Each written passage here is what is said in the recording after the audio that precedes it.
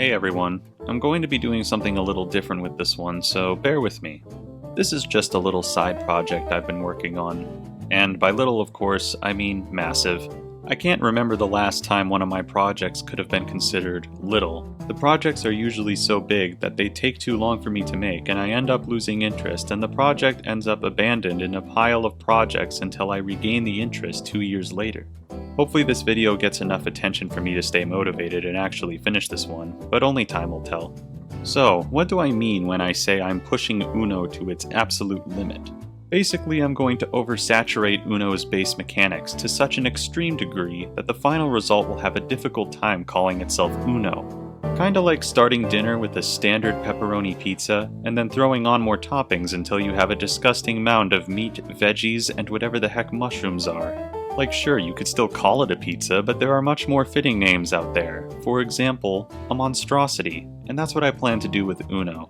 And lucky me, the good folks at Mattel have already provided me with several official pizza toppings scattered across their many spin-off versions of Uno, is what I ignorantly thought to myself a few years ago.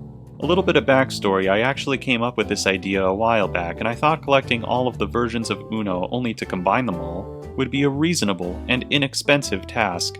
I had collected about 30 unique versions of Uno before doing one Google search and realizing that there are seriously hundreds of versions of Uno, most of which are discontinued and overpriced, and I would never achieve this goal without bankrupting myself.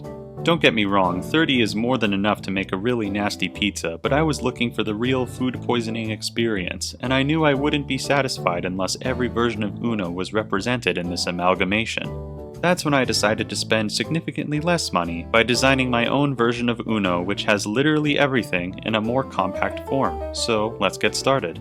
Before I add any wackiness, I need to break down what Uno actually is. I'm assuming you all know how to play base Uno if you've clicked on this video, but I'm talking about the actual specifics here. For example, the game includes 4 colors: blue, green, yellow, and red. And each of those 4 colors has numbers labeled 0 through 9.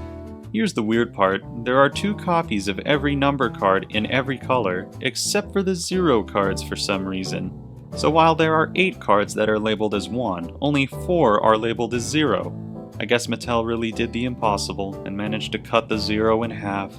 I think I just heard my middle school math teacher have a heart attack. Anyways, the rest of the cards are the fun ones everyone memes about. The remaining cards with colors also have 2 copies of each per color, just like the numbers. These cards are also the first of our unique mechanics, which are represented by the pepperonis in the bit I did earlier. First, we got the reverse. You know them, you love them, it just reverses the turn order from clockwise to counterclockwise, and vice versa. Simple. Next is the draw 2. This forces the next player to draw 2 cards and skip their next turn, which is really brutal honestly. Contrary to popular belief, per the official rules, you cannot actually stack draw 2 cards to make the next player draw 4 or more. So many people insist you can stack them, but that's just so cruel, you guys. Don't worry, for those of you that enjoy torturing your friends like me, Uno Amalgam will provide you with the methods to stack draw 2 cards later. Next is the skip card. When you play this card, the next player is forced to skip their turn. Note though that if this is the first card in the discard pile, the first player loses their turn, which is actually completely pointless in the first round, but hey, rules are rules. Also, skip cards can be stacked. Wow! Next is the wild card. This card is mostly black, and there's typically 4 of them in the deck. The wild represents all 4 colors, and apparently all numbers as well, because it just doesn't have one. When you play it, you say what color it is for the next player, and the game continues. Next, and what's possibly one of the most evil and powerful cards in the game, is the wild draw 4. So not only does it function the same as a wild card, but it also forces the next player to draw 4 cards. Absolutely devastating. There's 4 of these in the deck as well. Just like the draw 2, this card can't be stacked. Additionally though, there is a strange rule which most people seem to forget about, which is directly tied to the wild draw 4. Apparently you can only play the wild draw 4 if you have no other options. If the card you need to match is a yellow 3 and you have either a yellow card or a 3 in your hand, you literally can't play the wild draw 4. Well, actually that's a lie. You can play the wild draw 4 whenever you want. It's only if someone accuses you of having a match in your hand besides the wild draw 4 that you start experiencing the consequences of your actions. If you actually did have a match in your hand, you're forced to draw 4 as well. Ouch. But if you're a good noodle and you play the game correctly, the accuser has to draw a whopping 6 cards. I feel like that's why this rule gets overlooked so frequently. Nobody wants to draw 6 cards, so nobody will throw out accusations. And chances are you would be drawing 6 if you did, because people save their wild card and wild draw 4 cards for the endgame to win most times anyway. Regardless, a rule is a rule, so it's here. Finally, we have one more type of card you may not have heard of. The Wild Swap Hands card is a wild card, but when it's played, everyone gives their current hand to the person on their left before the game continues.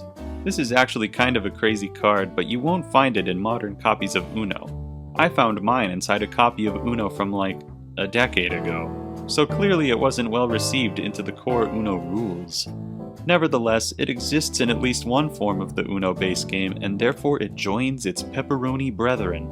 Ah, at last, I have cooked a perfect pepperoni pizza.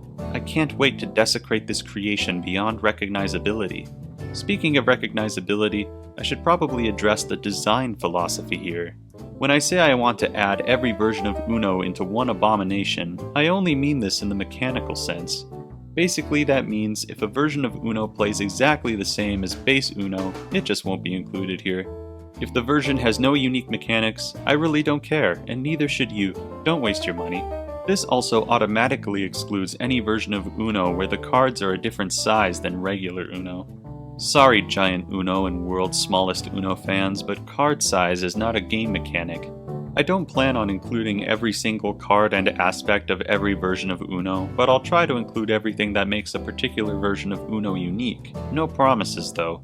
Also, I plan on remaking every card from scratch in a consistent art style, because I don't feel like increasing my headache's severity by trying to include artwork from every version of Uno. I'll be using my pixel art style, because that's what I'm good at. Okay, deep breath, here we go, for real this time. The first edition comes from the various decade-themed Uno decks we got for Uno's 50th anniversary. Now, at first glance, these may seem like base versions of Uno just stylized differently, and if that were the case, I'd already be going back on my own rules I set mere moments ago. For the most part, they are, but they have one key difference from the base game that makes them special. They give us new colors. More specifically, orange, purple, and pink. They also give us a couple less noteworthy colors like light blue and dark blue, but blue is already represented in the base game, so I won't be including them. This edition nearly doubles the size of the game, which may seem crazy as a first step to take when I said before that I'm trying to make this game compact. However, this is more than necessary, as I actually need cards to add the new mechanics to, and these new colors give us plenty of fodder. Sorry, did I say fodder? I meant willing participants. Additionally, these decks all have unique wildcard and wild draw 4 card variations.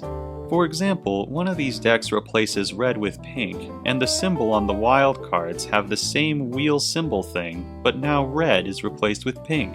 So that got me thinking. If this wild card was used, but the color red was added back into the game, how would it work? This led to the first real synergy between different versions of Uno, and the first semi-unofficial rule. Now, when you play a wild card, that card can go over any color, because the wild card itself is black, and as I learned in painting class, is therefore a combination of all colors. From that point, you need to choose a color for the next player like normal, but instead of selecting just any color, you can only select the colors visible in the wild symbol of that specific card. Kinda neat, huh? Don't get used to it, there aren't many instances of these cards collaborating. Now only one problem remains, and that's the crime of not having an even number of colors. We only have 7 right now, not including the wilds, and my brain doesn't like that, so let's fix it. The second edition comes from the Uno 50th Anniversary Premium Set thing. The first thing that gets added here is most likely our final color, which is gray, and this officially makes our amalgam twice the size of the original Uno, with 8 colors plus wilds. However, that's not the only thing this version adds. There's a new card type and accompanying mechanic in town. We're talking about the 50/50 card. So since this card has both a unique mechanic and a new number in the top corner, this actually does add 2 more physical cards to the game. My plan in the future is to peel off the sticky symbols of cards that already have existing numbers in their corners so I can stick them in the corresponding number cards of the base game. But since this is a new number, which is 50 by the way, I kinda can't do that, so 2 new cards it is to keep it balanced. Also, yes, you heard that right, we got a new number, which is 50. 1, 2, skip a few, 50. This'll basically force the next player to play gray unless they have the other 50-50 card, so this could hurt a bit. Normally the 50-50 card is a wild card as well, but I don't think that'll be necessary since gray is a real color now. So how does the 50-50 card work exactly? Well, it involves our first of many props in the game. This version of Uno came with, quote, a commemorative golden medallion collector coin, which in summary is the gold Uno coin. I'm lucky enough to own one of these myself, and it's actually pretty nice. Anyway, the way the 50-50 card works is it allows you to choose any 2 players, assign which player is heads and which is tails. The player who played the card then flips the gold Uno coin. The Uno side is heads and the 50 side is tails. If the coin comes up heads, the tails player must draw 4 cards and vice versa. A pretty unique gimmick which I don't need to make any alterations to. This is a blessing, as you'll understand in the future. So, we got the coin, which is our first prop, and the entire 50th anniversary collection in general added some meaningful content to the amalgam. So let's completely change that for the next one and add something almost completely pointless. The third addition to the game comes from non-partisan Uno. This is a real thing. It's also conceptually one of the funniest versions of Uno for its unique mechanic. So what's different about non-partisan Uno?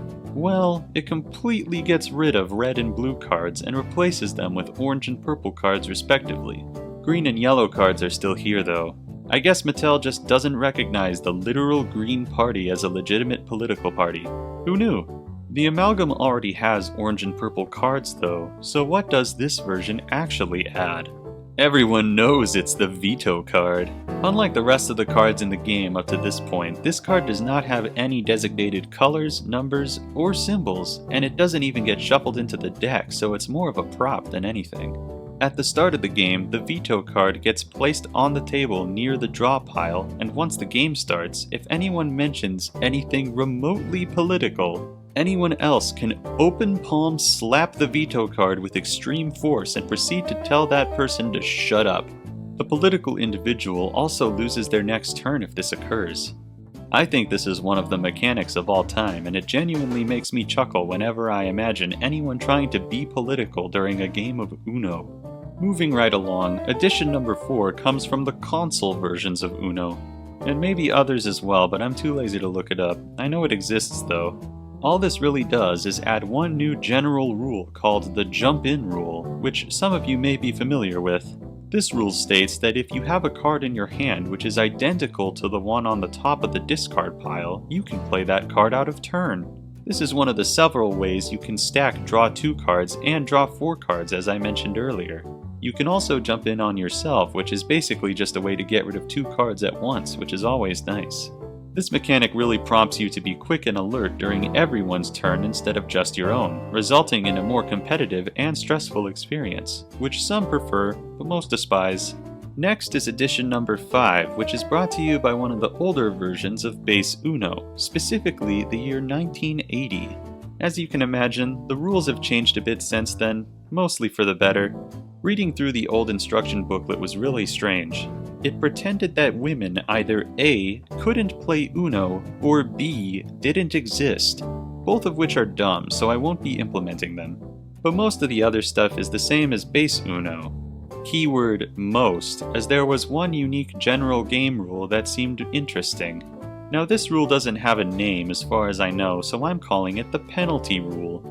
This rule states that if anyone suggests a specific card that another player should play, the little trickster is penalized, but only if someone calls them out on it, in which case they have to draw 4 cards. This is one that not many people will remember, but could come in clutch in the endgame, so who knows. Edition number 6 is Uno Attack. I'm sure there are a good chunk of you that know what Uno Attack is, but for those that don't, it's like base Uno, except in the center of the table there's a giant piece of expensive plastic that spits cards in your mouth if you draw a specific card. It's like in a cartoon when a printer gets damaged and it starts printing things so fast it becomes a health hazard. This is the first instance of what I like to call a bug. Big, useless garbage. There will be many of these in the future, and we're going to have to tackle them on a case-by-case basis, but for the most part, we're going to try our hardest not to include any of these various gizmos for the sake of being compact. So let's throw that bug in the trash, because instead of buying that $30 waste of space, we can instead pay 10 cents for a D10 and call it a day. This D10 is the second prop in the game and will be standing in for the Uno attack machine. Let's get into the mechanics of Uno attack because there are actually quite a few. The first new mechanic is the Hit 2 symbol, which I'll be renaming to the Rotate 2 symbol. Normally what this would mean is the next player would have to press the button on top of the Uno attack machine twice, meaning they'd have 2 chances to get paper cut by some launched cards. But with the D10 in its place, when this symbol is used on you, simply rotate the D10 to increase the number shown on its face by 2. At the start of the game, the D10 starts at 1. When the D10 is rotated enough times that it reaches 10, the player who rotated it to 10 must roll the D10 and draw that many cards. Afterwards, the D10 returns to 1 and the process begins again. A nice looming threat for the Amalgam, and significantly cheaper than the original Uno attack. But where will this symbol go? Well, I think a fitting place would be on the existing 2 cards, but not all of them, just 8 of them, 1 on each color. Now a good chunk of the 2 cards actually have a mechanic tied to them, which is nice. It makes 2s less useless. Unfortunately, the next mechanic is going to add 4 more cards to the game just because of how it works. I'm talking about the Discard All card. This card allows you to discard every card in your hand that matches the color of the Discard All card you play. This can be quite powerful and can even skip the mechanic of having to say Uno, apparently. There'd be 1 of these cards for each color as well. Wait, I said there would only be 4, right? There's 8 colors, right? This will make sense later, just remember this moment. The next mechanic will also add 4 cards, and they'll be called the Trade Hands cards. As the name suggests, when you play one of these cards, you get to trade hands with a player of your choice. This is another one of those cards that can completely ruin somebody's game, which is something that Uno likes to do anyway, so I guess it's fine. There will be 1 of these for each color as well. Next is the Wild All Hit symbol, which I'll be renaming to the Wild All Rotate symbol. Whoever played this card needs to rotate the D10 once, and then the next player needs to do the same, and then the next player, and then the next player, and then the next player, and then the next player, etc. until either the die reaches 10 or everyone has rotated the die once. Same as before, if the die reaches 10, the player who made the final rotation rolls the die and draws that many cards before resetting the die back to 1. This card was originally a wild card as well, so I'm just going to add this symbol onto one of the blank wild cards that were already present in the base game. Next is the Wild Hitfire card, which I'll be renaming to the Wild Rotate to 10 card. This one just forces the next player to rotate the die to 10 and therefore roll the die same as before. Pretty evil. This one will also get the blank wild card treatment. Ugh, that's the end of all the Uno attack junk. Quite the mouthful, huh? Oh boy, I sure do hope none of the other various versions of Uno are more complex than that. Ha, ha, ha, ha, ha, ha. Anyway, we're going to move on now. The 7th addition to the game joins us courtesy of Uno Left Hand. Now I was debating even putting this one in, but it's funny, and like I said before, I enjoy when my friends suffer at my hands when it comes to games that I've made. The only difference between Uno Left Hand and base Uno is that all of the card art is mirrored on the vertical axis, so I guess I'll do the same. All of the symbols and numbers are still readable and stuff, don't worry. It's just meant for left-handed people. So congratulations all you lefties out there, now you can finally have no distinct advantage whatsoever at Uno. The 8th addition to the game is here all thanks to BTS. Uno BTS is one of the 30-ish versions of Uno that I have the displeasure of owning. I say displeasure because the unique mechanic here is kinda stinky bad. It adds one new mechanic called the Dancing Wild card, and I think I'll actually keep the name of that one, it's generic enough. When you play the Dancing Wild card, the next player has to, quote, Perform a BTS dance routine in front of everyone or draw 3 cards. Now this is stupid for many inherent reasons. One, you have to do BTS dances, which is already something nobody will want to do or see. But you also need to know those dances ahead of time. On top of that, it specifically says you need to do an entire routine, not just one move. So you'll likely be dancing for 5 to 10 minutes assuming you choose to do this stupid thing. And the game wouldn't be able to progress until you completed it, because if you fail, you draw 3. There's no way around it. This one is going to need some alterations.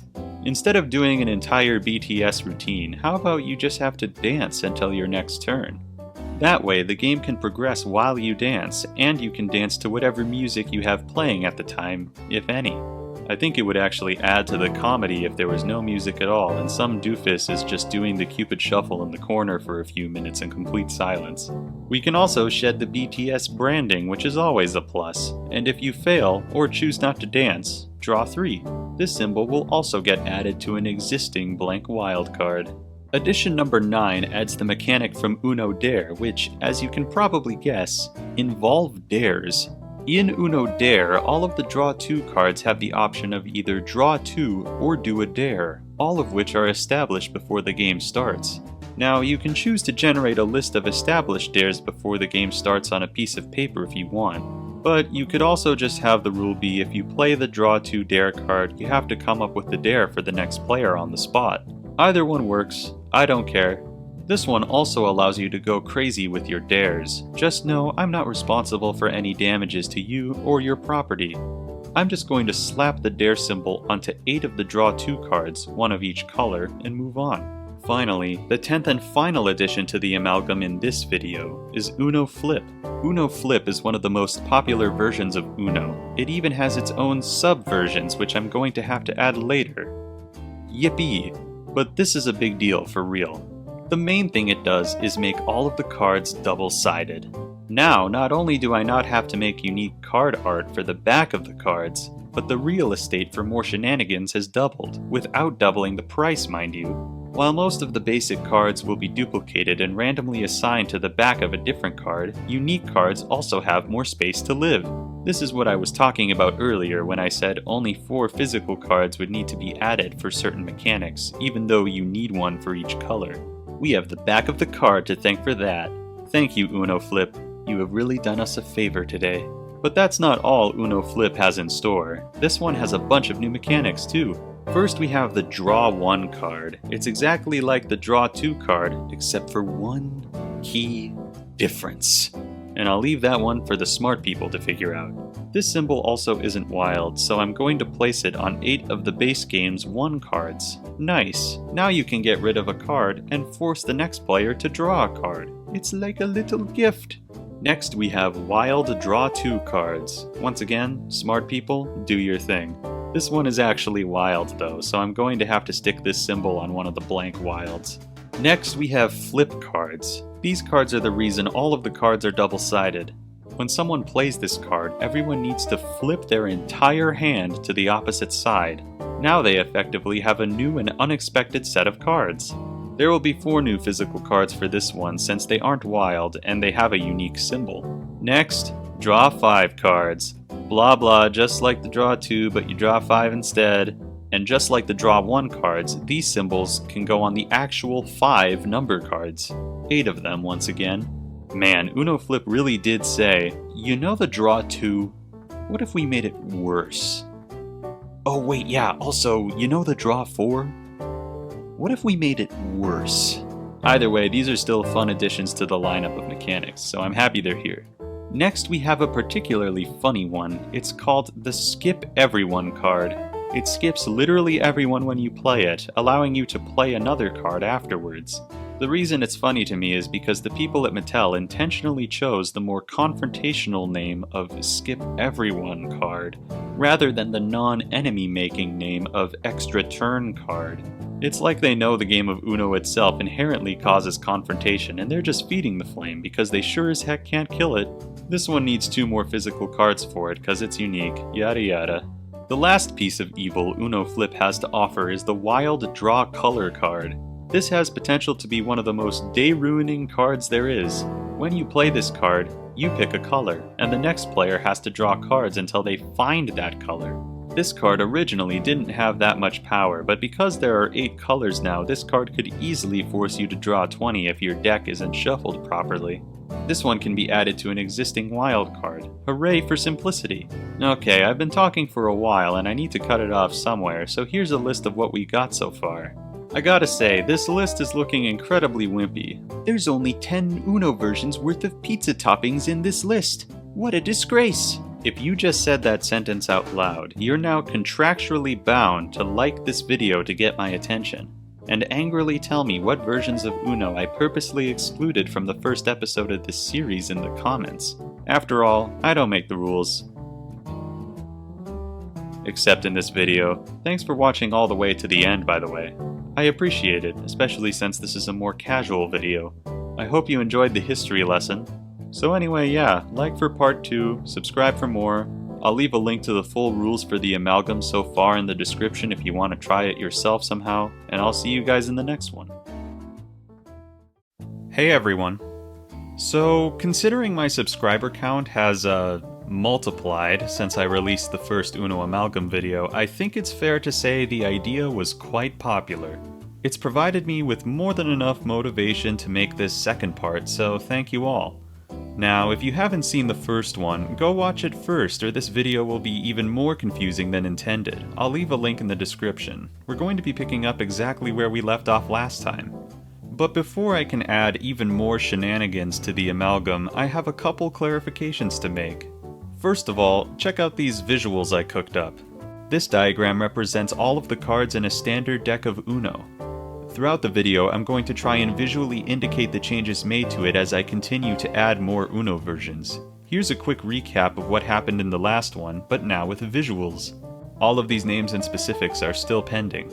8 2-number card faces, one of each color, have the rotate 2 symbol. 1 wild card face has the all rotate symbol. 1 wild card face has the rotate to 10 symbol.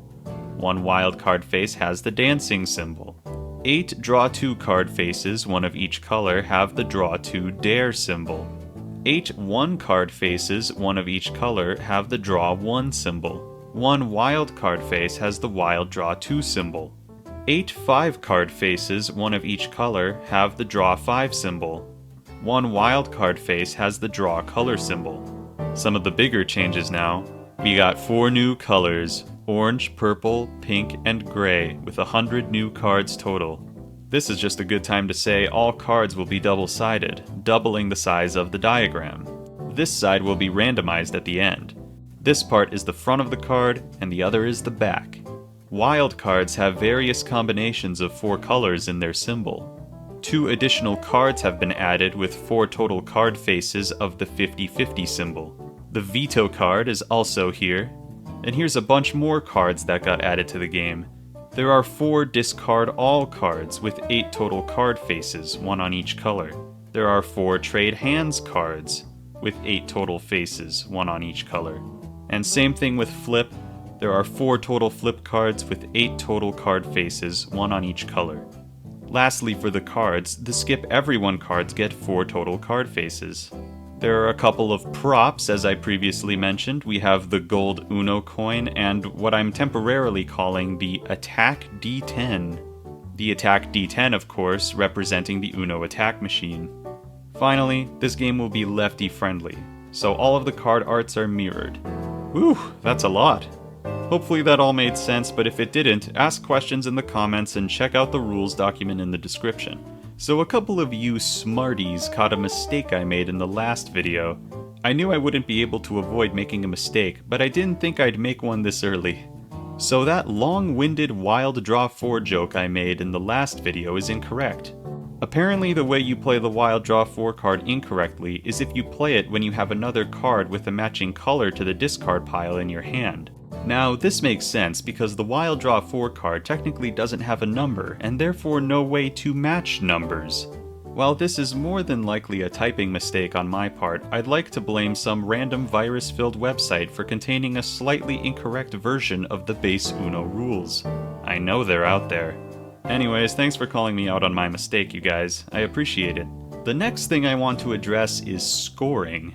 This is something I didn't talk about at all last time because my group of friends and I honestly never use it, even though we probably should.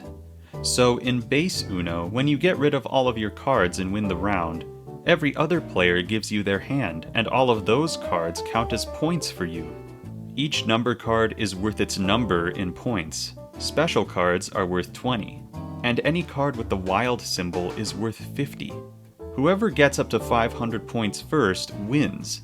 This usually results in multiple rounds being played. Now, that's all pretty easy to understand. The problem arises when you try to do the insane junk that I'm doing. I think scoring is something I'm just going to have to save for later for the sake of balancing, because as it stands, some of the cards I'm messing with could shatter that simple scoring system into teeny tiny pieces. Once I have a better idea of what I'll be dealing with, I'll include it in a future video, but for now, just follow the guidelines of base Uno if you want to try this for yourself. Next, I got a couple comments in the last video mentioning different unofficial versions of Uno. Now, I know absolutely nothing about the unofficial Uno landscape, but I'm sure there are cool things out there that some of you have enjoyed. I'm also sure some of them would make meaningful contributions to the amalgam. That being said, for this project, I'm only planning on adding official Mattel rules to my Uno stew. I gotta stop somewhere. There has to be a finish line to reach after all. Once this project is complete in the year 20XX, if there's enough demand for it, I'd consider making an expansion to the amalgam that includes only mechanics from the unofficial world of Uno. I'd need the creators' permission if they're independent developers though, so keep that in mind. That's something for the far, far future though. I just thought I'd bring it up so people know what to expect. Another requested topic, playing the game. How can I play it? Where's the deck? How come he didn't show it? How am I supposed to torture my friends and family if I can't get my hands on this evil entity? Well, here's what's up. It doesn't exist yet. I'm still, making it, clearly. But here's my plan. Physically, I'm at least going to be making one copy for myself once it's finished. And I'd show all of you, don't worry. I'd also sleeve every card because I am in fact a true Uno fan. Yeah, I see you. As for if any of you lovely people would be able to get your hands on a copy, it may be possible. Everything I've seen about Uno makes it seem like the mechanics aren't protected by anything like copyright or patent. And as long as I made my own artwork and logo and wrote my own rulebook and avoided any terminology that blatantly alludes to Uno, I think I'd be able to produce copies and sell it. Thus the pending status of all of the names and things. Gotta do a rebrand, might have to make a whole video on that. I planned on making my own artwork and junk anyway, so it may work out. I definitely need to do more research though, I don't want to get into any financial or legal trouble. Just know that it may be a possibility. Let me know if you'd want a physical copy of the amalgam in the comments. Anyway, even if I didn't make a physical version, one way you guys would likely be able to play this game is Tabletop Simulator. I could make a downloadable amalgam for people to enjoy with their friends digitally for free. I feel like that's a really good and legal solution that I could pull off. Of course, I wouldn't make the Tabletop Simulator version until I actually finished this darn thing, so you're going to have to be patient with me. Until this thing is finished, I'll tide you all over with some work-in-progress visuals and sprite work I plan on implementing into the final game, some of which you've already seen. The last thing I'll very briefly say is I know there is literally so much stuff in the console versions of Uno that I haven't covered yet. So far, I only covered the jump-in rule. I'll more than likely have to make an entire video just for the console versions, but the reason I added the jump-in rule early on is because in the little playtesting that has been done, the jump-in rule is pretty crucial in aiding the balance of the game. So don't worry, console fans, I'll get there eventually. Alright, enough jibber-jabber, let's add 10 more versions of Uno into the amalgam. Woo! The 11th edition is the Uno Artiste series. Yeah, the entire series. There were quite a few Uno Artiste decks, and I thought they were standard Uno decks until I read their descriptions. For those that don't know, the Artiste series contains decks of Uno that an artist made beautiful with their unique art style. They play exactly the same as base Uno, but there are also a few extra cards included that aren't meant to be used in the game at all. They contain even more artwork, but that's it. Just art. So you're welcome, everyone. Thanks to the Artiste series, I'll be providing one double-sided card containing some cool pixel art I made just for the Amalgam, and it'll be completely pointless. I mean, it'll look cool, and you should admire it minutely, but it will have no gameplay purpose. How game-changing. The 12th edition is the much-requested Uno Spin. So, Uno Spin is a... Uno Spin is a spin-off of Uno. You get it, guys? A spin-off. It's a spin-off because you spin the wheel. It's a spin. The whole gimmick here is another instance of a bug, the Uno spin wheel. Half of the number cards labeled 1 through 5 have a swirly symbol on them, and if you play one of those cards, the next player in the turn order has to spin the wheel. This wheel is kinda bonkers with the stuff it can do, so if you spin the wheel, here's all of the things that could possibly happen. You could discard all of your cards until you have only 2 left. You could go from dead last to near victory instantly. I suppose it's nice to have things that help the player to provide contrast for when they get royally messed with by every other mechanic in the game. You could discard all cards that contain the same number, and you could discard all cards that contain the same color. These are really similar to rules I covered previously, so it's kinda cool I'll get to reuse a symbol maybe. Gotta love synergy. You could draw cards until you draw red or blue, another 2 wheel things that are similar. Again, another synergy, but I'll get to that in a second. You could trade hands, another synergy. Holy heck, we're on a roll. Or should I say, we're spinning. You could be forced to show your hand to another player, finally something different. You kinda have to just awkwardly fan out your cards and let everyone look at them for an unspecified amount of time. Let's be honest, you're really tryharding if you commit that dude's entire hand to memory. This next one caught me off guard. You could be forced to go to war with every other player.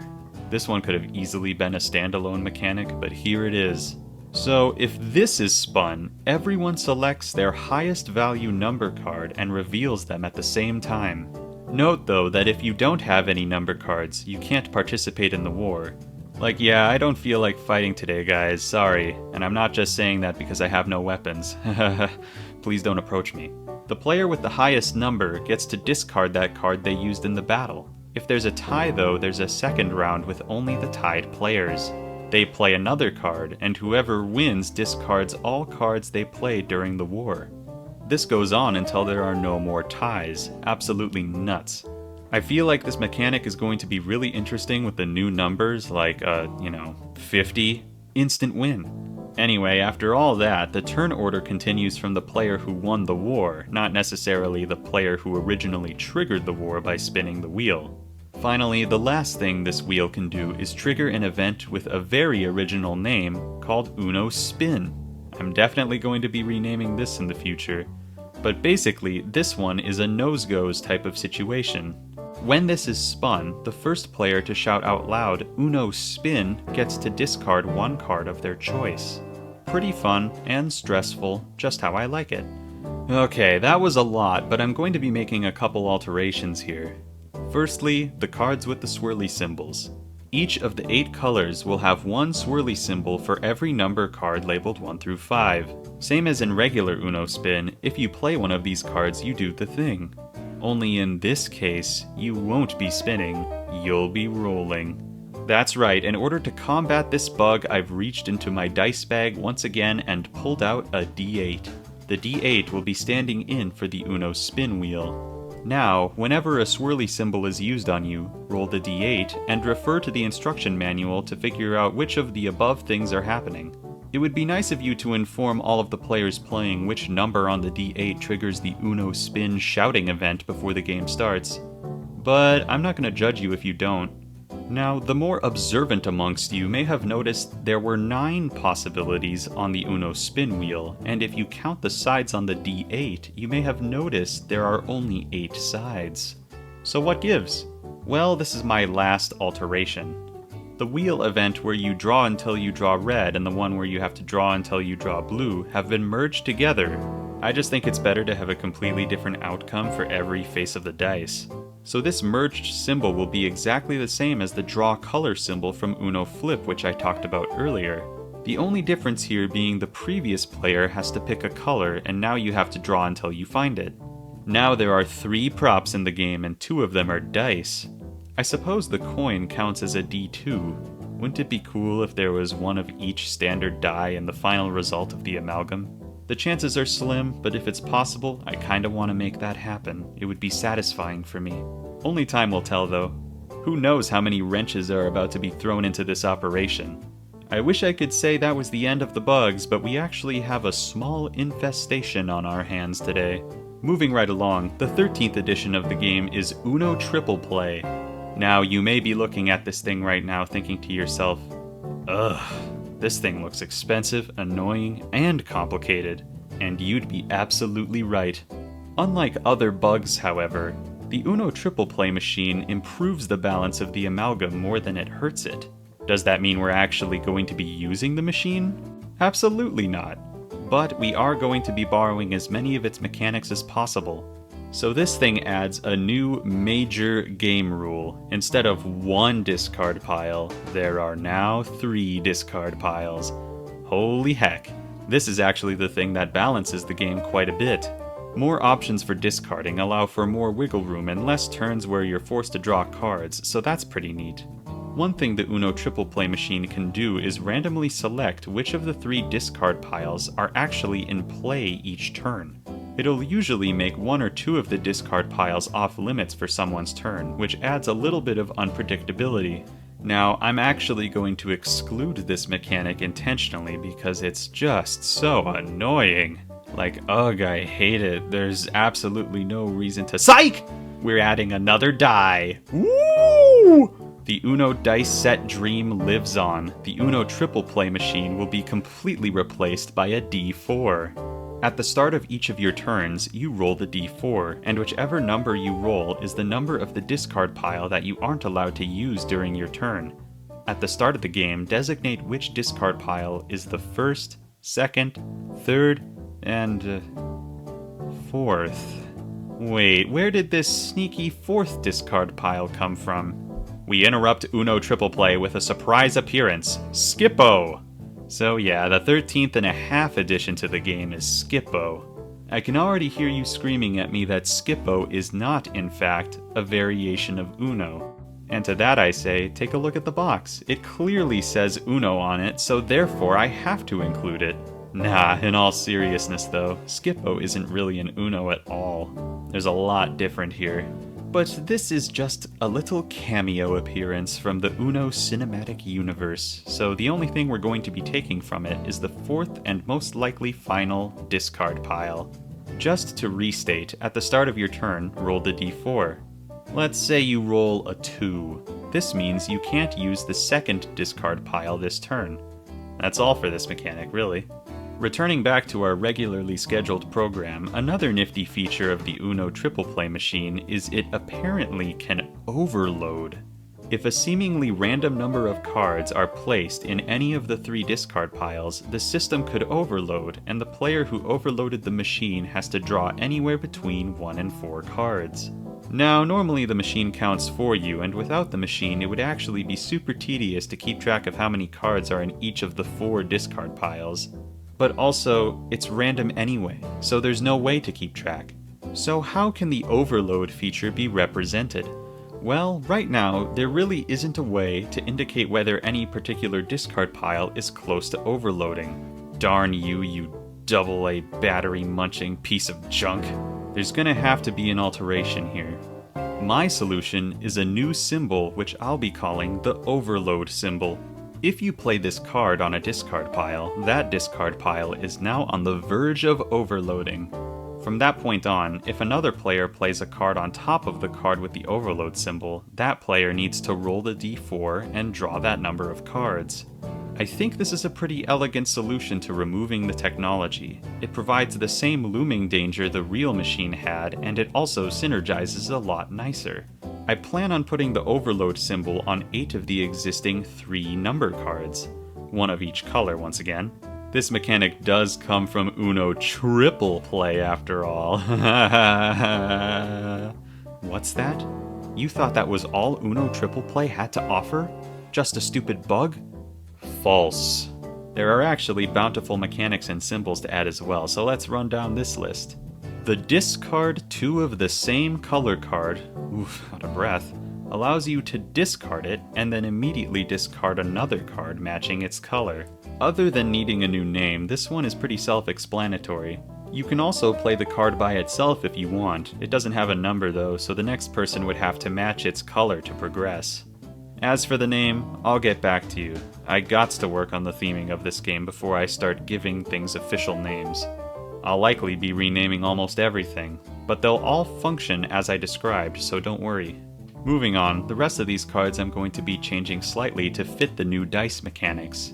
The Wild Clear card originally reset the overload timer of one of the discard piles on the triple play machine. Man, this machine is giving me a lot of trouble. Robots of the future, don't take that out of context, please. Instead, when you play this symbol, choose one of the 4 discard piles and shuffle it back into the draw pile, and place the Wild Clear card as the start of the new discard pile. Notably, this can disarm the overload symbol from earlier, allowing you to avoid it completely while resetting the discard pile it was on. This symbol will get placed on an existing wild card as well, so you get to pick the color that resumes play afterwards. Next, we have an interesting one, the Wild Giveaway card. If you play this card on top of a card with the overload symbol, you trigger the overload same as usual. But this time, when you roll the d4, you don't draw that many cards. Instead, you choose someone else to draw that many cards. Evil! You can even split up the cards between multiple players if you roll more than a 1 on the d4. This card is also wild, so yada yada on a wild card this symbol goes. Dang, that's everything. Uno Triple Play was kinda crazy. I feel like I may have underestimated how much these larger spin-offs of Uno have to offer, but that ain't gonna stop me. Let us move on. The 14th addition to the Amalgam is Uno Blitzo. This game is like my worst nightmare. For real. It's Uno, but there are no physical cards, and the only thing included is a bug that's like a Simon Says machine or a Bop It. Not even Uno. I can't believe I have to add this thing. But actually, there's like nothing to add? There's nothing here. I can't add the actual Simon Says mechanics because that's just blatantly not Uno. And almost everything else already exists in Uno, like skips and reverses and blah blah blah, keyword almost. One of the things you're able to do in Uno Blitzo is pass your turn. Kinda. I'm really stretching it here. So I'm going to implement that. On one of the existing wildcards, I'm going to place a new symbol, the Pass Your Turn symbol. Instead of playing this card on top of any discard pile, you instead place it in front of yourself.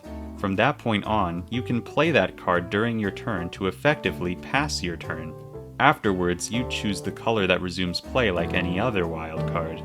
Yep, that's it. That's all Uno Blitzo gets. I have no respect for it. I despise it. Real Unos have cards. Up next, we have yet another game that isn't Uno, but still very closely related. I made a joke about it at one point. It's called Dos, also known as the 15th addition to the Amalgam. I'm not sure I'd consider this Uno's true sequel or anything. It kinda just seems like yet another spin-off with a few gimmicks to keep things fresh. I, of course, will be adding these gimmicks. First, we got a couple new game rules from Dos, the first of which I'm calling the Sum Rule. This rule states that if you have 2 number cards in your hand that add up to one of the numbers on top of any of the discard piles, you can play both of these cards on top of each other in the same turn. Yet another way to play multiple cards at once. This next one I'm calling the Patience Rule. If you have a card in your hand that perfectly matches a card on one of the discard piles during your turn, you can play that card and then immediately play any one additional card from your hand. This one is really interesting because it will give people a dilemma. Do you A, jump in when you have a perfect match, or B, wait for your turn to come around so you can discard 2 cards instead of 1? The risk being that card may be covered up by the time your turn comes around. Gives you more reason to hesitate and think, and that's fun. Also, you can't use this rule if it would remove all remaining cards from your hand, so I guess that's a downside. Now we have a couple new cards and mechanics.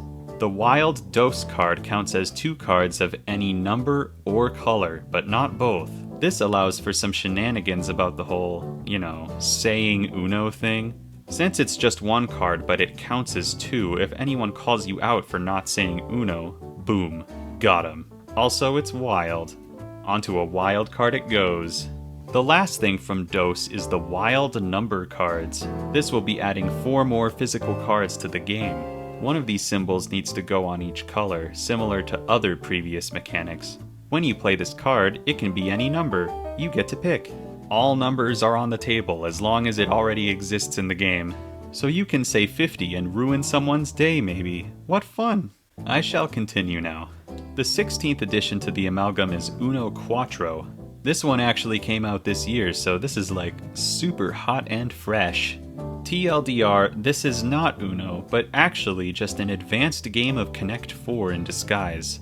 While I will not be adding a Connect 4 board to the Amalgam, I will add a couple of its strange mechanics regardless of how little chance they actually have of happening. I have a really stupid idea. So you know how there are 4 discard piles now? Let's pretend those 4 piles are a row. Just like in Uno Quattro, Connect 4. If you can get all 4 of these piles to have a matching color, number, or symbol during your turn, you straight up win. That's right. A new and incredibly difficult win condition that doesn't involve saying Uno or getting rid of all of your cards. How dumb is that? In all seriousness, the chances of the stars aligning for you are pretty slim. If you did manage to pull this off and remember this obscure rule though, oh boy. Everyone would hate you, and that's what Uno's all about, everyone. There's one other mechanic that can get added here too. The -2 symbol is not a number, but a mechanic. When you play it, you force the next player to discard 2 cards from their hand at random, and then immediately draw 2 cards from the draw pile.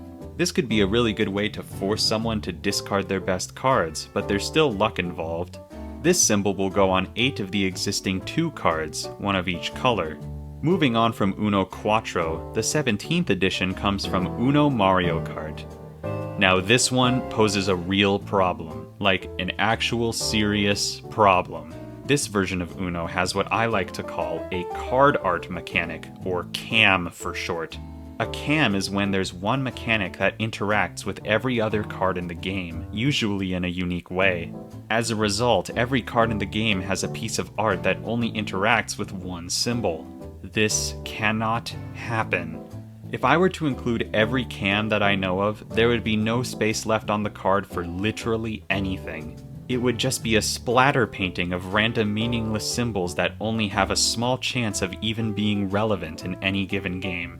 So, I have a solution that can solve this problem, and to help explain that, I'll first describe the one unique mechanic of Uno Mario Kart, the Wild Item Box card. Yep. So when you play this card, you draw the next card in the draw pile, and then place it on any discard pile. And things happen depending on what little symbol it has in the bottom left corner of that card. Here are all of those things. Mushroom, you get to take another turn.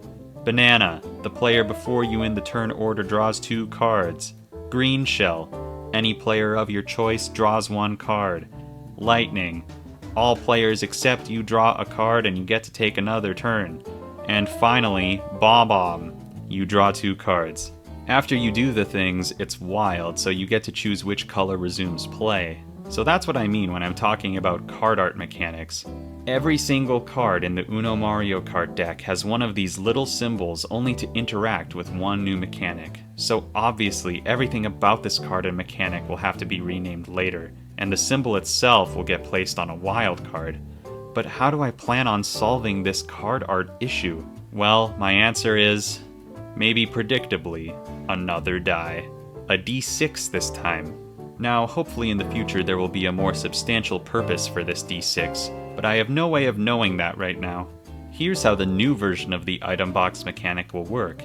If you play the wild item box symbol, roll the D6, and each number corresponds with one of the 5 outcomes listed previously. and if you roll a 1, nothing happens. It's like when your item box gets stolen right before you were about to pick it up. Man, I hate that.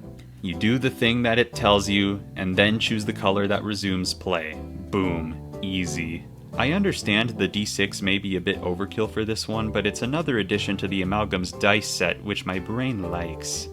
And hopefully a greater purpose will be found later. The 18th edition is Uno The Office. I hate The Office, and I'm only doing this because I have to. I'm going to be giving The Office as little screen time as possible. The only unique thing from the Office version of Uno is the wild Kevin's Famous Chili card. Ugh. If you draw this card, you have to clumsily drop your entire hand on the table or ground. This is the signal for everyone else to do the same exact stupid thing. Last player to do this has to draw 2 cards once everyone picks up their hand. While this mechanic is objectively funny, it'll be made funnier by removing the Office branding. Onto another wild card it goes. Heck The Office, you're welcome. Moving on. The 19th edition is Uno Flash. I really should have called this episode the Bug and Dice Saga because here we have yet another bug. This one is quite simple though. The Uno Flash machine is mainly a big randomizer. The way Uno Flash works is every time you end your turn, you press a button on the machine, and it randomly assigns a player as the next player in the turn order. I'm not going to be implementing that aspect of it because it makes a lot of cards completely unusable. But a new game rule could be added here where the player who starts the game should be chosen at random, just like in Uno Flash. One thing that I will add from Uno Flash is the slap card. The slap symbol itself will need 4 more physical cards for it, 1 of each color again, yada yada. When you play this card, you slap it. Then everyone else needs to race to slap it too. If you're the last player to slap the card, you draw 2 cards. Not that severe of a punishment, honestly. I really got away with that one without a scratch. That's the last bug, right? Wrong! The 20th and final addition to the amalgam in this video is Uno Tipo. So, Uno Tipo is the version of Uno with a giant scale. Yet another bug we need to work around. So normally in Uno Tipo there are 2 discard piles, and if one of them gets too heavy, the cards in that pile spill everywhere. The person who caused the spill has to draw 2 cards. So obviously, as much as I appreciate a good scale, it has to go. Here's my alternative. So this game is going to have a lot of cards. So many. These cards will be in a draw pile and 4 discard piles. My idea here is if anyone causes a spill where any of the discard piles become disorganized or fall over, that player who messed it up needs to draw 2 cards. While that new game rule may not sound like it emulates the scale very well, the accompanying cards from Uno Tipo may change your opinion on that. The Wild Tilt card is one such card. I have a fun plan for how this mechanic could work without the scale. So, when you play this card on a discard pile, from that point on, that's the only discard pile that can be used. This makes the game much more difficult temporarily. The only thing that can make the other discard piles fair game again is A, the selected discard pile tips over or becomes disorganized, and same as before, the person who made the mess has to draw 2 cards. Or B, the draw pile runs out, resulting in a shuffling of the discard pile. This'll be a real painful experience for everyone. Yay! I suppose someone could always take the dive and slap the discard pile to tip it over, but that's their funeral. Have fun with your 2 extra cards. I'm playing to win. Finally, the stop symbol.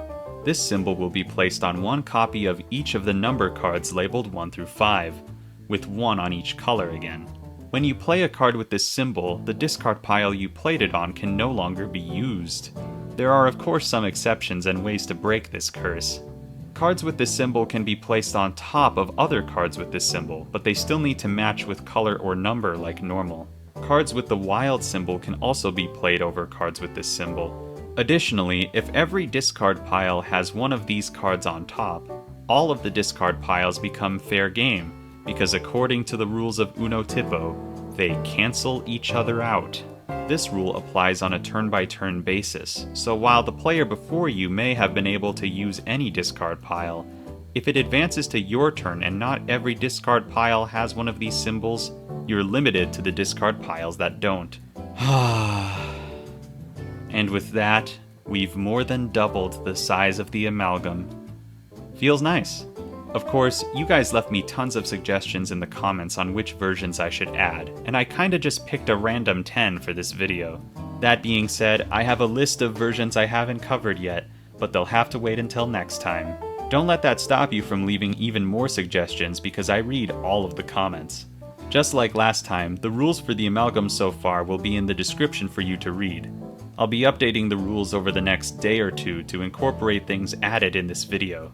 With every version I add, the amalgam becomes more and more tedious to replicate with existing versions of Uno, and I think that's funny. But the rules are there for you if you want to try them out.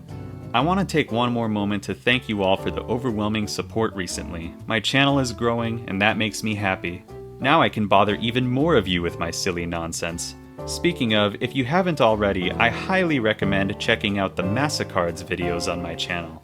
If you like hidden role games like Mafia or Among Us, you'll definitely like massacards. It's an original game I designed to be the ultimate hidden role game. Well, I suppose the video has to end now. Please be patient with me while I make the next video in this series. These videos are a lot of work. Thank you. Like the video if you in fact liked the video. Subscribe for the next part of the Uno Amalgam series, and I'll see you all in the next one. Hey everyone, I'm back!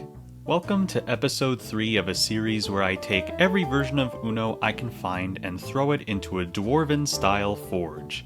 From there, I melt them all down and pour it into a mold known as the Uno Amalgam for now, and once the molten structure cools down a bit, ding! We take the mold out only to discover that there was a hole in it, and now the Uno juices are solidified as a large goopy pool on the floor. Well, I guess it couldn't hurt to add even more Uno to this, so let's keep going. Go watch the previous episodes before you watch this one, because this is about to get wild. Oh wait, what time is it? It's clarification time! I got tons of questions in the last video, so I'm going to answer a few popular ones and make some clarifications before I make the amalgam even more confusing. Firstly, unlike Uno Flip, the amalgam does not have a dark side or light side of the card. The cards are still double-sided, but nothing is specific to either side of the card like in Uno Flip. Every color and every symbol has the chance to appear at any time, which results in more chaos and less cleanup hassle, both of which are good things.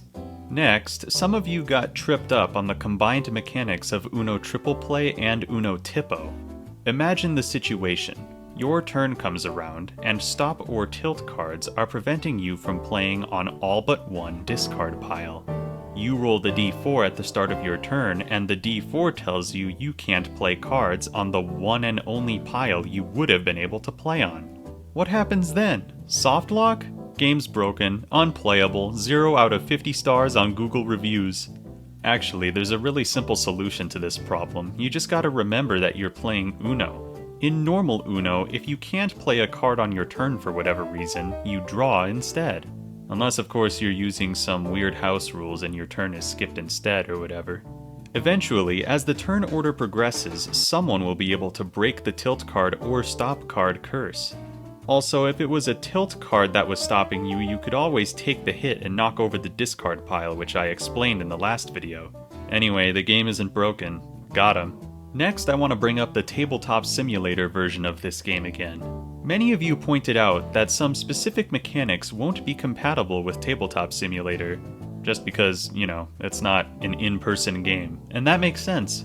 Here's my plan for the future. For now, I'm designing the amalgam as an in-person party game first and foremost.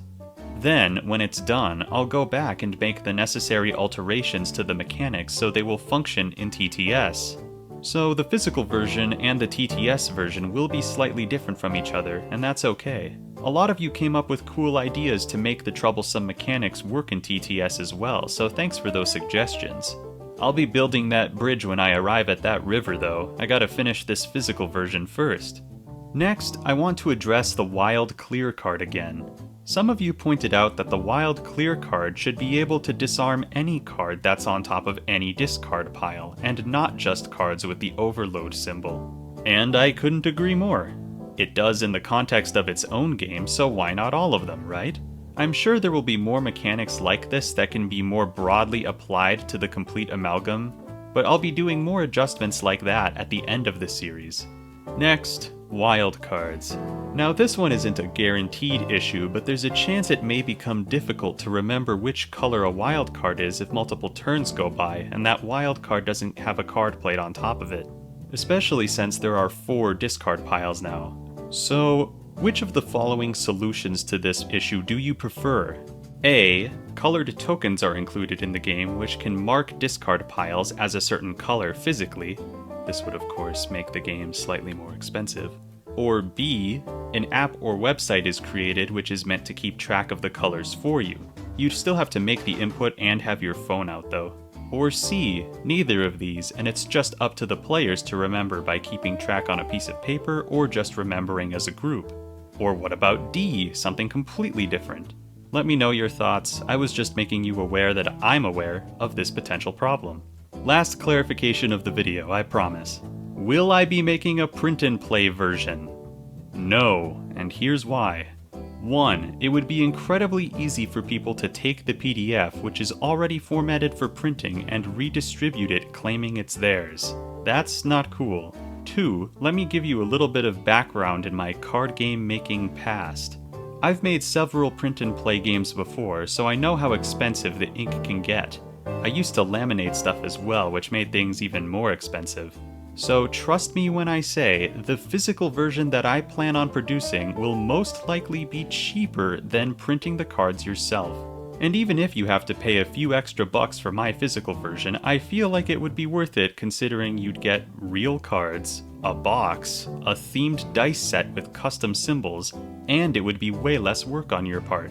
That's assuming the cost of ink alone isn't already more expensive than the physical version I plan on releasing when the whole project is done. So right now, I don't see a need to make a print and play version. Of course, most people who want a print and play version just want it so they can make the game at this exact moment. And that's fine, but I intend on adding more and more stuff which you'd have to update yourself if you want the full experience, but I don't care what you do. Feel free to make your own version of the game at home if you want, using playing cards or Uno cards or whatever. If you're having fun, that's what matters.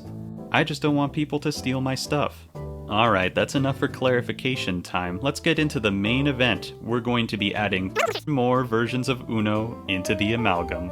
The 21st addition to the Amalgam is Uno Flex. This one got requested a lot, so I thought I'd cover it first. I can see why it did as well, because this one has similarities to Uno Flip, which you're all madly in love with. The main gimmicks of Uno Flex are the Flex cards and the Power cards. At the start of the game, everyone gets a power card to place in front of them. That means there will need to be 10 more physical cards added to the game, one for each possible player. One side of the power card has a check mark, while the other has an X. As long as the checkmark side of your card is facing up, you can use the flex colors of the flex cards during that turn. Getting into those now, half of the deck is made up of flex cards. Flex cards have a secondary color tucked into the corner of the card. If your checkmark is face up, you can play a flex card as either the main color or the flex color. If you play a flex card using its flex color, you need to flip over your power card to the X side. Now you can't use flex colors. Wah.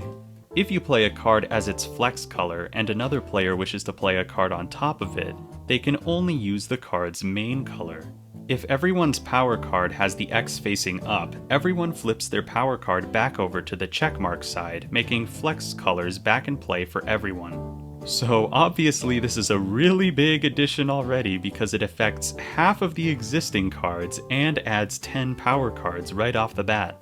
One half of all cards will remain normal, while the other half will be flex cards.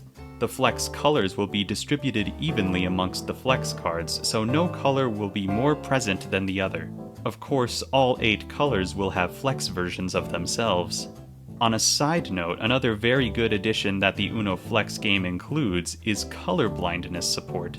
Every card has a set of notches on the side to designate different colors for colorblind players. That's just a super cool thing, so I'll definitely be implementing color blindness support on the card art. especially since there are even more colors now. It may not look exactly like these notches, but it'll be there. Moving on, one copy of each non-flex even-numbered card will need a new symbol. The power flip symbol does what the name suggests. If you play a card with this symbol, you must flip your power card, even if you don't want to. It's good that this is a simple one because this symbol will be one of the most common in the game. Okay, I'm pretty sure that's everything that affects the number cards, so let's move on to Uno Flex's special and wild cards. The wild all-power flip symbol forces all players to flip their power card when played, and it's wild. Just gonna slide that onto a wild card. Yeah, there we go. Hey, wait a second. Looking at the rest of these special cards, it would seem number cards aren't the only ones with their flex counterparts. Unlike the number cards, special flex and wild flex cards don't have a main color and a secondary color. They just have one color like normal. Their flex corners actually affect their symbols and abilities instead. And same as with the number cards, half of the existing special and wild cards are flex cards. This is gonna get crazy real quick. Take the Flex Draw 2 card, for example. On the normal part, it functions like a normal Draw 2.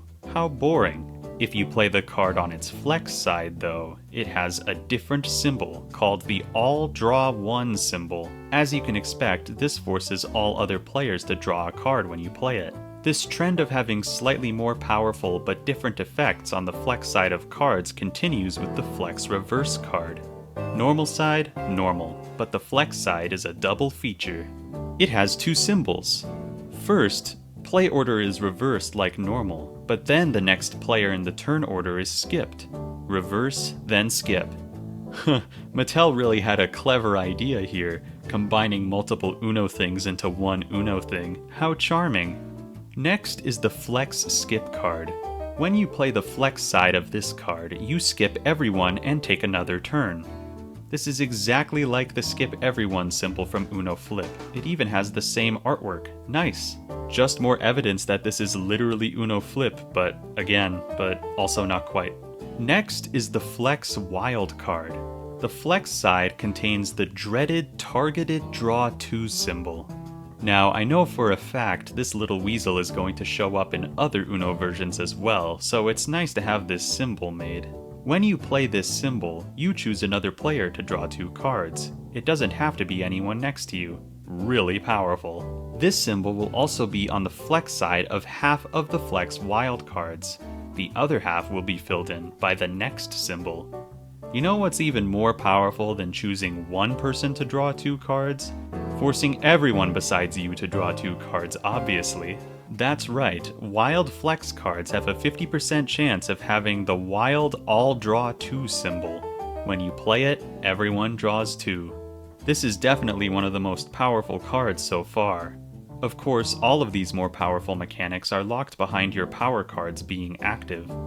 Like I said before, this symbol will be on the flex side of half of the flex wild cards.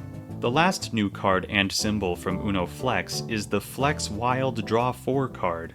It's a normal Wild Draw 4, but the flex side has the Targeted Draw 4 symbol.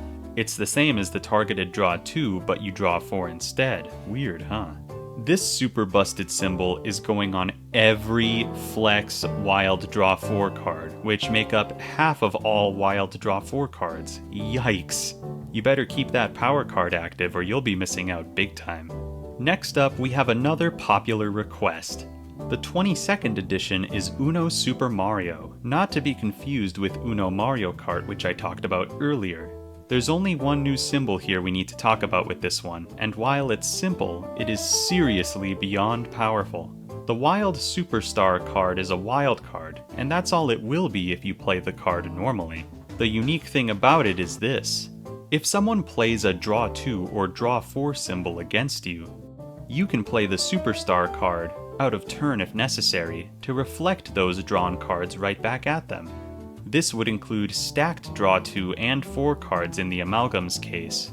Imagine bouncing back like a total of Draw 24 or some nonsense to the person who most recently contributed to your intended pain. That would really sting. That's what makes this card absolutely insane. I am actually going to make a slight alteration here as well. Since this card can reflect Draw 2 and Draw 4, it stands to reason it could reflect any draw-based symbol because you're meant to be invincible. So for the Amalgam, this card can reflect Draw 5s, Draw 1s, and any other cards I add in the future that force you to draw. A real Uno reverse meme if I've ever seen one. Onto a wild card. Bah! Good thing there's only one of these. Hey, so I heard you guys like bugs for some reason, so I decided to handpick one of the weirdest bugs I could find specifically for this episode. And lucky you guys, it actually ties up some loose ends. The 23rd addition to the Uno Amalgam is Uno Wild Jackpot. Yep. You don't have to squint your eyes, this is real. An actual slot machine is the gimmick of Uno Wild Jackpot. This is a game recommended for 7-year-olds at the youngest, by the way. Man, 2016 was a really weird time. Anyway, this one is super complex, so let's dig in. First, let's talk about the slot machine itself. Much like the Uno attack machine, this hunk of junk is capable of spitting cards at you. Luckily, it doesn't have an upward launch trajectory, so while there is always the risk of getting addicted to gambling, you're much less likely to get paper cuts. But what cards are actually loaded into the machine? Well, as many of you pointed out, I forgot to include customizable wildcards when I talked about the Uno base game. And here we have a very similar mechanic, and an opportunity for synergy, so I'm going to talk about them here. Normally, the only card type that gets added into the slot machine is customizable rule cards. Normally they don't get played on any discard pile. Before I get into that though, let's talk about the customizable wildcard. In most versions of modern Uno, there are customizable wildcards which are exactly the same as normal wildcards, but they have no symbols. Instead, they have a space for you to write an original rule onto the card with pen or something. This will allow you to add all of your crazy unofficial ideas because according to Uno Wild Jackpot's rules, there are 8 of these cards included. So I'm actually going to do more than that by including 10 physical cards with 20 total card faces of customizable wild card shenanigans. These cards actually won't be included in the randomized card backs of the rest of the deck, which I'll explain in a moment. The reason I didn't talk about customizable wildcards when I originally covered base Uno is because in the final episode of this series, I wanted to do a bit where they were the final mechanical addition. It was gonna be all whimsical, like, "You see, the amalgam truly is infinite, for your own rules can be added, making the possibilities limitless. There is nothing more I can offer you. Goodbye." All of which is still true, of course, but this is way less dramatic. Uno Wild Jackpot just gave me a really good opening to add them, so here they are. You're welcome. Like I said before though, these cards won't have to have randomized card backs. And that's because they're going to have their own draw pile. Now there are 4 discard piles and 2 draw piles. One draw pile being the normal one, and the other including only customizable wild cards. This is how the Uno Wild Jackpot machine will be represented on the table, because normally these are the only cards loaded into it. But when do I get to draw the funny rules me and my close pals created together? Glad you asked. When you play a jackpot card, of course. The jackpot symbol will need 4 more physical cards, with the symbol itself getting placed on each color once. When you play this symbol, normally you'd spin the jackpot machine and get a random effect. Here's all of the possible effects that the slot machine could force you to carry out. You could choose any player, even yourself, to be dealt a customizable wild card. Then whoever is chosen needs to carry out the action on the card. Since the jackpot machine doesn't exist in the Amalgam, and it's literally random anyway, instead of Gamblobot shooting a card at the chosen player, the player just needs to draw a card from the customizable wildcard pile. So here's the order of events. You're selected to draw a customizable wildcard. You draw it, you carry out the evil action written on it, and when you're done, you flip the card and place it on the bottom of the customizable wildcard pile. Play resumes from the player who selected you, not necessarily the selected player. Make sense? Cool. The next slot machine thing is really similar. The player on your right needs to draw a customizable wildcard and do the same stuff as earlier. They draw, They do the thing, they flip and replace the card, and play resumes with you. There's another slot machine event which is exactly the same except it's the player on your left instead of your right. The next one is where it gets really crazy though. If you get this event, none of them have names by the way, every player needs to draw one card from the customizable wildcard pile, and starting with you, perform the action before flipping and placing the card back at the bottom of the customizable wildcard pile. As you can imagine, this is likely one of the most chaotic and potentially game-ruining things that could possibly occur.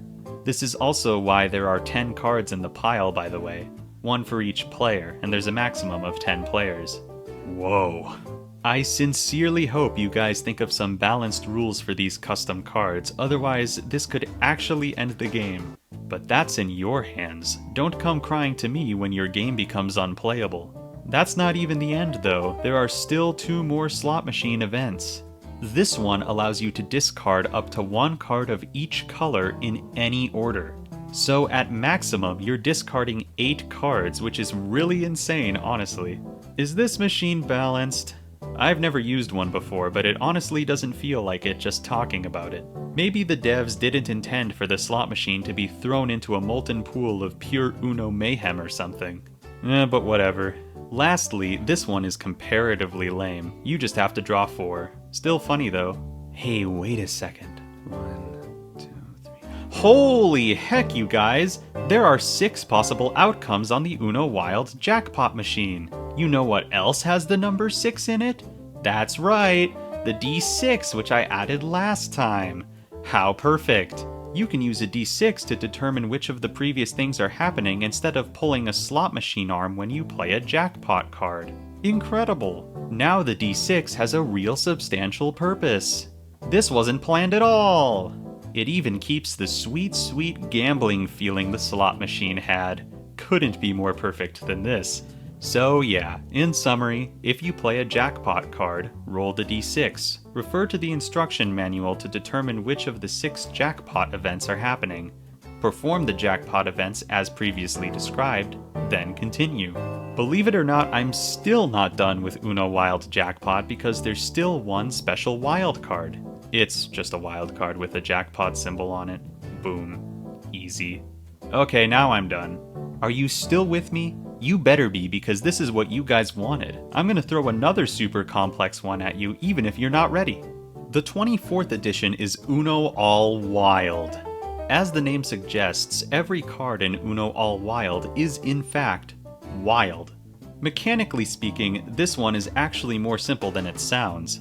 While I will not be making every single card in the Amalgam a wild card because that would make all of the color-specific things meaningless, I will be adding all of the unique symbols. Here we go! Let's Uno Blitzo through this one. The wild reverse is the same as a normal reverse, except it's wild. Boom, on a wild card. The wild skip card is the same as a normal skip, except it's wild. Boom, on a wild card. The wild draw 2 card already exists in the Amalgam, so I don't need to add it again. Boom. Hey, there's a familiar mechanic. One wild card will get the trade hands symbol. And hey, look who it is! I knew you'd show up again eventually. Targeted draw 2 will go on a wild card, but not as a flex symbol this time. Boom. Lastly, we actually have some originality here. This is the Wild Skip 2 card. When you play this symbol, you skip the next 2 people in the turn order. Kinda cool, I guess. On a wild card it goes. Believe it or not, that's everything from Uno All Wild. I suppose anything feels fast after that jackpot nonsense. Moving on, for the 25th edition we got Uno House Rules. Okay, full honesty, I'm planning on talking about real house rules towards the end of the series, but just for this part, when I say house rules, I'm referring to Uno House Rules, not real house rules. Makes sense? Okay, good. I don't even know why anyone would want to use real house rules after this episode, given there are so many opportunities to add them in using these mechanics. Like, isn't this chaotic enough for you? Whatever. Before I even begin dissecting this Uno version, I just want to mention that the ratios for different numbers in this game are all out of whack. I know because I own it. For example, there's only one green 6 instead of 2, and there are 3 green 2s instead of 2. Really strange, but unimportant in the end. The gimmick of Uno house rules is the add a rule symbol. This symbol appears on one copy of every number labeled 1 through 5 per color. Notably, it does not appear on any number higher than 5. So that's where I'll be adding this symbol. What does it do though? Evil things. When the symbol is played, let's say it's on a 1 card for the sake of example, the player who played it must make up a new game rule. From that point on, whenever a card with a 1 is played, the player who played the 1 must enact the rule created for 1s. Oh no! And this is the same for all of the other numbers with this symbol, meaning there could be 5 random rules that are activated at any given time. Luckily, multiple rules can't stack on the same number. So if you play another 1 card with the add a rule symbol and it's a number that already has a rule, you just ignore it. This entire mechanic is debatably an even easier way to break the game, but once again, if that occurs, it's on you. Additionally, there are rules for making up house rules which you must follow. Good thing too, otherwise this would be even more incomprehensible. There are 2 rules for making house rules. Rule 1, the rule must make players do something, seemingly unrelated to the game. The examples it gives are mooing like a cow, standing up, or putting your thumb on your forehead, so I assume the rule can't be draw 25 or something like that. Rule 2, the last player to do said thing on the card must draw 1 card. The penalty for being last is always draw 1 card. I'm actually relieved of these rules because it basically turns all of them into nose-goes games, and the punishment for failure is only drawing 1 card, so that's nice. There are a list of tips included which seem to just be more optional rules, honestly, so here they are. Don't write down the house rules as you go, that's part of the fun. Yikes. Make rules that are easy to referee. If people are having trouble remembering the rules, make the rule rhyme with the number that triggers it. Don't make rules that increase the penalty or change the rules of Uno. There it is. Challenge players to be silly. I like that one. Feel free to ignore all tips. Dang it. Okay, that's enough rules for literally 1 symbol. There's only one thing left after that. The Wild Game Changer card. When you play this card, you get to change a house rule that's already in play to something else. If no house rules exist yet, it's just a wild card. Boom, onto a wild card it goes. This one is good for removing nonsense rules that make the game unplayable. I'm sick of saying the words house and rules, so let's move on. Next up we have Uno Party, the 26th addition to the Amalgam. The whole concept here is it's Uno for more people, and it has a few more mechanics. Specifically, this game is built for up to 16 players, so I guess I'll have to add more cards that are affected by player count from all of the previous entries, including the power cards and customizable wild cards, which I talked about earlier. Yippee! But this edition really does make the game an even crazier party game. Imagine playing this thing with 16 people. Hey, I see you wincing. You're supposed to imagine it in a good way. Anyway, there isn't too much new here. First things first, we gotta talk about a new game rule added called Speed Play. The first part of the Speed Play rule is almost identical to the Jump In rule, so that's funny. Glad I don't have to talk about that again. But Uno Party takes the Jump In rule one step further. If you, by chance, accidentally jump in when your card doesn't match the card on top of the discard pile, you have to take back your card in shame like normal.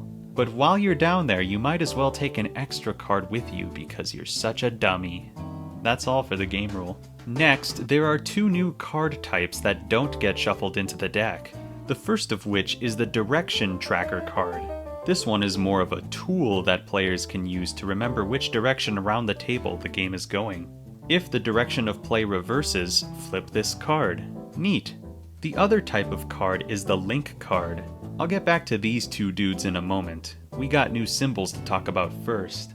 The point taken symbol will need 4 more physical cards. 1 symbol goes on each color. When you play this card, immediately start counting down from 3. When you hit 1, everyone points 1 finger at one other player. Then, starting with you, everyone draws cards in the turn order corresponding to the number of fingers that are pointed at them. Notably, you can't draw more than 5 cards, so there's no reason for everyone to gang up on one person. Pretty fun mechanic, honestly. Seems familiar though. Next, we have an incredibly funny one, the Wild Pile-Up card. When you play this card, take the top card of the discard pile and place it in front of you to create a mini pile, quote-unquote. If this card is wild, add another card until you get a non-wild card. The next player in the turn order must play a card of the same color onto the mini pile. Notably, wild cards do not change the color and matching special cards do not take effect, so basically all symbols are nullified by the mini pile. Then you pass the mini pile to the next player, and so on. When the mini pile reaches a player who can't play a card, the entire mini pile goes into their hand. Play continues from that unfortunate victim with the next player in the current turn order. Dang, this could be devastating. An actual natural draw 25 potentially. It's such a cute and silly idea as well. Like, hey guys, let's stop playing this nonsensical mess for a few turns and play almost normal Uno. Finally, the last thing in Uno Party is the wild drawn together symbol. When you play this card, select 2 players and place a link card in front of each of them. Remember those?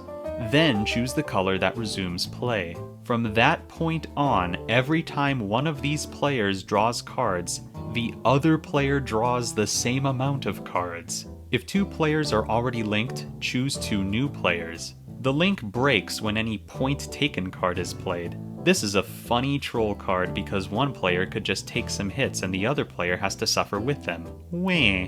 Hey, if Dose was so good, why didn't they make a Dose 2? Oh wait, the 27th edition is Dose, 2nd edition. So for those that don't know, Dose 2nd edition is like Dose, but it has more mechanics from Uno, further merging them closer and closer together. But it also has a new thing or two. The Wild Play 2 card forces the next player to play 2 cards. This sounds like not that bad of a deal, but if you physically can't play 2 cards for whatever reason, like you can't make a match or something, your turn is skipped and you need to draw 2 cards. So there's the downside. Boom on a wild card.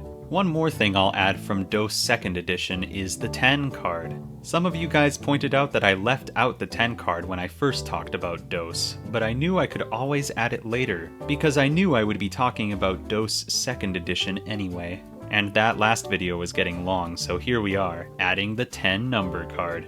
4 more physical cards will be added with the number 10 being placed once on each color. I think that about covers it for Dose 2nd edition, honestly. If there are other Dose versions, I'll have to cover those later. Let's take a quick breather from all of these complex editions and talk about everyone's favorite blue hedgehog, Sonic. The 28th edition, Uno Sonic the Hedgehog, features one new rule which I already have a symbol for thanks to this video. The Wild Victory Lap card makes everyone other than you draw 1 card when played. I'm going to put it on a wild card. That's it. Wasn't that easy? Don't you feel soothed by the calming simplicity of Sonic the Hedgehog? He's so relatable too. No other video game themed Uno version could possibly have more requests than Uno Sonic the Hedgehog. Hey. Hey guys, calm down. Yeah, that's enough. Alright.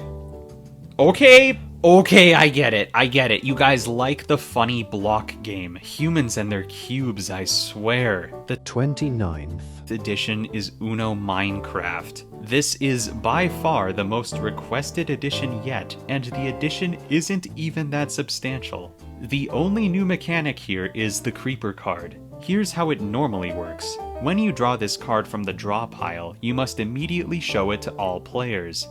Next, you have to draw 3 additional cards from the draw pile and add them to your hand. If one of these 3 additional cards is also a creeper card, you don't show it to other players. It just counts as a wild card for you. That's it. A card that literally is only a detriment to you and there's nothing you can do about it.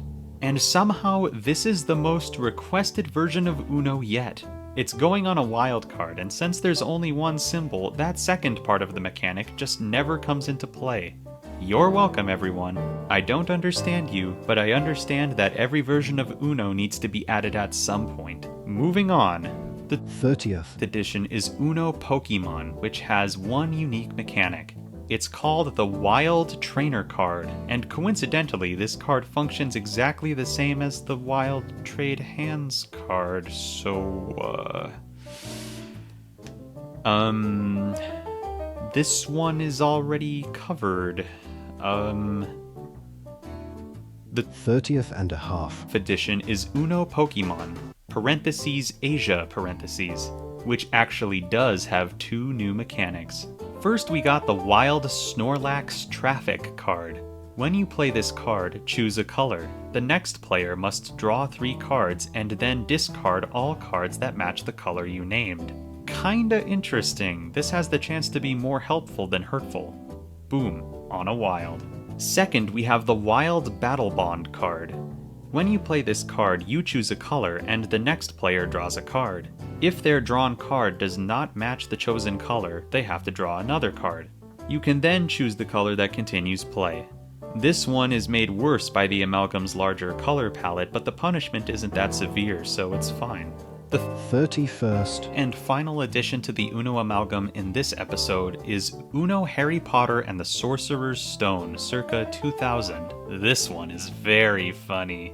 The draw 3 card is exactly as you'd expect. You play it, the next player draws 3. But notably, this is not wild, so onto a set of 3 number cards this mechanic goes. Next, we have the funny dudes. When the Wild Howler card is played, the next player needs to yell out loud every card they have in their hand. This is the objectively worse yet funnier version of the show hand symbol. Imagine someone has 20 plus cards in their hand and they have to yell all of them while detailing every symbol and mechanic present.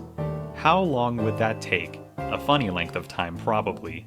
On a wild card it goes. The last mechanic of the video is the Wild Invisibility card. Now, I'm going to have to make an alteration here because listen to this direct quote from the rules. Invisibility card is a safety card that makes you invulnerable to any bad cards. Huh?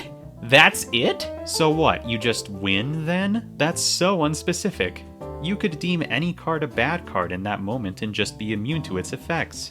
It's wild as well, so there's no reason to not hold on to it until it's the last card in your hand, and it never says that the card is expended when it's used. Right now, if you're holding this card, you win, so I'm going to change that slightly. This card will actually function the same as the Superstar card I talked about earlier, except this card can reflect any effect used on you of your choice, not just draw cards. And once you use this card, you discard it like the Superstar card. Crisis averted.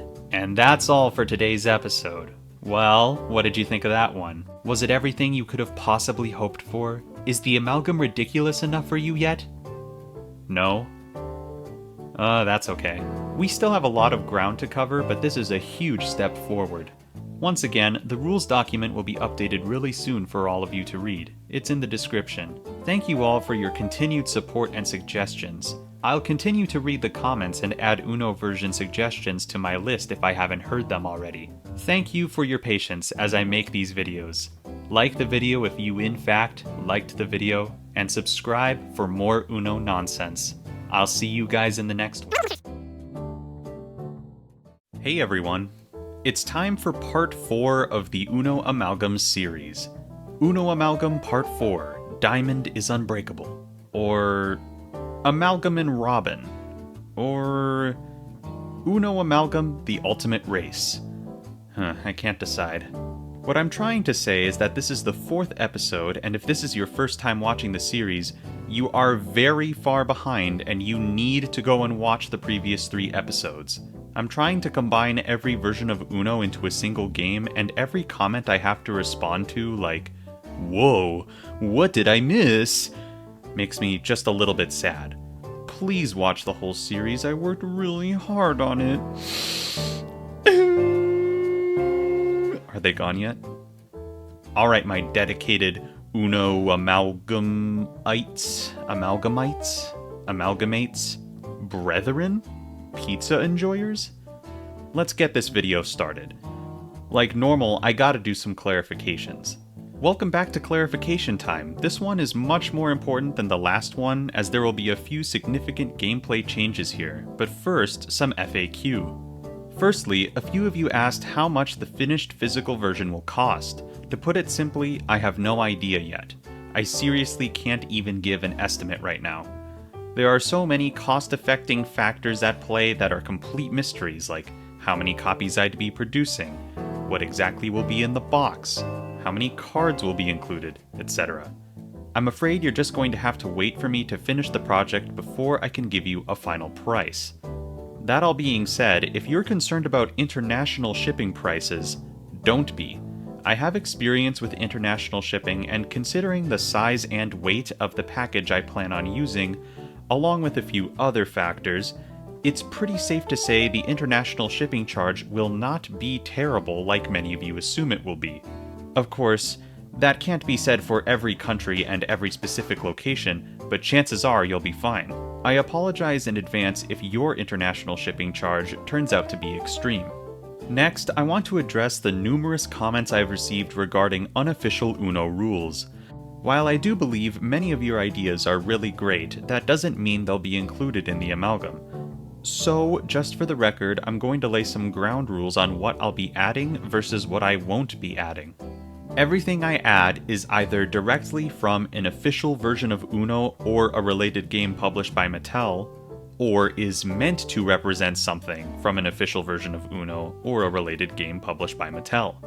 That means no, I'm not adding other games like Monopoly, Clue, Exploding Kittens, Chess, etc., especially if the games in question aren't published by Mattel.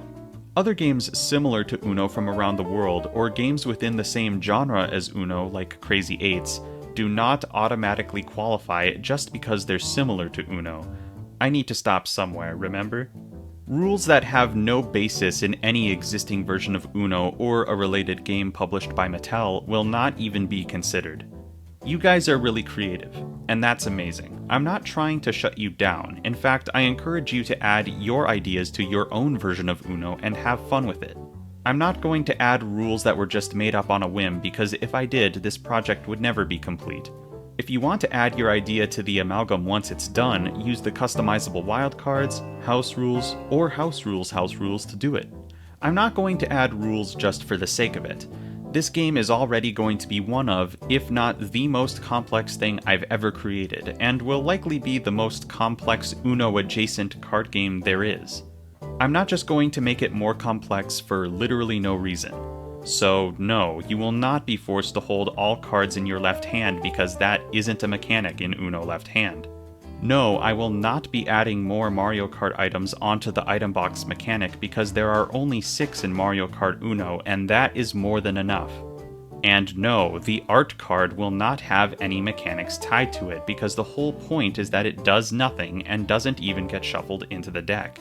I'm trying to keep the rules I'm adding as close to their original counterparts as possible while maintaining simplicity and keeping their intended gameplay purpose. That being said, sometimes sacrifices need to be made for balance, simplicity, or cost saving, so don't be surprised when that happens.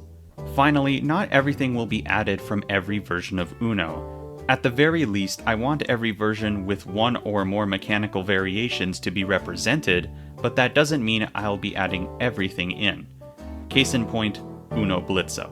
Alright, that's enough of that. Next, we gotta talk about a new card.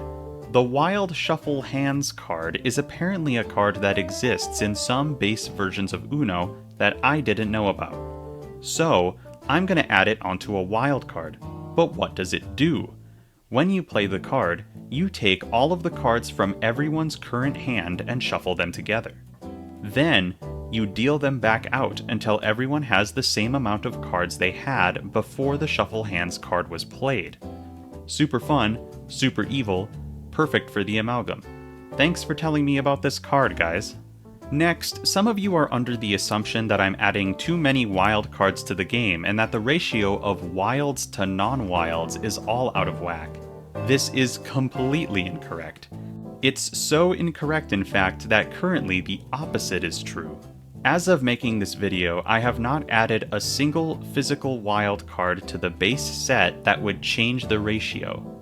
Customizable wild cards get their own pile, so they don't count in this case. Sure, the amount of wild cards doubled at 2 points, once when the 4 extra colors were added and once when the cards became double-sided, but at the same time the ratio between wilds and colors remained the same. The thing is, as I've been going, I've added tons of extra color cards, physical ones, so proportionally, there are actually more color cards than wild cards compared to base Uno. Obviously, that's still a potential issue, but don't worry, I have a solution. Once I run out of wild cards without symbols, if I need another place for a wild-based symbol, I'll just add 1 extra physical wild card as needed. That way, there will be plenty of space for wild symbols, and the ratios will balance out a lot more. Next, we gotta talk about the wild card problem I brought up in the last episode. I got tons of suggestions, most of which were really good. Thank you guys so much for that. However, the true solution has been revealed by a select few of you. Here's a hint: it doesn't involve dice, or extra cards, or rotating cards, or remembering, or anything like that, which is good because it saves money and is less confusing. I feel foolish for missing this rule back when I talked about Uno Triple Play, but sure enough, it was there. That's right, it's an official rule. In Uno Triple Play, when you play a wild card, you don't get to choose the color. Instead, the player that chooses to play a card on top of the wild card gets to choose the color by playing a color card on top of it. It's that easy. So this is the solution I'll be going with. While this is a fundamental nerf to all wild cards, it will benefit you just as much as it hurts you. You're just as likely to be playing a card over a wild card as you are to play one, after all. Whew, glad we resolved that one. Alright, everyone get ready, because this is going to be a big change. Many of you have brought up that the cards in the game have a lot of symbols on them. Too many. Primarily the number cards. While this is to be expected, considering I'm combining every version of Uno and this game is meant to be a torture device to the common human, I do get where you guys are coming from. I don't plan on changing what symbols are on the cards, but hopefully this change will make the cards a bit more digestible. So right now, there are 3 main attributes to cards: colors, numbers, and symbols. Colors are what color the card is, numbers are the number in the corner, symbols are in the middle of the card and always trigger a special effect. What I want to do is split symbols into 2 parts. Instead of having 3 or more symbols in the middle of the card, I propose a 4th card attribute I like to call modifiers. Functionally, modifiers will still behave exactly like symbols when their abilities are activated, but they'll have their own space on the card and they'll be smaller. What I would like to do is take a bunch of existing symbols and transform them into modifiers. So what would I classify as a modifier? Well, basically, almost every symbol that I've placed on a number card up to this point. So here's the list. The swirly symbol, now known as the swirly modifier, the rotate 2, the power flip, overload, stop, add a rule, dare, and -2. I think that's all of them. So what's the point of me doing this? Isn't this making the game more complicated? Maybe slightly, but a lot of good things are happening to aid the balance and cleanliness of the game as well. The main difference between symbols and modifiers is that modifiers can't be matched with each other. If this wasn't the case, making a match would have been too easy, and jumping in would have been nearly impossible. This also makes the Uno Quattro win actually not a game-contradicting thing because now you can't match stop symbols to get the win. That being said, aside from a visual upgrade and an easier-to-read design perspective, nothing else has changed. All symbols that are now modifiers function exactly as I described them previously. And even better news, if the list of modifiers remains relatively slim compared to the list of symbols, they might even be able to get a rules card dedicated to their mechanics, so you aren't digging through the instruction manual for those. This whole modifier mechanic was inspired by a few select versions of Uno that have similar symbol distinctions, one of which you'll see in this video. Hopefully this all makes sense, but if it doesn't, don't worry, you won't need to know anything about modifiers for the rest of the video, besides, like, the word modifier. Clarification time? Over.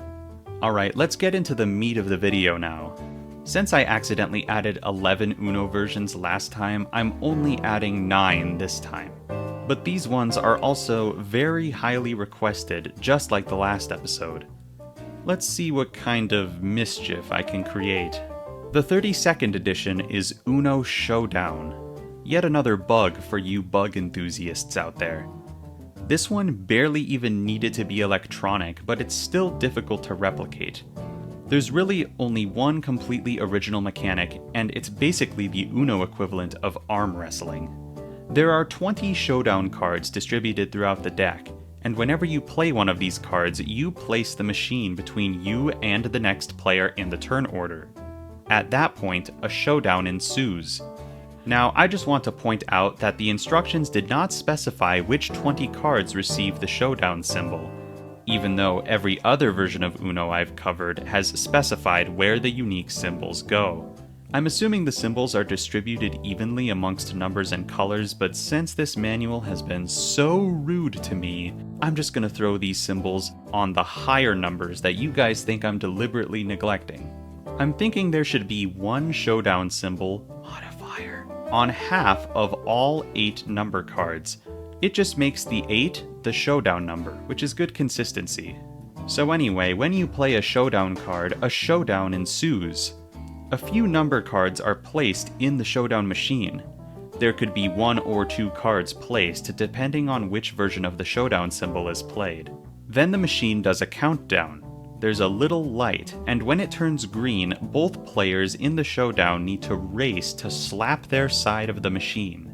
You'll know you've won if the cards in the machine fly towards your opponent. Whoever loses adds the cards that got flung at them to their hand. So basically, a showdown is a reaction test between 2 players. But how do I plan to implement a showdown without the showdown machine? Well, let's just replace that robot with a third human. When you play a showdown card, you and the next player in the turn order will now compete in a showdown. Next, choose any other player. It doesn't really matter. They're the machine. The machine will get their hand ready to slap the table while the players in the showdown get ready to respond. The gimmick here is that the machine can slap the table at any time. The people in the showdown need to race to slap the table as a reaction to the machine slapping the table. It's up to the group to decide who the winner of the showdown is. Loser draws however many cards the showdown card indicated. That's a pretty clean solution, huh? Pretty much identical to the machine mechanically speaking. Who needs these bugs? Who needs to spend $16.99 on a used Uno Showdown machine? Not me. Not you. Just use one of your friends or enemies instead. There's one new wild card in Uno Showdown, the Wild Showdown card. When you play this card, you can choose any opponent to face in a showdown, and then you choose how many cards the loser draws. It has to be either 1, 2, or 3 cards though. It's going on a wild card. Boom. Alright, let's take a little detour from Uno once again. If Dos was Uno's sibling, I like to think that Uno 99 is Uno's cousin or something. The 33rd edition is Uno 99. It's not even in the same game genre as Uno, but it was made by Mattel, it has the same art style, and the reverse card also found its way here, so that's more than enough reason to add it to the amalgam. To win Uno 99, you need to play number cards on a discard pile. But if the value of the pile reaches or exceeds a total value of 99 on your turn, you're eliminated from the game. Obviously, I'm not going to implement that specific mechanic because counting 4 discard piles is something I'm avoiding. But the special cards that Uno 99 adds are quite funny and will fit in nicely. First, we got the -10 card. Oh yeah. Last episode we added the 10 number card, and now we're adding the -10 number card. It's literally just another number card, but having a negative number is just so chaotic. 4 more physical cards will be needed for the -10. Now for something even more chaotic, the Uno 99 card. This card is really similar to the 50/50 card from episode 1, as it has a new number and a new symbol. The new number, of course, is 99. This is now the largest number in the amalgam by far, and it's just so funny to me. This card is the definitive way to win a war. On top of that, though, this card has a new symbol, the Uno 99 symbol. So the game Uno 99 has an Uno 99 card, which contains the Uno 99 symbol. Not confusing at all. Basically, this symbol means you're stuck with this card. Ha! You have to hold on to the card forever, or at least until it's the last card in your hand. Don't worry though, the Uno 99 card will be a wild card, so you won't completely mess up your game with it. Although, it only specifies that you can't discard this card like a normal card, so you can actually use and therefore get rid of this card in special events like the war, for example. Nice. If you got 4 of these cards, you'd be able to discard all 4 of them at once, but I'm only going to be adding 1 of them, so its only unique mechanic is that you're stuck with it. Wild card, slap. Really funny cards with really funny numbers. Thank you, Uno 99. Hey, let me ask you a question. When you're laying on the beach, or sitting by the pool, or sitting cross-legged at the bottom of the deep end of the pool, do you ever get the urge to play Uno? Lucky you, Mattel has you covered with Uno Splash, the 34th edition to the Amalgam. Splash is almost identical to normal Uno, the selling point being the cards are made from a waterproof plastic, allowing you to play Uno in the most moist of environments. Let me contact my manufacturer. Hey manufacturer, can you produce cards in waterproof plastic? Yes. Perfect. Oh, what's that? The cards will be more slippery than cardstock, therefore making the tilt mechanic much more applicable? Also perfect. Alright, good news everyone, the Amalgam will have waterproof plastic cards. Now you can play the Amalgam on the most treacherous of ocean voyages without fear of your cards being soiled. In a very similar vein, there is another version of Uno with waterproof cards called Uno H2O, the 35th edition to the Amalgam.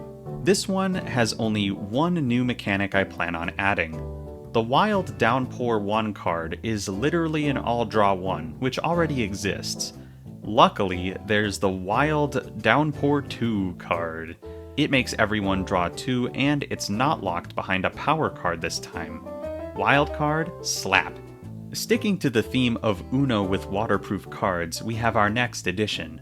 Only this time, it's not meant to protect the cards from water necessarily. The 36th edition is Uno Dare Adults Only. As you can imagine, there's a lot of not safe for YouTube things present in this version, so I won't be showing or implementing anything into the Amalgam that isn't family friendly. But mechanically, we have a couple new interesting things. As you may have guessed, Uno Dare Adults Only is quite similar to the original Uno Dare.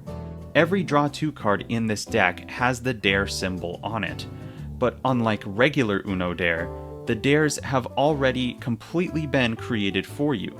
There are 4 tiers of dare, ranging from child-friendly dares to very not child-friendly dares. When a Draw 2 dare card is played against you, you can either draw 2 or do a dare, but you won't know the severity of the dare you'll receive until you lock in the dare option. But how is the severity of the dare decided? by the Dare die. Uh-oh, looks like the D6 became even more relevant. The Dare die is a D6 which you roll when you choose to perform a dare. 4 of the die's faces represent one of the 4 severities of dare. If you roll any of these, that's the severity of the dare you need to do. There are 2 other special symbols on the remaining 2 faces of the die. One of them being the reverse symbol. If you roll this symbol, the person who played the draw 2 dare against you needs to do a dare instead, which means they'd roll the die. If they also happen to roll a reverse, it goes back to you, and so on. The final face of the die contains the truth symbol.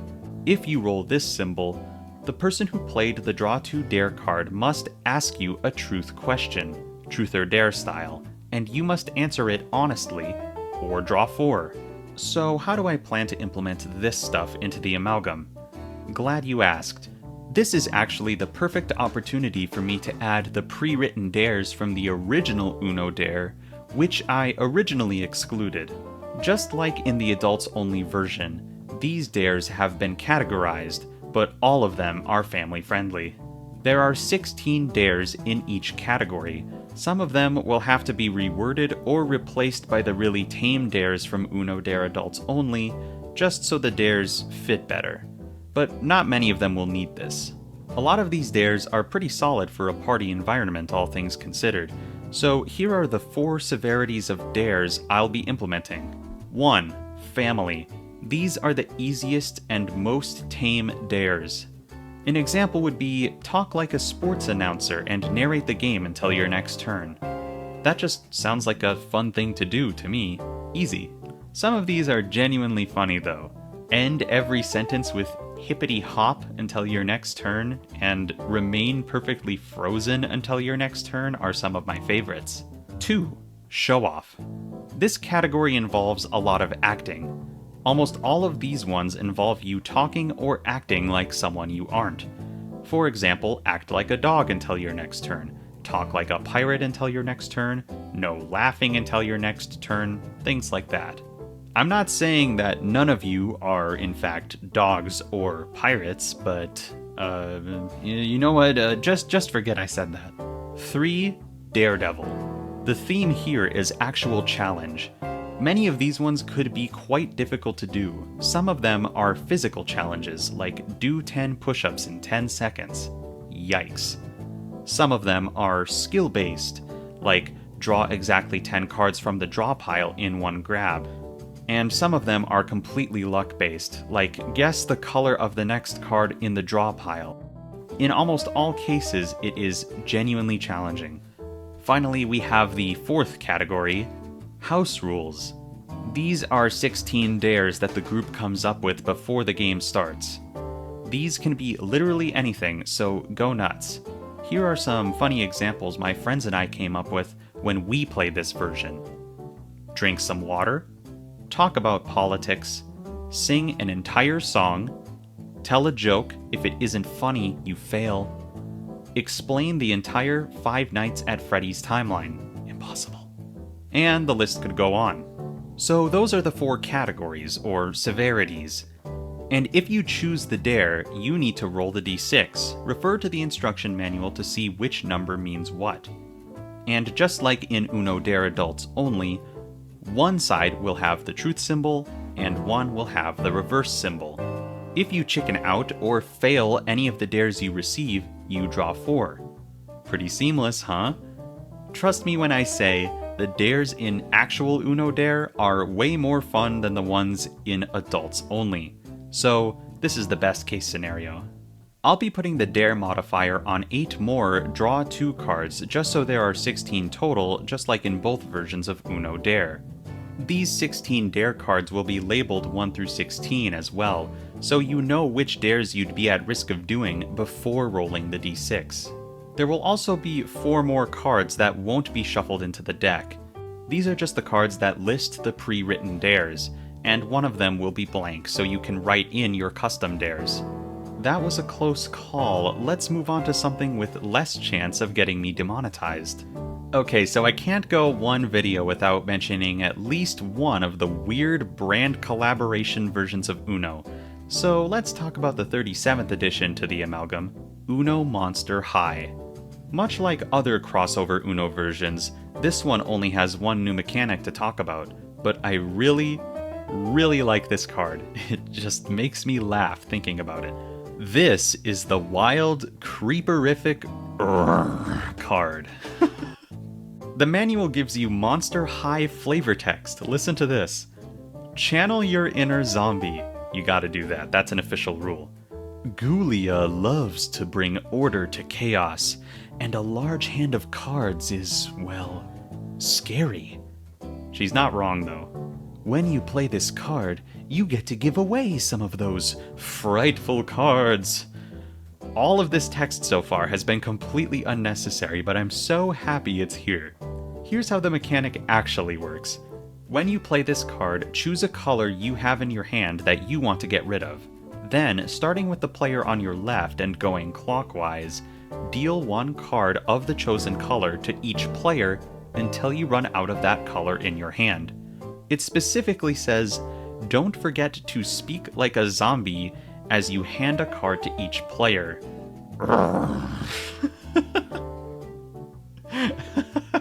Notably, not everyone needs to receive the same number of cards from this mechanic.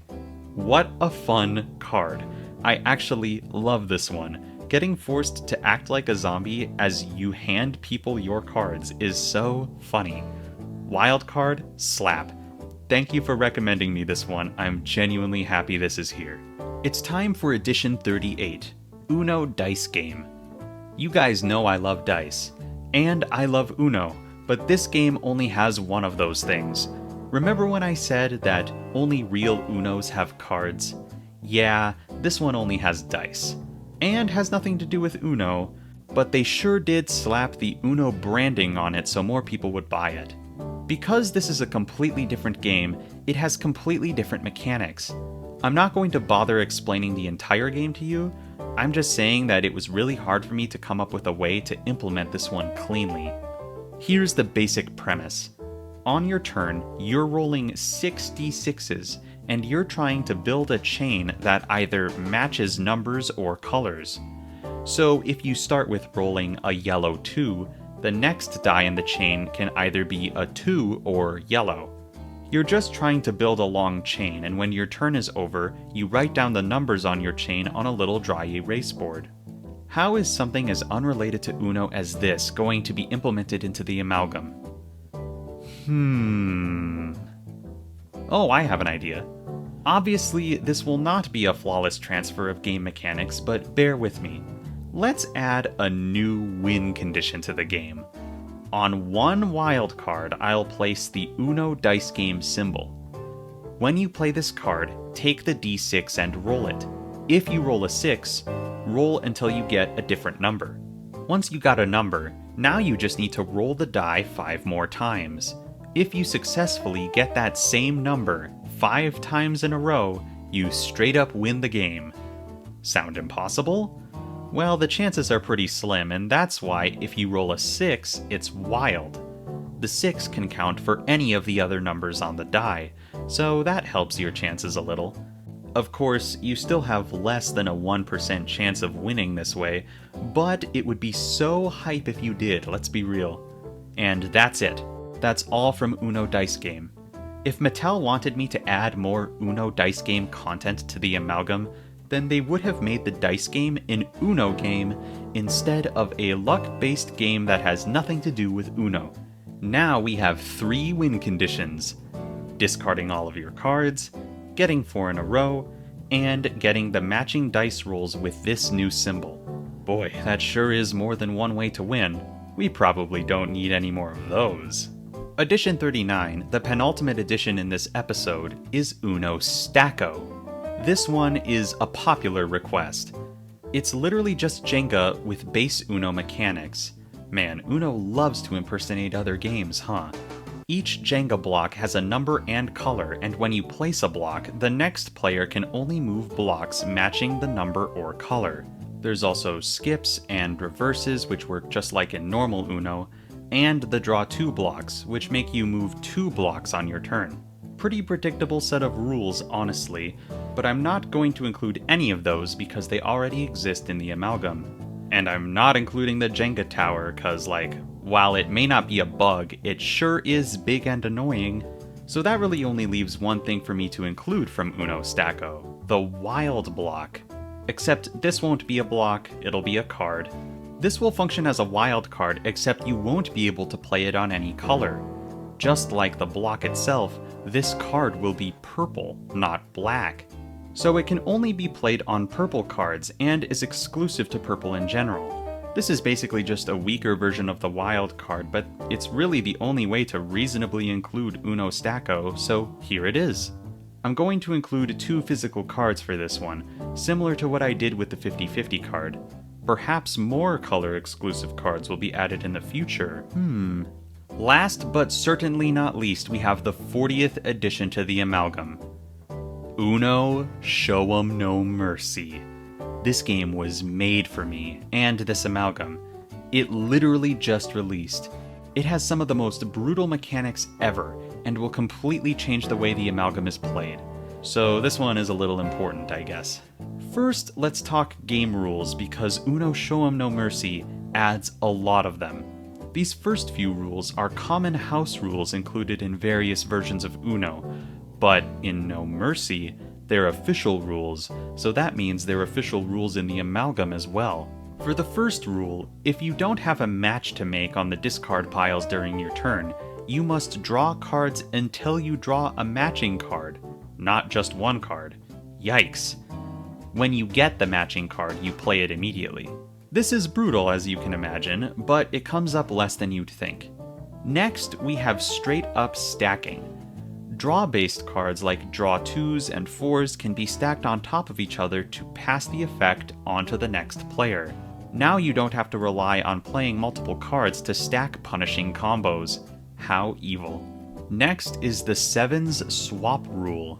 Whenever anyone plays any 7 number card, after they've taken the necessary actions, they must trade their hand with another player of their choice. The trade hands gimmick is a little overused, but hey, a mechanic is a mechanic, and this ties it to a non-special card type, so it's distinct enough in my opinion. I'll likely be representing this rule on the actual 7 cards as well, with a variation of the trade hands symbol. In a similar vein, we have the zeros pass rule. When anyone plays any 0 number card, all players must pass their hand to the next player in the current direction of play. With these 2 mechanics in play, your hand will likely not remain your own for very long, so you're going to have to strategize around that. These rules alone have already made the game a lot more chaotic, but the last game rule in Uno Show 'em No Mercy is the one that changes everything. Ironically, it's called the Mercy Rule. If at any point, any player has more than 25 cards in their hand, they are completely eliminated from the game.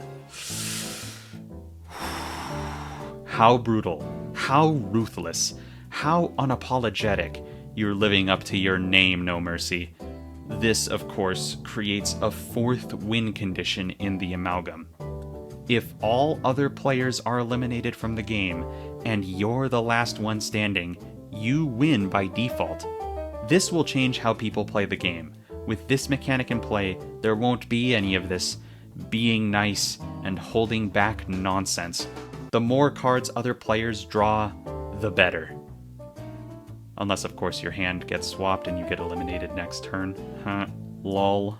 If you're playing multiple rounds, the eliminated players get to join back in, which is nice. It should be noted that this edition changes the way scoring works as well. If you're the one to eliminate a player, you get a 250 point bonus. And you need to reach 1,000 points in order to win. So I guess I'll have to remember that when I finally talk about scoring at the end of the series.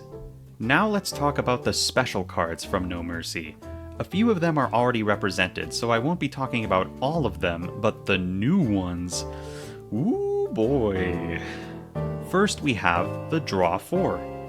They're not wild Draw 4s, they're just Draw 4s. You draw 4 if this is played against you. These will need 4 more physical cards, 1 symbol on each color. Next we have the Wild Reverse Draw 4. It's literally just a combination of a reverse and a wild draw 4 because this game hates you. Reverse, then the next player draws 4. So one wild draw 4 card will need to have the reverse symbol. Neat. Next is the Color Roulette card, which is similar to the Draw Color card mechanically, but it's slightly more evil. When this card is played against you, you pick a color. Then, one by one, you reveal cards on top of the draw pile for all to see until you get the color you chose. Wild cards don't count. Once you get the chosen color, you add all of the revealed cards to your hand.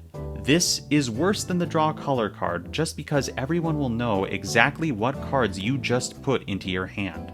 Oh, also, you lose your turn. Wow. Wild card, slap. These next two cards are just downright insulting. The wild draw 6 forces you to draw 6 cards and lose your turn. Mattel is just laughing at this point. They didn't need to do this, but they did. Wild card, slap. Then they did it again with the worst card in the game, the Wild Draw 10 card. This card forces you to draw 10 cards, and you lose your turn. No Mercy is just so deliberately evil, and I'm smiling saying all of this, but I know if I was on the receiving end of a Draw 10 card, I'd be absolutely livid. Fuming even. But I did set out to make the ultimate Uno combination game, and it wouldn't be the same without this nonsense. Thank you, Uno Show 'em No Mercy, for being 100% evil. Wild card, slap. We've made it quite a long way. I don't just mean this video, but I mean this project in general. There are well over 40 versions of Uno represented in the Amalgam now, even though there are only 40 official additions to the Amalgam. And it feels nice to look back on the progress made. That being said, I'm already planning out the next video, so be sure to like the video if you in fact liked the video, and subscribe if you want to see me continue. As always, the current instructions for the Amalgam will be updated soon to include the stuff from this video. The link is in the description. The link to the first part in this series is also in the description if you need to refresh your memory on everything I've done in this series so far. Couple of fun announcements. 1. We've reached just over 5% of the requests necessary to produce the grandest party edition of massacards. Hooray! Just a couple of months ago, it had 0, so it's really cool to see any progress there at all. Be sure to check out the massacards content and spread the word if you want to see it get produced and support me as well as my channel. 2. Once the Uno Amalgam approaches the end of its production, I'll be using the same exact request system for you to request a physical copy. That won't be for a while yet, but I just thought you guys would want to know that. I'll probably make a whole video about that when the time comes, so you'll know exactly what's up.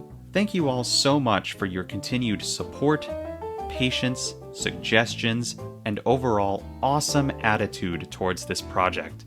I know you guys like it, so I have no plans that involve stopping. Thanks again. I'll see you guys in the next one. Hey everyone.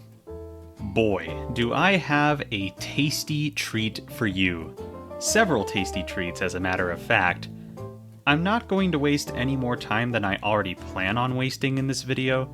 You know the deal by now anyway, after all. You've already watched the first 4 episodes of this series, right? Let's jump right into clarification time, and be warned, it's a big one. In the last video, the mercy rule from Uno Show 'em No Mercy was added, and it was met with a little bit of backlash. The issue was that some of you think the limit of the mercy rule should be increased above 25 for various reasons, which I will be addressing shortly. Now, I should say that most of you were very polite and offered your creative solutions in a productive way, and I'd like to thank you for that. But some of these comments were a bit rude, so I'm just going to talk about this topic for an extended amount of time, just so I can prove these select few people wrong. Yeah, spoiler alert, I don't plan on changing the mercy rule's limit, and I'm actually going to use math to explain why. Now, math has never been my strong suit, but I'm more than willing to do some in this case. Let's take a look at the current deck of the Amalgam. In the Amalgam, there are currently 560 cards that you can draw. Wow, I didn't realize there were that many. There are only 280 physical cards that you can draw, but the back sides of each card have just as much weight due to the flip symbol existing. Now let's take a look at how many guaranteed draw-based symbols there are. The draw 1s through the draw 10s and their slight variants. Looks like there are a total of 86 draw symbols. If you were to theoretically draw the amount of cards required by all 86 of these draw symbols, you'd be drawing 255 cards. Now, if we take that number and divide it by the total number of cards, which is 560 as I previously stated, we can determine that on average you'd be drawing about 0.46 cards per turn, assuming the entire deck was used on you. 0.46 cards per turn doesn't really mean a whole lot unless we have something to compare it to, so now let's do the same math with Uno Show 'em No Mercy. There are 168 cards in No Mercy, and 35 of them have draw-based symbols. If you were to draw the amount of cards required by all of these symbols, you'd be drawing 142 cards. 142 divided by the total number of cards, 168, gives us an average of 0.85 cards per turn. That is almost double what the Amalgam has, so why would I ever increase the Mercy Rule limit? So many people suggested I increase the number, but I'm not sure if anyone had a reason for the number they chose. I heard 30, 35, 45, 50, and even a really high number like 60. Where are you getting these numbers from? On what basis are you suggesting these numbers? Some comments even had multiple numbers suggested. Like, huh? If you had a real reason to increase the number, you'd only need one number, and you'd know what that number would need to be. If I wanted to implement the Mercy mechanic to the same effect it has in Uno No Mercy, I'd have to decrease the number, not add to it. I'm not going to do that though, because I'm trying to stay accurate to the original mechanic, even if it's less effective now. I could leave it right there, but I know that people are going to have their counters to this, so I'm going further. Luke, you forgot about the color roulette cards from No Mercy, and the other cards that don't have set numbers for you to draw in the Amalgam. Evidently not. In Uno Show 'em No Mercy, there are 8 color roulette cards, which, for the sake of argument, basically act the same as the draw color symbol. And in the Amalgam, there is the equivalent of 7, maybe 8 draw color cards, considering most of them are locked behind a 1/8 chance of happening due to the swirly modifier. So potentially there are less draw color symbols in the Amalgam than in No Mercy, and that's not even taking into account the ratio difference. And yes, there are other symbols that don't have a set number of cards for you to draw present in the Amalgam as well. But at the same time, most of these can be avoided or countered, which is part of the strategy of this Amalgam. And you're forgetting to look at the other side of this dynamic, because there are so many ways to get rid of cards in the Amalgam that aren't present in No Mercy. Remember, there are 4 discard piles instead of 1, oftentimes quadrupling your chances of being able to discard. Also, there are more symbols to match, and flex cards make up 50% of the deck, giving you even more options. There are also ways to get rid of more than one card on your turn, like the Patience rule and the Jump In rule, and there are many symbols that help you get rid of more cards, like Wild Number cards and Discard Color cards. So really, I have no idea what your cards per turn statistic is in the Amalgam, but it is certainly much, much lower than in No Mercy. I'm not sure how many of you have actually had the chance to play Uno No Mercy, considering it came out only a month or 2 ago, but I have. Is it really hard to actually win using the original Uno win condition? Yes. Is it impossible? Absolutely not. The game itself sort of encourages you to use the Mercy rule as the main win condition because that's just the nature of the game. Here in the Amalgam, the balance has tipped the other direction due to the ratios of draw-based symbols. But the Mercy rule remains in the situation where you'd actually be able to eliminate people from the game. Even after all of that, if you're still not convinced, then there is yet another solution for you. House rules. Yeah, that's right, I'm going to talk about house rules right now. Once again, I was going to save this until the end of the series so I could do this bit, but whatever. Long story short, house rules are a tool you can use to add even more creative little rules to the Amalgam that aren't necessarily official. But for you, they may make the game more fun, and I encourage you to add whatever you want to the Amalgam via house rules once you have your own copy. This is the definitive and in the rules legal way to add all of the cool ideas you've sent me that sadly won't make it into the Amalgam. House rules can just as easily be used to remove undesired rules from the game or alter existing rules. So if you really think the mercy limit should be increased or removed entirely, by all means, house rule it. I don't give a heck.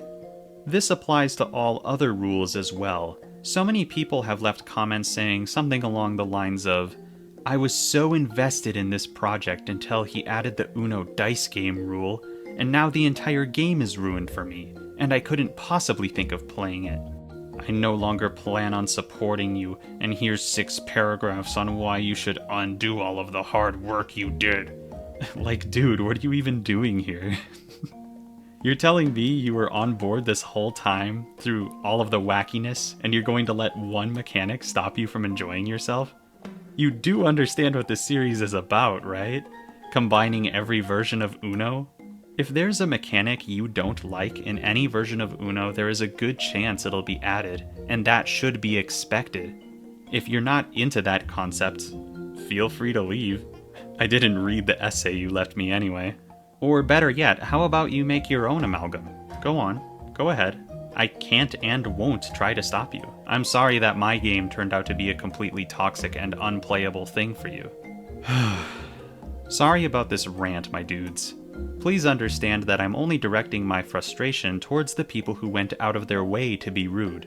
The rest of you are awesome, and I'm so thankful to have this supportive and insightful community behind me as I take on this gargantuan task. I definitely couldn't have made it this far without you. This whole thing definitely hasn't discouraged me at all either, don't worry. This is the internet, there's always going to be haters and trolls. I also acknowledge that it's possible for me to make mistakes. I mean, I've made plenty of them in this series already. And when I do make mistakes, I'll do my best to make things right. Just because I make mistakes doesn't mean I'm not putting hours and hours of thought into the Uno Amalgam and all of its little mechanics and intricacies. Thank you all again. Let's move on from this cursed topic and get into the new stuff. Clarification time? Over. Let's get things started with something I didn't believe was real until I first heard about it. The 41st addition to the Amalgam is Uno Flip again, but this time it's much older. 2009 specifically, my personal favorite year. This was also a Target exclusive back in the day, much like some of the best LEGO sets ever created. What makes this version of Uno Flip different from the rest? Well, it doesn't have double-sided cards for one. It also includes a flipping catapult and little flipping Uno Guys registered trademark to be launched out of said catapult. Well, this took a turn into really strange territory. This version of Uno is not, in fact, a variant of modern Uno Flip. It's actually its own thing, but it shares its name with the modern entry. I guess this one doesn't have the exclamation mark in its name, making it legally distinct? Okay. The gimmick here is the confusingly named Flip card. When you play one of these cards, you get to use the catapult to flip the Uno Guy registered trademark at another player's crash pad. Each player has a crash pad, by the way. They're basically just a round target that sits in front of you. If you successfully launch the Uno Guy registered trademark so he hits the crash pad before he hits anything else, you get to give that player one card from your hand. If you miss, nothing happens. This is so absurd. I wish I could say nothing surprises me anymore after the versions of Uno I've already added, but this one is truly baffling. Of course, the catapults, the crash pads, and even the Uno Guy registered trademark all combine to form a nasty bug that I need to squash. So here's how I plan to implement this mechanic into the Amalgam. I'm going to put the new launch modifier, as I'm calling it, on 8 of the 1 number cards, one of each color. The symbol was on more cards in the original, but they went way overboard in my opinion, since you're doing the same thing every time the symbol is used with no random chance or strategy involved. 8 is more than enough for our case. When you play a card with this modifier, choose another player. Next, choose a card from your hand that you want to get rid of. You ever heard of paper football? You're gonna kick an extra point. That's my solution to this mechanic. The player you chose will be the goalpost, and you'll be the kicker. Balance the card you want to get rid of on its corner, and try and flick the card into the goalpost. If you succeed, the goalpost player adds that card to their hand. If you fail, the card goes back into your hand. Before anyone asks, yes, I tried this, and yes, it works well. But there is a bit of skill involved, so you gotta get good at launching your card. Thankfully, the plastic cards will be able to get whacked with little to no damage as well, so that's yet another reason for the cards to be made of durable, waterproof plastic.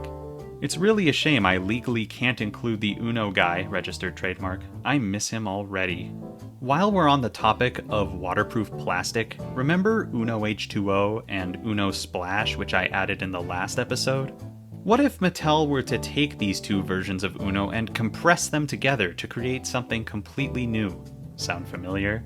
That's where the 42nd edition, Uno H2O Splash, came from. The only similarity being the waterproof cards, because this thing is actually quite different mechanically. This version of Uno also contains a bug, lovingly named the Whirlpool. Don't let its appearance fool you though, this is just a slightly altered Magic 8-ball. Here's how it works. Whenever someone plays a 0, a 2, H2O, get it? Or a splash card, which is just the special card of this version, nothing crazy, the next player in the current turn order must shake the whirlpool and perform the effect that gets revealed. Here's all of the possible effects of this Magic 8-ball wannabe. Draw H2O. The player draws until they get a 2, a 0, a blue card, or a wild card. Wave right. The player must show one card to the player on their right. Wave left. Same thing, but on the left. Wipeout. Reverses the turn order, and the player who originally triggered the Whirlpool event must shake the Whirlpool and perform the action it chooses. Draw 3. The player draws 3. Draw 2. The player draws 2. Give 1. The player can give any one card to any other player. And finally, discard 2. The player can discard any 2 cards in their hand in any order. That's a total of 8 randomly chosen possibilities. I think you know where this is going by now. Let's get rid of this bug. I'm going to put the Whirlpool modifier on 8 0 cards and 8 2 cards. There will also be a Wild Whirlpool card. When you play a card with this symbol or modifier, the next player in the turn order rolls the d8 and refers to the instruction manual to determine which of the 8 Whirlpool events I talked about earlier are happening. They perform the actions, and then play resumes. It's as easy as that, everyone. Something that I find funny is if you were to have the real Whirlpool from H2O Splash in front of you, you could break it open and a D8 would be inside. That's just how Magic 8 balls work after all. So really, we're just freeing the die from its plastic prison. My good deed for the day is done. Let's move on to one of the crossovers of all time. The 43rd edition is Blockus Shuffle, Uno edition. I'll say right now that I've in fact never played Blockus. Sorry, Blockus fans. I don't want to call the Blockus board and pieces a bug, but for the purposes of the Amalgam, they kinda are. All of the unique gimmicks of this game involve manipulating the Blockus board, so I'm going to take some of those unique mechanics and recontextualize them for this non-Blockus all Uno card game. First we have the Recycle card. When you play this card, search the discard pile for a card you played previously in the game. Take that card and place it in your hand. Now you have 2 options. You can either save that card for later, or play it right now as an extra action. This symbol will be placed once on each color. 4 more cards are added. Next is the Warp symbol. When you play this card, choose another player and look at their hand. take one of their cards out of their hand and play it without triggering the effects of any modifiers or symbols. If the player you chose has no legal matches to make on any discard pile, nothing happens. This one will also be placed once on each color, with 4 more cards getting added. Lastly, we have the double play symbol. When you play this card, you must play a second card on the same discard pile you placed the double play symbol. If you have no matches to make for the second card, nothing happens. Same deal, 1 on each color, 4 more cards. Unfortunately, that's all I'll be adding from Blockus Shuffle Uno Edition.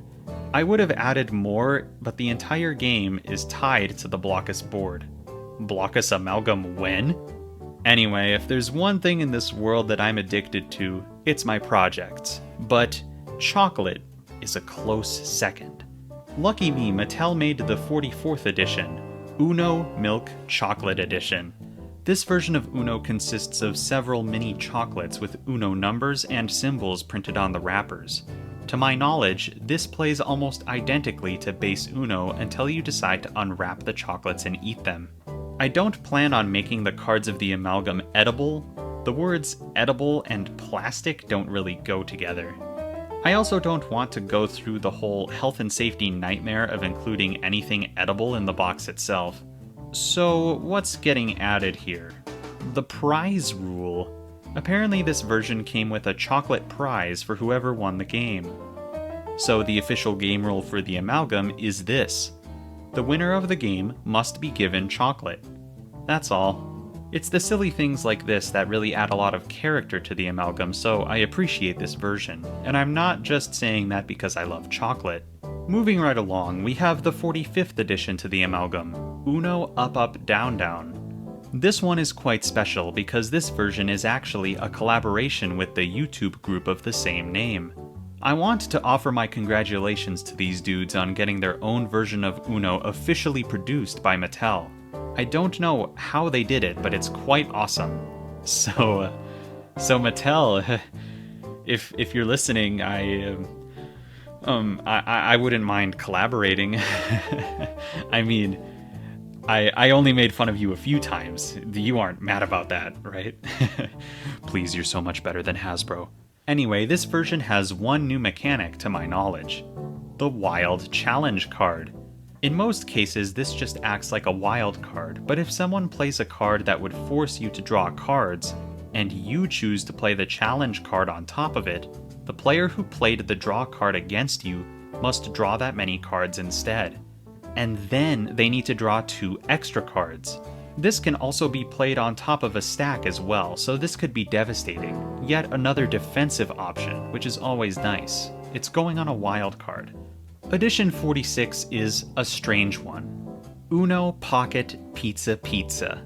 Uno Pocket Pizza Pizza is a version of Uno that was at one point included with orders at Pizza locations, which apparently is a food chain in Canada. I had to triple check this one was real. It is, lol. And there's also one new mechanic. It's called the Dip into the Deck symbol. I don't know why it's called that considering how the mechanic works, but whatever. When you play this card, you pass one of your cards from your hand to the next player in the turn order. That's it.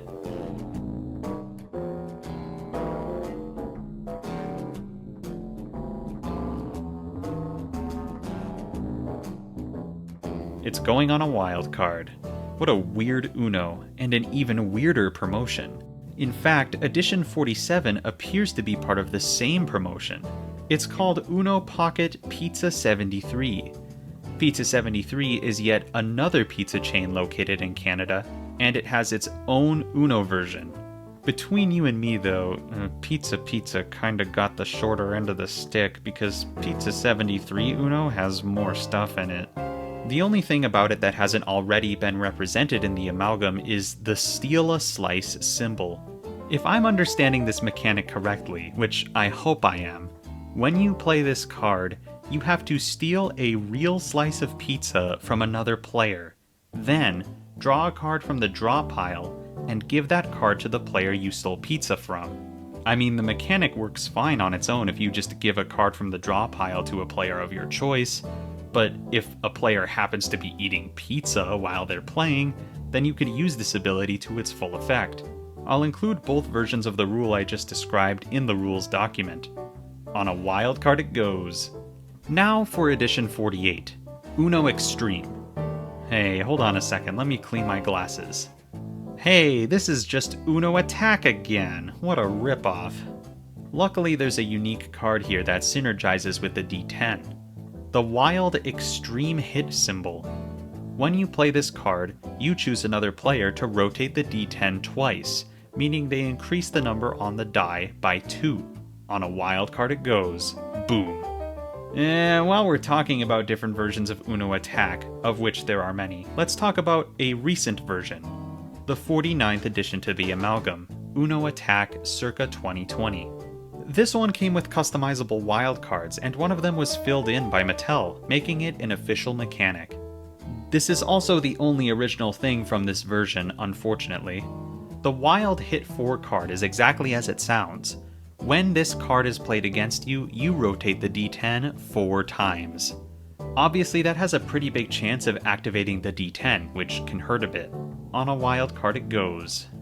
Okay, those last two were kind of underwhelming. Let's end the video with a bang. Literally. The 50th edition is Boomo. Yet another cameo game published by Mattel that has Uno mechanics in it. It's still a completely different game though. It's not about getting rid of all of your cards. Almost all of the mechanics present in Boomo are already represented in the Amalgam, so I'm only going to add one very significant mechanic. The life system.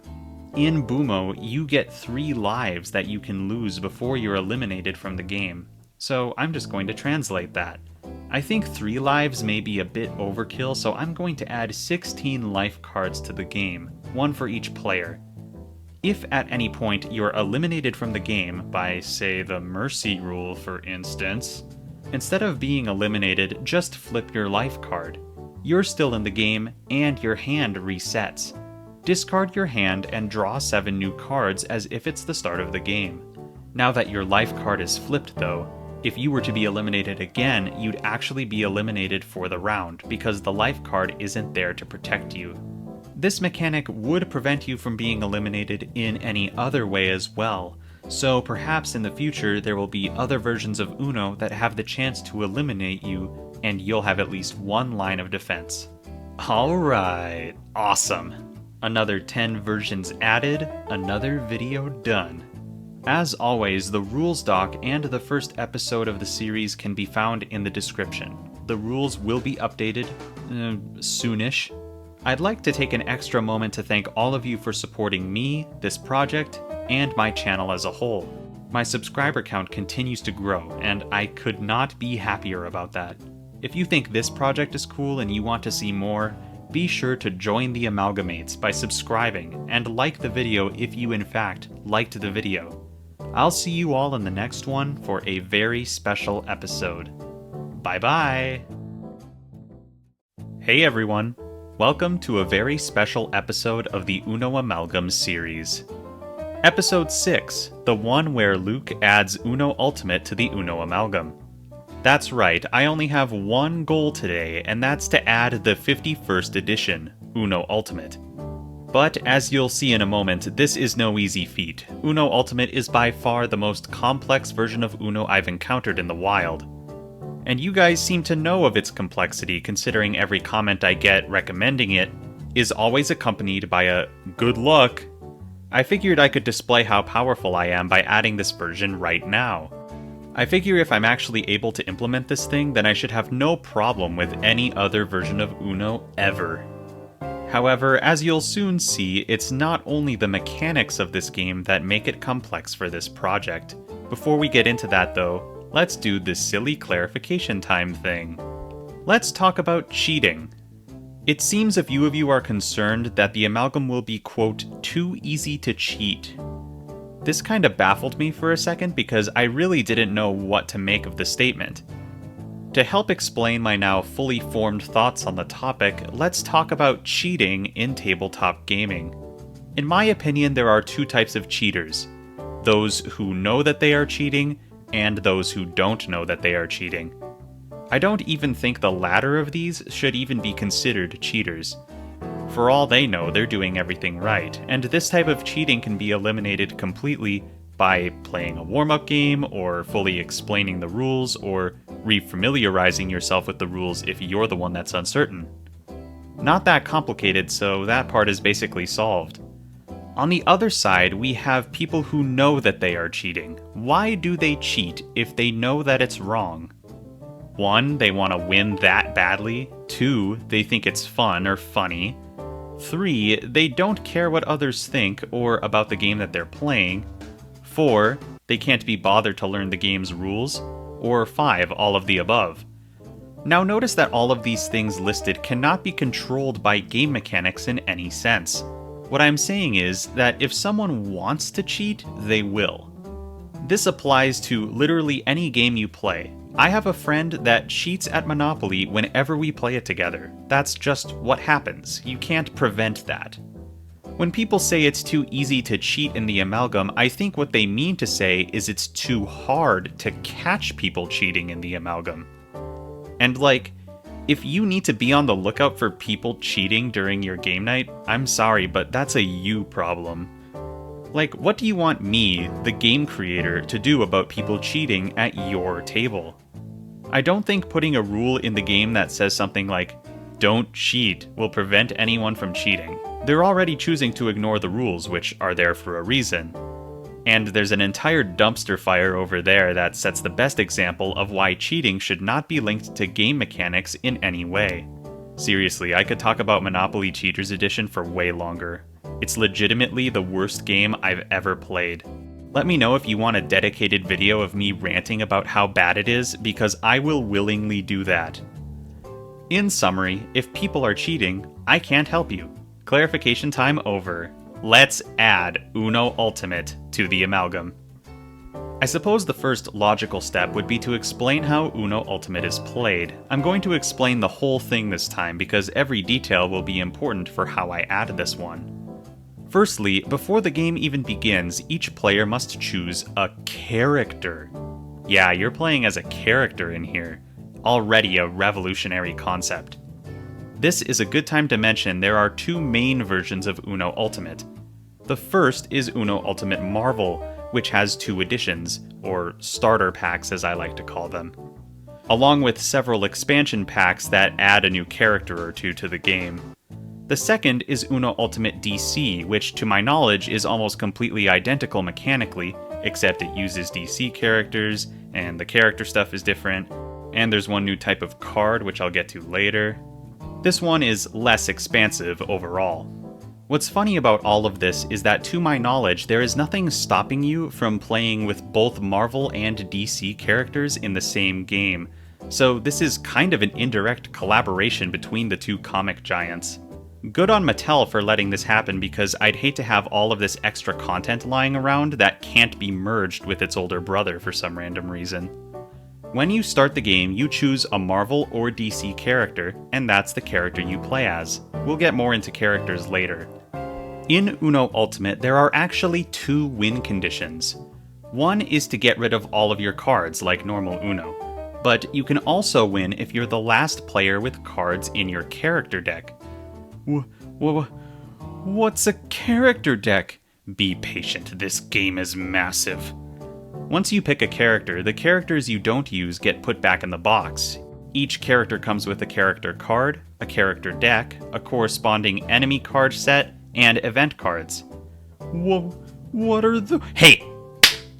We get there when we get there. Next, everyone takes their enemy and event cards and combines them into one giant deck called the Danger Deck. It's full of danger, except not completely, as you'll see in a bit. Shuffle all of these cards and place the Danger Deck somewhere where everyone can reach it. Take your character card and place it in front of you so everyone knows who you're playing as. Then shuffle your character deck and place it face down next to your character card, and then draw 7 cards from your character deck. That is your starting hand. If it wasn't obvious already, the draw pile does not exist in this version. Instead, everyone has their own little personal draw pile. How cute, but also concerning for the Amalgam. More on that later. Anyway, there's a few new pieces of terminology present in Uno Ultimate, so let's run through them real quick. Draw. As you'd expect, you have to draw cards, but this time from your character deck. You add the designated number of cards to your hand, and then you lose your turn. Add. This is the same as draw, but you don't lose your turn. Nice. Burn. This is a fun one. If a card tells you to burn cards, you need to draw cards from your character deck one at a time and place them face up in your personal burn pile, which is a separate pile that goes next to your character deck. Some cards allow you to burn cards from your hand instead of your character deck, but that will only be done if one of these cards tells you to. Finally, recover, the opposite of burning. Take one card at a time from the top of your burn pile and place it face down at the bottom of your character deck. As I previously mentioned, if you run out of cards in your character deck, you lose. Because if you're the last player with cards in your character deck, you win. Also, if you run out of character deck cards, you are actually eliminated from the game. Forgot to mention that one earlier. In Uno Ultimate, there is no main draw pile, so the first player can play any card they like to start the discard pile and therefore the game. Your turn is divided into several sections.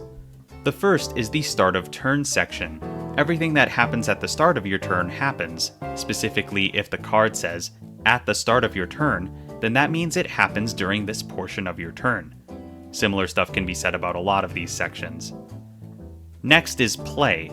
This is where you get to play Uno by playing a card or failing to play a card. After this is your battle section. If you have an enemy attacking you and you played a card that can defeat the enemy is defeated.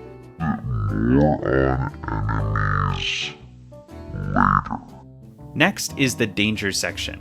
If you play a card with the danger icon, you need to flip the top card of the danger deck and resolve its effects immediately. And finally, the end of turn section. Everything that happens at the end of your turn happens here. Alright, let's talk about that danger icon. It's on some cards. Quite a few, actually. If you play a card with this modifier type thing, you do the danger deck stuff during that portion of your turn like I just mentioned. That's it, it's pretty self-explanatory. Also, in your character deck, there are special wild cards that have special actions when played. You just gotta follow the instructions on the card, and each character gets several unique wild cards. Neat. Okay, now for the two types of cards that make up the danger deck. At least, there was only two until this game got expanded like crazy. Starting with enemy cards, when you draw one, they attack you. The card goes in front of your character card until they're defeated or replaced by a different enemy, but you should definitely try to defeat them because apparently, replaced enemies are not defeated enemies. You defeat enemies by playing a specific card during the play portion of your turn.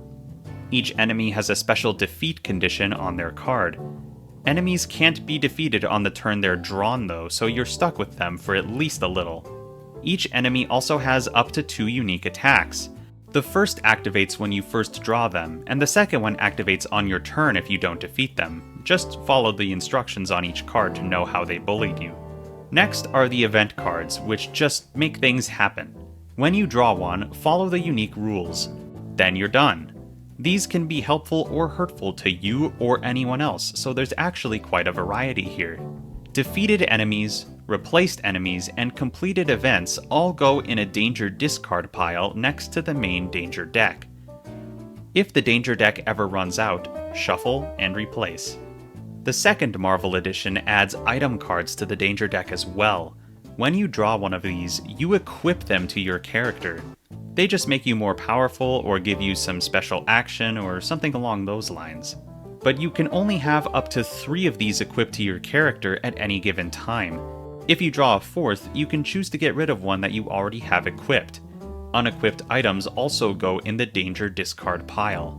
The DC version specifically added locations to the danger deck. These cards basically function as game rule adders. When someone draws one, it gets placed near the center so everyone can see it. They just make the game slightly easier or harder in various ways, and can only be destroyed by certain cards, or replaced by the next location card drawn. Once again, destroyed or replaced cards go into the danger discard pile. Now let's talk a little more about your special character card.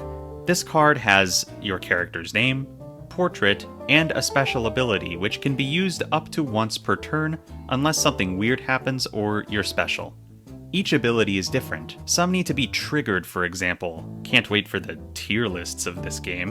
One more thing, each copy of Uno Ultimate included 4 random foil cards in a blind bag. These cards function the same as the character cards and special character wild cards present in this game. They have different rarities as well, making the price of Uno Ultimate packs unbelievably stupid. They add absolutely nothing to the gameplay and only exist to make the game more desirable to collectors and to be shiny. Humans like the shiny thing, after all. Whew! Did you get all of that? It's okay if you didn't, because I'm going to be making some changes. That was just the basics as well. The specifics will be in the rule document once I poorly weld Uno Ultimate to the Amalgam. I'm sure you have a lot of questions on how I plan to make this stupid thing work, so here we go. The moment you've all been waiting for. I'm going to add this thing. Let's start with the glaring issue, the branding. The game is based off of Marvel and DC characters, and you play as those characters. And I don't have legal permission to use those characters. Uh-oh. Has it really come to this? Has Uno Ultimate truly forced my hand? Do I need to rebrand? Yes. I will start my rebranding journey here. If I ever want to sell this thing, I need to completely scrub it clean of all branding and rewrite all terminology. This just turned into the fabled rebranding video I promised forever ago. Woo! Some of you may have seen the community post I made a while back, briefly mentioning the rebrand I planned on doing. And while some of you came up with some awesome ideas for the rebrand's theme, like medieval warfare and Greek mythology, and a few others, I think I'll be sticking to my original idea. That doesn't mean those themes won't be included in a future project of mine, though. The new and rebranded theme of the game will be science, chemicals, labs, experiments, hazardous factories, and slimy stuff. This idea was conceived long before Uno Ultimate was considered, just because I really like the theme, but it fits even better now because superheroes and vats of chemicals go together nicer than bees and other bees. So when you order your copy of the Uno Amalgam, it will not be called that. It will be called something else. The word Uno will never be used. It won't even be used as the word to signal you only have one card left. All of the artwork and symbols will be made from scratch and redesigned to not look like the original Uno symbols, as you've probably seen. And all of the rules and symbols and modifiers and other various terminology will be renamed, rewritten, and recontextualized. This game will not feel like base Uno when it's done, I promise you. I won't go over the rebranded stuff until the end of this series when I make the ultimate guide on how to play the completed Amalgam. Jeez, that's gonna be like a 3 or 4 hour video, probably. So what's the story here? What's the lore? Well, this game will not have nearly as much lore or world building as massacards does, but here's the basic premise. You, as well as a bunch of other random characters, have found yourself in an epic battle in the local chemical factory. Something blows up in the chaos, resulting in everyone getting covered in strange chemical goop. Now it's a race to survive the hazardous material you're covered in, while also sabotaging the other people you're fighting. The cards in your hand representing the chemicals you're covered in. Less cards, less chemicals. Pretty neat, huh? Helps explain the 2 main win conditions of the game. Alright, let's get back on topic though. Characters. I need to come up with new and original characters to replace all of the Marvel and DC ones, including the ones from the various expansions, because I want to include just as many characters as a complete Uno Ultimate set would have. Let's see how many characters there are total. 4 plus 4 plus 4. That one was a 2-pack. That one is expensive. And 28 characters? What? Who would be crazy enough to come up with 28 original characters for a card game based on nonsense? Me, the guy who made 200 characters for his other game. Without further ado, allow me to introduce you to my 28 original characters with accompanying imagery that doesn't quite fit. I promise I'll be making art for these characters for the final version. First, we have Dr. Disaster. He's a classic mad scientist character with a robot arm. He's wicked smart, and he has been known to explore the multiverse. Full honesty, this is actually an old D&D character of mine. He's like a fusion of Rick Sanchez, Medic TF2, Dr. Peter Tesla, and Plants vs. Zombies scientist. He's also a character I've cosplayed as at least 4 times now. Next is Death Trap. He's a guy with a bear trap for a head, and he uses it to talk. He's got a dark origin story regarding where his head went, but he'll never tell you, mostly because nobody can understand his crackling metal language. Then we got Hazmaster. They're just a person with the best hazmat suit in the world. They invented it themselves. Unfortunately, while it does protect them from hazards, if it's opened or if they get stuck, they're kind of out of luck. Next is Sludge. Sludge is a being made entirely of green goop that can only keep themselves together by wearing a watertight spacesuit thing. They're also really hungry all the time, even though they kinda just place food inside their stomach instead of actually eating it. I mean, they don't have a stomach, so I don't know why they get hungry, and neither do they. This is another D&D character of mine. Yeah, I like the science goop theme, give me a break. Then there's Hybrid. She's a genetically engineered cat girl who has all of the powers of cat and girl. She can jump really high and claw your eyes out. Nice. Next is Miss Malleable. She has the power to stretch and shapeshift, but she's not very good at it yet because she just got her powers like a day or 2 ago, so she usually just ends up flopping around like a boneless human. Next is Crazed Taser. This guy strapped a car battery to his back and considers it his superpower. He uses electrified metal pipes to fight. Next is VacuumBot B39. This is a sentient vacuum cleaner that hates humans for making it into a vacuum. It will do everything in its ability to eradicate everyone. Then there's the Decomposer, just a zombie dude, but the virus that he's trying to spread is really weak and it never works when he bites someone. He also smells really bad. Then there's Maneater. She's a sentient plant that will chew you up. Watch out. Also, yes, I like Plants vs. Zombies. If Smash Up can add a plant and zombie faction, I can add a plant and zombie character. Deal with it. Next is Kaboom. She likes bombs so much that she decided to take them to the most hazardous environment possible. Whoa, check this out. It's Eek Eek, the alien from planet... uh-oh. Original origin story alert, their planet blew up. Next is Johnny McGunn, stereotypical American wargame protagonist with a heart of gold when it comes to himself. The Juggler is also here, because clowns tend to fall into vats of chemicals more frequently than any other profession. Rose Zaster is next, and she's the daughter of Dr. Disaster. She's a chill teen with way too much knowledge of technology under her belt, and she also doesn't care about a whole lot. This next one is a 2-in-1 character, Alex and Alex 2. Alex 2 is a gender-swapped clone of Alex, and together they act exactly the same as they would if there was only one of them. Oh yeah, this next guy is just called Legs. He has so many legs that it's actually more of a burden. Then there's the Rat King. They're actually a pile of rats that attempt to take a human shape by crawling over each other. Their leader wears a little crown, it's really cute. Someone forgot to keep tabs on Indestructible Baby. That baby is indestructible. Turbo Nerd is great with the computer and knowledgeable on many topics, but none of them help him in his day job. Lord Vortex is a guy who creates giant vortexes that suck stuff up and cause general mayhem. The vortexes themselves are less weather-related and more, spontaneous.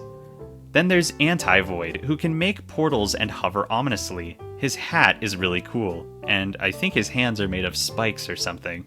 While we're talking about basically magic, let's not forget the Maskmagician, who is a magician with a secret identity. He doesn't have any actual superpowers, though.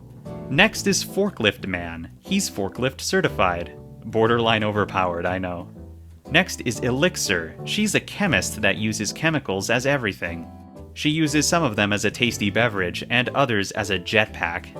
Professor Armageddon is actually an evil professor if you couldn't guess, and she actually has a robotic endoskeleton like the Terminator. Subject 81 is a mantis that was enlarged by a growth ray and then surgically given half of a human brain. Still very much a mantis in the grand scheme of things.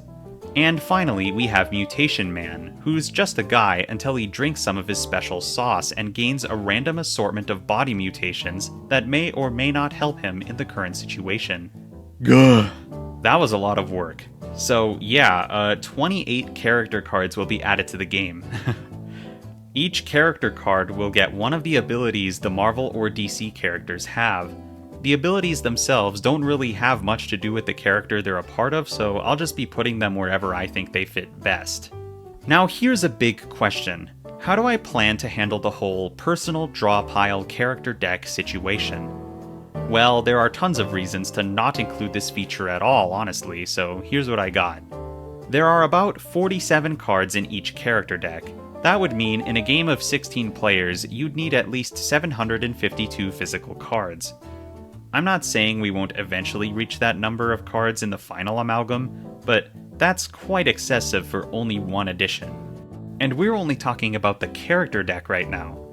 On top of that though, almost all of the cards in each character deck are normal number cards and basic colored special cards, meaning that those cards would likely need to be doubled due to there being 8 colors now. So at least 1,504 cards.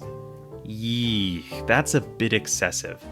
At this point, it kind of seems like the character decks may be too big, especially in the future because we're nowhere close to done with this project. Now, I understand that a lot of that can be simplified down using the cards already present in the game, and it likely wouldn't be quite that extreme.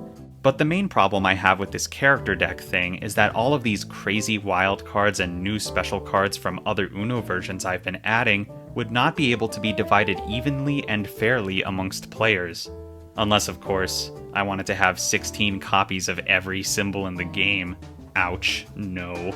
Also, this would be such a hassle to clean up afterwards. I can't imagine sorting a character deck after a game like this.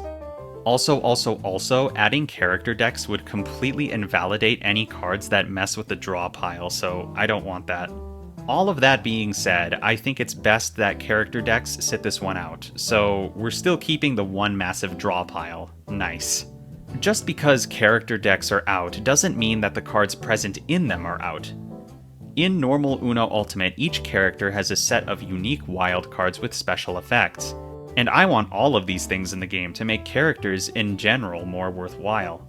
Here's my plan. On the reverse side of each character card, I'm going to include a list of all of their unique wildcard abilities. They'll be labeled 1 throughout however many different abilities they have. Then I'm going to include a new modifier on a bunch of existing wildcards, the Ultimate Modifier, as I'm calling it. This modifier will have different versions for each number listed on your character card. Now, when you play a card with this modifier, you get to do the corresponding action from your character card.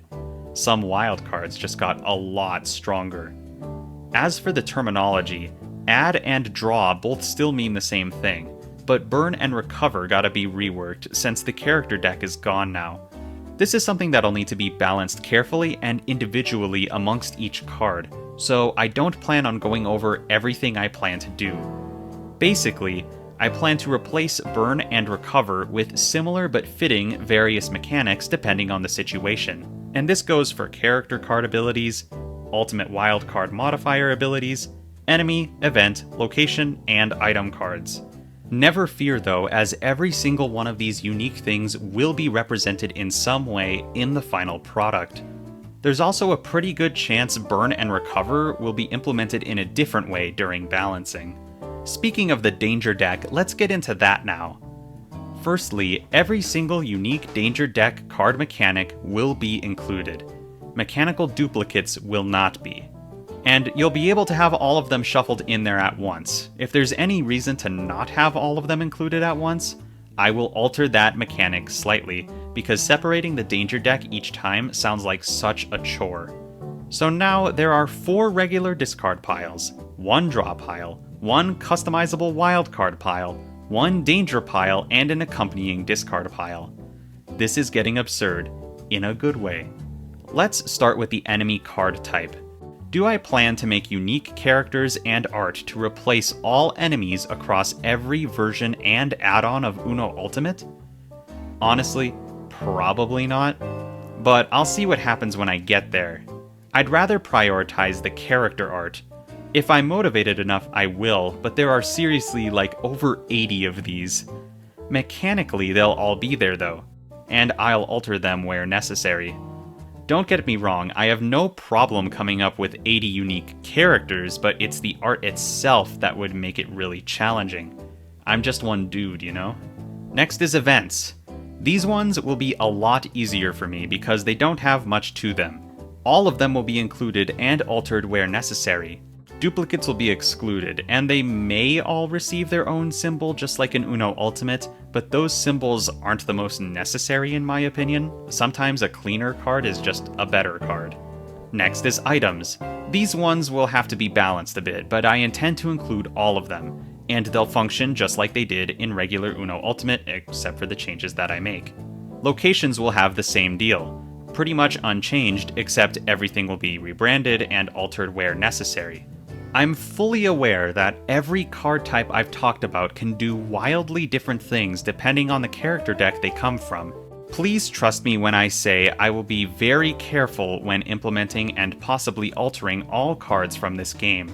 That being said, not every character or mechanic will be created equal, just like in regular Uno Ultimate, I guess. But I'll try to balance them as much as I can. You may be wondering how many cards are going to be in the danger deck. Well, probably like 170 or so. I don't know the exact number because I haven't removed the duplicates or actually made the cards yet, so that's more of an estimate, but just assume 170. Yeah, even without adding character decks into the game, this edition is still easily the most expensive inclusion yet. Forgive me for not going through each card individually, but I don't want to make a video that long when you can find out for yourself by buying a copy when I start selling this thing. Of course, if you already are an expert in Uno Ultimate, you know exactly what's going on in the danger deck. 170-ish more cards are being added to the Amalgam. Whoop whoop! In order to draw from the danger deck, you need to have the danger icon. I've transformed it into a modifier, and I'm going to place it basically all over the place. It's a really common symbol in Uno Ultimate, so it will be here as well. I may even use a randomizer to place the danger modifiers, honestly. That's how random it feels. Nah, I'm just too lazy to list where each one goes. Trust me though, they're plentiful. I believe that only leaves us with one more topic to cover when it comes to Uno Ultimate. Those stupid blind bag rare cards. Mattel really wants to steal money from you with these things, but I don't. So, they just won't be included. They don't do anything different from their base game counterparts mechanically, and I don't want to set up any physical game component to be randomized in the box of the Amalgam, because that would increase the price by a much larger margin than the danger deck. For real. However, I am aware that this is in fact a feature. So here's my plan. When the Amalgam eventually gets its own request form, I'll set up a second request form with an expansion pack of cards at the same time. The expansion will include all 28 character cards, now with premium holographic detailing and a gold glint edge to every card. They also won't be plastic, but instead will be produced on M32 linen cardstock, because that's the most high quality option I could possibly produce. And they'll be double finished. If you didn't figure it out already, these cards would be bought purely to flex on people. You will not need these cards at all, so we'll see if that gets enough requests, but I'm totally fine if it doesn't. I just know some people will want the shiny card. Well, I think that about covers Uno Ultimate. Obviously, I didn't get into much of the specifics because I don't feel like recording all day. But trust me, it's a good thing I didn't list every single thing about every single character card, enemy card, event card, location card, item card, blah blah blah. If you already know, you already know, and if you don't, it'll be a nice fun surprise when you first play. When it comes to the rebrand, I'll still be talking about everything in the context of Uno in the future, so you all know what I'm talking about. But when I make the final how to play video and produce the final game and rules and junk, everything will have a new coat of paint. I bet you're wondering what the new game will be called because I deliberately didn't tell you earlier. Or, if not, then you're definitely wondering now. Well, I've been bouncing around between a few names for a while now. My first thought was to call this thing Amalgam, or The Amalgam, and a lot of you suggested that name in the comments as well. I do like the idea, but I don't even want the title to imply that this is a combination of games, even though it is, lol. My next thought would be to name it Sludge, just because this was the original idea for the name back when I first created the project. In the end, I prefer Sludge be the name of a character than that of the whole game. So here's the name of the game, for real. This one was suggested multiple times by the community, and I fell in love with the name when I heard it. I will be calling this game Chemicards. Ooh, so good. Not only is it clever and related to the game's theme, but it also follows the same name scheme as my other game, Massacards, which you should totally check out, by the way. It's so good. So yeah, when you request and order this game, it will be called Chemicards. I'll continue to call it the Amalgam until that point. Woo, big reveal, yay. That'll do it for this episode of the Uno Amalgam. If you think this project is something you want to see more of, please subscribe and like the video if you in fact liked the video. This video took way more effort than usual to produce. I had to make 28 characters. Surely that amount of effort is worth something. Also, sorry if you were expecting more Uno versions out of this video. I promise to make up for that in the next one. Speaking of the next one, I'll see you there. Bye! Hey everyone, welcome to my personal theater. Tonight I've prepared a few movies for your personal enjoyment. We have quite a variety here, so to connect all of these films thematically, I've used Uno. Each film has its own corresponding Uno version, and I'm adding all of them to the Amalgam. That's right, baby. Woo! In my quest to combine every unique mechanical version of Uno into one super game, I've stumbled across a ton of movie tie-in versions. This episode will be all about a few of them. If you haven't watched the rest of this series, what the heck are you doing here? This is episode 7. Do you do this with all of your TV shows? Seriously though, you won't know what's happening unless you watch the other episodes, so go do that now. I promised in the last episode that I was going to make up for the lack of Uno versions added there, and I don't plan on disappointing you all. Before we dive in, let's do some clarifying. Will this game be done before Christmas? Definitely not. Sorry, I'm nowhere near close to done. Maybe next Christmas, fingers crossed. Will there be any crossover between Massacards and Chemicards, either through lore or through the mechanics? I'll say maybe to both of those for now. I'm hesitant to do any crossover there because Massacards has a relatively serious and dark tone and an established universe, while Chemicards is more goofy and nonsensical. I'm not sure how well they'd fit together. You can expect a reference or two here and there, but probably not anything that would officially link them.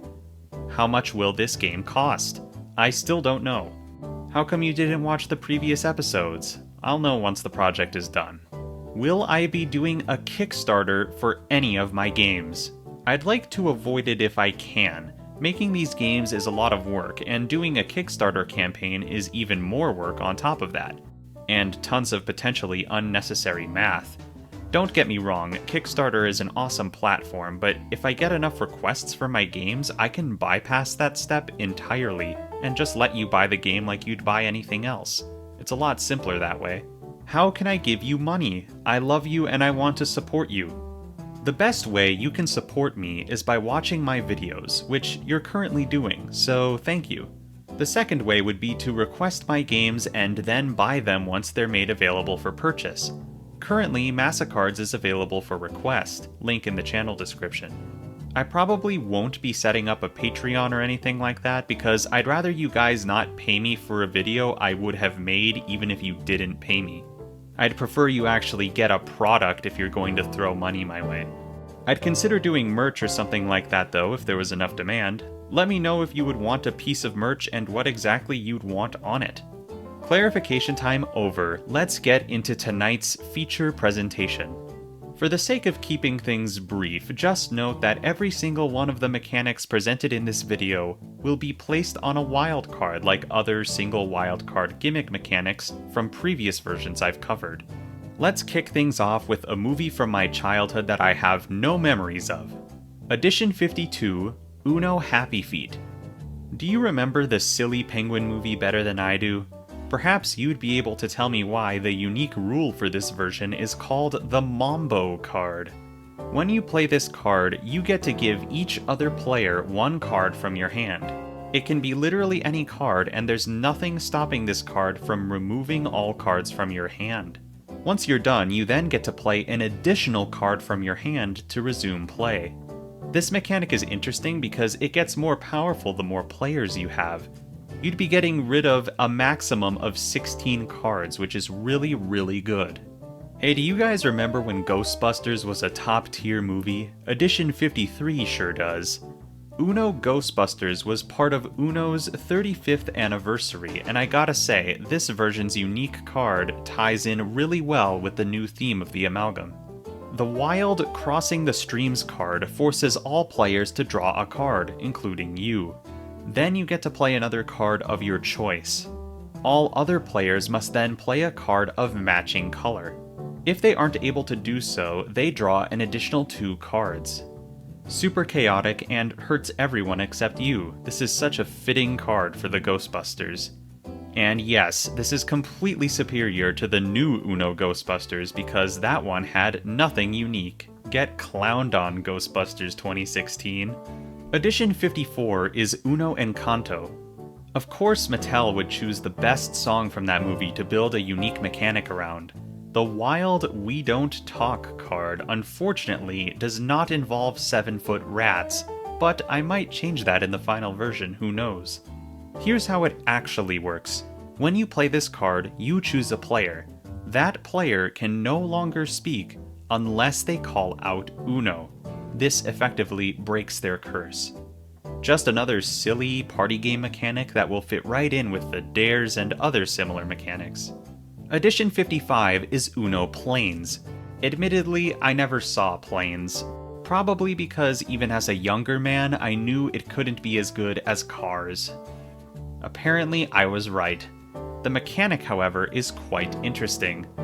The Wild Altimeter Alert card is very similar to the War mechanic from Uno Spin, but with a few key differences to make it unique. Whoever plays this card chooses a color. Now, all players, including you, place one card of that color face down in front of them. If you don't have that color, you don't participate. Then, everyone at once reveals their card, and whoever has the highest number gets to play that card to resume play. If there's a tie for the highest number, all tied numbers don't count, and the next highest number is the actual winner. Like I said, a slightly different war. A battle. A skirmish even. Edition 56, Uno Captain Marvel. Sometimes I like to chuckle to myself about how hard Mattel tries to relate a mechanic to the franchise they're representing. Some are really good, like the Encanto one, but this one has no relation to the Captain Marvel film at all. The Wild Cosmic Crush card is basically a hand refresh. When you play this card, place all of the cards in your hand at the bottom of the draw pile in any order. Next, draw that same number of cards from the draw pile. Obviously, this is not an instant win. This doesn't count as emptying your hand. Just a really good utility card similar to the mechanic I added for Boomo, but still uniquely executed. My favorite part of Captain Marvel was when Captain Marvel said, "It's time for my cosmic crush." Edition 57, Uno Cars 2. We're kinda on a trend of movies that are not better than Cars. Don't get me wrong, Cars 2 is an amazing meme, but far from a heartfelt piece of cinema. Anyway, let's look at the Special Agent Mater card. When you play this card, you get to, quote, act like a spy and take a peek at every other player's hand, unquote. Incredibly powerful, but good luck remembering anything in the Amalgam. These cards are going to be packed with information. Also, acting like a spy is an amazing mechanic. Love it. Edition 58 is Uno Jurassic World. The new mechanic here is the long-winded Owen's Wild Raptor Squad card. When you play this card, you get to discard all Raptor cards from your hand in any order. Hold on, is that a card art mechanic, otherwise known as a cam? Indeed it is, as Raptor cards are not unique cards, they're just various normal cards with an image of a raptor on them. We're going to have to make a small change here. Instead of discarding all Raptors from your hand, how about you discard all cards containing the most fearsome number from your hand? 7. 789 after all. Edition 59 is the first of many Star Wars tie-ins, Uno Star Wars. The Wild The Force card is the new thing here. When you play this card, play an additional card on top of it. It must be a color card, so that means no wilds. Then choose a player. If that player has any cards of that color in their hand, they must draw 2. If not, play resumes with the color that you played. This one is kinda boring. I feel like there could be something really creative here.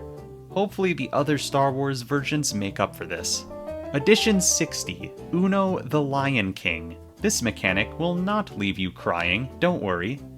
Also, spoiler alert for The Lion King. You've had plenty of time to see it though, so I don't feel bad. When you play the Wild Circle of Life card, all players pass one card from their hand to the player on their left. Notably, this rule does not change depending on the direction of play, similar to the creeperific card. You always pass your cards to the left. Edition 61, Uno Avengers. This one is really non-specific with its name. It's clearly based on Infinity War / Endgame, but it's just called Avengers.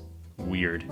Anyway, the Wild Infinity Gauntlet card is here, and no, it does not randomly eliminate half of the players from the game like you hope it does. Also, spoilers for Infinity War and Endgame, lol. When you play this card, choose another card from your hand and play it on top of the Infinity Gauntlet card. It must be a color. All other players who have a card in their hand matching this color must draw 2. It's like the opposite of that other one. Edition 62, Uno Cars 3. I feel like now is a good time to say I'm literally just going down my list of Uno versions relating to movies you guys have all suggested, and the fact that the Cars franchise has appeared so frequently in this episode is purely coincidental. I've never seen this one either, but I remember the memes of Lightning McQueen crashing, so I think it's really funny Mattel chose to make this the Wild Crash Up card. When you draw this card, quote, crash immediately. Take all cards from the hand of the next player in the turn order and shuffle them into your hand. Then, deal the cards back between the two of you evenly, starting with the other player. The Crash Up card itself goes on any discard pile and play resumes. Edition 63, Uno Incredibles 2. Remember how cool the screenslaver looked in the trailers for this movie, and he turned out to be like a pizza guy or something? What happened, Disney Pixar? The unique wildcard here actually has nothing to do with the screenslaver and is all about a completely new character called the Screenslayer. Definitely more child-friendly to straight up murder people. Nice one, Mattel. When you play this card, all other players must close their eyes and place their hand face down in front of themselves. Then you get to take 2 cards from your hand and place them in the hand of any other player. Then everyone opens their eyes. Pretty neat, but I don't see the Screenslayer using their powers to slay anyone here. How strange. It's almost like it's meant to represent hypnosis or something. Edition 64, Uno Trolls World Tour. I don't get it, guys. I only know 2 things about this franchise. 1, it's got Justin Timberlake, and 2, singing killed his grandma or something. Now imagine me trying to read the rules for the Wild Tiny Diamonds mixtape card with a straight face. When this card is played against you, you must draw 1 card from each other player's hand and add it to yours.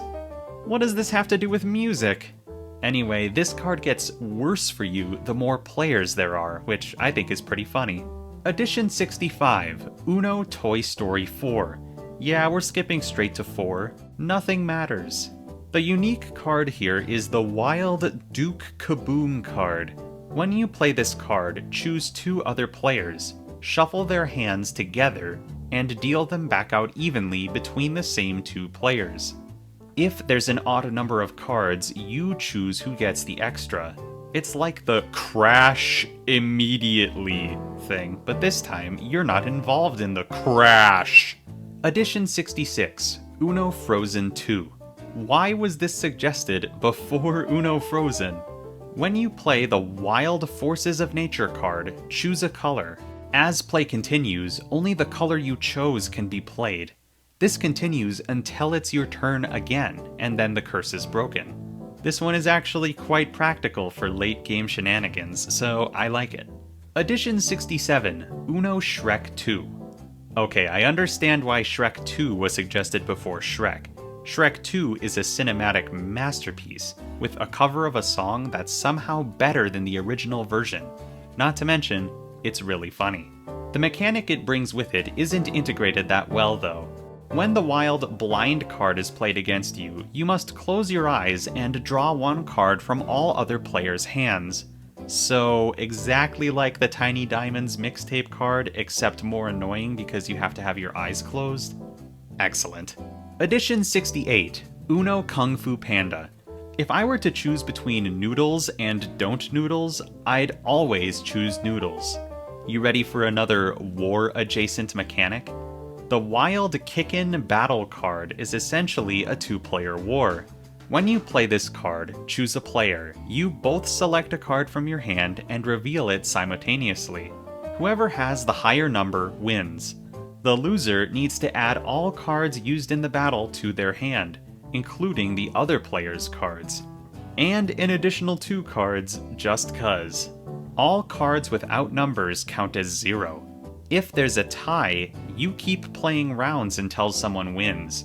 If either player runs out of cards during the battle, they must draw a card from the draw pile for each following round of the battle and use that card until someone loses. Whoa, kinda important details there. Maybe those will be implemented into the other war-based mechanics later in balancing. Edition 69, Uno Superman Returns. You know, the one where he returns. The Wild Kryptonite card is unfortunately not a color-exclusive wild card, even though I want it to be. When you play this card, all other players must either play a green card or a wild card. If they can't do this, they draw 3 cards instead.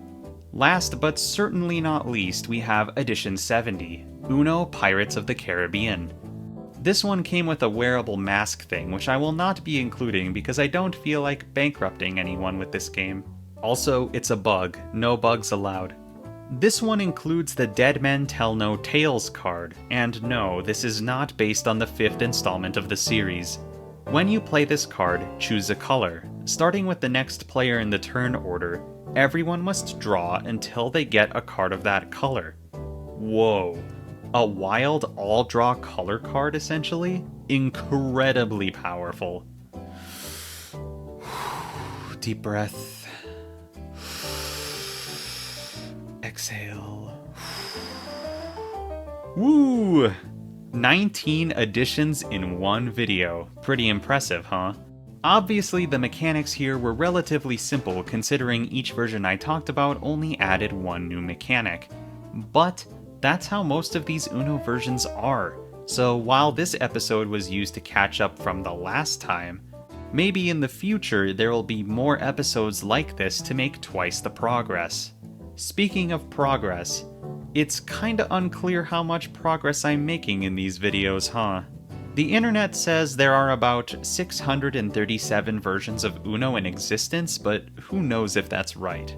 And I'm definitely not including all of those because there are quite a few that don't have unique mechanics in them. So, I have a little task for you all. If you know of any versions of Uno that don't have any mechanical differences from base Uno, be a good crewmate and let me know which ones they are in the comments. And that daunting number will get smaller and smaller, resulting in you getting your hands on the amalgam in a more timely fashion. Thank you in advance. Other than that, I think it's about time I wrap this thing up. Thank you for watching. Check out the rules document in the description to see everything I have done so far. Like the video if you in fact liked the video. Subscribe if you want to see more and if you want to support my channel. And I'll see you next time for a very different episode. Bye-bye! Hey everyone! Don't be alarmed by the title of this video. I still plan on combining 10 additional games into the ultimate version of Uno. The combination game which will contain all things Uno, the Uno Amalgam, aka Chemicards. But this time, instead of adding Uno, I will be adding games that I myself would not classify as Uno. Sure, they may have Uno in their title, or may be related to Uno by blood, but there is something off about all of these versions I've gathered here. This is episode 8, by the way, so if you haven't already, be sure to binge the previous episode so you know what I'm doing here. Also, we're so close to reaching 20,000 subscribers, so please subscribe if you don't want to miss the cool tabletop game stuff I'm doing. Let's go! Wait! Before we begin, it's clarification time. I'm glad you all seem to enjoy this section, or at least deem it necessary. I got a few topics to cover here. Some of you are under the impression that I'm adding every single mechanic from every single Uno version, and that's not true. I've gone over this before, but I'm trying to include at least one mechanic from each mechanically different version of Uno. But not all mechanically different mechanics. Like, I'm sure there was an uber complex roundabout way I could have added some mechanics I've excluded in the past, but in general, if one single mechanic adds too much complexity, increases the production cost too drastically, or nullifies or removes other mechanics, then I may not include it. So, expect that. A lot of people have suggested I put text on the cards so there is less checking the rulebook, and I couldn't agree more. There was a poll a while back that revealed the true path forward as well. Here's my plan for the future. For sure, every unique wildcard symbol will include a text box on the card itself that will inform you what the symbol does. Perhaps some other symbols that only show up a few times will have this treatment as well. If possible, I'll be including rules cards that contain the rules for every modifier in the game, which can be dealt out so each player has one. Also, if possible, everything will be in the instruction manual, and I plan to have an online instruction manual as well. So, if more than one player really needed a copy of the full manual, they'd be able to access that digitally. All of this is just for convenience, so I hope you all appreciate the extra work that I'll be putting into the final game once I reach that part of development. I get a lot of comments asking questions about ultra-specific card mechanics and combinations thereof. One example of this being the tilt card D4 discard pile lock thing I covered in a previous episode. The solution to that scenario is really simple, but I got a lot of questions about it when that video first came out. All you have to do is topple the pile with the tilt card in it, draw 2 for disorganizing the pile, and then continue like normal. In all honesty, most of these detailed questions can be answered by not overthinking it, walking through the situation in your head step by step, remembering the rules of base Uno, or thinking outside the box like the example I just gave. That's to say, not all of your precise questions will be answered in the final instruction manual of the game. That being said, I do have to rewrite the entire manual at the end of this, and my goal is to be as clear and concise as possible with the rules and terminology. By all means, continue to ask questions in the comments because it will help me clarify things that may be confusing for some people in the final rulebook. Finally, a lot of people have asked for a wild card to be present in the game with nothing special about it. It's just a wild card. Okay. Sure. Also, here's the diagram of the 19 mechanics I added in the last episode. The first page of the diagram was getting cramped, so we're on page 2 now, lol. Clarification time over.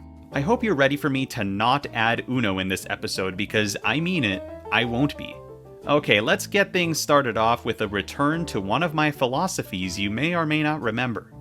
If the game doesn't have cards, it cannot be Uno, but that's just my opinion. Edition 71, Uno Dominoes, is one such version of Uno that qualifies for the amalgam, but in name only. As you can probably guess, there are no cards here, only dominoes.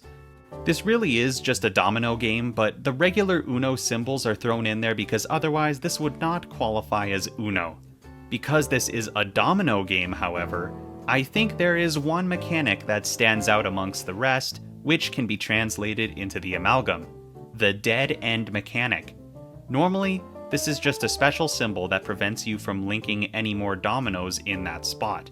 So, here's what it will do in the amalgam. The dead end card will basically be a stronger stop symbol. When you play this card, cards cannot be played on top of that card. It's that simple of a rule. With this wording in place, the only way to remove this card from the top of any draw pile is the wild clear card, just because of how that card works.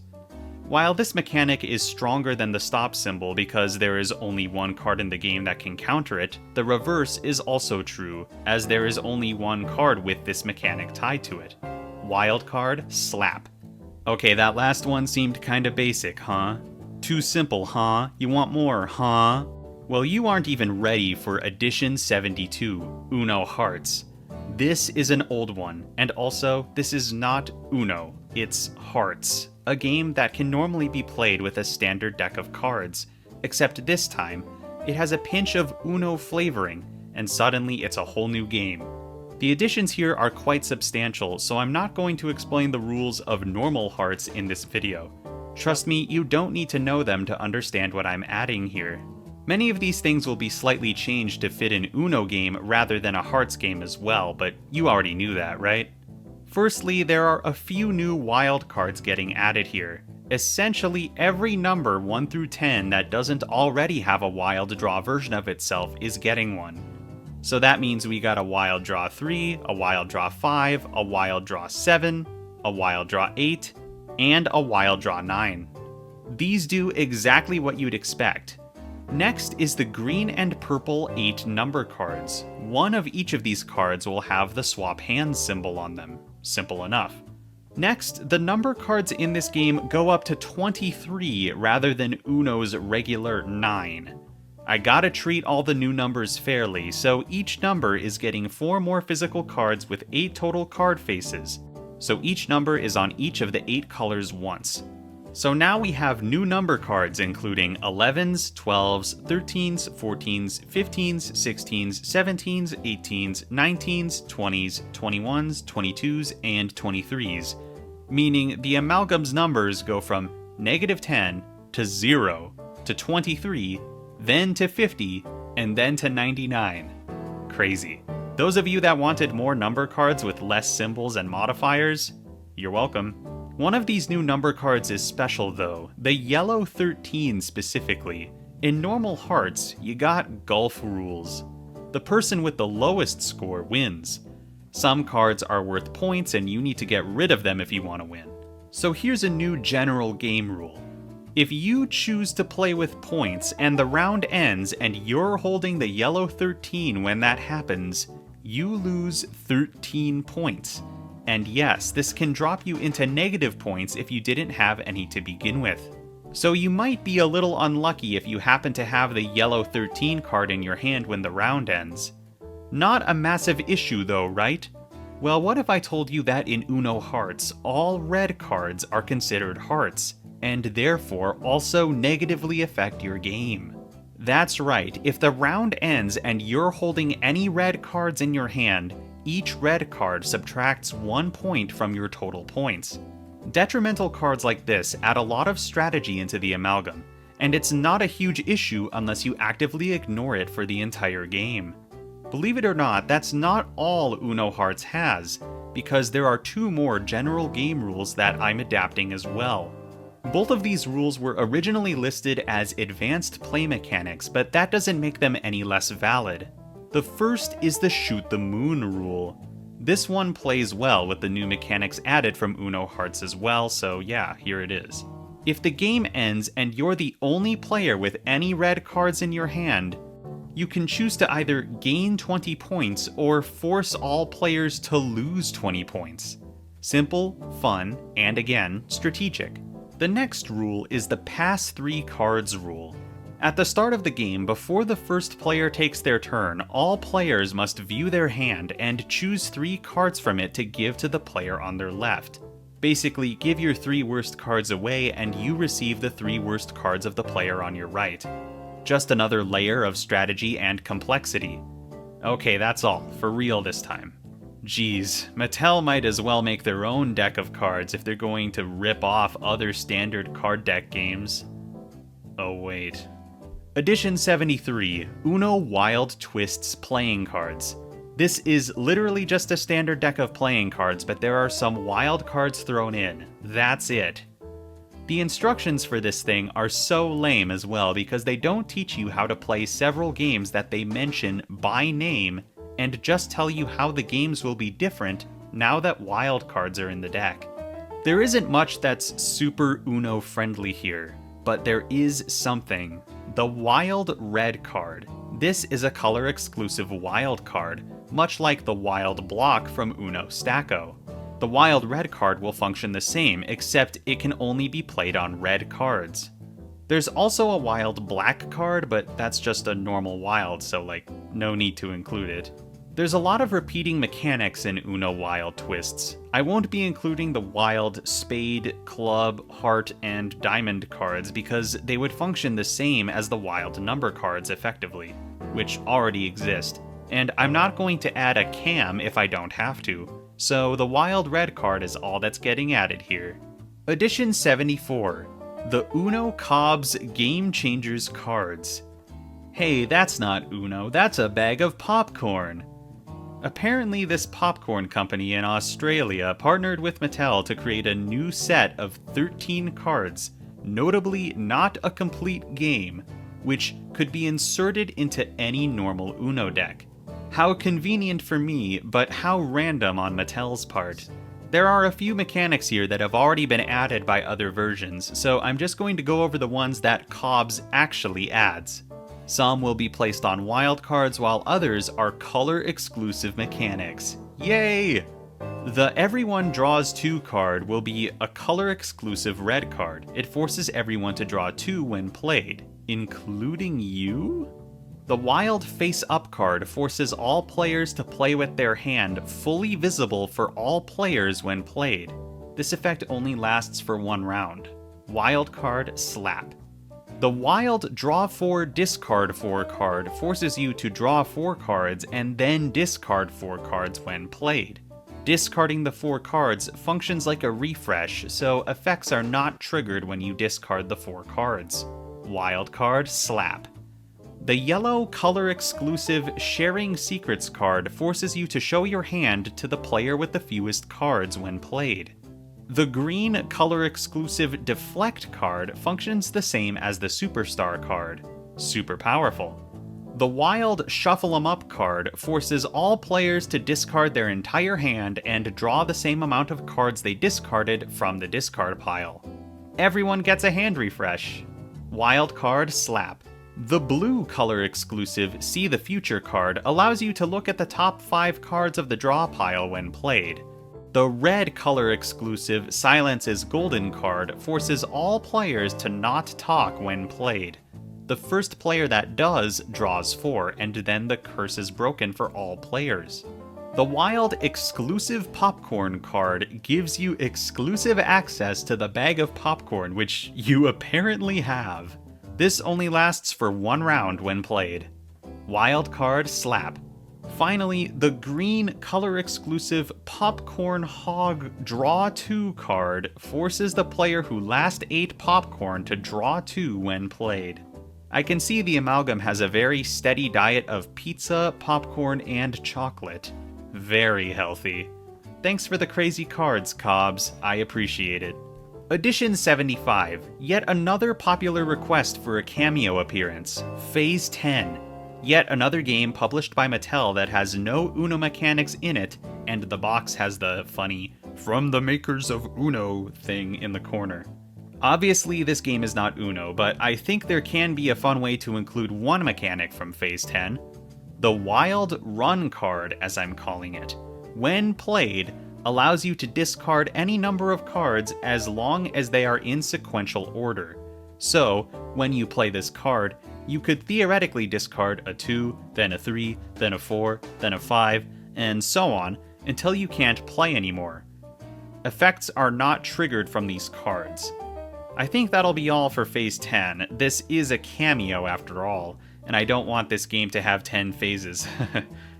Edition 76, Uno Bingo. I cannot believe this is real. This is literally bingo with a few Uno mechanics sprinkled in, much like many other obscure gimmicky spin-offs.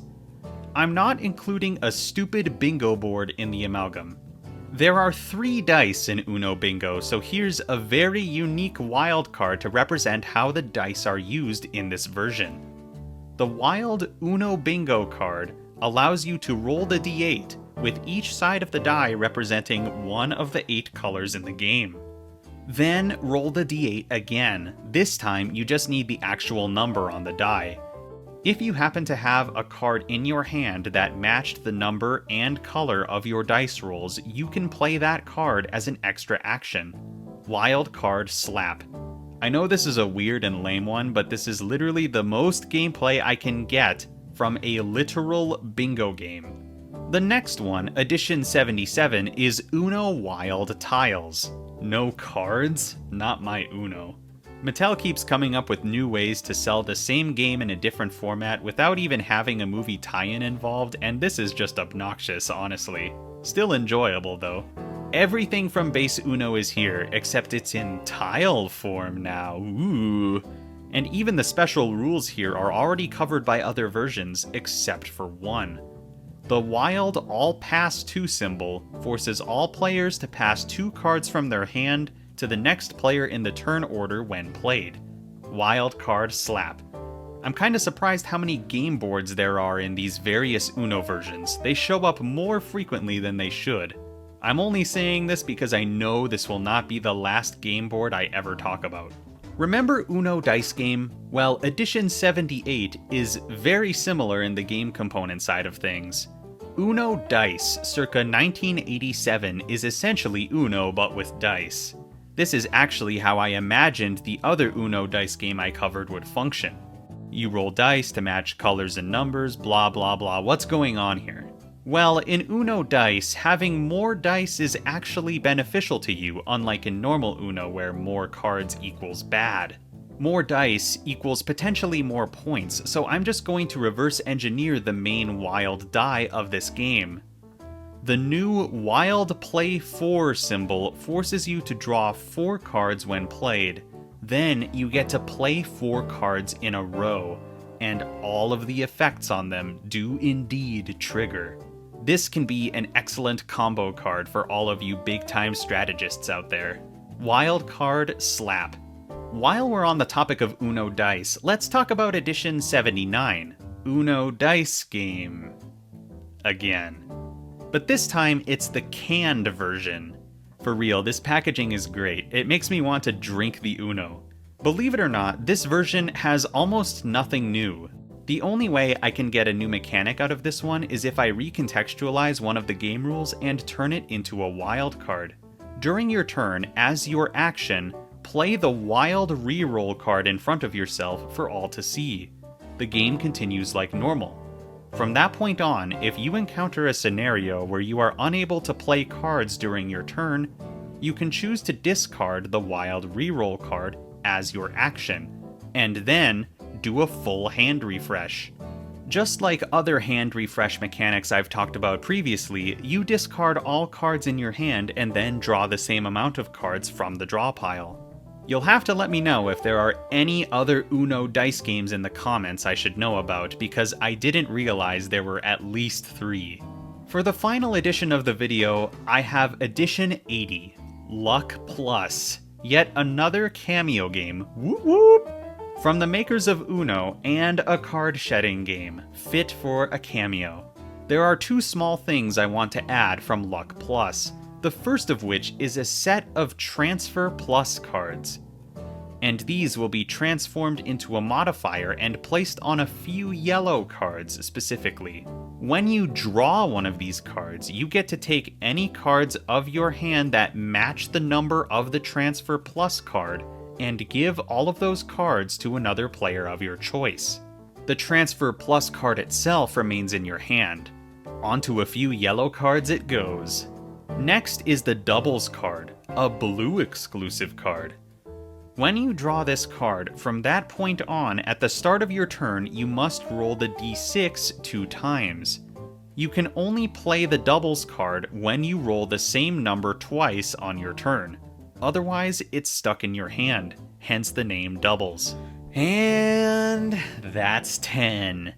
That was a lot of interesting and unique stuff there, huh? Don't worry, Cameo fans, there will be more before the end of this project. The rules document is getting quite long, huh? Well, expect it to get longer from the content in this episode in the near future. There are fun links in the description, so I encourage you to click them. I would like to give a special thank you to everyone who has donated to the channel recently via Super Chat. Apologies in advance if I butcher your usernames. In chronological order we have Chazerman, Fallen Angel Viox, Agnor99, I Like Pancakes, Zero Social Skills, The Donation Guy, Noah Nogler, Nico, and NH Bonds. Your incredibly generous donations have all been put directly towards a new computer. As you may have noticed, I just had a malware strike on my computer. So this new computer will be less likely to break down any day and will allow me to make content better and at a faster rate. I'm beyond appreciative of every single one of you.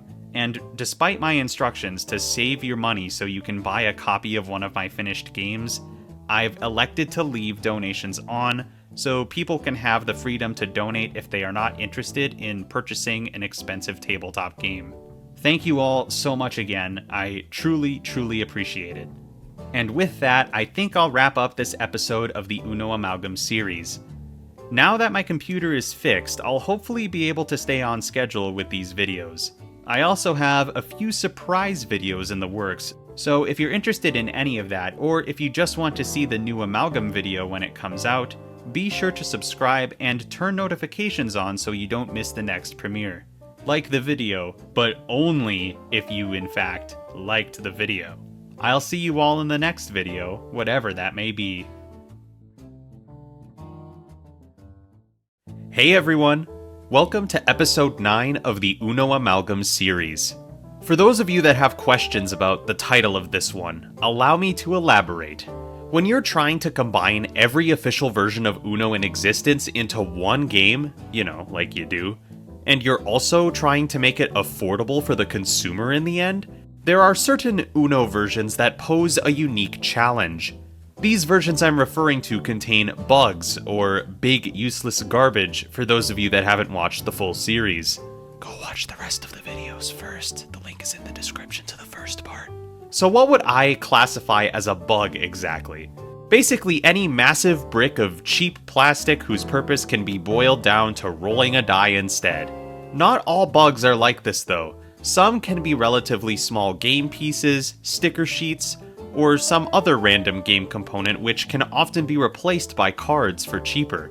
These things make various versions of Uno more expensive and gimmicky, and so I've made it my mission to remove them whenever possible, and replace them with an affordable alternative. For a project like this, implementing an Uno version that contains a bug is often more difficult than adding one that's pest-free.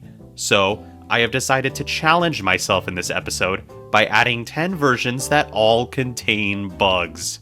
This is going to be a fun one, y'all. Before we drive headfirst into that locust swarm, though, we gotta do some clarifying. Oh yeah. This clarification time was brought to you by the rules document. The link is in the description. If you have any questions regarding chemacards, aka the Uno Amalgam, this document will most likely have those answers for you. This document has every rule and mechanic from all of the previous videos, and will eventually have the stuff from this video as well. Several rules go into more depth than I did in the video they were introduced, so there may be answers to your questions there. Also, if you're wondering exactly which versions of Uno I've already added to the Amalgam, there's a complete list at the bottom of the document. The contents of the rules doc will answer about 90% of the questions I receive in the comments, so it may be worth your time to read it. A few of you have been wondering if you would be allowed to make a video game of the Uno Amalgam. I mean, yeah, sure. As long as you aren't using my artwork or copying my terminology, which isn't even finished yet, word for word, I can't stop you even if I wanted to. But I don't even want to. Go ahead. There are actually quite a few of you who have asked this, but all of you have asked individually. If you're looking for a place to collaborate with others on a project like this, I highly recommend the Discord server, link in the channel description. I wish you luck. Geez, there sure are a lot of links, aren't there? On a related note, a few of you have asked if there is any way to collaborate with this project. TLDR, I'm going to say no for now. Obviously, your comment suggestions are always helpful when it comes to certain mechanics and hunting down various Uno versions, but when it comes to artwork for the final game, the music I've been making, advertising, website making, digital version programming, etc., there's a lot of legal junk that I really don't want to touch. Sorry about that. If you want to do stuff like make fan art or whatever, you're free to do so on your own accord, it just won't be an official collaboration with me. I hope that makes sense. There have been a lot of comments regarding how the final rulebook will look. While I do agree that having a really long scroll that unrolls all the way across the house would indeed be very funny, it just is not feasible from a manufacturing standpoint anyway. It would be a very expensive element, let's put it that way. This rulebook will be very long regardless of its format. The format the rulebook will most likely take is that of an actual book, like a book that has a bound spine and everything. Depending on how long the rules doc ends up, we could end up with an actual novel by the end, who knows. Also, if you're concerned about the rulebook bumping up the price of the game, don't be. If I get enough requests, the bound book will be effectively the same as a folded manual. This is a good segue into page numbers in the rulebook. There will likely be several rules per page and a lot of pages, so perhaps on the cards there could be a small number in the corner that references the page number in the rulebook of the rule contained on that card. Make sense? Cool. Just another convenience thing I'm willing to do for you once I get to that part of the production. One more thing. Some of you have asked me what I'll do when Mattel inevitably makes more Uno versions after I've finished producing chemicards. The answer is simple. Expansion packs. In order for me to make expansion packs, chemicards itself needs to be successful first, though, so be sure to buy the game when I finish it. Alright, clarification time over. Let's start squashing some bugs. This is one of the most popular requests. In fact, this entire episode is filled with popular requests because you all love bugs. But first things first, we have Edition 81, Uno Roboto. Oh boy, I wonder what the bug could possibly be in this version. Perhaps it's the robot, I don't know. As cute as this guy is, he's not making it into the Amalgam. He's also quite talented. He can remember your name, record house rules, scream at you when you least expect it, the normal things little robots do. Making this thing's mechanics work without a digital component was a unique challenge. Here's what I ended up doing. One thing the robot can do is randomly give surprise commands during the game. These essentially bring the game to a standstill until the command is completed. A lot of these commands are very similar to some symbol effects already present in the Amalgam, while others are not. For example, one of the surprise commands is choose another player and give them a nickname. The robot would refer to that person as that nickname for the rest of the game. There's a simple way to integrate this mechanic. Firstly, in the rulebook, there will be a chart of 10 possible surprise commands. Secondly, on 8 new card faces, I will place a new symbol called the surprise command symbol. When you draw a card with this symbol, you must roll the d10 and perform the corresponding surprise command in the rulebook. Those of you that remember literally everything about this project might be wondering how you're supposed to roll the d10 if its job is to keep track of the overload. Well, you won't be rolling that specific d10. That's right, dice nerds, I'm adding a second D10 that can actually be rolled. Percentile dice complete. This die will also likely gain more uses in future editions. Foreshadowing. So this is a good thing, trust me. So yeah, you draw a card with that symbol, you roll the new D10 and perform the corresponding action. Simple as that.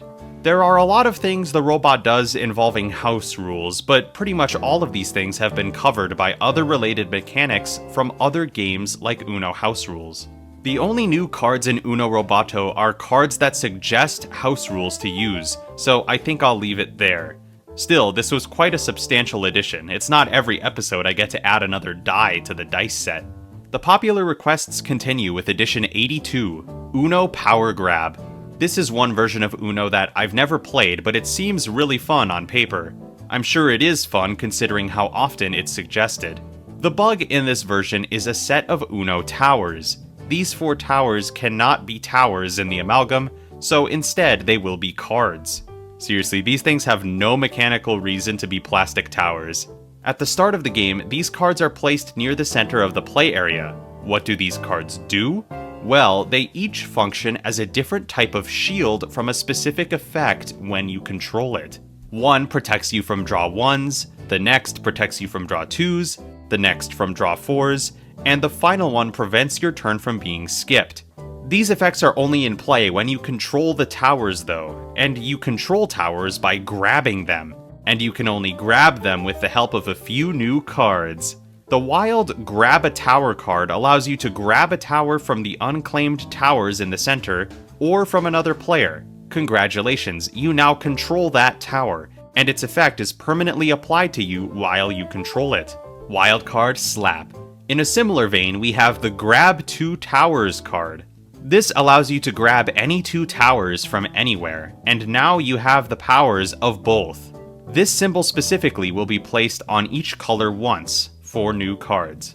Finally, the third way you gain control of a tower is if you play a card with one of the 4 tower modifiers on it. Yeah, so there are going to be 4 different tower modifiers placed on a large variety of cards. When you play a card with any of them, you get to take the corresponding tower. These things will be trading places semi-frequently. Now, these tower cards are really cool already, but there's one more thing they're capable of. If you somehow manage to gain control of all 4 towers at once, you immediately get to discard all of your cards except for one in any order without triggering effects. Basically, this is an instant Uno. The downside of this power play is that you lose control of all 4 towers and must place them back in the center. I can't put my finger on why, but I really enjoyed the mechanics Uno Power Grab has to offer. Another awesome suggestion. Thanks, y'all. Edition 83, Uno Showdown Supercharged. I've already covered regular Uno Showdown, and I really thought there would be something substantially different about the supercharged variant. I was wrong. To my knowledge, there is only one difference between the 2 versions, and it has nothing to do with the showdown bug. It's actually one game rule. This final showdown rule is an optional rule that may be put into place at the start of the game. This rule states, when you play the final card in your hand, you must draw 1 card from the draw pile and perform a showdown with a player of your choice. If you win the showdown, you win the round. If you lose, that card goes into your hand and the game continues. Just one final hurdle to overcome before actually winning. But it's still an optional rule if you don't deem the showdown mechanic fair. Now here's a weird one. Edition 84, Uno Tiki Twist. The bug here being a tiki guy that's actually just a glorified spinner. Now this spinner is not a spinner that randomly decides an effect like most others. It's actually a spinner that randomly chooses a player. And this time I don't think there's any way around it. I'm adding a d20. A 20-sided die. Because there are 16 players maximum, no smaller die will do. This thing already has multiple purposes because it chooses who starts the game, and now it has an integral role in the mechanics of Uno Tiki Twist. So yeah, the dice set is only 1 die away from being complete all of a sudden. The D12 is all that remains. Who knows when that'll happen? Anyway, back to Tiki Twist. On a set of 6 number cards, I'm going to place the new Tiki Spin modifier. When you play a card with this modifier, you must roll the d20 to select a player, and they must perform the designated effect. I bet you're wondering what that means, especially considering I just said the mechanic does not select an effect. That's where the next batch of cards come in. On 6 completely new cards, I will be placing the 6 Tiki card things from Tiki Twist.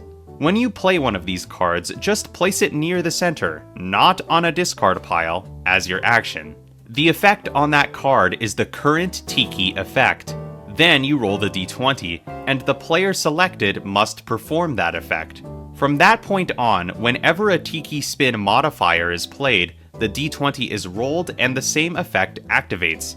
The only way the Tiki effect can be changed is if someone plays a different Tiki card, at which point that effect is the Tiki spin effect.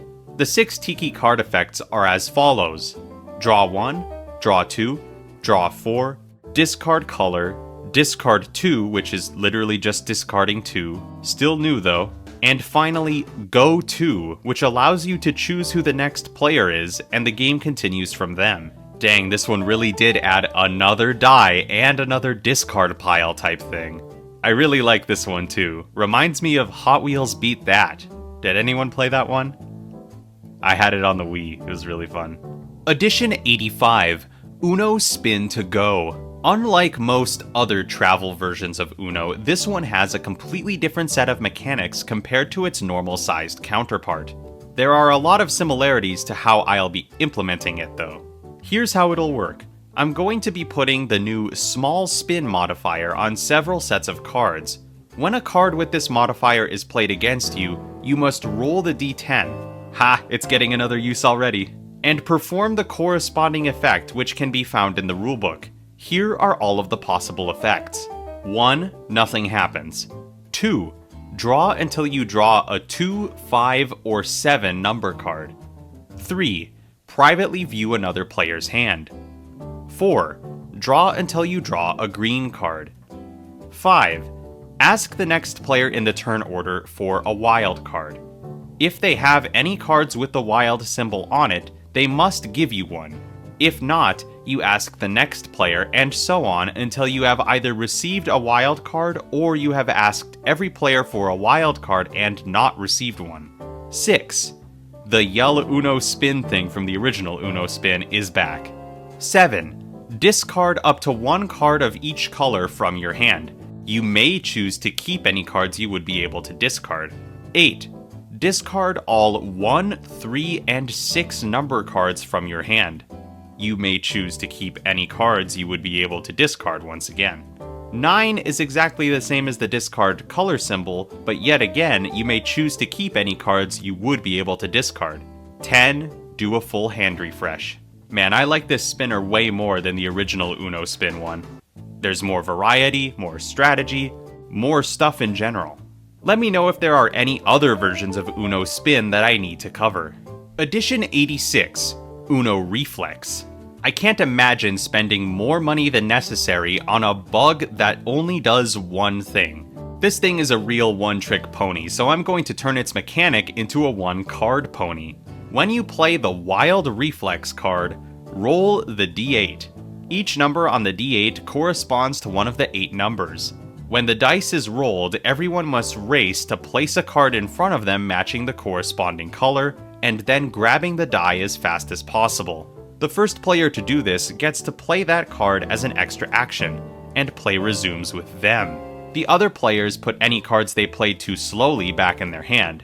If anyone played the wrong color, they must draw 2 as punishment. If nobody has a color to match, nothing happens. So like, in normal Uno Reflex, a similar event happens every turn, and that sounds super annoying and stressful. Making this a one-card mechanic was a good call, in my opinion. I think a really convenient design element of the dice in this game would be to have each side of the die have a visible number and color, or colorblind symbol, present on it. It would make some of the mechanics I've covered in previous episodes, as well as this mechanic here, much simpler. This has been suggested by a few of you as well, so I think I'll do something like this in the final game. Hey, have you guys had enough of Uno Attack yet? Mattel hasn't, clearly. Thankfully, Edition 87, Uno Attack Jurassic World, has so little originality I don't even need to address the bug. Yeah, this is literally Uno Attack.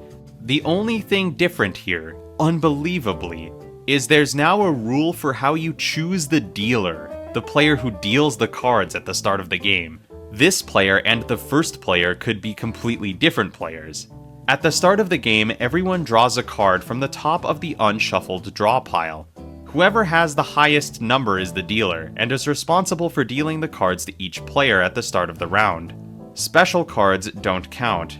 The cards used in this sequence of events get placed at the bottom of the draw pile before the cards are dealt. Moving right along from that unnecessary complication, Edition 88, Uno Blast. This one has a mechanic similar to Uno Triple Play, surprisingly. It will need to be simplified, but this mechanic will be beneficial for all, for the most part. Whenever you are forced to draw multiple cards, more than one, for any reason, take any one of the cards you were forced to draw and discard it onto any discard pile without triggering its effects. You don't even need to match the card. Then roll the d20. If you roll any number except for 1, nothing happens. If you do roll a 1, draw 10. This mechanic will help you most times, but hurt you rarely.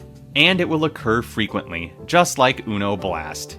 You're welcome. Up next, another popular request, Edition 89, Uno II SpongeBob. Would you believe it if I told you that this was yet another form of randomizer?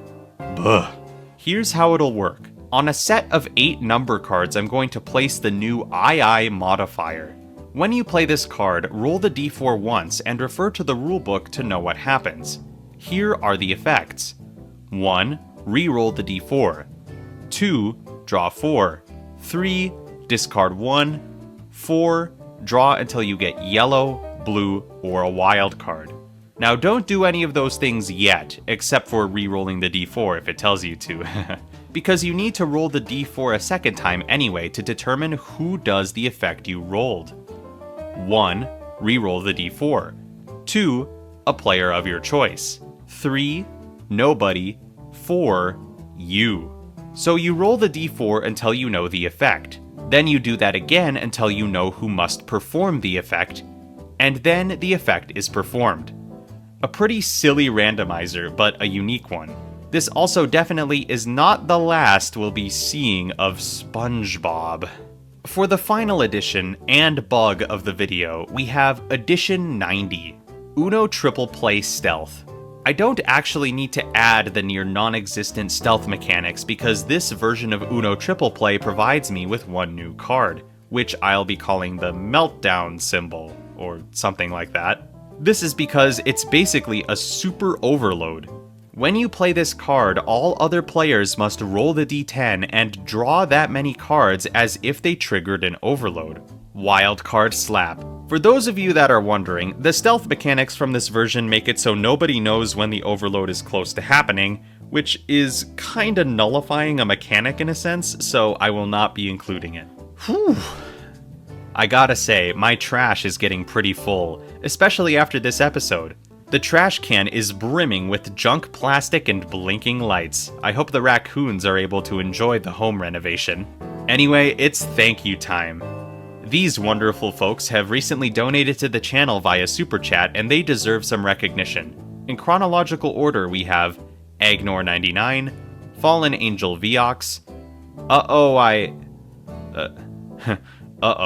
I can't say your name in this family-friendly series. Sorry. There you are, though. And finally, Crazy Colson. All of your donations are very much appreciated, and 100% of that money will go to the betterment of the channel. I hope the content I'm uploading is worth it. With that being said, it's about time I wrapped this video up. Thanks for watching. Subscribe if you want to see more.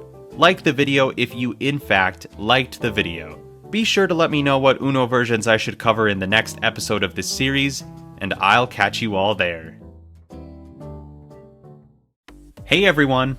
It's finally time for me to dip my toes into the world of digital versions of Uno. And by dip my toes, I mean belly flop, because today I'm going to be combining the Uno versions from Ubisoft's Uno into the Amalgam, aka Chemacards. Please, I beg you, watch the rest of this series before this one, because this video is literally incomprehensible if you're jumping in this late. Watch me combine every version of Uno into one super game slowly but surely by starting at the first part. Link in the description.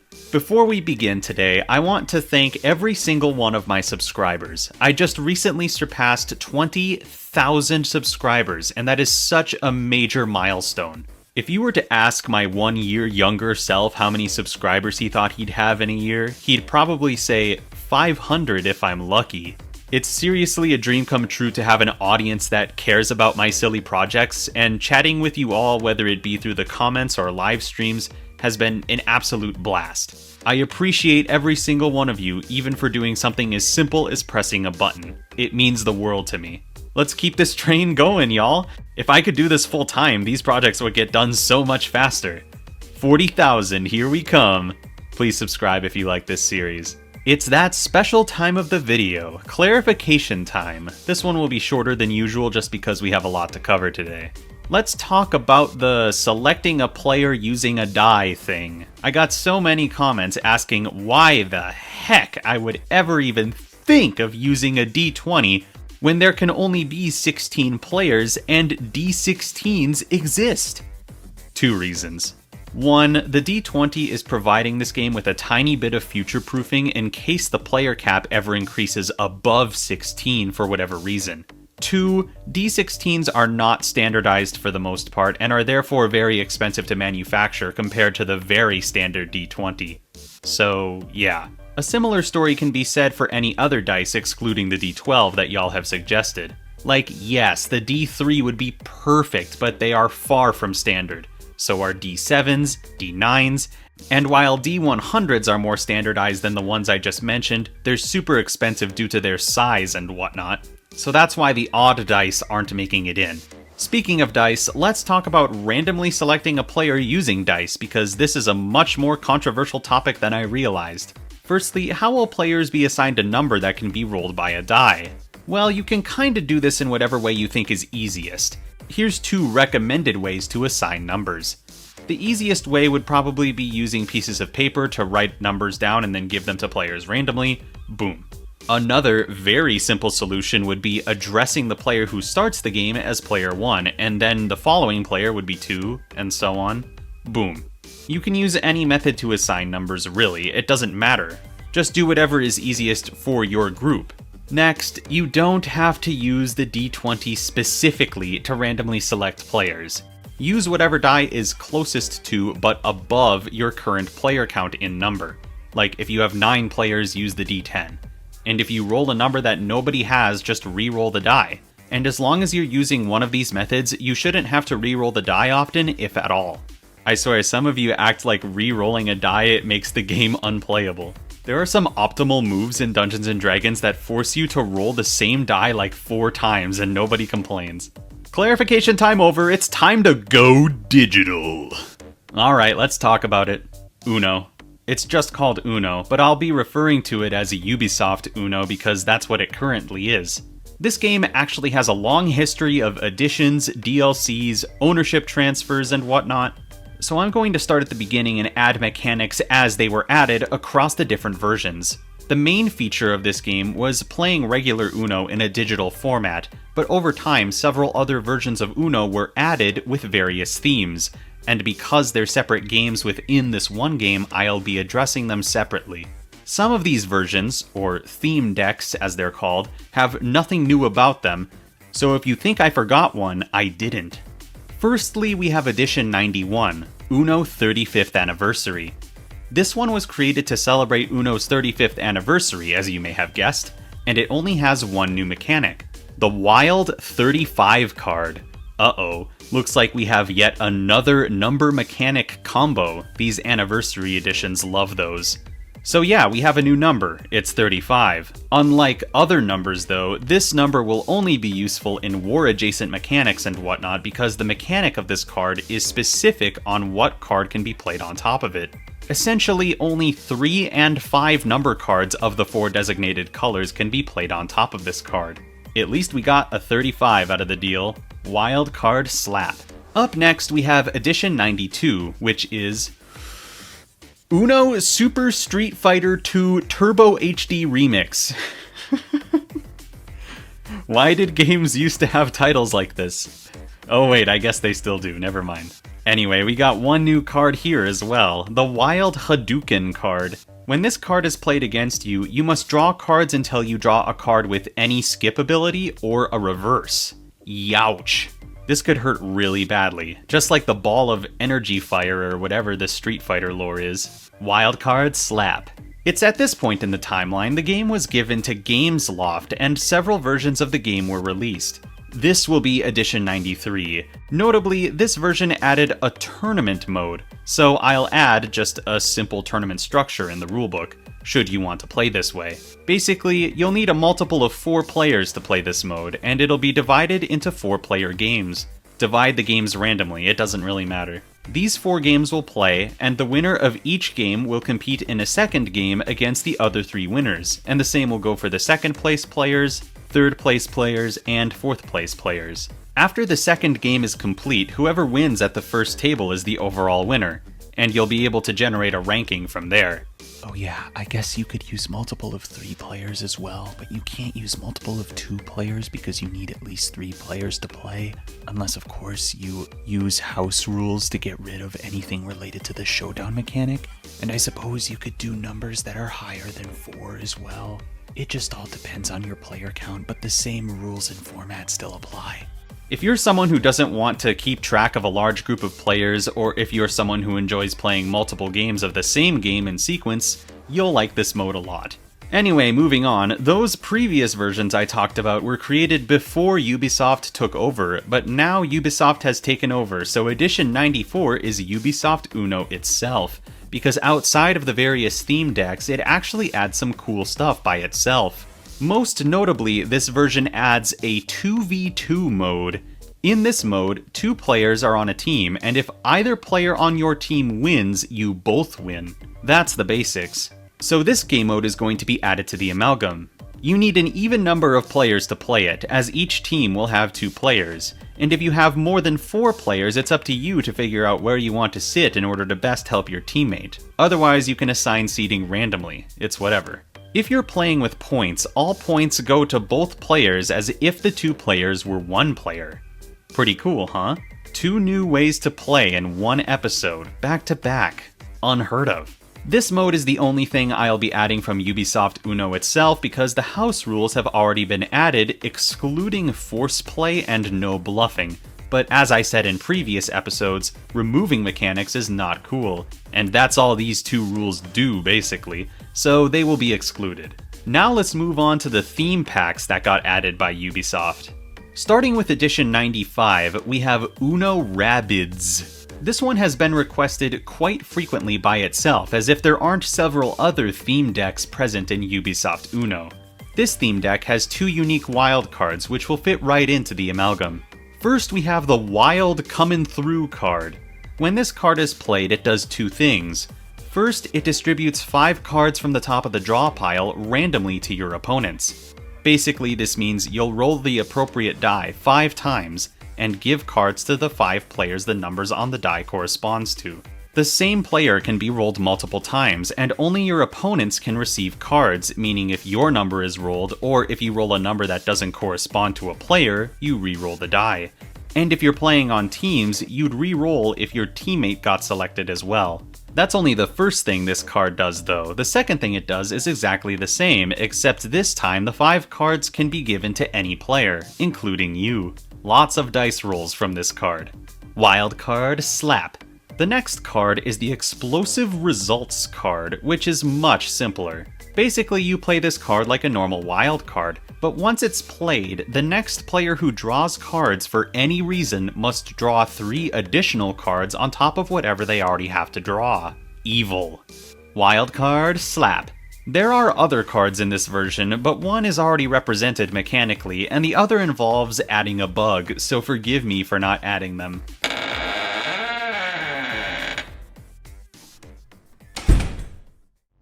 y'all. Sorry to interrupt myself here, but this is me from one day in the future talking now. So basically, the day after I recorded my audio, a wonderful YouTuber by the name of Chupo released a video talking about weird versions of Uno. And I gotta say, the video was absolutely fantastic and I enjoyed every second of it, and I'm not just saying that because a significant percentage of its runtime was dedicated to the Uno Amalgam. If you haven't watched Chupo's video, I highly, highly, highly, highly recommend it. It was absolutely a joy to watch. And also, Chupo, thank you so much for doing such an extended segment on my project. I really, really appreciate it. It was really cool to see some people commenting on my older videos saying Chupo sent me. So yeah, thank you, and I hope you've been enjoying this episode. However, in your video, you did say that it would be stupid and dumb if I skipped over one specific mechanic from Rabbids. Now, as you may have noticed, I did indeed skip over that mechanic, but since you were so fond of it, I feel like it deserves a little bit more of an explanation than I originally gave. So, for those of you that don't know what I'm talking about the Hurry Up card. Here's what the card does. Once this card is played, for the next few turns, all players must finish their turn in 3 seconds, and if they don't, they need to draw a card and skip their turn. This card contains something that I have not talked about at all yet in this series, things that I like to call timer mechanics. Timer mechanics are any mechanic that would involve a timer in order to execute properly. Something like this, where your turn can only be 3 seconds long. Or something longer, like maybe a 15-minute timer that would be set to count down, and when the timer is finished, the game ends. Things like that. There are a couple of Uno versions that have timer mechanics in them. I haven't told you guys this, but I am trying to avoid them as best as I possibly can. The reason being, adding any sort of timer to the Amalgam would increase the retail price between $5 and $10, which is a ludicrous amount for something that would only apply to a couple mechanics. And before you tell me that I should include a sand timer, sand timers only have one set time that they can be set to, or they just have a default time, which is usually 60 seconds. Something like that would almost never apply to any of the mechanics that I've discovered that involve timers. But this mechanic from Uno Rabbids in particular does not gel well with the Amalgam at all, for several reasons. 1, it would involve a timer. 2, assuming that I did include a timer in the box, someone would have to manage that timer for multiple turns, and it's likely that that player would be at a distinct disadvantage because they're controlling a timer and they're trying to play.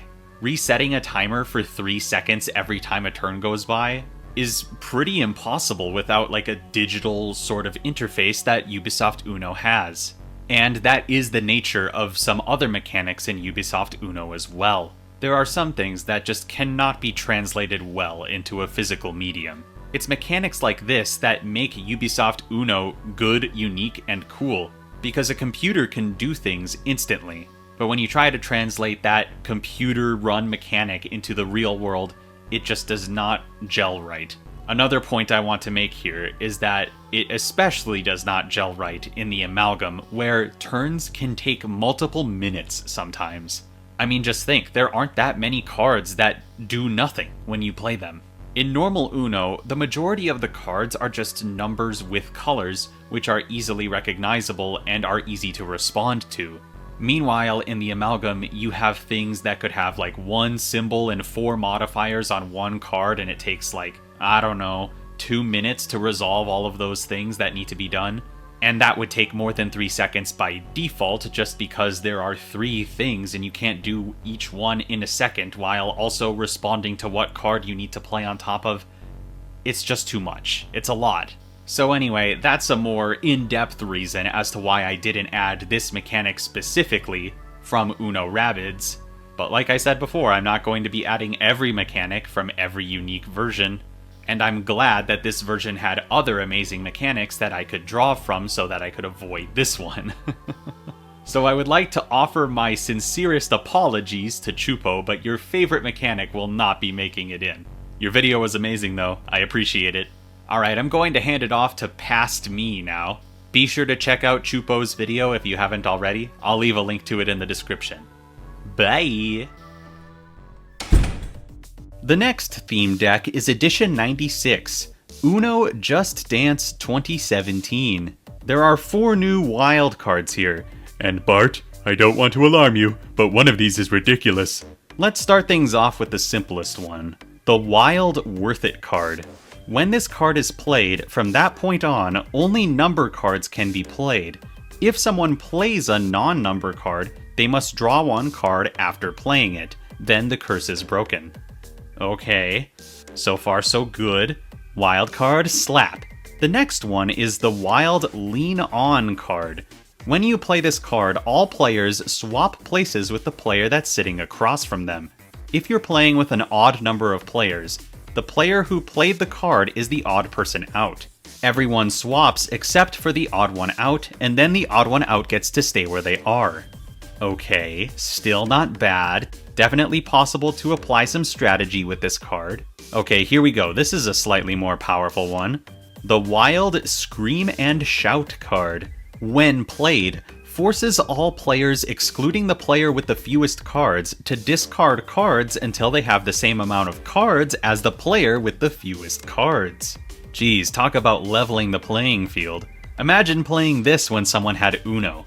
Immensely powerful. Wild card, slap. This final card. This final card in the Just Dance deck. This is the one that broke me. Listen to this. The Wild Just Dance Machine card. When you play this card, all players gain a special Wild Experiment card in their hand. And when you play the Wild Experiment card, a completely random effect triggers. What? So not only does this one card add 16 new cards to the game, 16 Wild Experiment cards, 1 for each possible player, but the experiment cards trigger a random effect? Huh? This isn't a huge deal in the context of Just Dance Uno itself, but in the context of the Amalgam, this is terrifying. I mean, we're already in the triple digits when it comes to unique effects, and you're telling me the experiment card can cause any of them to happen? Well, don't worry, everyone. I have a plan for implementing this.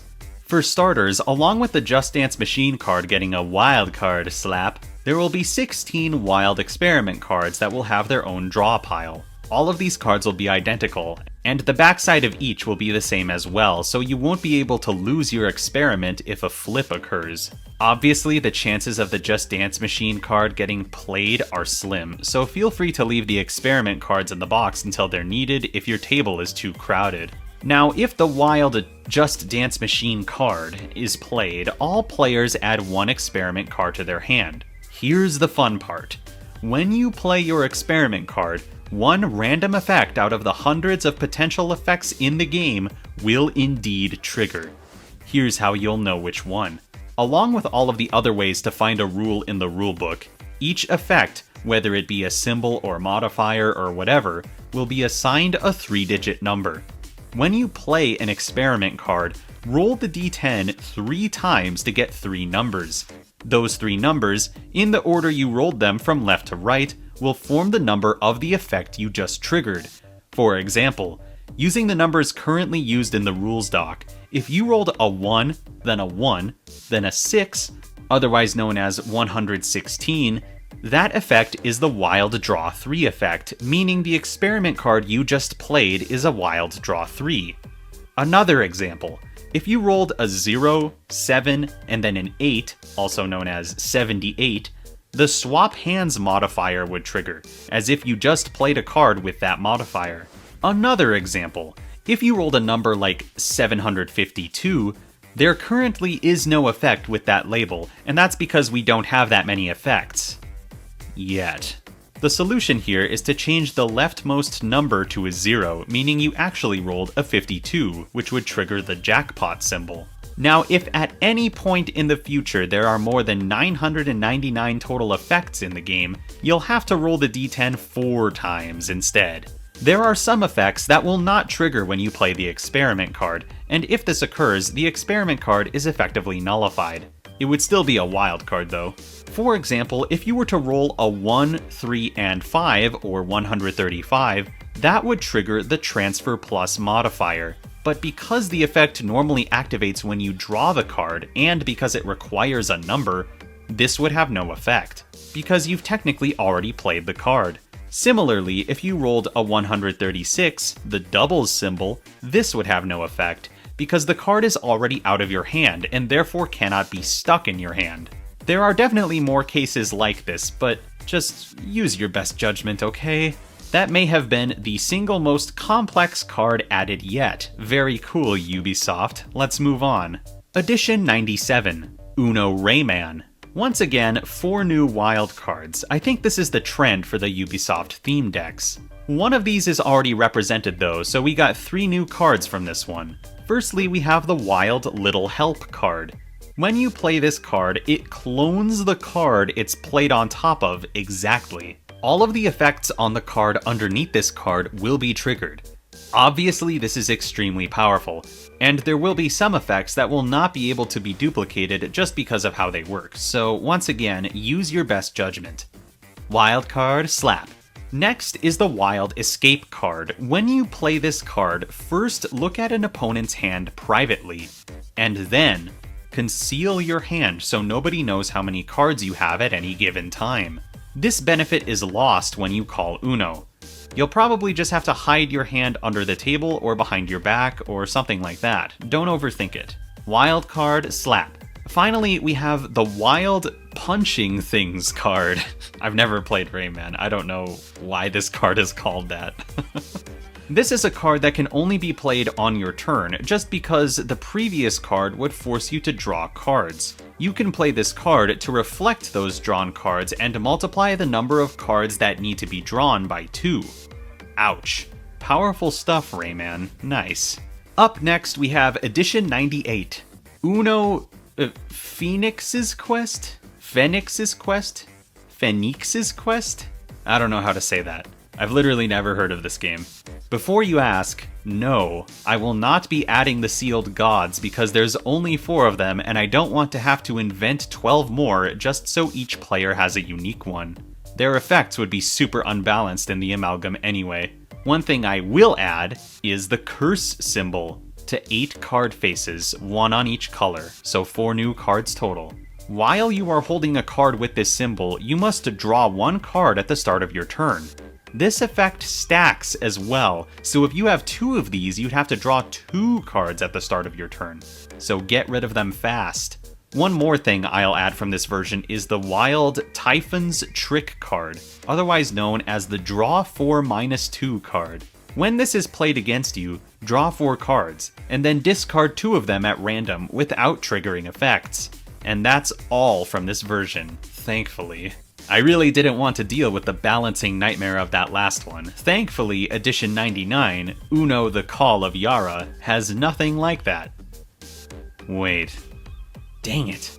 So yeah, I'm not inventing 12 more character perks for the same reason as the last one. It would be a balancing nightmare. I'm also not adding a currency to the game, at least not in this case, because it wouldn't interact with enough cards to feel valid. Producing tokens is expensive, y'all. So, I'll be changing some of these pesos character ability things into cards. First we have the Wild Draw 1 to 6 card, which, when played against you, will force you to draw anywhere between 1 and 6 cards. Use the d6 to know how many cards you have to draw. Wild card, Slap. The next one is the same, except it forces everyone to draw 1 to 6 cards, except for you. Wild card, Slap. Finally, we have the Wild Craft a Wild Card card. Before you play this card, discard 4 cards without triggering effects. Each must have a different color from all of the others. Then play this card on top of that stack. It functions as a wild card, but it allowed you to get rid of the 4 other cards, so it's pretty darn good. For the last edition of this video, we have the big Edition 100, Uno Assassin's Creed Valhalla, or Uno Valhalla for short.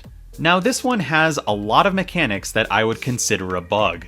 For one, it has a game board with accompanying game pieces, and a different mechanical currency.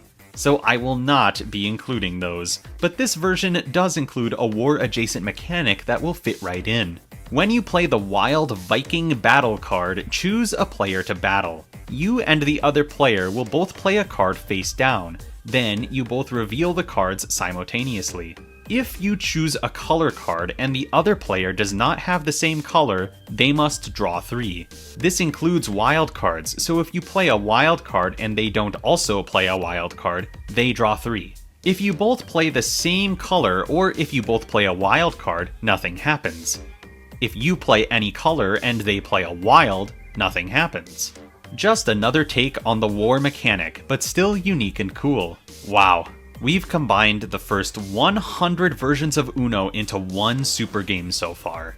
I mean, technically I've added around 130 versions if you want to count them by how they're sold, but that's whatever. I think now would be a good time to do a quick recap on what's been added. So far we have 44 general rules that have been added, which is definitely more than what base Uno has, so we've at least doubled the amount of standard rules. We have 179 new mechanics, which include modifiers, symbols, and extra cards that do unique stuff. Also dice. Speaking of dice, we have 7 props in the game, and they're all dice, which is exactly what I want. The cards from the base game have been added to or altered 124 times. Now for some fun ones. In order to play the game to its fullest, you need 3 distinct food items, those being pizza, popcorn, and chocolate. 31 bugs have been squashed. We have 3 total game modes now, thanks to this episode. 7 cameo games have appeared. The game can have a maximum of 16 players. And as I said previously, 129 separately sold versions of Uno are represented in the current Amalgam. Now for the big one. How many cards are in Chemicards as of writing this? Well, just remember this number is approximate due to the uncertainty of some editions, but there are about 625 cards as of me writing this. Already more than Massacard's Grandest Party Edition, which has 402, so this is already by far my biggest game ever, and I'm not even done yet. We still have quite a long way to go, but we will get there. We're going to catch up Mattel very quickly in the grand scheme of things, so I hope you all will join me as I add another 100 versions of Uno to this really ugly pizza. Anyways, it's once again thank you time. I would like to personally thank Agnor99, Wichura, Cat Herder Cam, Grud, Night Sky, Spiral of the Stars, Super Saiyan Sandwich, Chazerman, Omicromium, and finally the donation guy. You are all unbelievably generous people, and I appreciate all of you. Donations like these are seriously beyond helpful for me and this channel. Thanks, y'all. Alright, let's wrap this episode up. Thank you so much for watching. Be sure to subscribe if you want to see me continue to do stupid board game stuff. And turn notifications on because I want to do more streams on YouTube. Like the video if you, in fact, liked the video. I'll catch you all in the next one. Bye! Hey everyone. In the last episode, I finally combined 100 versions of Uno into one game, but it took me 10 episodes to do that. I thought it would be a good idea to get a head start on the road to 200 Uno versions in this episode by adding 30 unique versions right now. The Amalgam must grow, my fellow amalgamates, and you won't want to miss the new crazy mechanics added here. We have a lot to discuss, so I'll just jump right into that special time of the video. It's clarification time, with a real emphasis on the word time because we're going to talk about the hurry up timer mechanic again. Despite me talking about this for several minutes in the last video, some of you are still convinced the hurry up mechanic can be easily implemented into the Amalgam. So allow me to talk for several more minutes about why this mechanic does not work. Here's a bullet point list of all of the things I talked about in the last video that make the hurry up card difficult to add. 1. The price of a digital timer. 2. The unfairness of a player managing the timer. 3. Sand timers cannot represent this mechanic. 4. cards with one or more effects will take longer than 3 seconds to resolve. Additionally, I would like to add that 5. The mechanic must stay true to its original intention. If you want to try and come up with a way to add this mechanic, it needs to address all of these. Also, about the last one, I suppose I should describe what the original intention of the Hurry Up card was. To put it simply, it's a time crunch. Your turn can only be 3 seconds long. If it takes longer, you draw cards and skip your turn instead. To be clear, you're supposed to only have 3 seconds to choose a card, play it, and resolve its effects, which is done by the digital computer instantly in the case of Ubisoft Uno. You have to do all of this before it's the next player's turn. You're meant to feel pressured and stressed, and you're not meant to have any more than 3 seconds to take your turn. Got it? Good. Firstly, I just want to say that I'm not afraid to make this game more expensive by adding a digital timer. I just think that $5 to $10 is a lot for maybe 3 single-use mechanics, especially when you consider that the cards are worth less than a penny each. I will add a timer and other expensive components if I have to, but don't you want this behemoth of a game to be affordable? I do. That being said, a lot of you suggested I don't include a digital timer in the box while including the timer mechanic, and that players could simply use timers built into their phones to execute the mechanic instead. I mean, look, I understand that almost everyone has a phone these days, but as a game designer, I can't expect people to provide a crucial game component themselves. All of the food mechanics are going to be functional with or without the food items, by the way, if you were wondering. I'm not EA. I'm not going to expect people to pay extra just so they can experience the full game. Anyway, even if I did do this, this does not make the mechanic viable because someone would still have to manage the digital timer, putting them at an unfair disadvantage when their turn comes around. In fact, no matter what, if the timer you're using requires human input in any sense, the player would have to operate it and therefore be at a distinct disadvantage. This includes sand timers. Despite me specifically mentioning that sand timers would not work, some of you are still convinced they could. If you can honestly find a manufacturer that can cheaply mass-produce sand timers that only last for 3 seconds, I would be truly surprised. The fact of the matter is that 99.9% of sand timers in existence either run for 30 seconds or 60 seconds, both of which would not function for a 3-second mechanic for what should be obvious reasons. And even if I did use the non-existent 3-second sand timer for this mechanic, that one sand timer would only be useful for this one card face in a deck with nearly 1,200 some possibilities. And this would mean I would need to include a different sand timer for every other differently timed timer mechanic. And at that point, it's like, why not just use a digital timer? But either way, someone is going to have to unfairly operate the timer, putting them at a disadvantage.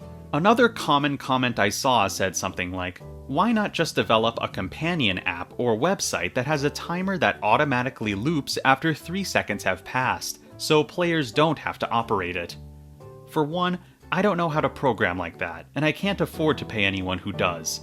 For two, let's say you do have an automatically looping timer for the sake of example.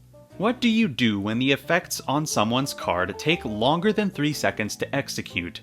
The majority of the cards in this game have symbols and/or modifiers, and resolving even one of them will take longer than 3 seconds. So what, you're just going to unfairly punish nearly every player by forcing them to draw cards and skip their turn because they couldn't complete an impossible task? That doesn't sound very fun. A common alternative to this I saw was, you could just pause the timer whenever effects need to be resolved. But if this were the case, what would even be the point of having the timer at all? The player resolving effects would be able to take their time and resolve effects normally, while the next player in the turn order gets a ton of time to plan their next move, much longer than 3 seconds anyway. This defeats the entire intention of the mechanic, a stressful and thinking on your feet sequence which simply would not be present 100% of the time this effect is active. And once again, someone is going to have to operate that timer. Another related suggestion would be having the player before the current player in the turn order operate the timer, and when the turn ends, the timer would be passed to the next player. This would mean the player operating the timer would never be at a disadvantage because it could never be their turn. Except that's wrong. I know it's been a while since we've talked about this, considering it was in the first episode, but remember the reverse? Or any other card that would shuffle or affect the turn order for that matter? Yeah, the solution isn't viable is what I'm saying. Now, I want to talk about the most common comment I saw in the last video. The idea here is that instead of using any sort of timer to count down from 3 seconds, instead, one or all players would verbally count down from 3 to execute this mechanic. I mean, on top of still suffering from the turns will take longer than 3 seconds thing, this solution is very susceptible to human error and bias. Even little counting tricks like the one Mississippi thing would be affected by this. There really isn't any way to standardize how long people will count for, and that will inherently make this mechanic unfair for literally everyone. Briefly, I'll just say I saw a few suggestions for this mechanic that sounded really cool, but didn't even resemble the original hurry-up mechanic, so save those ideas for custom wildcards. Speaking of those, if you still aren't convinced that this mechanic does not fit in the Amalgam, then just use a custom wildcard to add it. That's what the cards are for, after all. If you and your group can find a way to use this mechanic that you all deem fair and non-tedious, that's great. Just know that this mechanic is not making it into the official Chemicards box unless someone comes up with a solution that solves every problem I've described here. Clarification time over. Grab your remotes, everyone. We're gonna pull a Channel Chasers. Every single Uno version I'm talking about in this episode is TV related, and for the sake of not repeating myself, every card mentioned in this episode is getting a wild card slap. These versions are going to go by fast. It'll feel like a lightning round. Away we go. Edition 101 is Uno Teenage Mutant Ninja Turtles. This one's unique wild card is the Wild Team Attack card. When you play this card, you get to discard up to 3 cards onto any discard pile without triggering effects in any order. But the cards you discard must contain a reverse, skip, or draw 2 symbol on them. Which do you value more, having less cards in your hand or having more powerful cards in your hand? This card will test you. Up next is Edition 102, Uno Nickelodeon SpongeBob SquarePants. The special card being the Wild Jellyfishing card. This is effectively a cam, so I'll be changing it slightly. When you play this card, all players must publicly reveal any 9 number cards they have in their hand. If any player doesn't have any 9 number cards, they must draw 2 cards. Then everyone puts their cards back in their hand. I swear, the hand management in this game is going to be crazy. I need a large number for wars, and I need 1 of each color, and I need a 7 and a 9 in my hand at all times, but I can't have any red cards, and the more wild cards I have the better, and I need a way to defend myself, and Edition 103, Uno Nickelodeon SpongeBob SquarePants Special Edition 2002. This is another one of those tin box Uno versions, which is always fun to see. There were actually 3 versions of this tin box, but only one had a mechanic that's unique to the Amalgam, the Wild Super Absorbency card.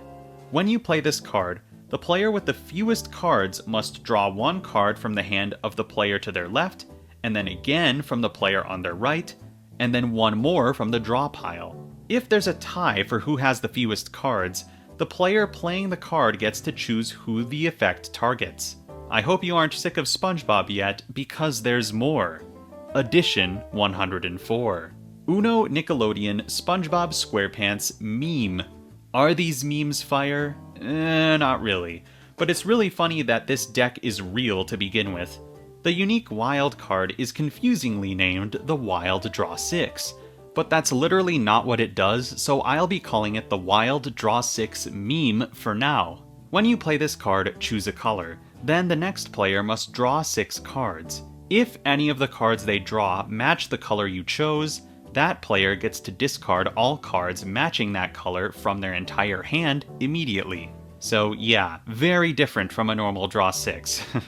Up next, we have edition 105, Uno Rick and Morty, and this one adds an overpowered card, which is quite fitting considering it's Rick we're talking about here.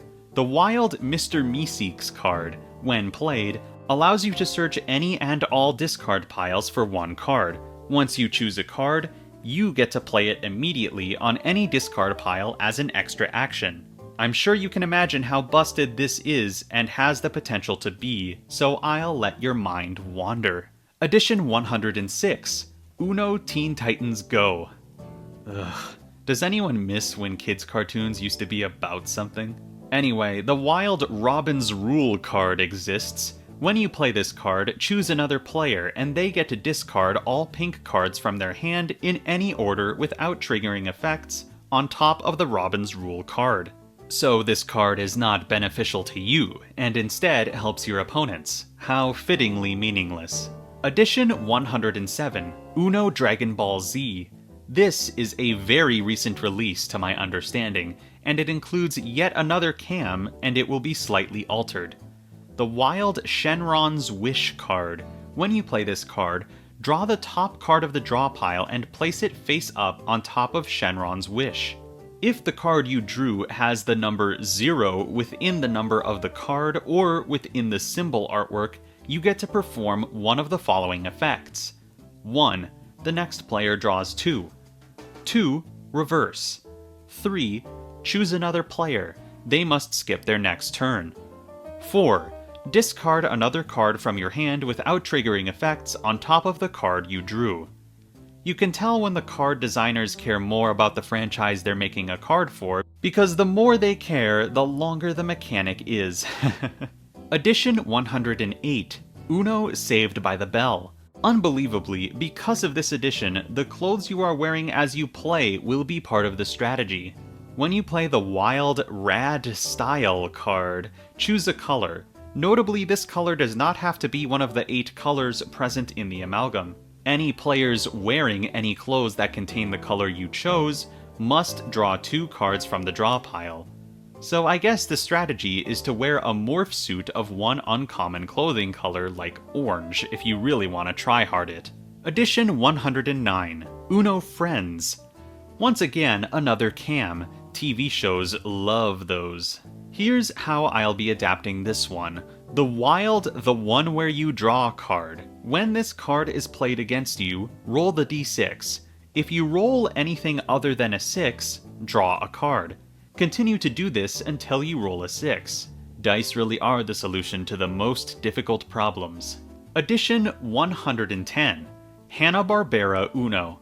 This one has a very powerful card, quite similar to the Mr. Meeseeks card.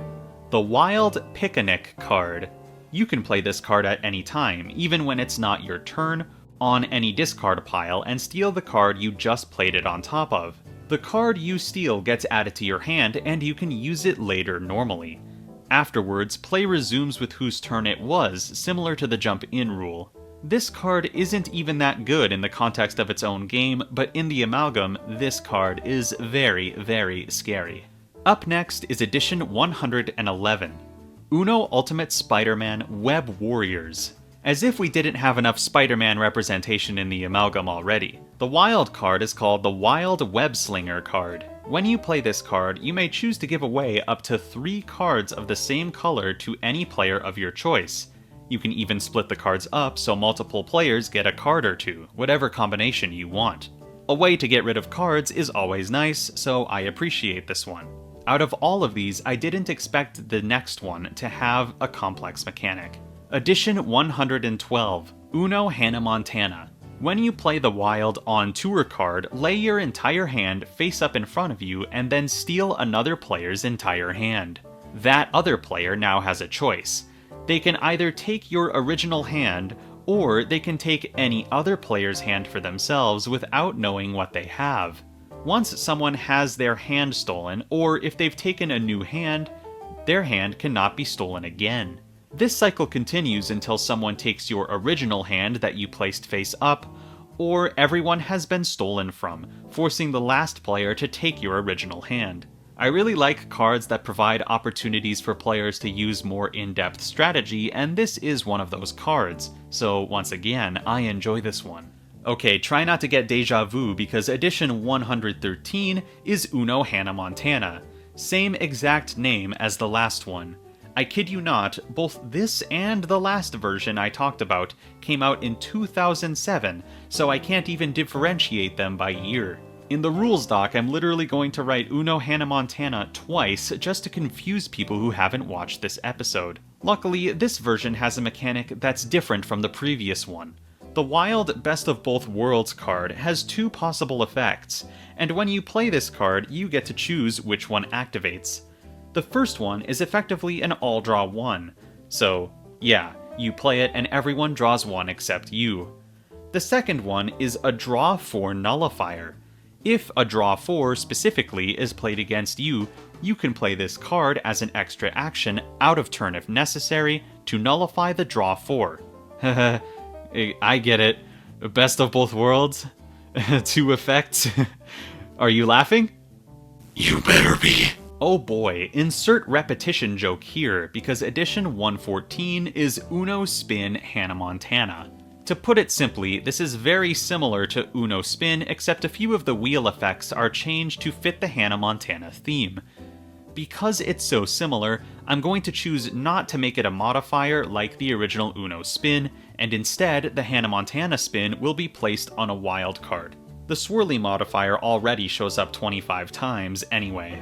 Get out your d8s because when you play this card, the next player must roll the d8 and perform the corresponding effect. Here are the 8 possible effects. 1. Almost Uno. 2. Discard color. 3. Discard number. 4. Draw star. This is a new one. You just have to draw until you get a 6, 7, 8, or 9 number card. 5 is show hand. 6. The on tour symbol makes a triumphant return here, even though it's called World Tour in this version, it functions exactly the same. 7 is all draw 2, so everyone draws 2 except for you.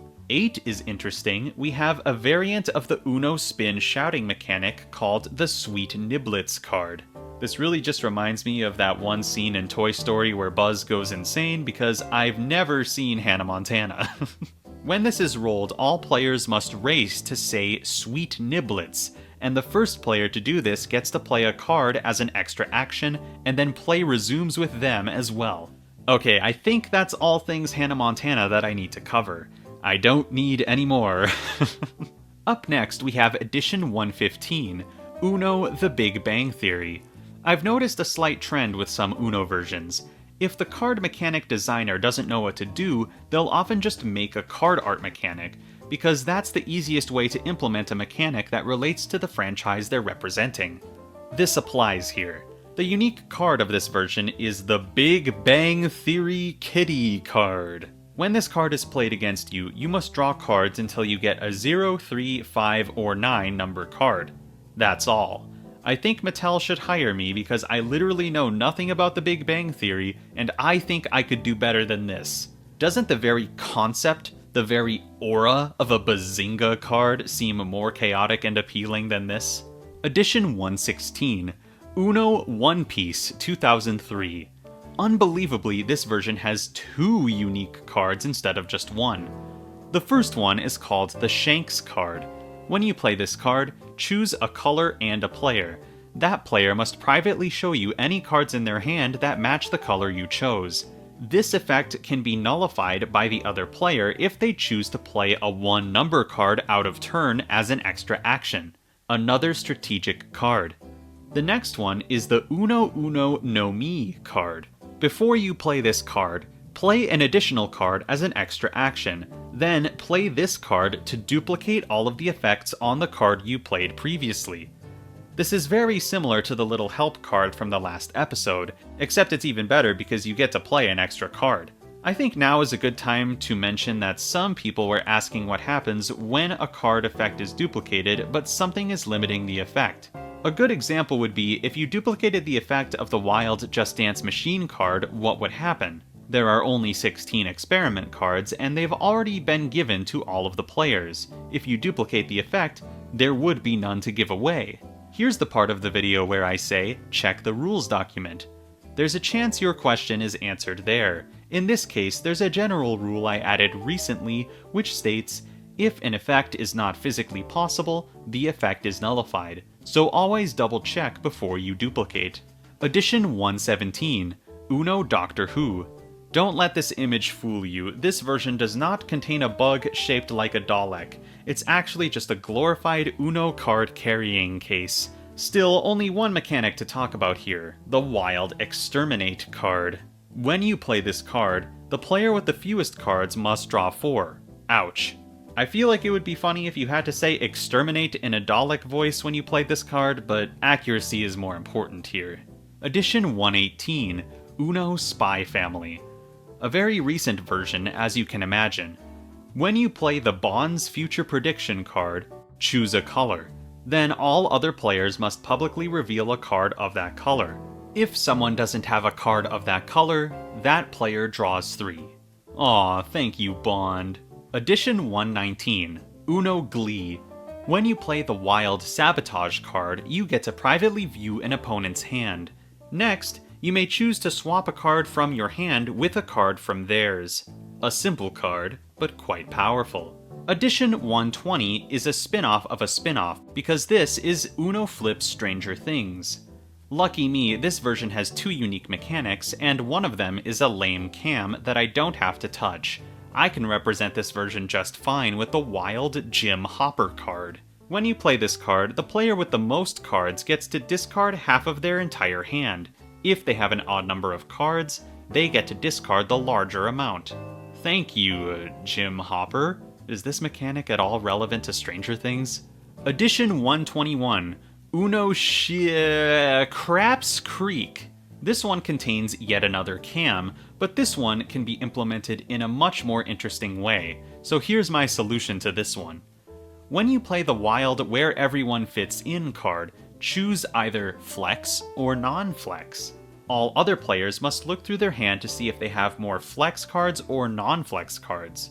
Just as a reminder, 50% of the deck is made up of Flex cards. If you chose Flex and a player has more Flex cards in their hand than non-Flex cards, they're safe, but if they don't, they must draw 3. The same is true if you choose non-Flex and the other player has more Flex. You get it, right? If a player has the same amount of Flex and non-Flex cards, they're safe from both sides. Edition 122, Uno Ted Lasso. I realize there are a lot of shows represented in this episode that I've never watched, but I think it makes the name of the Wild Roy Kent Grunt card a lot funnier. When you play this card, challenge another player to a staring contest. Once the contest has begun, you must both attempt to do your best Roy Kent Grunt, whatever that means. Repeatedly do this until someone either loses the staring contest or breaks character. The loser draws 2 cards. I enjoy the strangeness of this mechanic. It's so much better than the typical cam.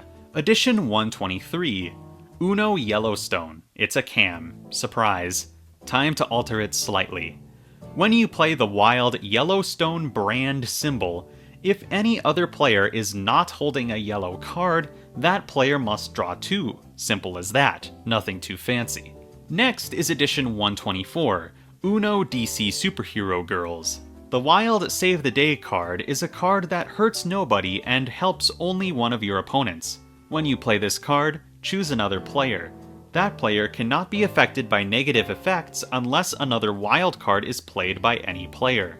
You know, now that I think about it, cards like this would be really good for the 2-player team mode I added in the last episode. Huh. Cool. Except for the fact that that makes the Robin's Rule card viable. Ugh. Okay, so Edition 125 is not a specific show, but instead an entire genre of TV, Uno Shark Week. When you play this card, put your hand on top of it by slapping it. All other players must then race to slap any discard pile. The last player to do this draws 4. Similar to the slap card, but having the freedom to slap any discard pile is an interesting differentiation. Edition 126, Uno Masters of the Universe. To put it simply, the Wild Power of Grayskull card is an all-draw 3. But when you're about to play this card, you must triumphantly raise the card above your head and proclaim, By the power of Grayskull, I have the power! And you already know I love cards that make you do stupid stuff when you play them, so this is an excellent addition. Edition 127, Uno the Muppet Show. Yet another card that has absolutely nothing to do with the source material.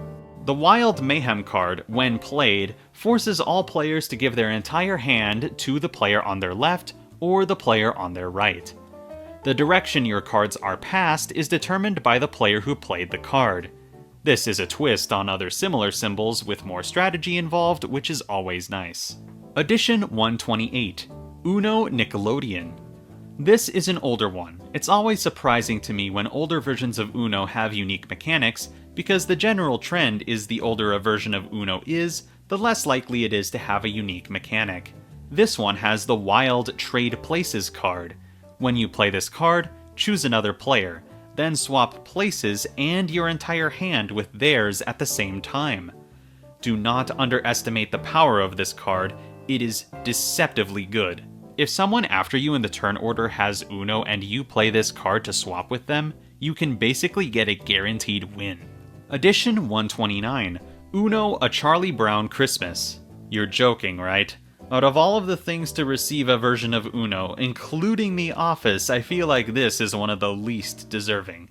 Yes, I dislike this Christmas special, and apparently that's a hot take, but I just think the majority of the other Christmas specials that air around Christmas time are better and more interesting.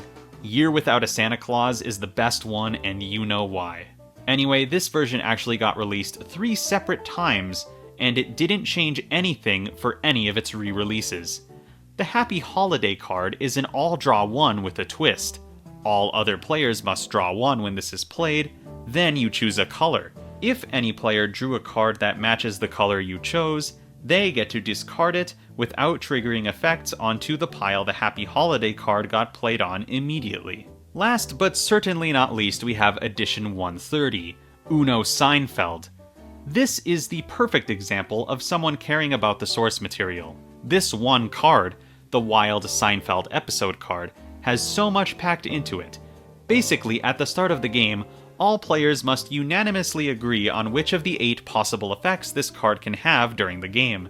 From that point on, whenever you play this card, it has the chosen effect. Here are the 8 effects your group can choose from. 1. Serenity Now. When you play this card, all players must race to say Serenity Now. The last player to do this draws 4 cards. 2.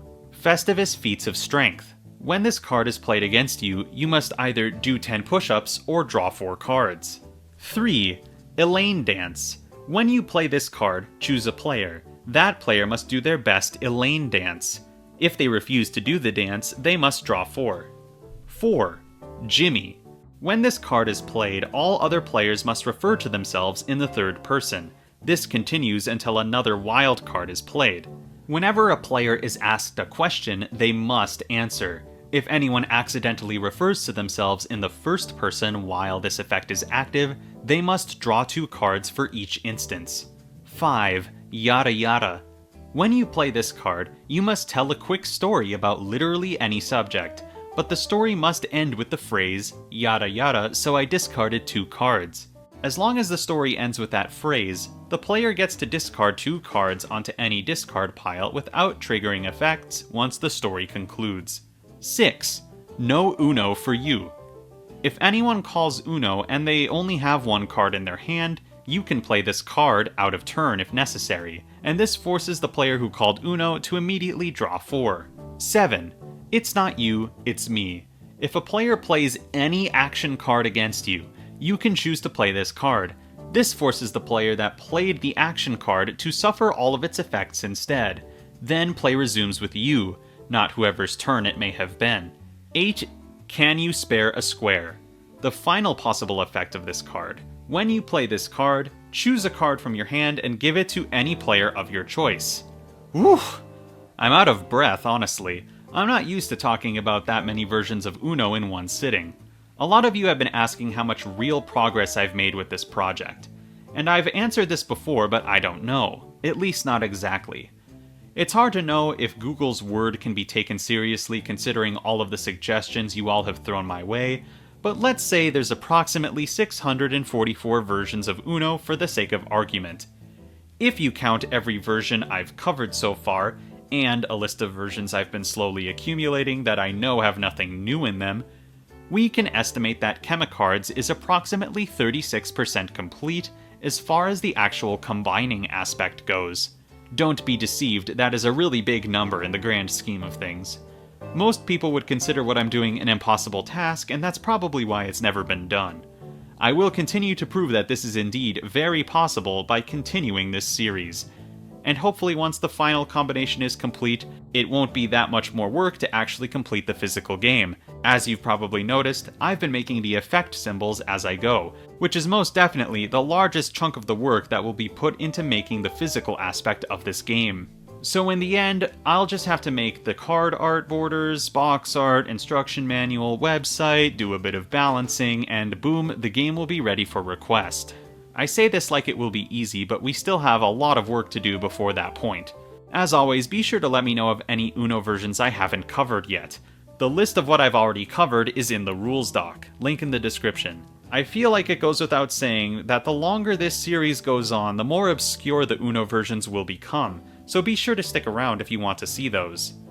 It is once again thank you time. A very special thank you goes out to Starbright575, Sanix 900, Crystal Burger, Skyroll of the Stars, Cat Herder Cam, Omicromium, Fallen Angel Viox, and Agnor99. As always, your donations are very much appreciated, and I hope the videos I'm making are worth the money you are willing to give. And now it is once again time to end the video. Please, please, please subscribe if you enjoy the stuff I'm willing to do, and like the video if you in fact liked the video. Have a fantastic insert time of day here, and I'll see you in the next one. Hey everyone! Today will be a sad day for some of you because I'm going to talk about versions of Uno that will not be implemented into the Amalgam for various reasons. That doesn't necessarily mean they won't be mechanically represented in the Amalgam, it just means there might not be a reason for me to address them outside of a video like this. This will be a shorter video, because I actually have no new mechanics to implement today, but I still have a lot to cover. Also, I needed a tiny break because that Monopoly Cheaters Edition rant video was a lot of work. Go watch that one if you haven't already. I'm going to go over these Uno versions in categories, but first, it's clarification time. It's been a while since I talked about the tabletop simulator version of this game. I still plan on making a tabletop simulator version of ChemiCards once the physical version is complete, and I've said before that there will be some obvious differences between the two versions. The TTS version may have a card or two that couldn't be represented physically, and the physical version will have cards that cannot be represented digitally. It'll be a fair trade-off in that sense, although I still plan to make as many cards from the physical version work in TTS as possible. I will not even start working on the TTS version until this version is 100% complete though, so keep that in mind. Some of you have asked if I have any final card art complete yet.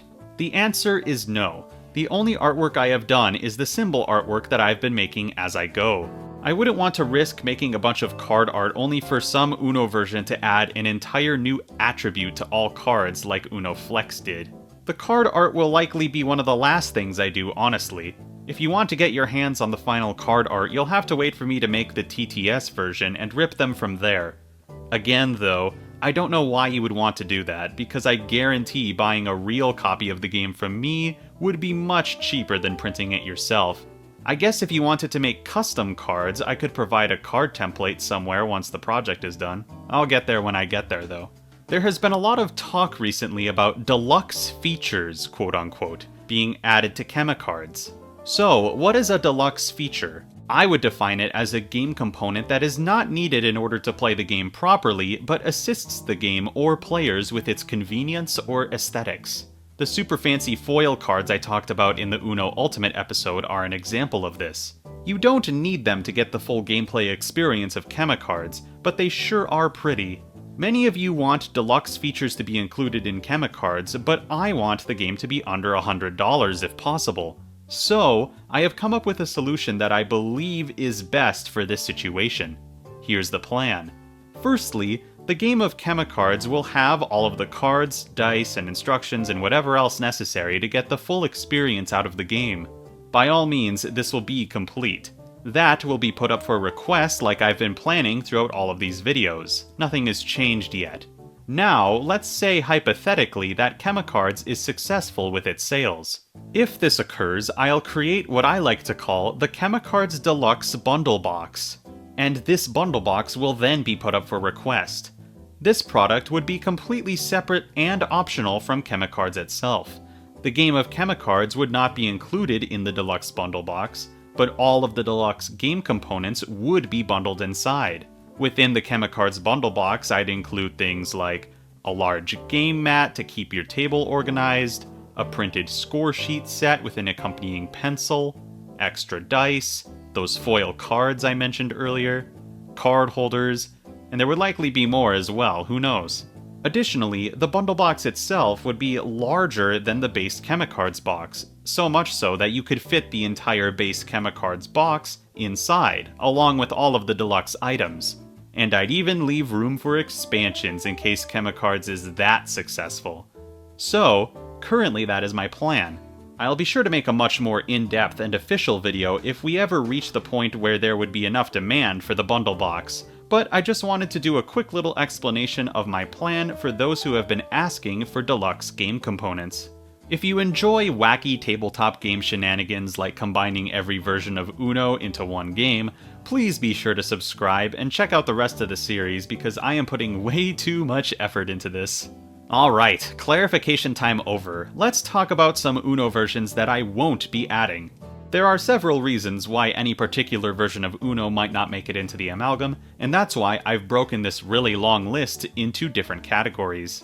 The first category is versions of Uno that I physically cannot add for whatever reason. I'll be talking about these ones more in depth just because they're very special cases. Firstly, Uno Braille / Uno for the Blind. This is a version of base Uno that contains Braille on all of the cards so blind players are able to read them. While I wish I could add this version, it's physically impossible. For one, I don't know of a single manufacturer that produces custom non-standard Braille playing cards, and for two, these cards would simply have too much information on them. Braille wouldn't be able to fit all of the necessary information on the majority of these cards. It's the same reason why a game like the Pokemon trading card game doesn't have Braille cards. There could be too much information on them for it to read all of it, at least to my knowledge. There's just too much. And the reason base Uno is able to have it is due to how simple the cards are, and the fact that Mattel has infinite money to produce this specialized card deck. I'm terribly sorry to all of the blind people who enjoy this series, but I can't make this one work. That being said, I'm still trying to make this game as accessible as possible by keeping the price as low as I can, and adding things like color blindness support for the final version. Uno Nothing But Paper is another version that can't be physically added because my cards can't be paper and plastic at the same time, and unlike the paper version, the plastic actually serves multiple gameplay purposes, so it's staying in. The second category is Uno versions that feature different card sizes or shapes. I talked about this all the way back in the first episode, but I do not view card size or shape as a game mechanic. When you play Uno with giant or tiny cards, it doesn't really change how you play at all. It's a novelty more than anything. Not to mention, in playtesting, these cards were tedious more than they were fun, and if I were to include different card sizes, the box for this game would be a lot bigger, greatly increasing the price. Also, bigger cards cost more than normal cards, fun fact. Also, cards that aren't shaped like cards are essentially impossible for me to manufacture, so versions like Uno Cargo can be forgotten about. Some of these versions have slightly different mechanics as well, but all of them are covered by other versions I've already added, so there's even less reason to add them in that sense. With that, here's my list. Giant Uno BTS, Giant Uno NFL, World's Smallest Uno, Uno To Go, Uno H2O To Go, Uno Express, Dos Express, Uno Flip Express, Uno Cargo, and Uno keychain. The next category is by far the largest category. Uno versions that have literally nothing new about them other than their theme. Just because a version of Uno is themed after your favorite franchise doesn't mean it's original, unfortunately. There are some versions here that have no mechanical separation from base Uno, and there are some versions that contain mechanics that have already been added to the amalgam via other existing versions. There are a lot of repeat mechanics in the grand scheme of things, so if your favorite version of Uno is in this list and you know it has a unique mechanic, don't worry, that mechanic has already been implemented in some way. This is a really long list. Of course, if my research has any inaccuracies, feel free to prove me wrong in the comments. Here we go. Uno Minimalista, Uno Tubo, Uno Platinum Edition, Uno Ghostbusters 2016, Uno Star Wars The Clone Wars, Uno Los Polinesios, Uno Wilderness, Uno Deluxe, Uno Spider-Man 2002, Uno Kylie Jenner, Uno Luke Bryan Born Here, Live Here, Die Here, Uno Batman The Dark Knight, Beach Uno, Uno American Kennel Club 2006, Uno Barbie Life in the Dream House, Uno Barbie 2000, Uno Barbie 2002, Uno Cinderella, Uno Despicable Me 2016, Uno Disney Channel, Uno Disney Fairies, Uno Disney Parks, Uno Disney Princess 2012, Uno Disney Theme Park Classic 2005, Uno Disney Theme Park Modern 2012, Uno Dog 2006,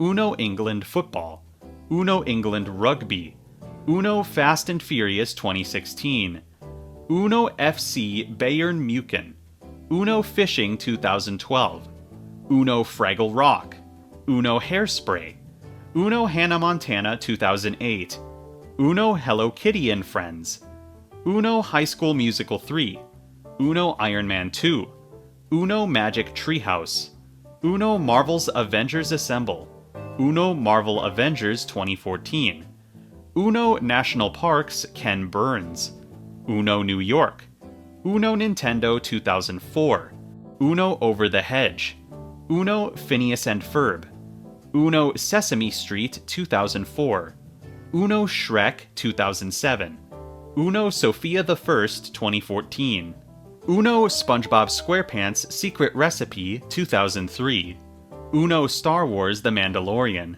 Uno Teen Titans, Uno Tokidoki 2022, Uno Mod, Uno Wildlife, Uno The Wizard of Oz, Uno Project Gotham Racing, Uno Cameo Elements of Power, Uno Nickelodeon SpongeBob SquarePants Lost in Time, Uno Nickelodeon SpongeBob SquarePants All New Special Edition, Uno Wild Jackpot Chrome, Uno The Golden Compass, My First Uno with Nickelodeon Rugrats, My First Uno Nickelodeon Dora the Explorer, My First Uno Dora, My First Uno Thomas and Friends, My First Uno Jake and the Neverland Pirates, My First Uno Where the Wild Things Are, My First Uno with Disney Winnie the Pooh, My First Uno Disney Handy Manny, My First Uno Disney Mickey Mouse Clubhouse, My First Uno Disney Sophia the First,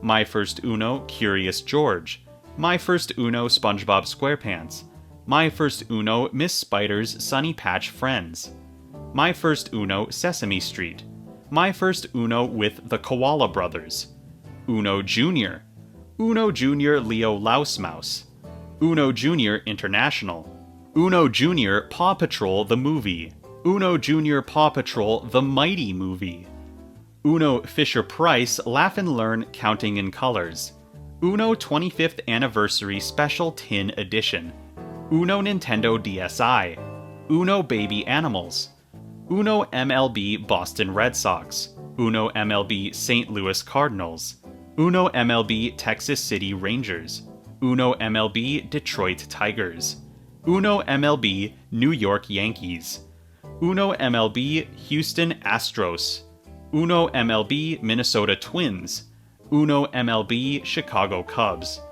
Uno MLB SF Giants, Uno MLB Kansas City Royals, Uno MLB LA Dodgers, Uno MLB Seattle Mariners, Uno USA, Uno Handheld 3L, Uno Electronic Uno, Uno Card Game Blister 2001, Uno Mu Preschool Game, Uno Mu WM Blitz, Uno Flip Splash, Uno Holiday, Uno Bundle Collector Tin, Uno Dos Combo Pack, Uno Dos Skippo Bundle, 3-Card Game Bundle, Mattel World of Cards Bundle Pack, Uno Retro, Uno Tin, Uno with Uno Ultimate Foil Card, Uno 40th Anniversary Edition, Uno Mattel 75th Anniversary, Uno Minnesota Vikings, Uno Toys R Us Canada, Uno Tokyo 2020 Olympics, Uno Sydney 2000 Olympics, Uno The Hundreds, Uno Thank You Heroes, Uno Susan G. Komen, Uno St. Kilda, Uno Spring Celebration, Uno Spider-Man 3, Uno Simpsons Treehouse of Horror, Uno Simpsons Special Edition, Uno Sesame Street Japan, Uno Scooby-Doo, Uno Puerto Rico, Uno Panama, Uno Polly Pocket, Uno A Charlie Brown Valentine, Uno Peanuts Red Baron, Uno InSync, Uno Chicago Bears, Uno Collingwood, Uno Disney Pixar Collection, Uno Ascendon, Uno Fremantle Dockers, Uno Geelong Cats, Uno Guatemala, Uno Hawthorne Hawks, Uno Hoops and Yo-Yo, Uno Richmond, Uno República Dominicana, Uno Port Adelaide, Uno National Parks, Uno Museum of Graffiti, Uno Monster High 2013, Uno Jamaica, Uno Limited to It's a Girl's World, Uno Montclair Genius, and finally, Uno Choo Choo. Wow, who knew that so many Uno versions were completely unoriginal in their mechanics? The most common mechanic I saw was a wild card that allowed you to look at an opponent's hand. That one is so overused. I'm willing to admit that some of my sources that I personally found were questionable for a few of these versions, so if I was wrong about any of these versions, feel free to email me or leave a comment. My email is in the channel description.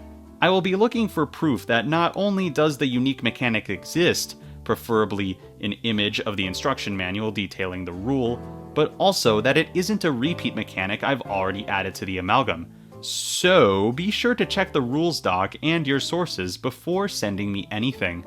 Finally, the last category is versions of Uno that have been suggested to me but are either not real or not official to my knowledge, and therefore not viable for the Amalgam. Some of these are funny jokes, but that's about it. Uno, Uno Right Up, and Uno the Smurfs. Once again, if I'm wrong, please let me know, but I feel pretty confident that Uno is unofficial.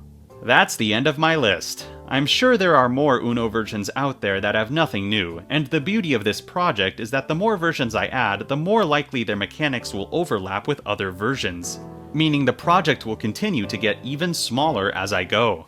So how many versions of Uno did I just eliminate from the grand total? Looks like 170. I highly doubt there will be a video that covers more Uno versions than this one.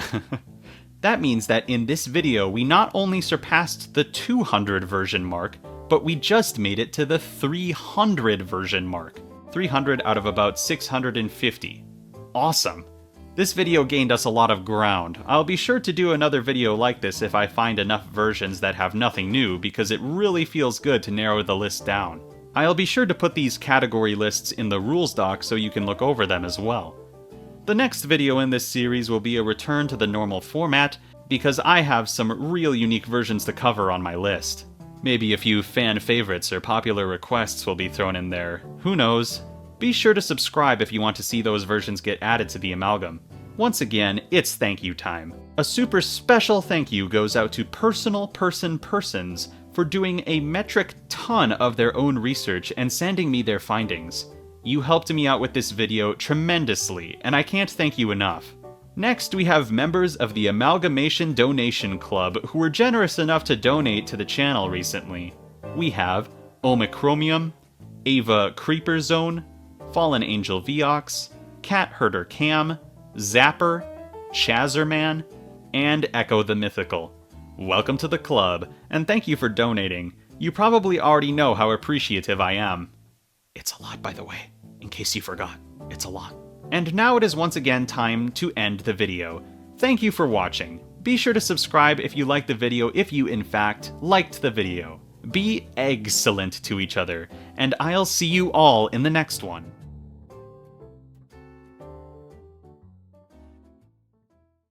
Hey everyone!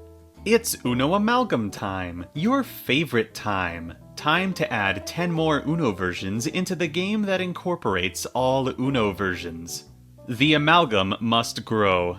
Today I have hand-picked 10 of the most frequently requested versions from previous YouTube comments and Discord messages, so hopefully there's at least one of them that you're hyped about finally being added. Before we can dig into the fun part, we gotta do some clarifying, and this one will have a big impact on the game, trust me. Hey Luke, how close are you to getting a YouTube play button? Fantastic question. Due to a recent surge in this channel's popularity, I'm 1/4 of the way there. Thank you all for your support. It's so fun to have so many people to talk to about nerdy game stuff. I appreciate you being here. Subscribe if you haven't already, please, please, please. Okay, on to the real questions now. First of all, I just want to say that last episode where I went through a list of versions that won't be or are already represented in the Amalgam, it was super effective for progress making, but some of you in the comments thought it was all-encompassing. Just because I found 170 Uno versions that had nothing new in them does not mean there are not more. From now on, I'm going to try and list a few more versions that have nothing new during clarification time if I can, to help narrow down the list even further.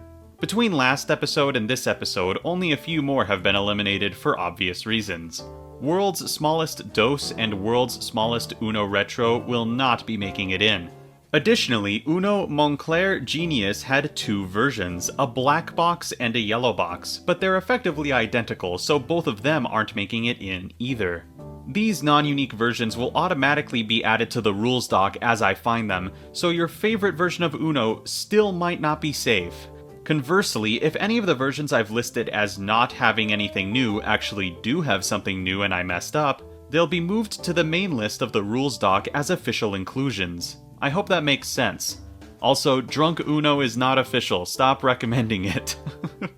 Secondly, let's talk about colors. I have received so many comments asking why I'm not adding every single color known to man to chemicards. I mean, for a lot of reasons. Colors are tied to so many mechanics that adding one new color would be a ton of new cards. So many of the new colors people suggest are only slightly different from existing colors. Magenta, violet, maroon, navy, dark green. All of these are just too similar to existing colors to reasonably add. The most common color that gets asked about is teal or cyan, because notably I replaced it with gray if we're thinking about the Uno Flip color palette.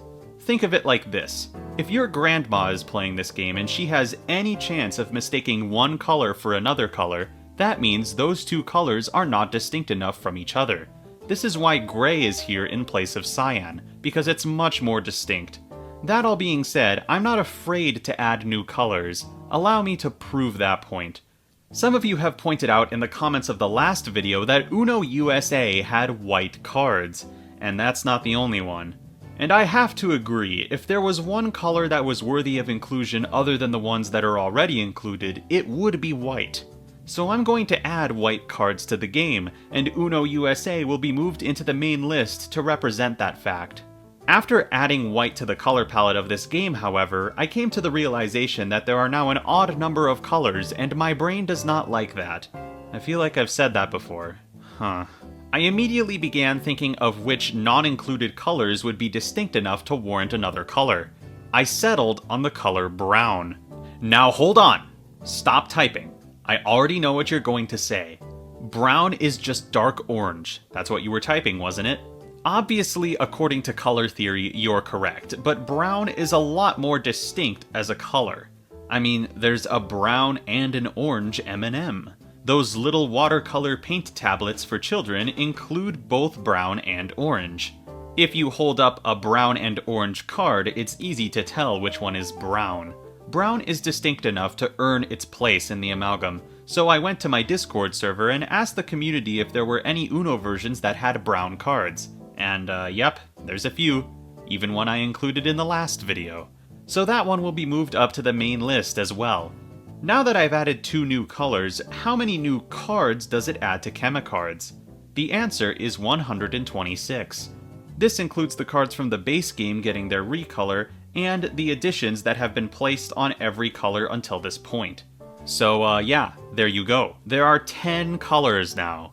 There will be a lot of changes to the rules document because of this inclusion, so please be patient while I update it.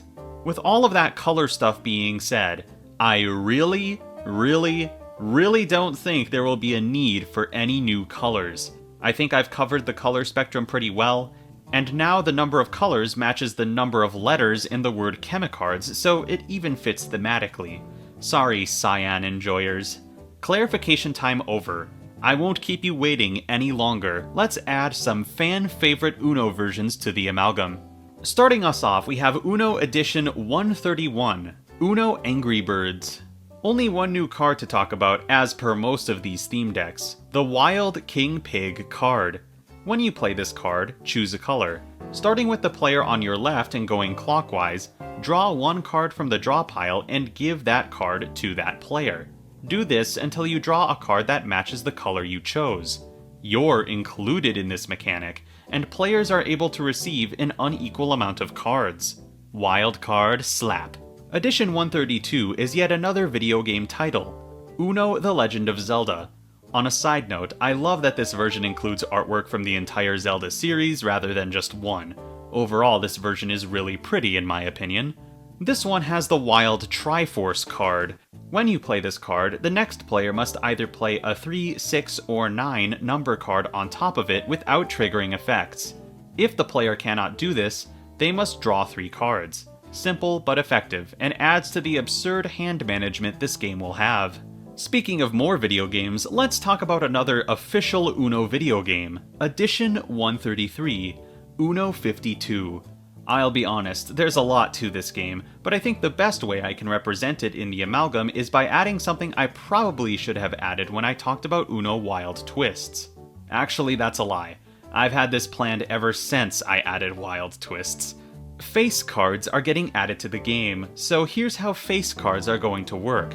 Firstly, they'll be getting the new number treatment, where they'll each be placed on each color once. That's 20 new cards total. And yes, for the most part, these will function as new numbers, but now they're letters. How silly is that? What makes letters different from numbers is their value. Just like in some card games, the face cards will be worth more than even the largest number. So yes, all letter cards are worth more than 99, which makes them very powerful for warlike effects. Additionally, they will keep their traditional value in comparison with each other. The order will go Jack, Queen, King, and then Ace being the most powerful. So just to be clear, if any face card is in competition with a number, the face card automatically wins. If a face card is in competition with another face card, refer to the order I just talked about to determine who wins.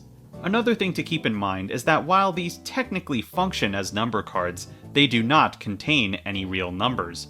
So if any effect actually involves the number on the card in order to function or something like that, these cards will not work.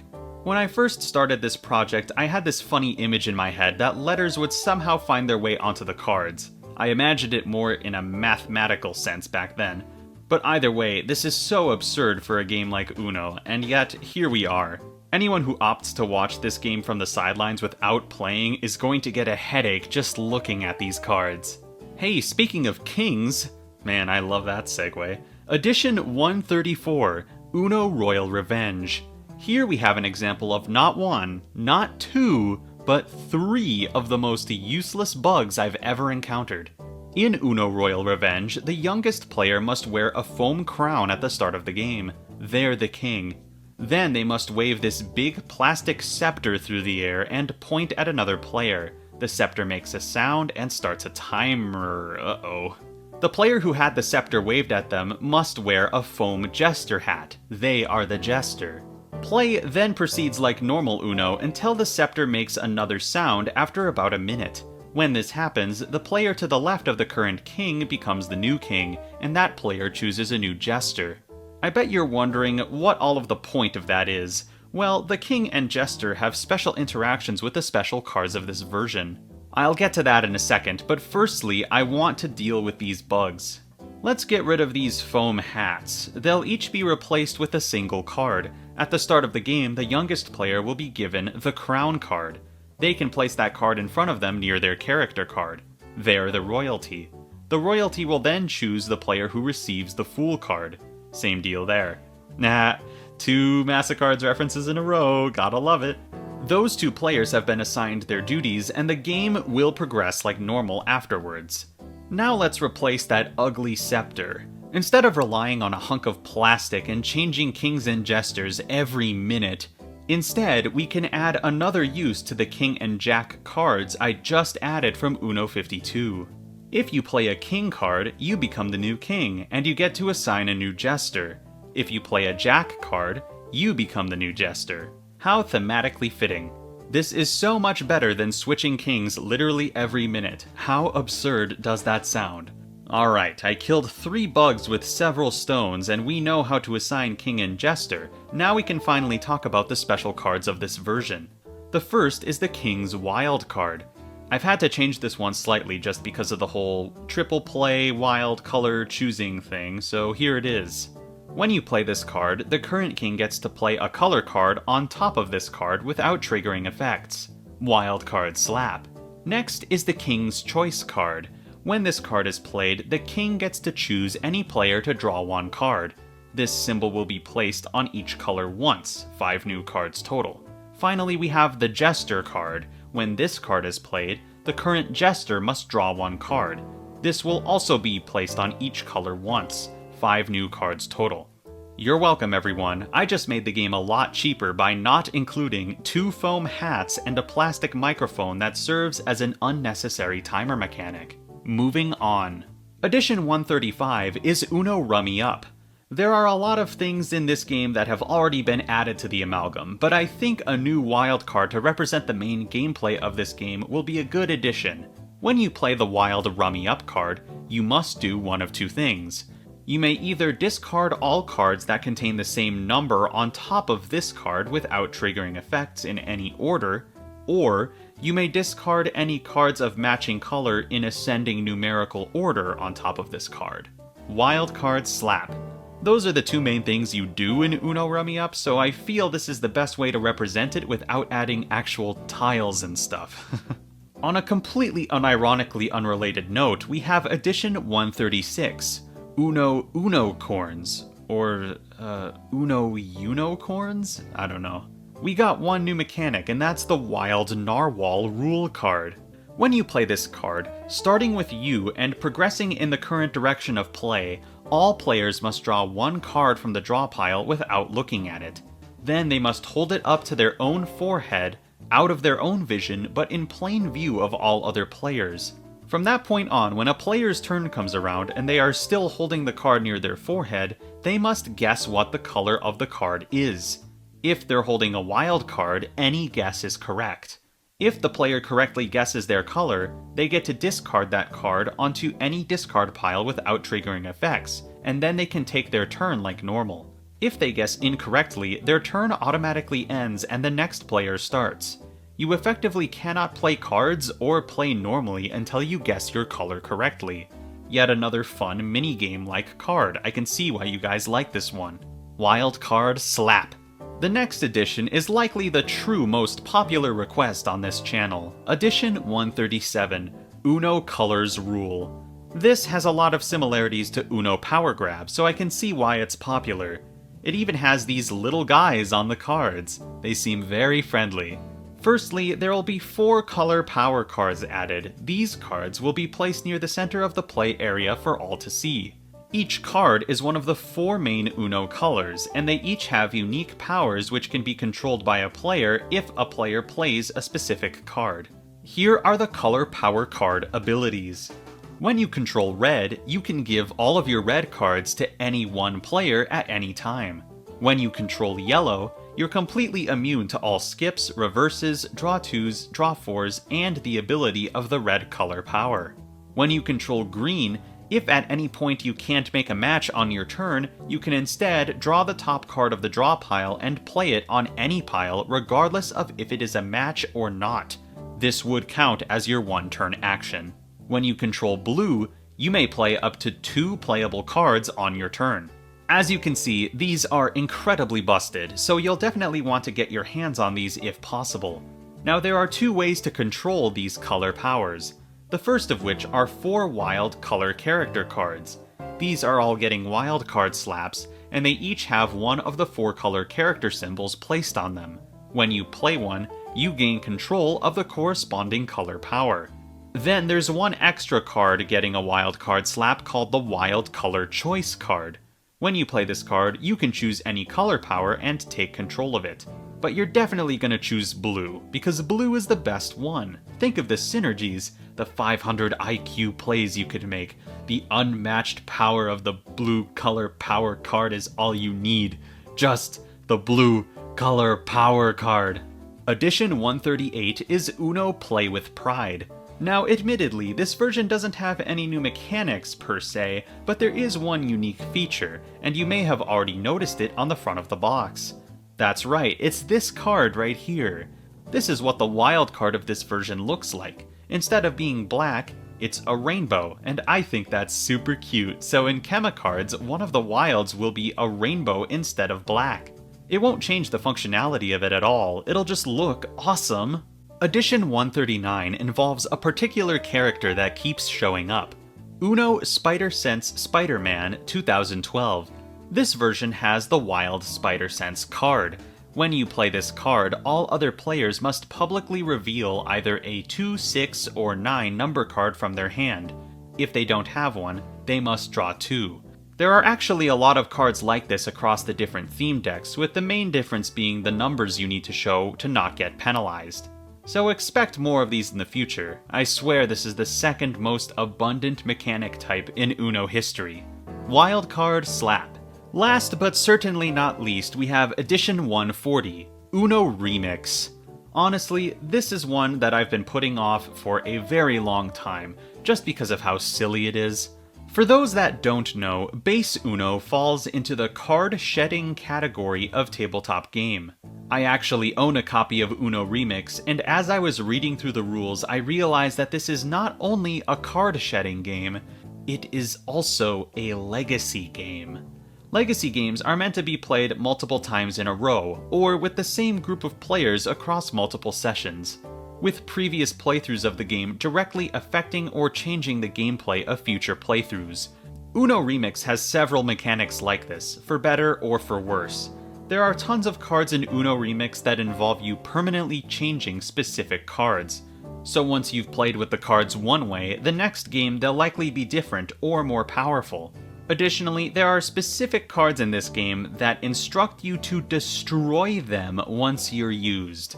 Now, I don't know about you, but I do not like destroying cards that I paid real money for. These destroy cards and mechanics only exist to boost the legacy aspect of the game anyway. Well, that and to make Mattel more money. So forgive me for not including those. Regardless, Uno Remix still has a ton of new cards to add, so let's start with the new Wild Name card. Normally, this is a wild card that you would write someone's name on, and then that player would get to choose the color that resumes play. And then it would be permanently stuck that way, forever.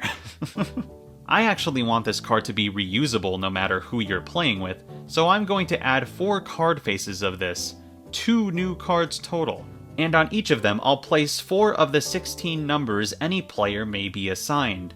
When you play this card, choose one of the numbers on the card, and the player that corresponds with that number gets to play a card on top of the Wild Name card without triggering effects, therefore choosing a color.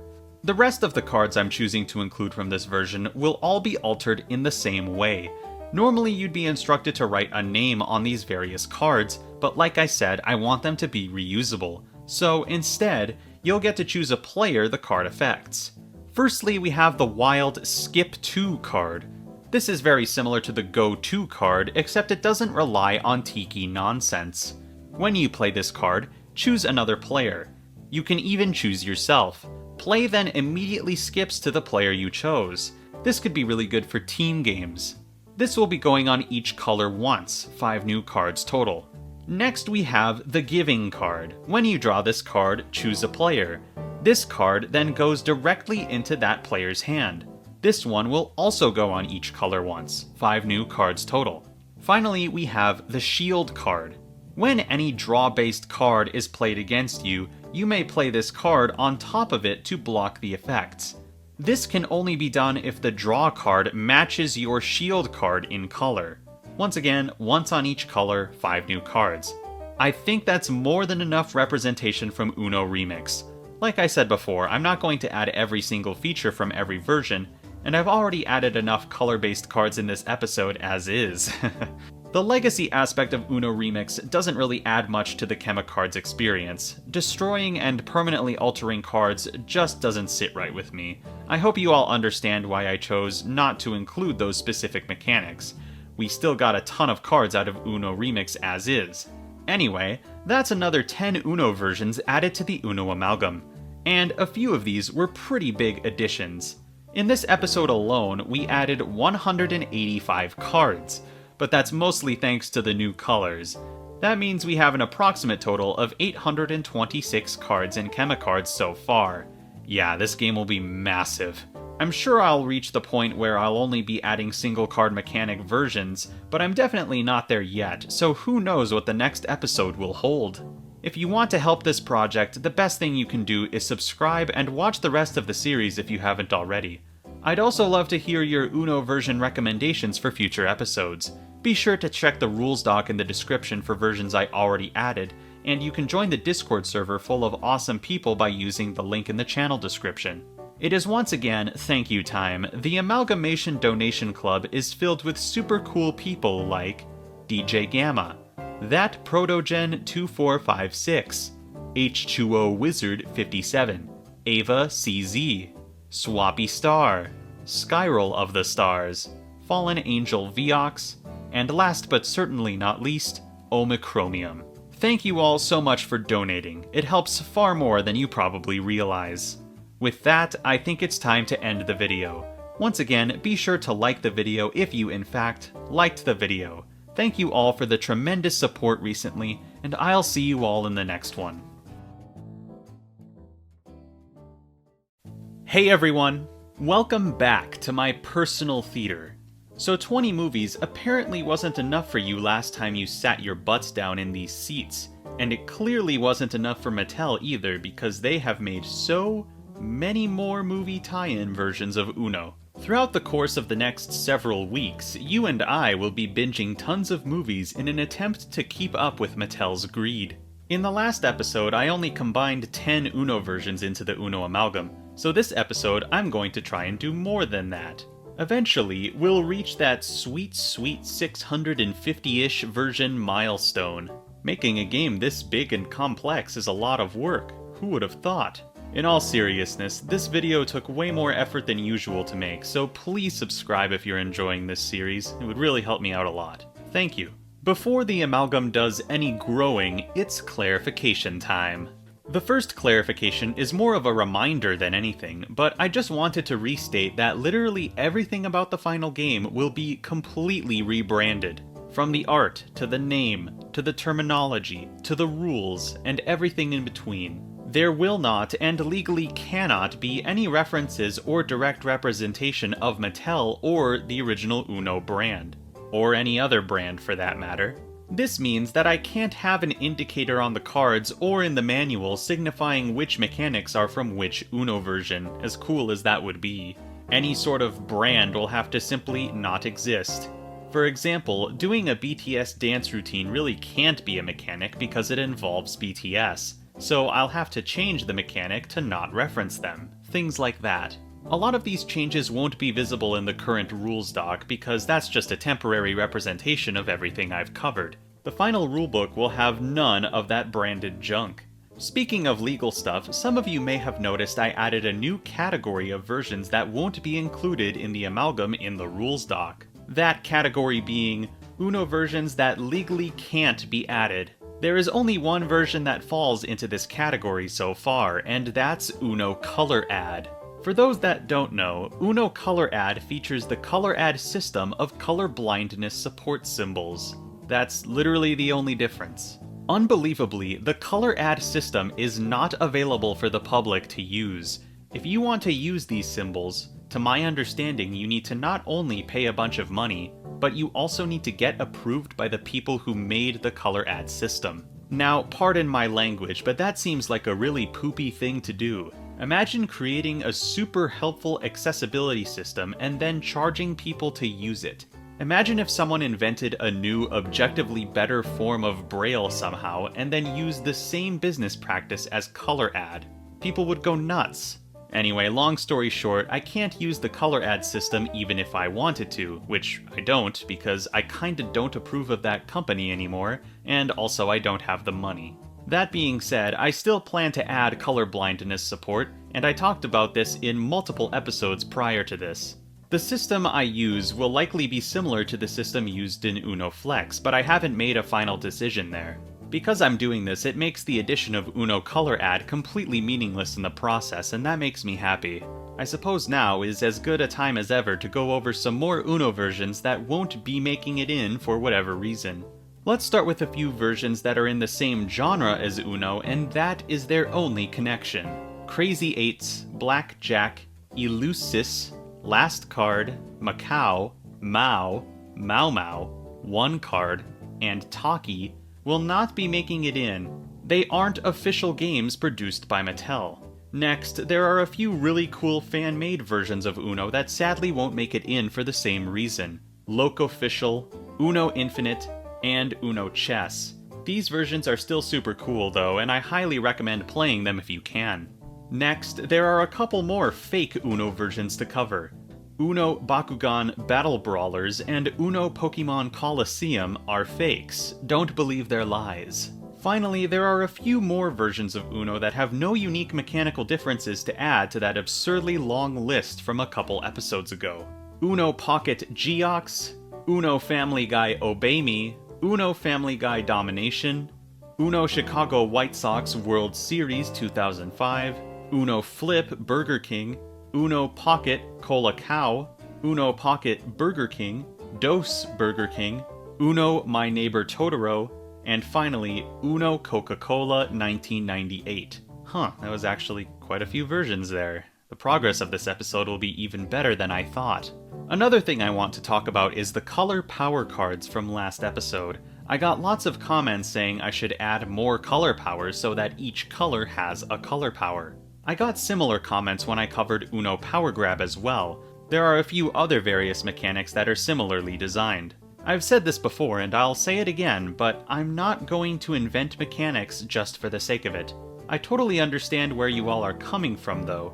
Because these mechanics are assigned to colors, it would only make sense for every color to have one. But the thing is, these mechanics have nothing to do with the color they're representing. Like, what part of this effect blocks draw 2 cards played against you screams yellow? The colors are just an aesthetic choice by Mattel and don't really have an impact on the actual mechanics. And there's a very big chance the final mechanics in Chemicards will have nothing to do with colors. All this to say, I won't be adding more color powers or expanding other similarly designed mechanics unless I have to. This game will be complex enough as is. One comment I received a lot in the last video asked me why I couldn't just use dry erase markers on the plastic cards to represent the mechanics from Uno Remix. The answer is actually quite similar to why I'm not including digital timers in the game. Price is a pretty big factor. I don't want to include a dry erase marker unless I have to. It especially didn't make sense to add them for Uno Remix just because the mechanics can be replicated relatively flawlessly without their legacy aspects. And no, I can't just expect people to own and provide their own dry erase marker for the game, just like I can't expect people to have a cell phone, a calculator, a timer, a stopwatch, a metronome, etc. That's just bad game design. All this to say, I'm trying to avoid dry erase props just as much as timers and other prop-based mechanics like bugs. So that's why I added the cards the way I did. Sorry Uno Remix enjoyers, but you really can't complain about how much representation your game got in the Amalgam. One final thing I want to clarify is that a lot of you have been leaving suggestions for how certain mechanics could be fittingly expanded upon or improved within the context of themselves and chemacards. For example, the Triforce card from the last episode normally only forces you to reveal a 3, 6, or 9 number card, but many of you suggested that it should also include all multiples of 3, and I agree, that seems to be the intention of the original mechanic, so it only makes sense for me to change the mechanic to represent that intention. There are several mechanics with small changes like this, and if I've decided to change them, that change will usually be reflected in the rules doc. If it isn't though, there's still a chance that small changes like that will make their way into the final rulebook, because nothing in the rules doc is final. Clarification time over. Grab your Cobb's brand popcorn and lean way back in your chairs because we have quite the marathon to watch. This will be another lightning round episode. These cards are all getting wildcard slaps. Let's start with something that's fresh in people's minds. Edition 141, Uno Barbie the Movie. This one is still at my local Walmart, so if you like the sound of this mechanic, you can probably go buy it right now if you wanted. This is the wild played with too much card. When you play this card, choose a color. Next, all other players in the current turn order, starting with the player after you, must discard all cards in their hand of that color in any order without triggering effects on top of this card. Then they must draw the same amount of cards they discarded from the draw pile. Kinda just a partial hand refresh, how interesting. Edition 142 is Uno Batman Begins. The unique card of this version is one of the most powerful single card mechanics there is in my opinion, the Wild Justice card. When you play this card, starting in the current direction of play, deal one card from your hand to each of the remaining players until you are down to one card. Upon dealing your last card, you must call Uno. Literally just an instant Uno card that also hurts your opponents. A top tier card, for sure. Speaking of Batman, let's talk about edition 143, Uno Batman v Superman. This version looks so silly to me. It's clearly not using official promotional art from the movie, which is a little jarring. Also, this version has blue, red, gray, and like a dark yellowish gold color palette. But the wild symbols still have green and normal yellow there, which is a bit strange. Who was in charge of this one? It seems like it's a little sloppy. In all seriousness, this one actually has a pretty complex cam, or card art mechanic. There are two special cards in this version, and they're both called the Hero card. One is for Batman, and the other is for Superman. They both effectively do the same thing as well. The deck is divided evenly between Batman and Superman. The Superman Hero card can nullify all effects played by any Batman card, and the Batman Hero card can nullify all effects played by any Superman card. So the Batman one nullifies the effects of two colors, and the Superman one nullifies the effects of the other two colors. Makes sense so far. Here's where the weirdness comes up. The normal wild card of this version features both Batman and Superman, so either hero would be able to nullify that card. Additionally, the wild draw 4s of this version have been split up between Batman and Superman evenly, so these can only be countered by the opposing hero. I've come up with a solution which hopefully allows this mechanic to function as intended, but no matter what, this is a complex one. Firstly, the 10 colors will be split into two groups. For the sake of example, let's say purple, blue, green, yellow, and orange are in one group, and red, pink, brown, gray, and white are in the other. The Superman Hero card, when played, can nullify the effects of any card it's played on top of, but that card must be part of color group 1. Same goes for the Batman Hero card, but only for color group 2. Since there is only one featureless wild card in the game so far, both hero cards can nullify its effect, but that's just a waste of these cards in my opinion. The option is still there for you though, should you want it. As for the wild cards that actually have symbols and modifiers on them, the hero cards will be able to nullify these as well, but only if the color in the top position of the color diamond is part of the color group they can nullify. If Batman can nullify color group 2, and red is in color group 2, and red is in the top position of the color diamond of a wild card, the Batman hero card can nullify that wild card. Does this make sense? I hope so. I also hope I'm going to be able to fit all of that information on a card. Wish me luck with that. Edition 144 is Uno Cars 2012. I thought I had already added enough cars to this thing, but apparently there's more. This one has the wild Victory Lap card, so that means it shares a name with Uno Sonic the Hedgehog's wild card. How weird. It's much more fitting in this context. When you play this card, all players pass their cards face down in the direction of play. Then you get to look at all cards passed to you and decide whether to keep the cards or pass them again. This process continues until you decide to keep the hand you've been given, or you get your own cards back. Huh, that's another powerful one. Worst case scenario, you get to see everyone's hand. Best case, you get Uno. Edition 145 is Uno Cars 2014. I'm kinda getting flashbacks to when I covered the Hannah Montana versions for some reason. This version has the wild Accelerace card. Holy crap, is that an Acceleracers reference? No, it's not. I wish it was though. Mattel, please make the 5th and 6th Acceleracers movie. I would forfeit my soul to you if you did. Anyway, when you play this card, draw the top card from the draw pile and place it on top of this card. Next, everyone races to discard one card that matches that color on top of that card without triggering effects. If you are quick, your card stays in the discard pile, but if you're the last person to play a card, you have to put it back in your hand. If you don't have that color, you cannot join the race. Play then continues in the current direction with this color. I can't wait for this mechanic to inevitably knock over a discard pile. Edition 146, Uno Wish. Yet another cam needs to be dealt with here. Unfortunately for me, this cam is stupid lazy. The Wild Wishing Star card forces all other players to draw cards until they draw a card with the wish icon on it. The problem is that there is no rhyme or reason to where the symbols are placed, except that they aren't placed on wild or action cards. They show up on every number at least once, and all over the 4 colors. If this mechanic is going to be lame, I'll just take its effect at face value. When this card is played, all other players, starting with the next player in the turn order, must draw cards until they draw a purple, pink, orange, or blue number card. This is the thanks you get, Uno Wish. Edition 147, Uno Finding Dory. The wild Just Keep Swimming card, when played against you, forces you to draw cards until you draw a blue card. You get it? Because water is blue, and Dory is blue? Isn't Mattel so creative? I guess they can't all be winners. Edition 148 is Uno Frozen 2014. I covered Uno Frozen 2 a while back, so it's only fair I cover the original as well.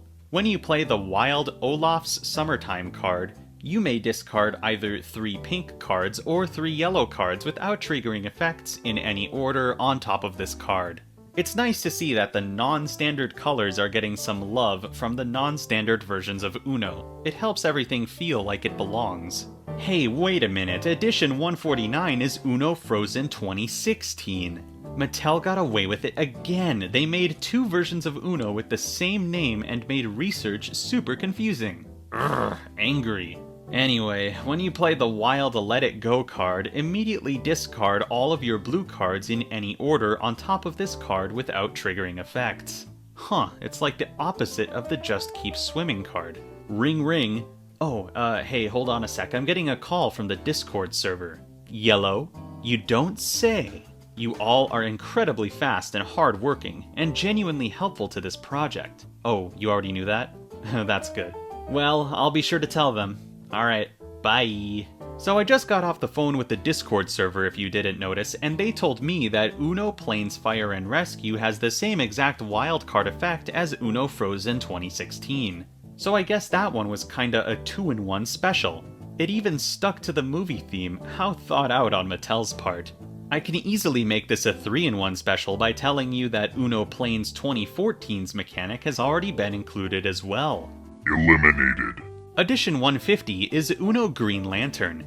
Yes, the bad Ryan Reynolds movie. It's okay, he's Deadpool now, it all worked out. When you play the Wild Power Ring card, take all yellow cards in your hand and give them to other players in any order or quantity you wish. Simple as that. Green Lanterns don't like the color yellow, it all makes sense.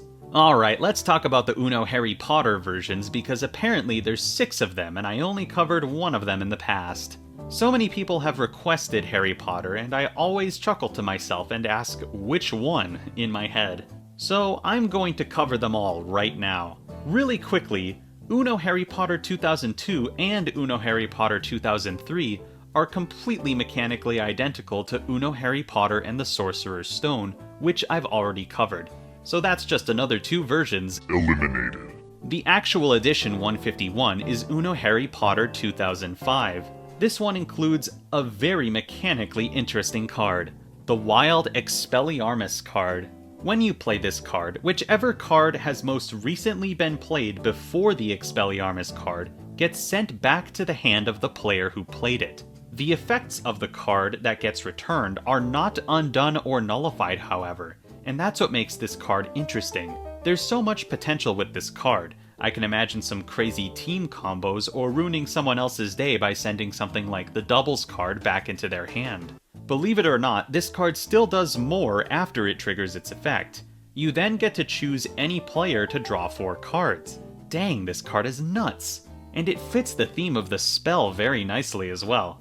Overall, a very cool mechanic. Edition 152 is Uno Harry Potter 2010 and Uno Harry Potter 2011, because once again, they are identical. When you play the Wild Voldemort card, you get to discard all 2, 6, and 9 number cards from your hand in any order without triggering effects on top of this card. Yet another boring card art mechanic, and also nearly the opposite of the Spider Sense card I talked about last episode. Edition 153, Uno Harry Potter 2018. Full disclosure, the special card for this version and the next version are very similar. So similar, in fact, that the only difference is their aesthetics. Let me explain. This version contains the Wild Sorting Hat card. When you play this card, you choose another player and they must draw cards until they draw a 1, 2, 3, or 4 number card. You may have noticed that this card does indeed have a new number in the number slot as well, 9 3/4. So we got a new number, and man is it a silly one. That's really all there is for this version. If you look at edition 154, Uno Harry Potter 2021, you'll see the special card is identical to the previous one, except it doesn't have the new number. That's the only difference. But it's still unique, so I'm including both. They'll have the same symbol, but one will have 9 3/4 while the other will not. And that should be all for Harry Potter. I'd be genuinely surprised if there were any more Uno Harry Potter versions roaming around out there. I suppose there will be more inevitably when they remake the movies. Moving on. Edition 155, Uno High School Musical. When you play the Wild Duet card, starting with the next player in the turn order, all other players must discard a pair of specific number cards on top of this card, in any order, without triggering effects, or draw 2 if they can't. Here are the valid pairs that you can discard: 0 and 2, 1 and 6, 3 and 5, 4 and 9. At least this one is trying to be unique, you know? You gotta give them credit for trying. Edition 156 is Uno High School Musical 2. I guess High School Musical was more popular than I thought. I wouldn't know. I was too busy re-watching Acceleracers for the 57th time back in 2006. When you play the Wild Sharpay's Helping Hand card, choose any card in your hand and place it in another player's hand. Imagine handing someone the doubles card or the 99 card with this. Or even better, eliminating someone. Absolutely hilarious. Edition 157, Uno Jurassic World Dominion. I think it's absolutely hilarious how lazy this Uno version is. Most of the card art is reused from Uno Jurassic World, and even the unique mechanic of this version uses a similar idea and artwork but changes the effect. When you play the Wild Run card, you can nullify the effects of any card played against you with the dinosaur footprint symbol. Oh yeah, it's a cam. It's somehow even lazier than I thought. Let's make this easy on ourselves. The Wild Run card, when played, can nullify any reverse, skip, or draw 2 effect played against you. But these are the only effects it can nullify. It doesn't nullify every effect on the card. That's right, Mattel. If you want to be lazy, I can be lazy too. You aren't special. Also, I just want to eliminate another version while I'm here. Uno Attack Jurassic World Dominion, from what I've seen, is mechanically identical to Uno Attack Jurassic World. I mean, go figure, they even reused the same dinosaur head mold for the attack machine. Eliminated. Edition 158 is Uno Justice League. One thing I like about some of these mechanics I stumble across is that while they may be similar to other mechanics, they may also be more or less powerful than the mechanic they're similar to. This results in some cards having more value and allows for more synergies. The reason I bring this up is because the Wild Superman X-Ray Vision card is just a more powerful version of the Sabotage card from Uno Glee. When you play this card, choose another player and look at their hand. Then you can choose to exchange any cards in your hand for any cards in their hand. If you have enough cards, you could also effectively use this as a trade hands card. It's the little nuances like this that I enjoy about adding all of these Uno versions to the Amalgam, and what will no doubt make the final game a lot more strategic. Edition 159, Uno Lightyear. Can you believe after all of the versions I've talked about, there are still unique mechanics present in single mechanic Uno versions? Not only that, but some of these are really creative and cool, just like this one. When you play the Wild Hyperspeed card, choose a color. From that point on, when that color is played, the next player in the turn order is skipped. This effect only lasts until a new color is played. Isn't that interesting? Isn't that fun? Now, if only the movie it represented was better than mid. Edition 160, Uno Minions Rise of Gru. When you play the Wild Dumb Fu card, the next player must strike a Dumb Fu pose, whatever that means, and hold that pose until the start of their next turn. If they break the pose before that happens, they draw 4. Yet another stupid movement-based effect that will be really fun for in-person games, but probably won't work in the TTS version. Hey, did you know that there are 3 Uno versions of The Nightmare Before Christmas? I didn't, until my Discord told me. By the way, I want to just really quickly give a shout out to Wario Land GP, Austin, Casper the Restless, and Orange and Orange from the Discord server. You all have done a ton of research, and it has been super helpful for not only this video, but future videos as well, no doubt. I definitely wouldn't be able to do this without my community in general, so thank you, community. Going into this, I had no idea about all of these international versions and the layered history of multi-version releases with the same name and stuff like that. And I would like to thank the community again for enlightening me. Without you, I wouldn't know that Uno Vegemite exists. And guess what? It has no new mechanics. Eliminated. What was I talking about? Oh yeah, The Nightmare Before Christmas. Let's start with the oldest one. Edition 161. Uno The Nightmare Before Christmas 2007. This is by far the most creative of the 3. When you play the Wild Oogie Boogie card, choose a player. That player must publicly draw cards until the sum of the cards they draw is 11 or higher. So any number cards they draw add to the total, and once those numbers reach 11, they can stop drawing. Any non-number cards go directly into that player's hand and don't contribute to the sum total. Once the player reaches 11, they get to play the most recent card they drew on top of the Oogie Boogie card without triggering effects. I feel as if this card has an added layer of comedy in Kema cards. Because the player affected by this card has the chance of drawing a number card higher than 10 right away, the effect could just end immediately without doing any damage.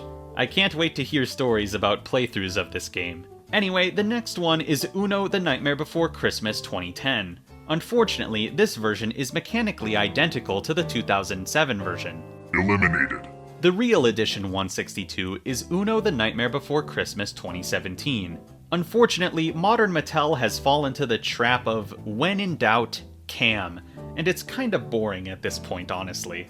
Regardless, this mechanic is still unique, so it's getting added. The Wild Oogie Boogie card, same name, I know, when played against you, forces you to draw until you get a 5, 6, 7, or 8 number card. or a card with the wild draw 4 symbol. Alright, that's enough of this movie. Watching it 3 times is more than enough. Honestly, there really isn't a need for a cam episode of this series because they're abundant as is. Edition 163 is Uno the Peanuts movie. When you play the man's best friend card, you may discard up to 3 Charlie Brown or Snoopy cards.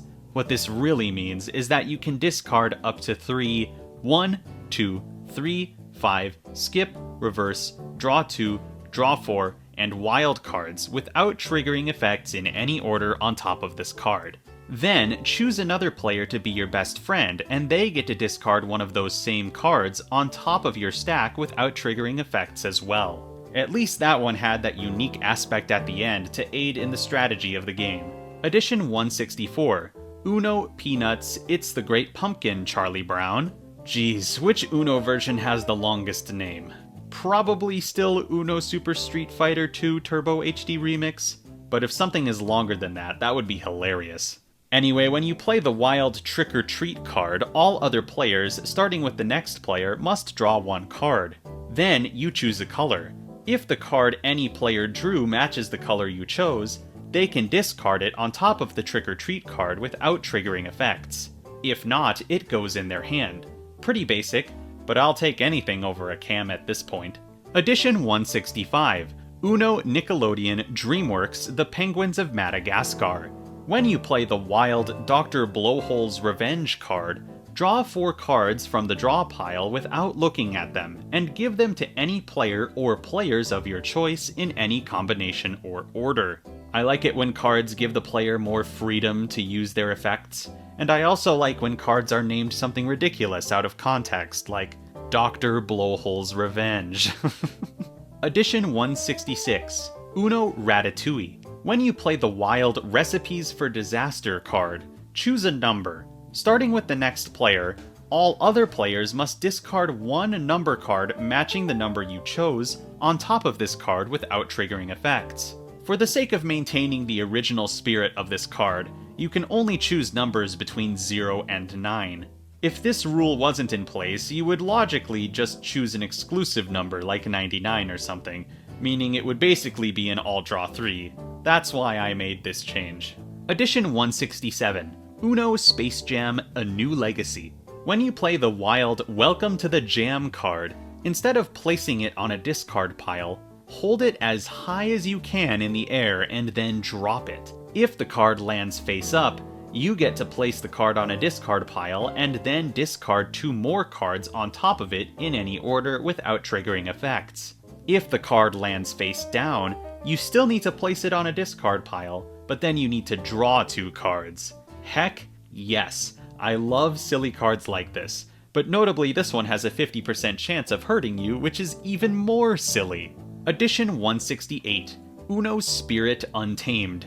When you play the generically named Wild Best Friends card, choose a number. Then, everyone starting with the next player in the turn order must discard a card featuring that number, if they have one, without triggering effects. If anyone had the number you chose, you get to discard a card once all other players have had the chance. I'm assuming this means if nobody had the number you chose, you wouldn't get to do this. This is an interestingly beneficial card for all players, and it's really similar to the Recipes for Disaster card, but it's also worded really strangely in the official manual, so let me know if you think this mechanic needs to be changed. Edition 169 is one that has been requested quite frequently. Uno Star Wars Technical Schematics. And I gotta say, dang, this version is pretty to look at. This version is deluxe and it shows with the amount of effort that was put into the art and the box. The new card is also fairly unique. When you play the wild That Was 1 in a Million card, choose a color. The next player must take a card of that color from their hand, close their eyes, and attempt to toss the card so it lands on top of the discard pile containing this card. If the player misses the shot or does not have a card of the chosen color, they must draw 3. The Throne card, whether successfully landed or not, goes on top of the That Was 1 in a Million card. What a fun card, and it fits the theme so well.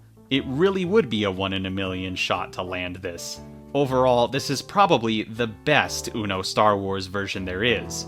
Is it worth $20 though? That's for you to decide, I guess. We started this video with an Uno version that is currently on store shelves, and I'll do the same for the final edition this episode. Edition 170, Uno Teenage Mutant Ninja Turtles Mutant Mayhem. When you play the wild From the Sewers card, the next player must draw cards until they have one card of each color in their hand. Wild cards don't count for any color and don't count as their own color. Ouch, that could be devastating. Yet another addition to the hand management of this game. Whew! This has been a long video. I officially added 30 versions in this episode, and I eliminated an additional 18 versions along the way. I kinda wanna say I covered 50 total versions in this episode, so I'm going to eliminate 2 more. My first Uno Nickelodeon Team Umizoomi and my first Uno Little People have nothing new about them. There we go, 50 versions that have been covered in this video. That means I've covered 396 total versions. Next episode will surpass the 400 mark, which is very exciting. There are now approximately 842 cards in the game as well. Much less cards were added in this episode compared to the last episode. Funny how that works. It is once again time for me to say thank you to the wonderful members of the Amalgamation Donation Club. Thank you to Joseph, I Like Pancakes, Placeholder VR, Skyroll of the Stars, Quentin, Wario Land GP, The Shilito, As the J Flies, Ava CZ, Cindy Barnes 1388, Eli Astenbach 5689, H2O Wizard 57, Fallen Angel Viox, Omicromium, and Cat Herder Cam. These generous donations will not go to waste. I can promise you that. Thank you so much. Good progress today, everyone. If you haven't already, please subscribe and join the Discord server if you want to talk about my silly projects with some awesome people. Link in the channel description. And also, check out the hundreds of videos I've made on my other game, Massacards. It's the ultimate hidden role game similar to Werewolf and Among Us. I've put more work into that game than anything else in my entire life. I'm not exaggerating. Thank you for watching. Like the video if you, in fact, liked the video. And stay tuned to watch me surpass 400 Uno versions in the next episode. Hey everyone! Every day, the Uno Amalgam gets closer to completion. Every script of this series that I write gets me closer to my goal of combining every mechanically unique Uno version into one giant work of art. This project has come a long way, but things have changed over the course of this YouTube series as well. The longer I've gone on, the more I've added over 10 Uno versions per episode. And I gotta say, it's kind of addicting. And when I was able to eliminate over 100 Uno versions from my list in episode 12, I would be lying if I said that didn't feel great. I've been chasing that high ever since, which is why in the last episode I added 30 versions and eliminated another 20. That video was a lot of work though. While I'm definitely not suffering from burnout with this project, that last episode did leave me a bit worn out, tired. Would it really be that difficult to make larger episodes like that in the future as well? It could. But what if I wanted to include more than 30 Uno versions in one video? What then? My mind was racing. How could I experience that sweet hit of dopamine again without exhausting myself? And then it hit me. It was so simple. The answer was right in front of me all along. I knew what I had to do. Uno versions of the world, you are not safe. Pray to whatever Ubisoft Uno sealed god you believe in that you're unique enough to make your way into the amalgam. Believe me, that is where you want to be. After all, if you're not there, you're eliminated.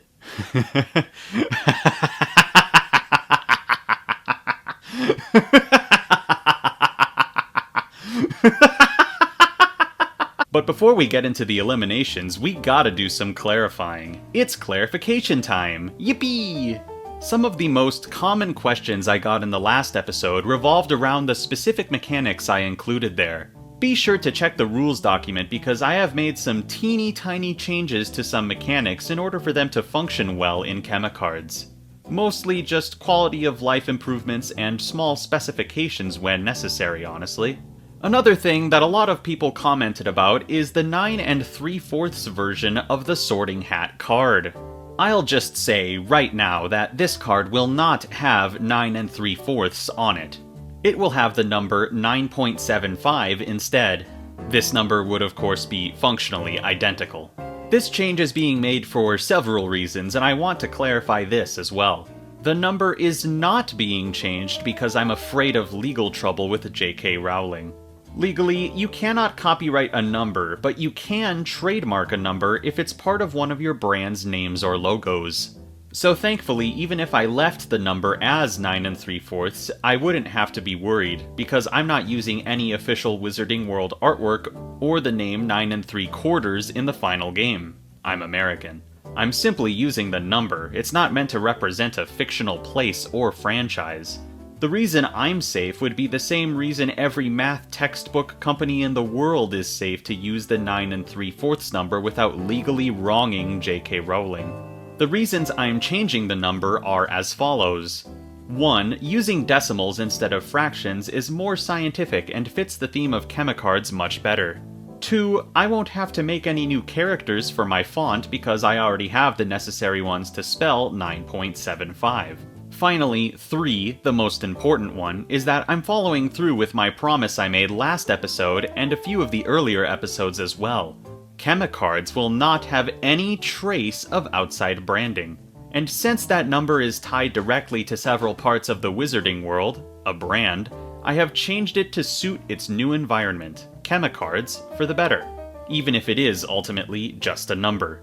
Also, I don't think it's a very hot take to say that J.K. Rowling is a terrible and often delusional human being, and while I have immense respect for the actors and actresses who played roles in the Harry Potter films, as well as the talented film and set crew who helped produce them, and the people at Mattel who designed the mechanics and necessary artwork for the various Uno Harry Potter versions, most of which are just screenshots from the films, I have absolutely no respect for J.K. Rowling, and I don't want to directly represent her in this project.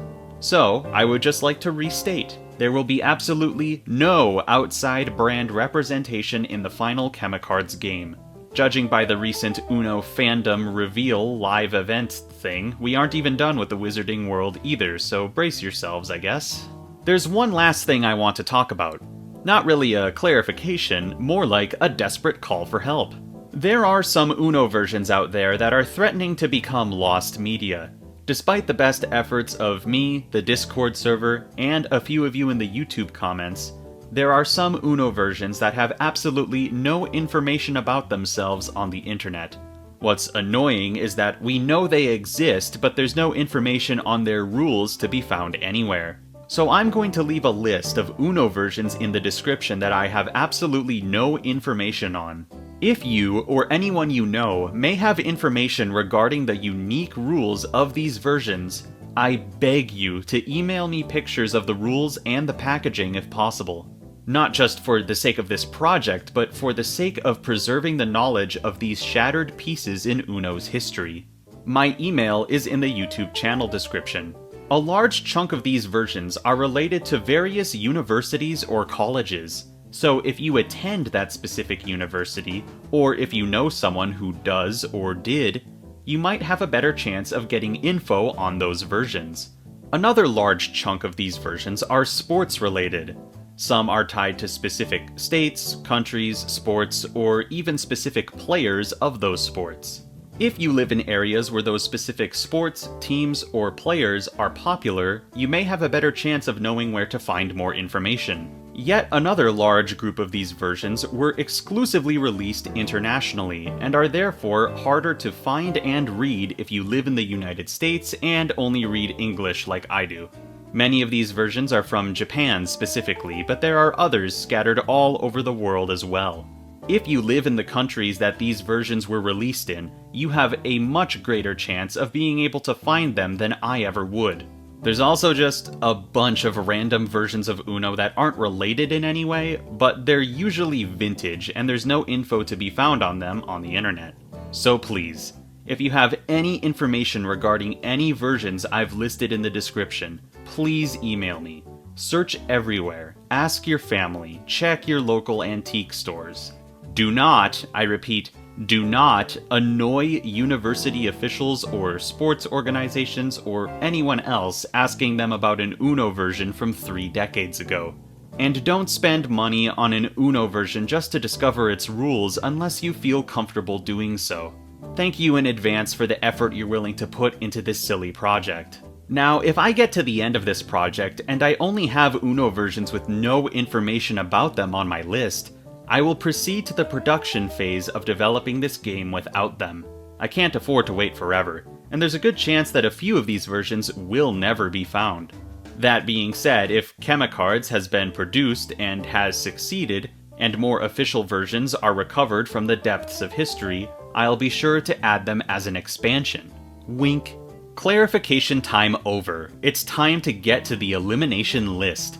Like I said last time I did a video like this, if any of the versions I list here actually do have something mechanically unique to Chemicards and I'm wrong, please let me know in the comments.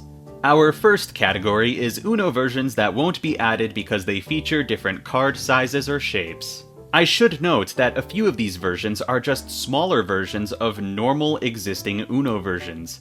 I haven't covered some of these normal ones yet, but I will eventually. I'm just getting their resized counterparts out of the way so I don't have to worry about them on my big list.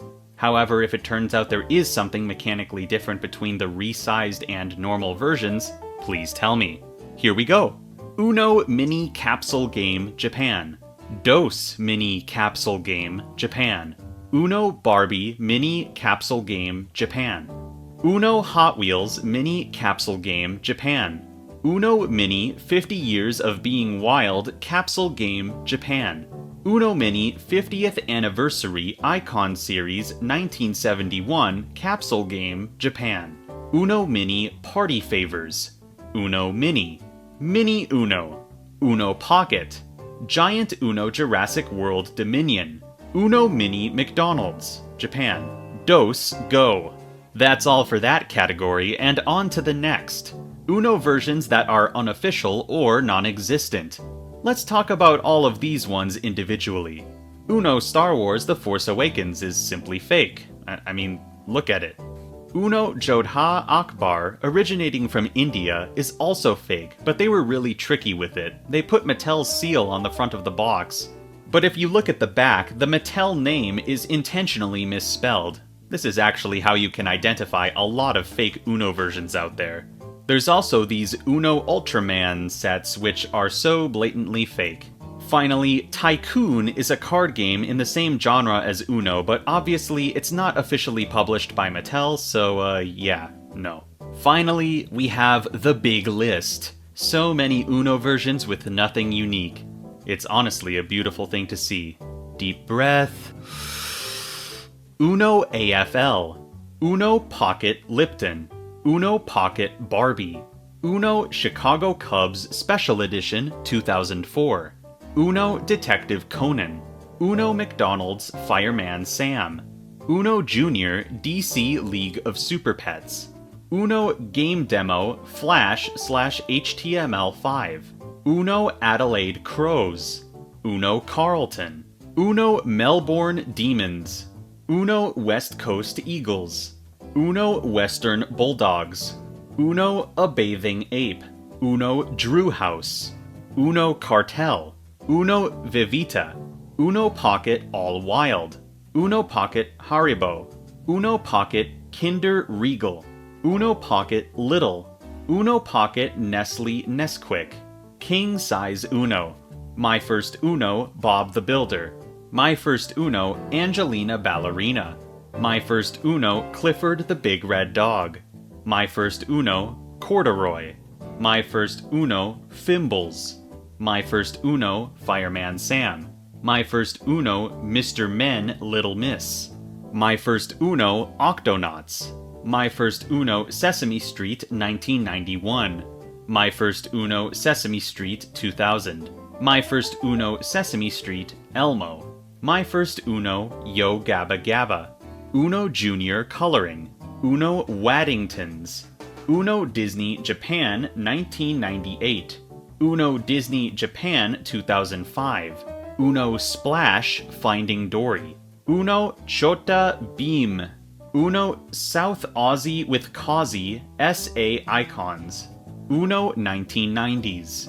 Uno Canada 150th Anniversary. Uno Colombia. Uno Costa Rica. Uno Ecuador. Uno El Salvador. Uno Honduras.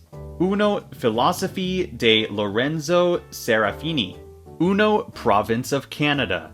Uno Toys R Us 50 Years Forever Fun. Uno Chic. Uno Royal. Uno Pocket Super Foodies. Uno Junior UK. Uno Deluxe 50th Anniversary Reissue. Uno Collector's Edition 1982. Uno Mini San Carlo Jr. Uno NFL Greatest Stars Brett Favre. Uno Super Bowl San Francisco 49ers. Uno It's the Great Pumpkin Charlie Brown 2009. Uno Pocket Walcor. Uno Pocket Meligatti. Yes, this is fantastic. Look at how many Uno versions have been eliminated. Originally, this episode was going to be about surpassing the 400 version mark, but we've made a lot more progress than that. In this video, I covered 77 official versions of Uno. That means that the total number of versions represented in the amalgam is currently 473. That's right, Mattel. You think you can reveal over 10 Uno versions at once and intimidate me? How foolish of you. Your silly marketing strategies don't scare me. Anyway, those versions aren't quite available yet at the time of writing this, so that means I'm about 72% of the way done with combining every Uno version ever. How exciting! I guess that kinda puts a timer on anyone who's out there searching for Uno lost media. Don't worry, you still have plenty of time, and I'll continue to do my own research in the meantime as well. Obviously, no new cards were added in this episode, so we're still sitting at about 842 cards. There's a good chance we'll reach 1,000 cards by the end of this, but there's also honestly a chance we won't. And there's nothing wrong with that. It is once again thank you time.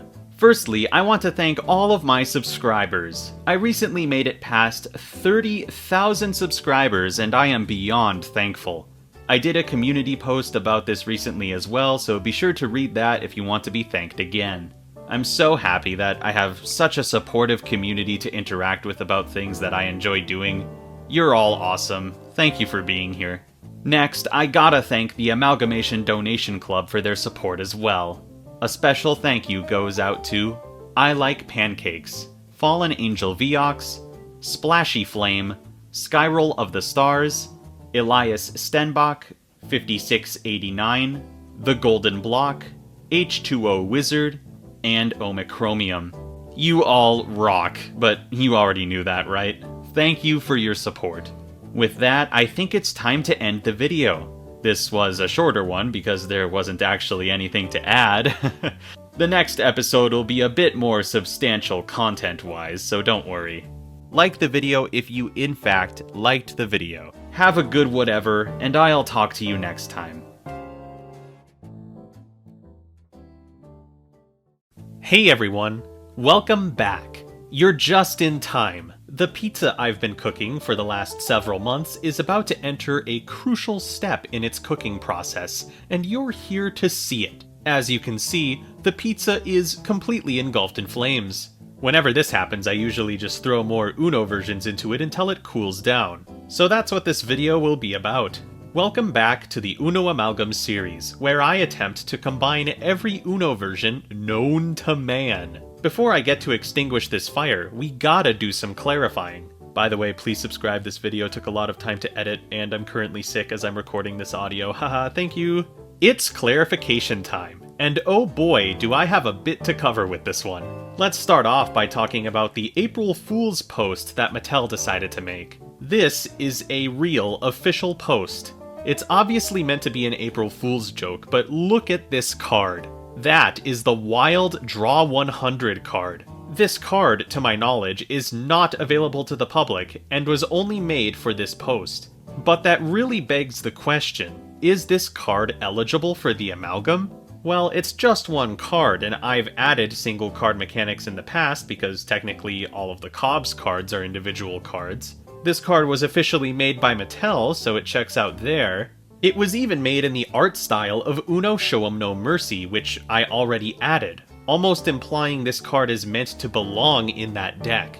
The only thing holding this card back is the fact that there is no way for anyone to obtain it. It hasn't been officially sold or even given away. It might not even be real, it could be photoshopped, who knows? I genuinely couldn't decide what to do with this thing, so I made a community poll asking you all what I should do. In the poll, I didn't tell you that this poll was about the Draw 100 card because I knew that if I had, you would have all been like, yeah, obviously add it. And to my surprise, the poll was not that one-sided. About 2/3 said it should be added, and about 1/3 said it shouldn't. The fact that this wasn't a landslide vote actually made my decision even harder, honestly. But it was actually the comments of this post that provided the true solution to this problem, at least in my mind. It's no secret at this point that expansions are very possible for the future. If Chemicards is successful, I would absolutely love to make expansions for all of you as well. And I think it would be fun to have an optional expansion of versions and cards similar to this one, where Mattel officially made them but never released them to the public. So far, that pack would include the Wild Draw 100 card and the Super Bowl 49ers deck, which I eliminated last episode. I'm going to uneliminate that version, kinda, and put it in a new category in the rules doc so we can keep track of these strange versions and cards like this. For those that don't know, the 49ers deck will never be released because the 49ers lost the Super Bowl, but we do have a lot of information of what was in that deck. Let me know if you've heard of any Uno versions that are official, but not officially released. Next topic. Recently, a lot of bootleg and unofficial Uno versions have been surfacing, especially in the Discord server. I've decided to not waste your time with any more of these versions in these videos, but I will continue to update the rules doc with any bootlegs that are found, just so we can possibly avoid suggesting them for the Amalgam again. Be sure to watch out for bootlegs in general. Remember, bootlegs often misspell Mattel in the legal info on the back of the box. The most common misspellings are Nattel and Mael. They also usually use an outdated Uno logo and/or list a bunch of secondary publishers for no reason. Don't let these versions distract you.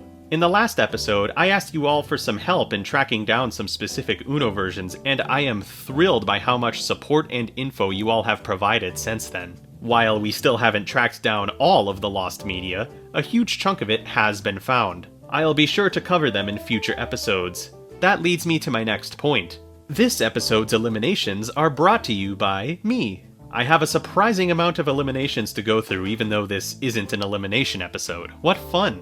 These versions are all in the same category. They provide nothing unique to Chemicards. I should also note that there are several entries in this list that were never released in the US, and because I don't have a VPN, I can't really confirm if some of these are real via the links that I have been sent. Obviously, I'll take your word for it for now. If anyone wants to prove me wrong, they can feel free to do so in the comments or in the Discord server. Link in the channel description. My Uno note hungers for more Uno versions. Let's get to the list.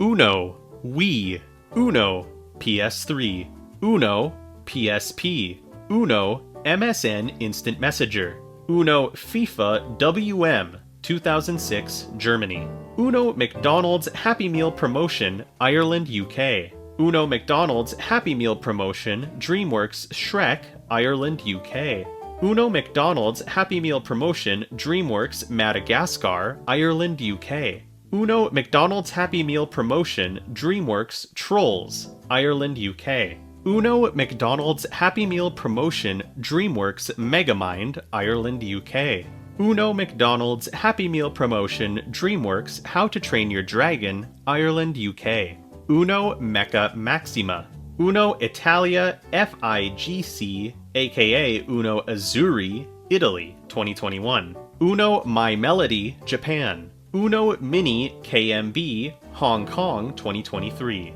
Get Wild for Uno. Uno Bear Brick. Uno Pocket La Mia Pinza. Uno Pocket Hansaplast. Uno Pocket Hubo. Uno Pocket Bip. Uno Pocket Nivea. Uno Betty Boop.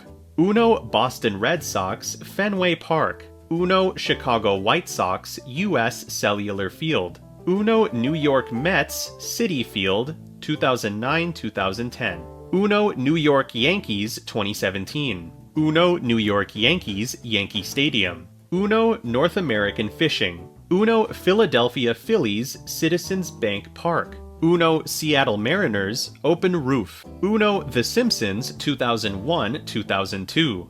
Uno University of Michigan. Uno University of North Carolina. Uno University of Southern California.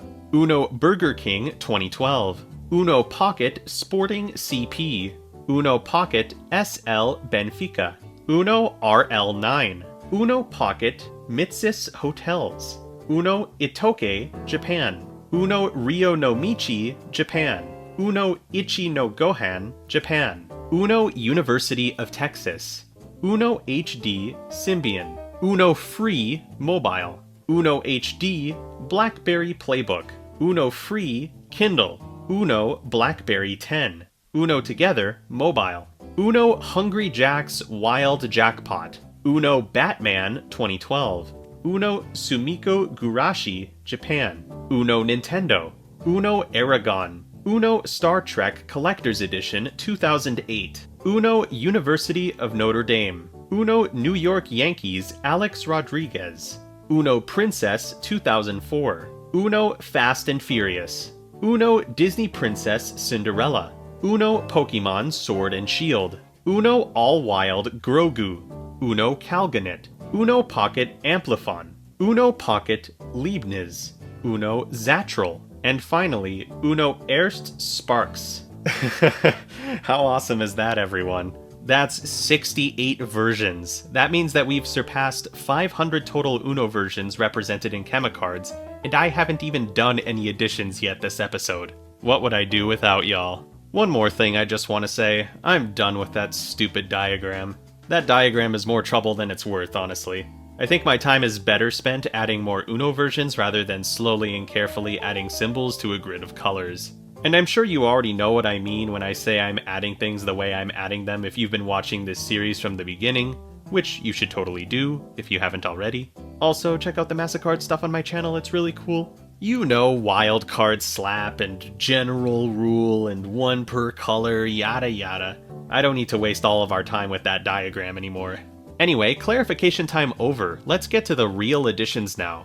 One fun little thing I want to do is talk about a few versions of Uno that I physically own, but I somehow haven't covered yet. There's only a few of them because, as I'm sure you know, I've covered quite a lot of Uno versions in my time. First up, we got Edition 171, Uno Hot Wheels 2020. I literally forgot I owned this version, and I even had it on my list of versions to find last episode. How silly of me. Anyway, this one has the Wild Supercharged card. This essentially functions as a wild discard color card. Choose a color in your hand and get rid of all cards of that color. Simple but powerful. And I love Hot Wheels, so I'm glad that this one has a mechanic that's actually worth something. Wild card slap. Up next, we got a couple of Disney versions, starting with Edition 172, Uno Disney Princess 2020. This one has the Wild Power of Friendship card. There are so many cards named similarly to this one that it's kind of obnoxious, but whatever. When you play this card, choose a color but don't tell anyone, all caps. Take a card of that color from your hand and place it face down in front of you. Then every player picks a card from their hand they think matches the color you just placed. Once everyone has chosen a card, you must count down 3, 2, 1, and everyone reveals their cards at the same time. All players who played a matching color get to discard the card they chose on top of the Power of Friendship card without triggering effects. If they didn't match, the card goes back into their hand. Finally, you discard the card you placed on top of that same pile. Your card also doesn't trigger effects. A bit of an overcomplicated explanation for a warlike mechanic, but it's specific enough to make it in. Wild Card Slap. Edition 173 is Uno Mickey Mouse and Friends. Guess what? This one has the Wild Friendship card, yay! Mattel Uno designers, please take notes. The word friendship has been used far too much to represent unique mechanics. Do not use it anymore. Anyway, when you play this card, everyone discards one, and you get to discard another card if you want. Ooh. No effects are triggered. Simple and cool, and something that benefits players, which is much more rare than things that hurt players. Wild Card Slap. One more game from my personal collection, and that's Edition 174, Uno Flip Marvel. This one has two unique wild mechanics to add. The first one is the Wild Superhero card, which had to be changed slightly to fit the triple play wild system. When you play this card, the player with the most cards gets to discard one card on top of this card without triggering effects. Another helpful card, could be good for team games. Wild Card Slap. The next one is the Wild Villain card. When you play this card, the player with the fewest cards must draw 3. Really similar to the Exterminate card, but fair enough. We don't have a lot of mechanics like this. Wild Card Slap. Huh. Just like that, my personal physical Uno collection is 100% represented in the Amalgam. It's a weird feeling, honestly, but it has also been a long time coming considering how many Uno versions I've covered. 4 versions definitely isn't enough for one episode. Let me dig through my list here. What else should I do? What about food? There's actually a few more food-related versions I need to add, so that'll be the next category. Starting with Edition 175, Uno Coca-Cola 2004. This one has the Thirst card. When you play this card, choose another player. That player must draw cards until they draw either a red or any wild card. Upon drawing one of those cards, the player must place it on the Thirst card without triggering effects. Kinda basic, but still unique. And it actually kinda makes sense for a Coca-Cola version.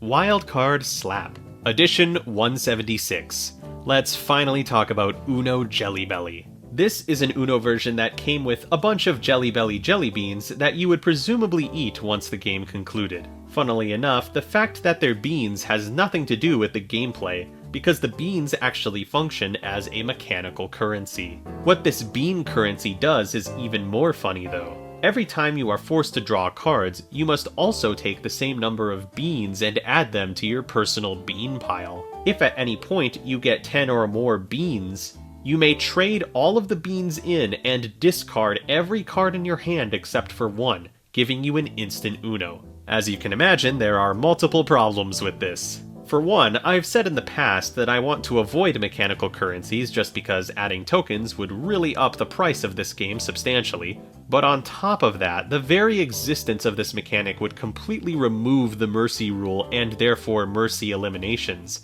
and I don't want to remove mechanics that I've already added. But the bean mechanic is completely unavoidable because it's the only mechanical addition to this version, so I gotta add it somehow. Here's my plan. Instead of beans, let's just use cards from the draw pile. There's plenty of those after all. For the entire game, if at any point another player plays a card that forces you to draw more than one card, once you're done drawing, draw one extra card and place it in front of you to start your bean pile. This card is not in your hand and its effects don't matter. It is simply a bean. Continue to add one card to the bean pile whenever you're forced to draw multiple cards. If at any point you get 10 or more total cards in your bean pile, you can trade them all in to discard all but one card from your hand, giving you an instant Uno. I think this is the best way to represent this mechanic without adding any extra physical currency and while maintaining the mercy rule. It makes the mercy rule much more obtainable than literally impossible to obtain, because the bean pile requires 10 cards, which each require a different draw mechanic to activate. You have 10 chances to get someone's hand size over 25, and that doesn't even include mechanics that only force them to draw one card, and cards that they themselves must draw on their own. And it even adds a bit of strategy, because if someone is really close to filling their bean pile, the smart thing to do would be to hold off until you have a card that forces them to draw a really large amount of cards. Alright, that's enough about jelly beans. Next, let's talk about more Burger King versions. Prepare yourselves, because if you've watched the previous episodes, and even this episode, you'll know that language and pronunciation are my kryptonite. Edition 177, Uno Burger King Desafio Dinosauros Brazil. This version is actually part of a Burger King promotional series of 6 Uno versions. Someone asked me in the comments why there are so many Uno Burger King versions, and honestly, I have no clue, but it sure is tasty. These 6 versions all have different themes, but they all contained a similar card. You'll see what I mean. This first one has the wild Desafio da Pegada. When you play this card, choose one of the following challenges. The next player must complete the challenge, or draw 5. Here are the challenges. Don't move until your next turn. Hold a card between your knees and do a lap around your opponents. Imitate a dinosaur until your next turn. Snore until your next turn. Don't talk until your next turn. Keep jumping until your next turn. Hold a card to the wall with your nose until your next turn. Keep an imaginary hula hoop spinning until your next turn. Then here are 2 really funny ones. Draw 5 and draw 1. I feel like I don't have to explain why the last 2 challenges are funny. But that's basically what all of these cards are. Really similar to Uno Dare, honestly. Wild Card Slap. Let's run through the rest of these really quick because, like I said, there's 6 of them. Edition 178. Uno Burger King Desafio Musica. The wild Desafio da Nota card has the following challenges on it. Sing your favorite song. Dance until your next turn. Imitate another player until your next turn. Accept a card from the next player in the turn order. Play an imaginary guitar until your next turn. Raise your arms until your next turn. Stay silent until your next turn. Say, Tres pratos de trigo para tres tigres tristes 3 times in a row. Snap your fingers until your next turn. Edition 179. Uno Burger King Desafio Monstros. The wild Desafio do Olho card has the following challenges.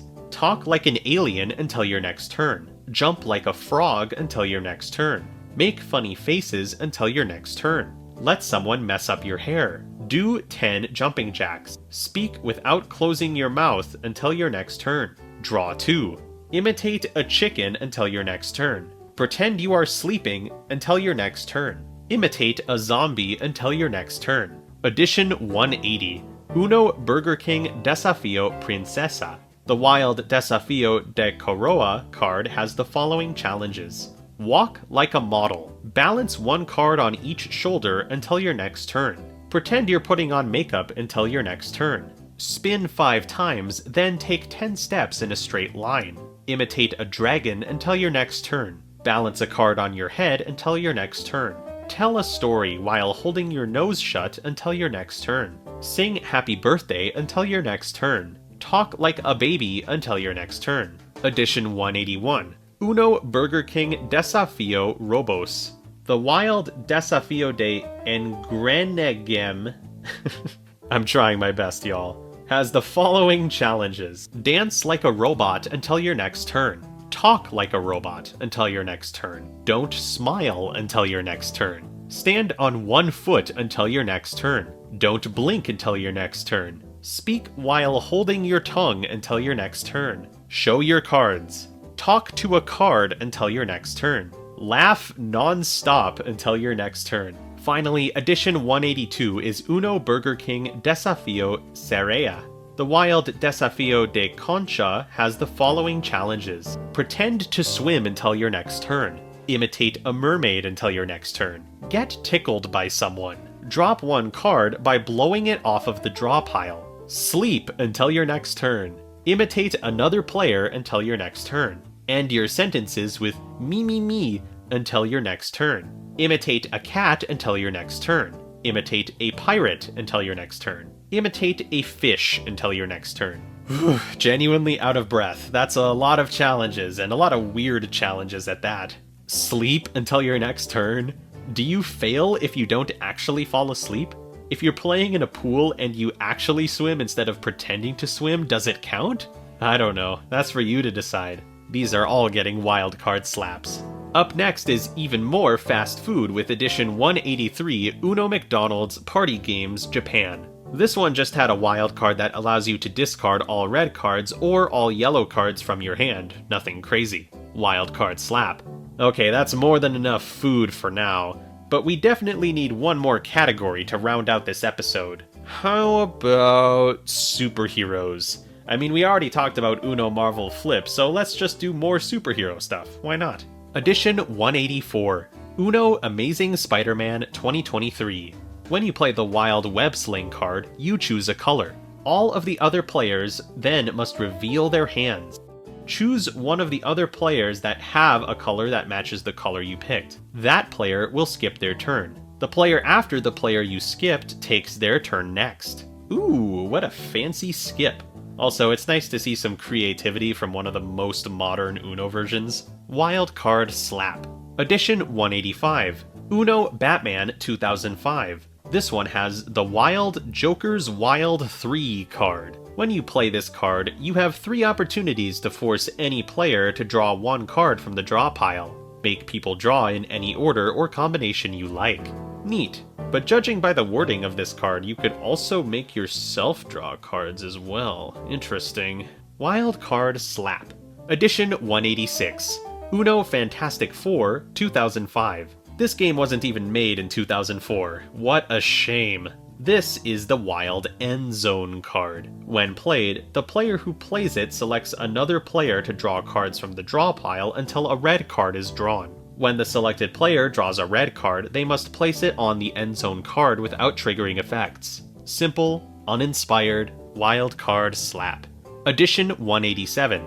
Uno The Incredible Hulk 2003. This is the Wild Gamma Blast card. This card is essentially a hand refresh, but you force someone else to do it instead. Play this card, choose a player, force them to discard their entire hand before putting the Gamma Blast card on top of their stack, and then force them to draw the same number of cards they just discarded. It's kinda funny, honestly. I like it. Wild Card Slap. Edition 188. Uno Marvel Heroes 2010. This is the Wild Feats of Fate card. When you play this card, trade any card in your hand with a draw 4 or draw 2 from the player to your left. If that person does not have either of those cards, move on to the next player. Continue this until you get a draw 4 or draw 2 card. If you receive a card, congrats, you have it now. If you don't receive a card, you may play a second card for free.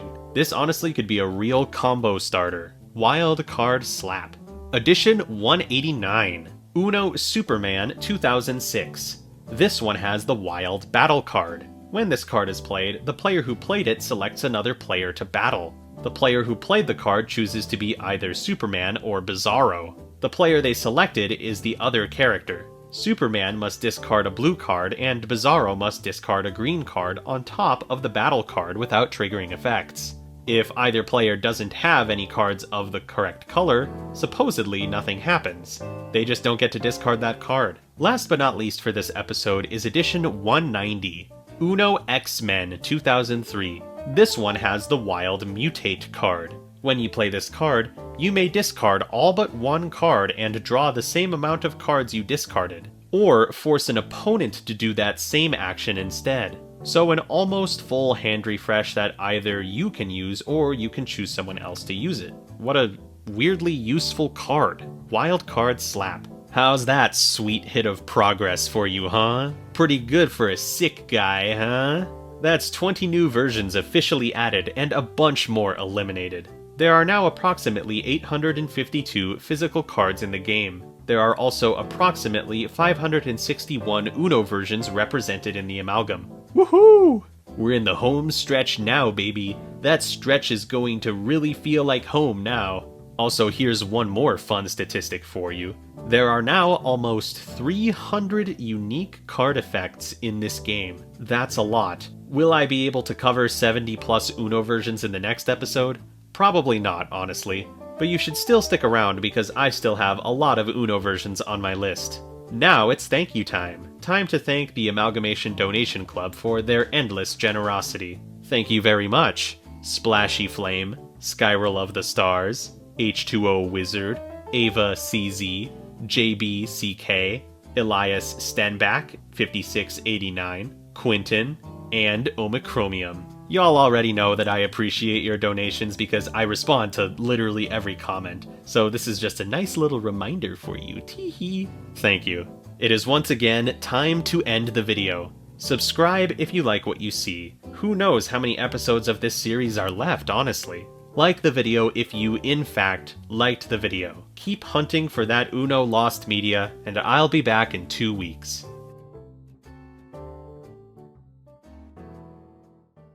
Hey everyone! Welcome back to the Uno Amalgam series. The series where I try to combine every version of Uno known to man into one stupid mess. This episode is the sports episode, the episode with the sports. Gee, I sure do know a lot about sports. The players, the teams, the sports. I even have a favorite team. Definitely. I get so upset when they lose, I break my flat screen TV. And I also know how to play football. I haven't gone my whole life without learning how to play it. I don't know why you'd think that. Never once in the history of this channel have I ever mispronounced a name of a sports team. I'm just that knowledgeable on the topic. So yeah, sports-themed Uno versions episode. Before I get this ball rolling, I gotta do some clarifying. Please subscribe and like the video so this series gets recommended to more and more people. We need all the help we can get to hunt for that Uno lost media. It's clarification time. Those of you that have been following this now 17 episode long series may have noticed a distinct lack of cameo games in recent episodes.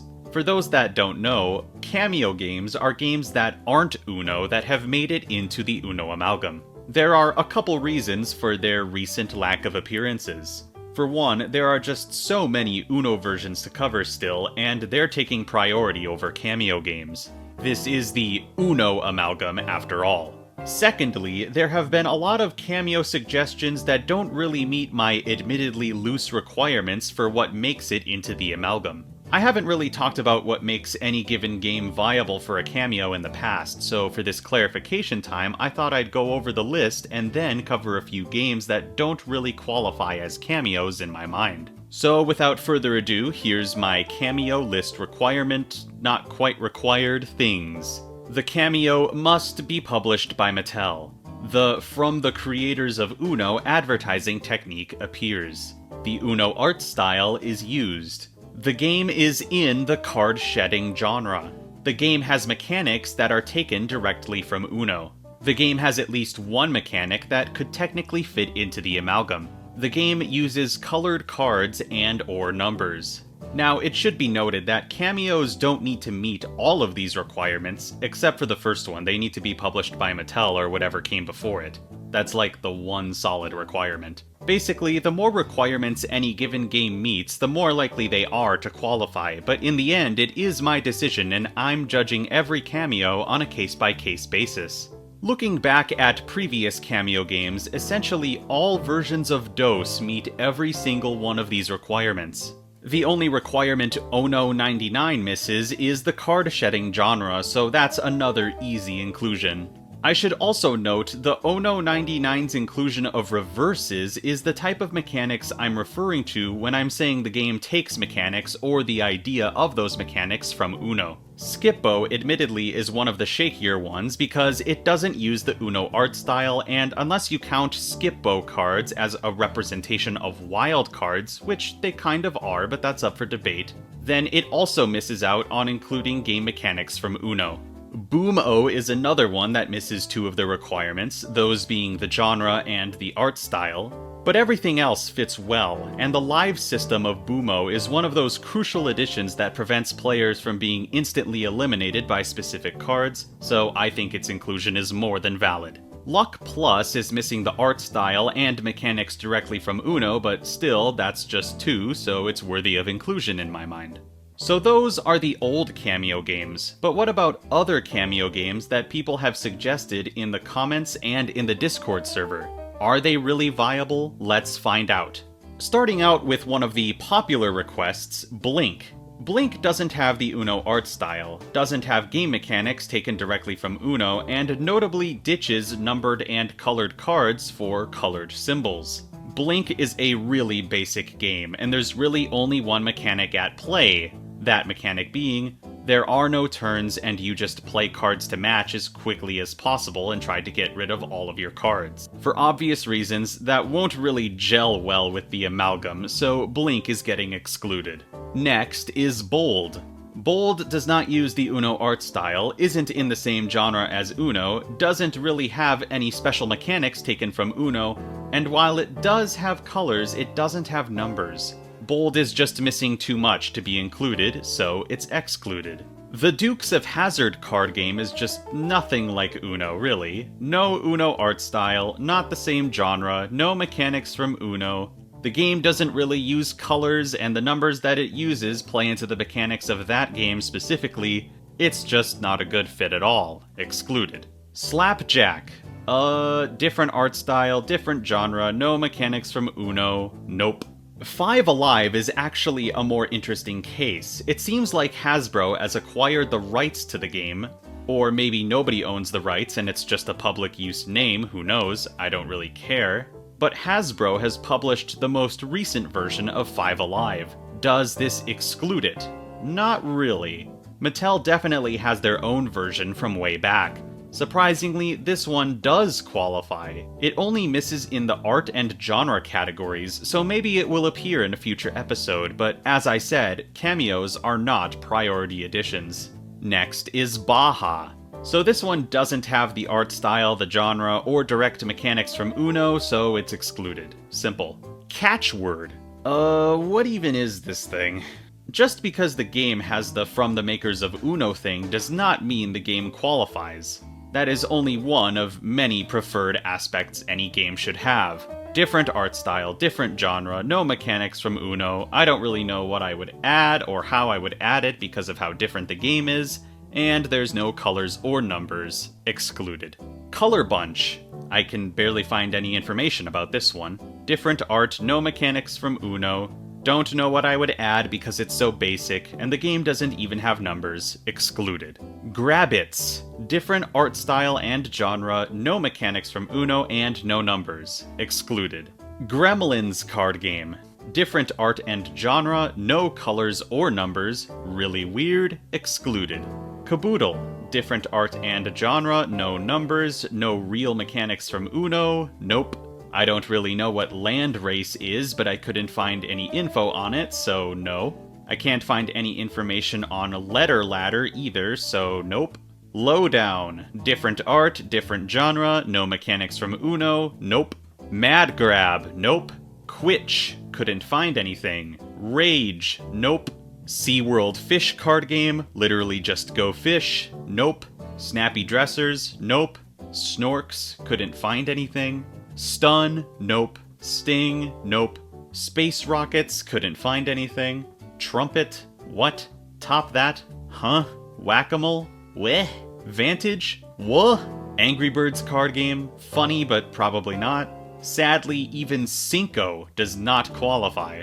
As you can see, there really aren't going to be many cameo games in the future, so sorry if you were expecting more. That being said, more cameos aren't an impossibility. Like I said, Five Alive is eligible, and I'm willing to consider more if they're found. Alright, I've talked enough about cameo games, let's get into the additions for this episode. Clarification time over. Hey, do you want to see a cool trick? There was a set of Uno Sports versions that all had the same special wild card, and if I add any one of them, I get to eliminate the rest. So let's just pick a random one. How about Uno New York Giants 2006. This will be edition 191. The card in question is the acquisition card. It's quite simple mechanically. When you play this card, choose any other card in the game out loud. If another player happens to have that card in their hand when you call it out, they are forced to trade that card with you for any card in your hand. Your choice. A fun card, no doubt, but the real fun comes from the eliminations this allows for. Allow me to list every Uno version with an identical mechanic to this one. Uno Pittsburgh Steelers 2007, Uno St. Louis Cardinals 2005, Uno Green Bay Packers 2006, Uno New England Patriots 2007, Uno Chicago Bears 2007, Uno New York Jets 2006, Uno New York Mets 2005, Uno Texas Rangers 2005, Uno Los Angeles Angels 2005, Uno Philadelphia Phillies 2005, Uno Boston Red Sox 2005, Uno New York Yankees 2005, Uno Chicago Cubs 2004, Uno Florida Gators 2007. There may even be more, but I don't know. That's another 14 eliminations for one mechanic. What a deal. Almost as good as the deals you'll be making with this mechanic. Really weird that these effects even transcend sports with their name and effect, but I'm not complaining. Hey, let's do that same thing again, it's really efficient. Edition 192 will be Uno NBA All-Stars Western Conference. This one has the Wild Champs card. When this card is played against you, you must draw cards until you get a 4-number card or until you draw 7 total cards from this effect, whichever comes first. Not too special, honestly, but it does provide us with some more eliminations. Here's another small list. Uno NBA All-Stars Eastern Conference, Uno NFL AFC, and Uno NFL NFC. Eliminated. So without even trying very hard, we've covered 19 Uno versions so far. That's a good feeling. Hey, let's make that an even 20 with the next edition. Edition 193 is Uno MLB Stars of the American League. This one has the Wild Top 2 card. When you play this card, the 2 players with the lowest card counts must draw 1 card. If the player who played the card is one of the players with the lowest card count, they get to draw a card and give it to another player of their choice. Oh hey wait, with the inclusion of this version we can also eliminate Uno MLB Stars of the National League. I guess that's actually 21 versions covered with only 3 editions. I could end the video right here, but that would be pretty lame, huh? We have a few more sports versions to cover, don't worry. At this point, I'm just going to randomly choose versions so I don't have to pretend there's any structure in this video. The pile of Uno sports decks is big and unruly. Edition 194, Uno Fandom Super Bowl 58 Kansas City Chiefs. Yeah, let's talk about the Fandom sports decks right now. Very recently, Mattel revealed several Uno Fandom decks based around football. They haven't been released as of me writing this, so if the unique mechanics of these versions happen to be slightly different than what I'm describing once they're released, let me know and I'll alter the rules doc. In general, we have a pretty good idea of what these cards do though, because of the Mattel Creations live stream, the box descriptions, and Mattel support. This one has the Wild Touchdown card. When you play this card, all players must signal a touchdown with their arms. The last player to do so must draw 3 cards. Funny minigame is funny, but let's talk about some real substantial additions now. Edition 195, Uno Fandom NFL Pittsburgh Steelers.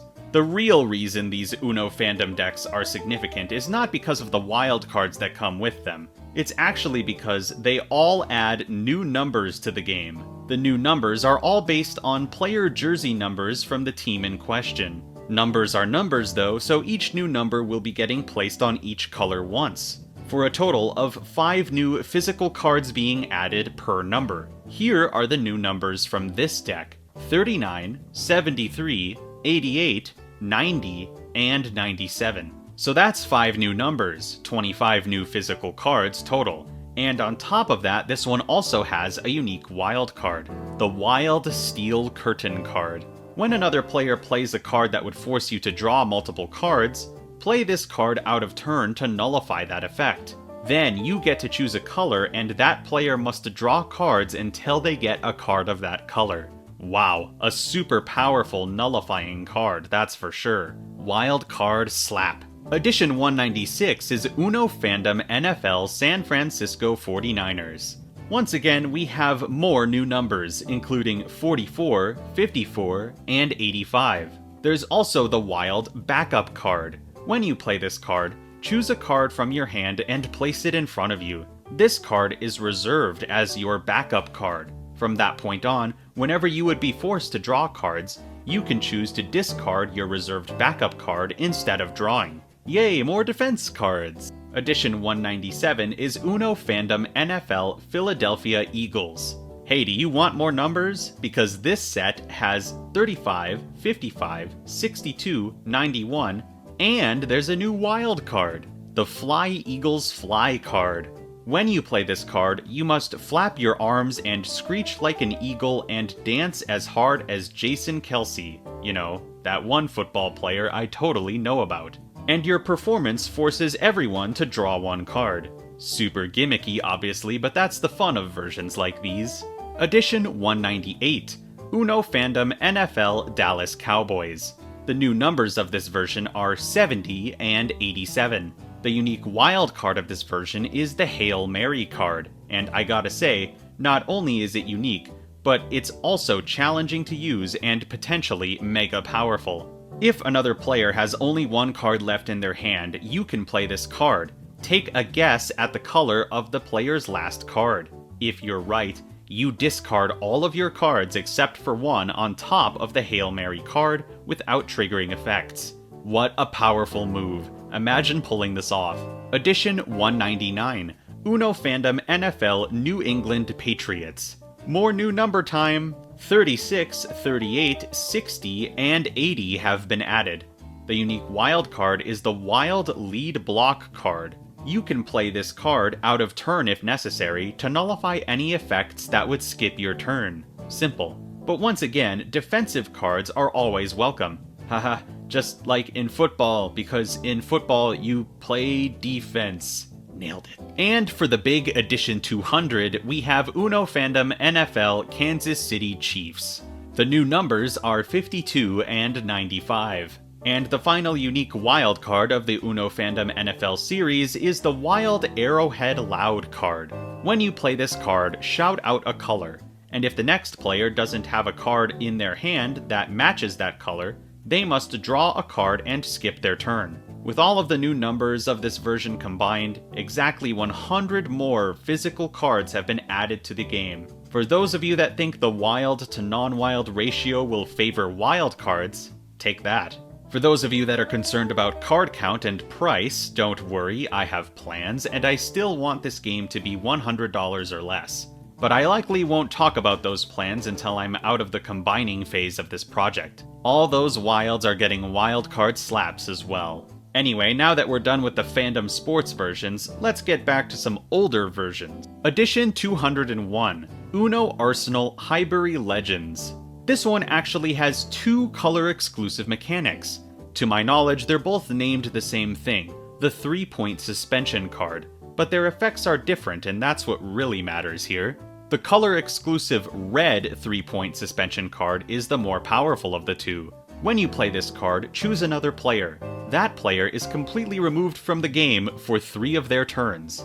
What this means is that that player's next 3 turns are skipped, but they're also immune to all effects that would normally be played against them during that time. A real survivor safety without power moment. The yellow color exclusive 3-point suspension is a bit weaker. It's just a targeted skip. Play this card, choose a player, their next turn is skipped. Edition 202, Uno New York Mets David Wright. When you play the wild Hot Corner card, you get to discard all 5 number cards from your hand in any order without triggering effects on top of the Hot Corner card.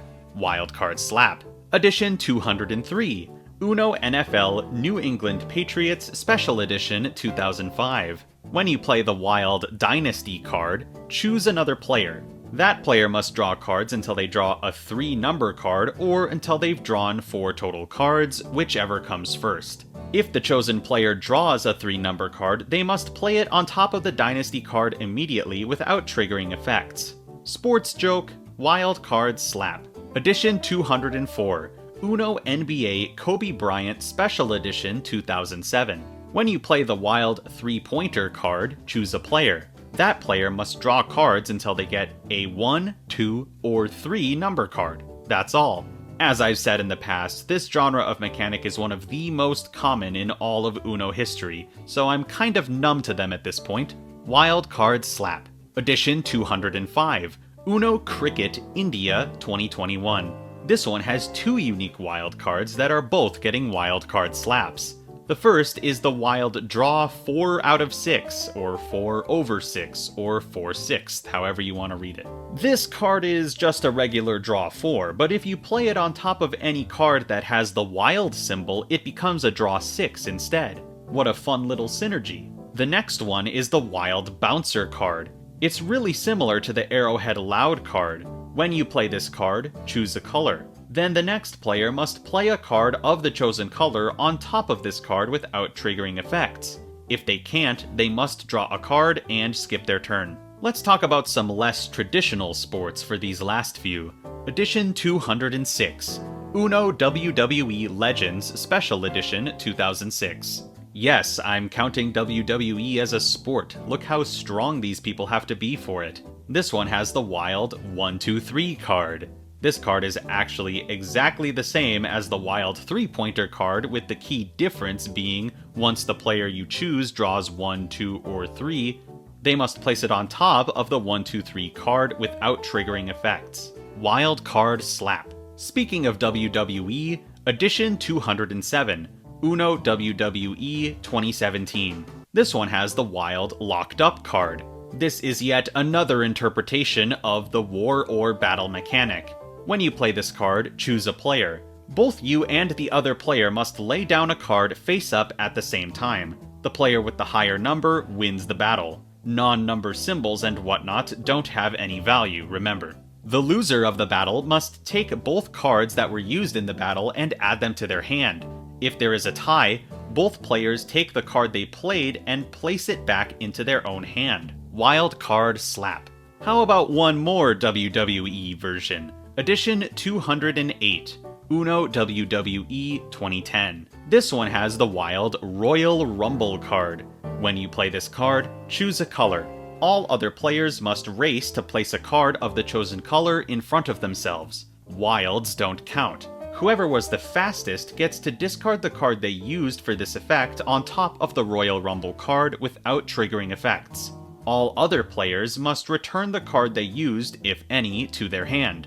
Wild Card Slap. There are so many warlike mechanics in this game, I can't wait to apply broad terminology to them so the cards aren't absolutely covered in text. Edition 209, Uno NASCAR 2005. Yes, this is also a sport. Look how much training these people have to go through for it. When you play the wild drafting card, choose a color. You then get to discard 2 cards of that color on top of the drafting card without triggering effects. This card, as well as the cards discarded by it, can in fact be the last card in your hand. Pretty strong card, honestly. Definitely one of those finishing move cards to end the game on. Wild Card Slap. For the final edition of this episode, I chose a larger entry. Edition 210, Uno X Games. Yes, this is a sport. For whatever reason, this particular version of Uno has way more thought put into it than most others. Even the logo got redesigned. This version actually included 8 total extra mechanics, which is so awesome. Mattel does not do things like this anymore. Lucky me though, a few of these mechanics are already represented in the Amalgam, so I don't need to cover all of them. There's still plenty to represent this version without the exclusions. The theme of these new mechanics are mechanic combos. First we have the tail whip symbol, which is effectively a targeted draw 2, but this time it's getting placed on each color once. Next is the lip slide symbol, which is a combination of a skip and a draw 2. When you play this card, skip the next player, and the new next player must draw 2. This one is also getting placed on each color once.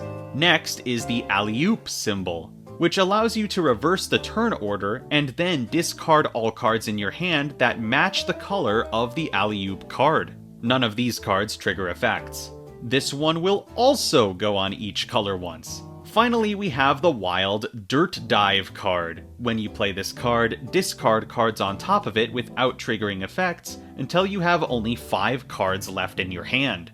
Talk about a catch-up mechanic. Okay, I know I said that was the last thing this episode, but in my research for this episode, I also found a couple more eliminations to throw in just cuz. And that's mostly thanks to this episode. Uno NFL Greatest Stars Tom Brady, and Uno Cricket Australia 2020. I thought I'd just list them now since we're on the topic of sports. I know that this episode has eliminated and added a lot of sports-themed Uno versions, but this absolutely does not mean that I'm done with sports in this series. The sports versions make up a good chunk of the lost media as well, so there may be a lot more sports versions to cover in the future. Anyway, let's check in on the progress this episode has made. I added 20 versions and eliminated another 20 versions. So that means 40 versions were covered in this episode, bringing the total Uno versions represented in the amalgam to 601. Wow, we finally made it past the 600 mark. That means we only have between 50 and 60 Uno versions to go before the end of the combining portion of this project. Ring ring. Oh hey, look at that, it's the Discord server calling me. Hello, the Discord server, how you doing? What's that? Are you serious? Oh, okay, I'll be sure to tell them that. Thank you. Okay, so I have good news and I have bad news. The bad news is that the internet is a liar. The good news is that there are actually still at least 150 Uno versions for me to cover in future episodes. I suppose that could be interpreted as bad news as well. The good thing is, you will all be getting a few more Uno Amalgam episodes than expected, at the cost of the game taking a bit longer to combine. Which I'm fine with, as long as you are also fine with it. A good chunk of those versions are lost media as well, so we may end up moving on without them. There will also definitely be some more eliminations as well, so don't be discouraged, we're still in the home stretch. That did push the completion percentage back a bit though. We're just a hair over 80% done. I appreciate the patience you all have when it comes to the development of this project, and I'm glad you seem to be enjoying not only the big game concept, but also the informative historical side of this series. My Amalgamates, if you want to see this project through to the end, hit that like button, leave that comment, subscribe please. Wait, where was I? Oh yes, the card count. 126 cards were added in this episode, mostly due to the new numbers. Once again, don't worry, I plan on optimizing the card count as much as I can at the end of this project. So the current total of 978 cards will most likely be less in the final release. It is once again thank you time. Generous donations from awesome people like you genuinely do keep this channel afloat, so a very special thank you goes out to these Amalgamation Donation Club members, including Ava CZ, Fallen Angel Viox, Radiant Diamond 3701, H2O Wizard, Rymac 1004, Elias Stenbach 5689, Splashy Flame, Quinton, Spiral of the Stars, Connor M78, Jamdrop 196, Sanix 900, and Omicromium. Once again, thank you all so much for your generosity. And now it is once again time to end the video. Thank you all so much for watching. I really appreciate it. Like the video if you in fact liked the video. Dream of Uno tonight. And I'll meet you back here for the next episode. Bye! Hey everyone! Welcome back to the Uno Amalgam series, the series where I tried to combine every Uno version in the history of ever. Last time we talked about sports, a subject I know very little about, and this time we're talking about even more digital and video game Uno versions. In all seriousness though, I want to say thank you to the Discord server, and especially Wario Land GP for their extensive findings and research for these versions. I physically don't have access to a lot of these versions, and I probably wouldn't have even known they existed had it not been for you, the community. Before I sink into the Digiverse, I gotta do some clarifying, as well as some eliminating. They really go hand in hand this time. It's clarification time. There are some Uno versions out there that really don't have anything to do with the card game or tabletop gaming in general for that matter.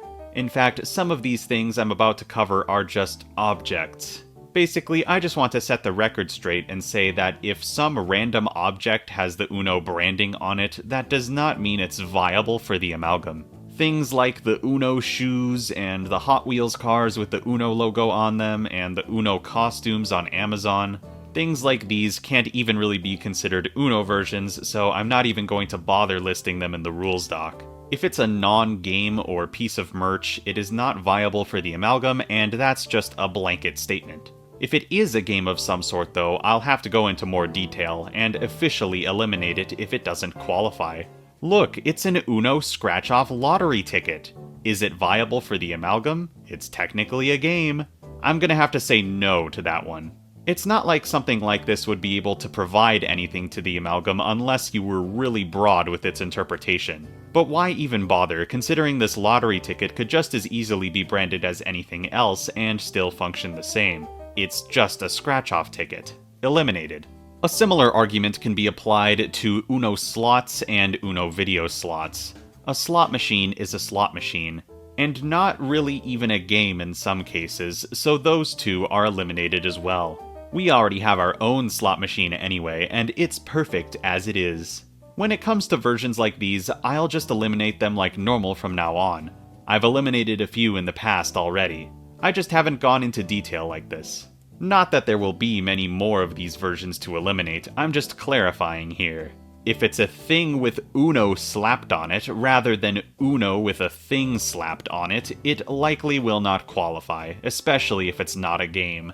Because I'm covering video game versions of Uno in this episode, there are a few Uno video game versions that either have nothing new about them, or will have their mechanics completely represented by the versions I add in this episode. So I'm just going to list them now since we're eliminating. Uno Undercover Demo, Uno 3, or Uno to the Third, Flash Game, Uno Challenge, Java Mobile, Uno for DOS, Uno plus Skippo plus Uno Freefall for the Nintendo DS, and Uno 2-in-1 Java mobile game.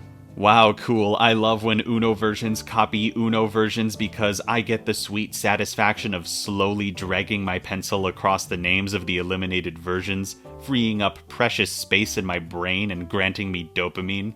Anyway, we have even more general eliminations to do. Let me read them. Please. Uno Baby Bell, Uno Meligatti Milk Chocolate Egg, Uno Guayaquil, Uno Galapagos, Uno Quito, Uno Cuenca, Uno PS1, Uno Kebhaus, Uno Pocket Rheinfels, Uno Pocket Pre-Zero, the original Uno, 1995, the original Uno Monte Carlo, Uno Florida State University, Uno Arby's Mini Deck, Uno Arby's Kids Meal, Dos Arby's Kids Meal, Uno Manchester United, Uno England National Football, Uno Chelsea Football Club, Uno Attack Refill Deck 2002, Uno Attack Refill Deck 2003, Uno Retro Rainbow Box 2014, Uno Simpsons Special Edition and Magic 8-Ball Gift Set, Uno Super Bowl 58 2023, Uno Toy Story 1997, Uno Holiday with $3 coupon, Uno Kittens, Uno Pocket Diables Rogues Carrefour, Uno Pocket Intermash, Uno Pocket Libella, Uno Pocket Rheinfels Quell, Uno Pocket S. Oliver, Uno Pocket Coif & Co., Uno American Girl Prop Deck, Uno Boomo, yes, this is a separate release from just plain Boomo, Uno and Uno Boomo 2-in-1, Uno Liverpool FC, Uno NFL Dallas Cowboys 2006, and finally, Uno American Kennel Club Non-Sporting Edition. Huh, that was actually more eliminations than I thought I would have this episode. We love progress in the Uno Amalgam series, yeehaw! One more thing I want to cover on the topic of eliminations, and it ties back to the last episode a bit. Some Cameo games that I have already included have different versions of themselves, and generally those are getting excluded. We don't need 10 plus versions of Phase 10 and Skippo in the Uno Amalgam, so I'm drawing the line at the first generation of Cameo games. Also, yes, I know I added DOS and DOS 2nd Edition, but DOS is a special case because it is quite literally the sequel to Uno. Speaking of cutoff points, some of you have been wondering where the cutoff point is when it comes to the combining portion of this project. Basically, I plan on adding every version of Uno on my list that I've accumulated over the course of this series until there are none left. Versions will continue to be added to the list until I've caught up with Mattel's most recent releases, and every older version that can be found has been found at that time. As soon as I hit that point, I'm going to cut off any future versions that get published, as well as any Uno lost media that hasn't yet been found, and I'll move on to the next phase of development.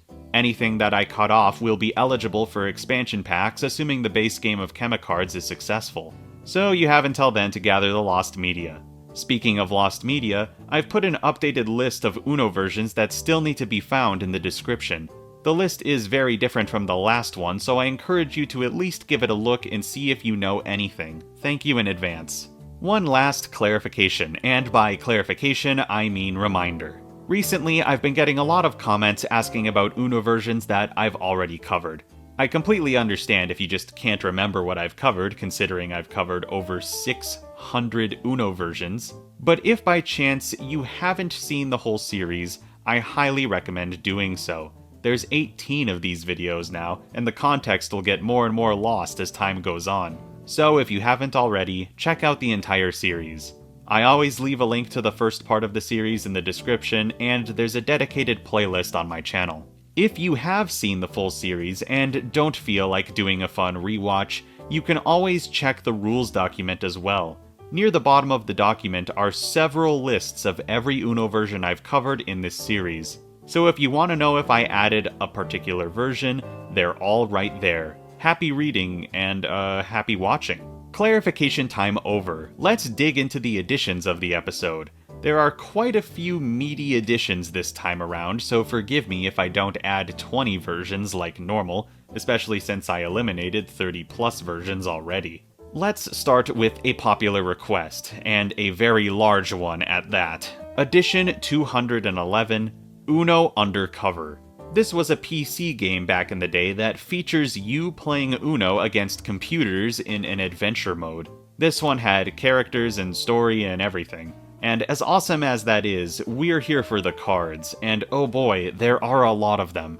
I suppose now is a good time to remind you that because the unique cards of digital Uno versions were designed within a digital medium, not all of them will be able to function exactly as they did originally, considering they're getting added in a physical medium. Changes and flat-out exclusions are quite necessary. This will be made apparent very quickly. The first unique card of this version is the Wild Redecorate card. Normally when you play this card, you choose a color and the rest of your non-wild, non-color exclusive cards in your hand will magically change to the color you chose. As you may have deduced, this is physically impossible. So how can this mechanic be represented? I have an idea, but boy is it awkward in a funny way. When you play this card, choose a color. Then take all non-wild and non-color exclusive mechanic cards from your hand and separate them from the rest of your hand. All of these cards are now the color you chose, and they maintain all numbers and symbols and modifiers and whatnot. These cards are still in your hand, you just gotta keep them separate from the rest of your hand, as well as any cards you draw after this point, because those cards aren't affected by this mechanic. You can hold the two parts of your hand by holding one in your left and one in your right hand, or you can set one of them down on the table, it doesn't really matter. Once you run out of cards in your redecorated stack, you can hold your entire hand normally again. Pretty silly, huh? Also yes, this means that cards with color-exclusive mechanics are going to have an indicator on the card saying as such. But I kinda already secretly planned on doing this anyway, so it all works out. Wild card slap. See what I mean about digital mechanics? That was just the first card of Uno Undercover. Next is the blue color exclusive Clone card. When you play this card, choose another card in your hand, and the clone card becomes a copy of the card you chose. And its effects trigger. Reveal the card you wish to copy for all to see, and then place it back in your hand.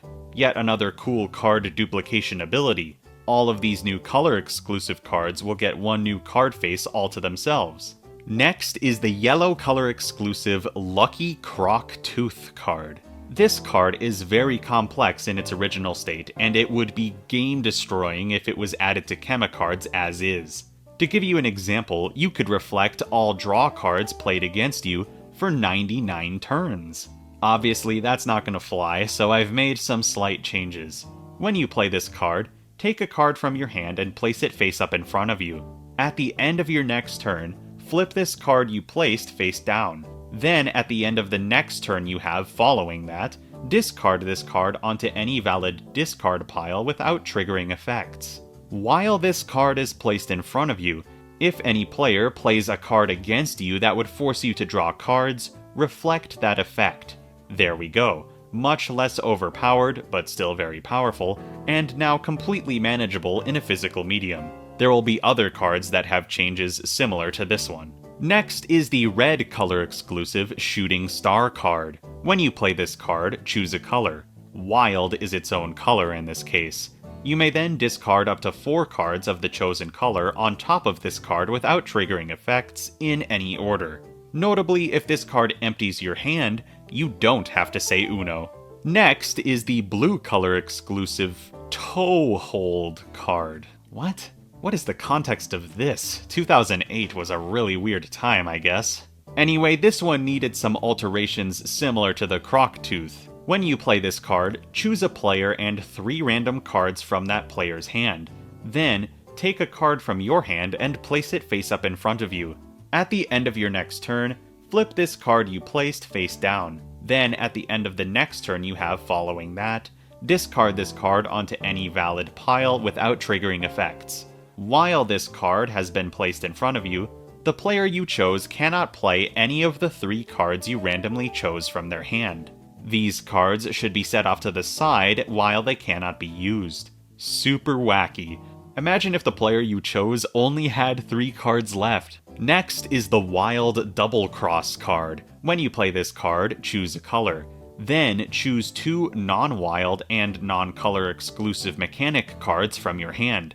Those 2 cards change to be the color you chose. Similarly to the Redecorate card, these cards should be kept separate from the rest of your hand, so you know which cards you changed the color of. Next is the green color exclusive Highland 2-Step card. Your guess is as good as mine for how science, alligators, dancing, feet, stars, and all of the other things are related thematically. When you play this card, choose 2 players. They must give each other their entire hands. This effect does not trigger in a 2-player game. Next is the blue color exclusive Tsunami card. When you play this card, choose a player. That player must roll the appropriate die twice to select 2 players randomly. This can include you, and the same player can be randomly selected twice. The player you chose must take 1 card from each player who is randomly selected per dice roll. Players who don't have at least 2 cards in their hand cannot be targeted by the dice roll of this mechanic, and this would result in a reroll. If everyone has 1 card, this effect ends prematurely. Woof, that's a complex one. Fun! Next is the yellow color exclusive Switcheroo card. When you play this card, choose 2 players. They must switch seats. This effect does not trigger in a 2-player game. Next, we have a couple of mechanic combo cards, starting with the red color exclusive Reverse Draw 2 card. When you play this card, the turn order is reversed, and then the next player in the turn order must draw 2. The reverse portion of this effect is nullified if there are only 2 players. Next is the yellow color exclusive Reverse Skip card, which will be mechanically the same as the Wild Reverse and Skip card from Uno Flex, but now it's yellow. Finally, the last card from Uno Undercover is the green color exclusive Skip Draw 2. When you play this card, the next player is skipped, and the new next player must draw 2. If there are only 2 players, the skip portion of this effect is nullified. All of that was just one addition. Let's finally move on. Edition 212, Uno CD-ROM. This one only has 3 unique cards to talk about. All 3 of these new symbols will be placed on each color once. First we got the Spy symbol. As long as you have this card in your hand, other players cannot see how many cards you have without using an effect that allows them to do so. You'll just have to hide your cards under the table or something. Next is the Shark symbol. Finally, another use for the coin. When you play this card, starting with the next player in the turn order, all players must flip the coin once until someone flips tails. The first player to flip tails must draw 4 cards and skip their next turn. Notably, you are not immune to the shark effect if you're the one who played it. Finally, we have the mutant symbol. When you play this card, draw the next card from the draw pile and place it on top of this one without triggering effects. That card is now the current card in play. Up next is Edition 213, Uno Game Boy Color. Once again, we have 3 new mechanics, but this time they're all wild, so they're all getting wild card slaps. First we have the Wild All Draw 2. This is the same as the one I already added, except for this card changes its color to match whatever color it's placed on top of, rather than letting anyone choose its color. Next is the Wild Swap Hands, and once again, the effect is the same as the current Swap Hands modifier, but this card changes its color to match the color it's played on top of. Finally, we have the Wild Boomerang card. When you play this card, it functions as a normal reverse.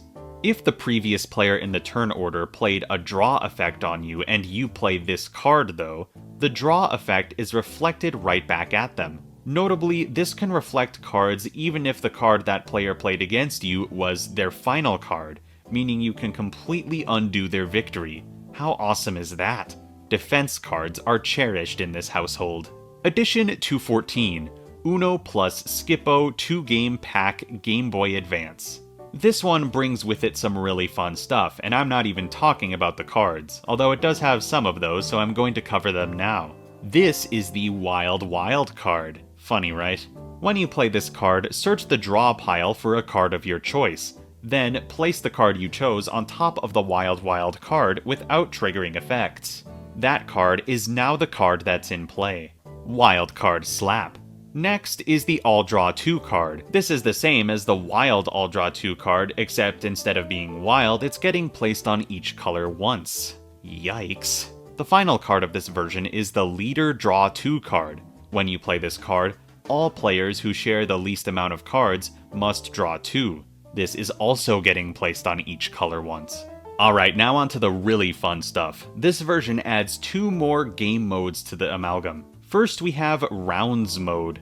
This doesn't change anything gameplay-wise, but instead of keeping track of points, you can select a number of your choice and whoever wins that number of rounds first is the true winner. Sounds long and arduous, and I love it.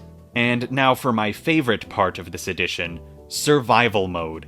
In Survival mode, all players start the session with a number of points between 100 and 1000, agreed upon by the group. At the end of each round, instead of gaining points from cards like normal, you lose that many points instead. When you run out of points, you're eliminated from the game and cannot participate in future rounds. I don't know about you, but this just sounds really fun to me. And I also just really love giving people more ways to play in general. Replayability rocks.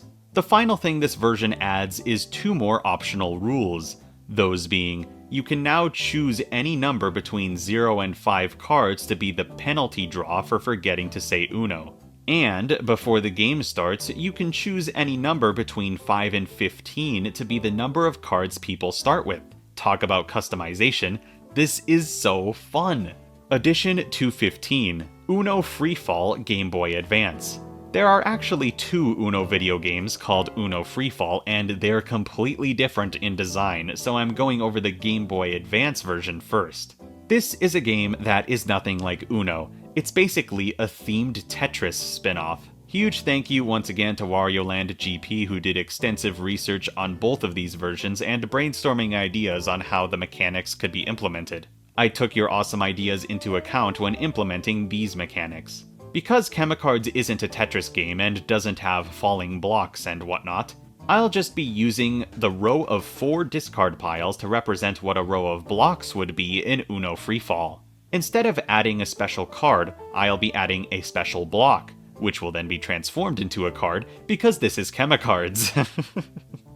Anyway, this is the Wild Blockade card. When you draw this card, you must immediately place it on the first discard pile. From that point on, that discard pile can no longer have cards played on it.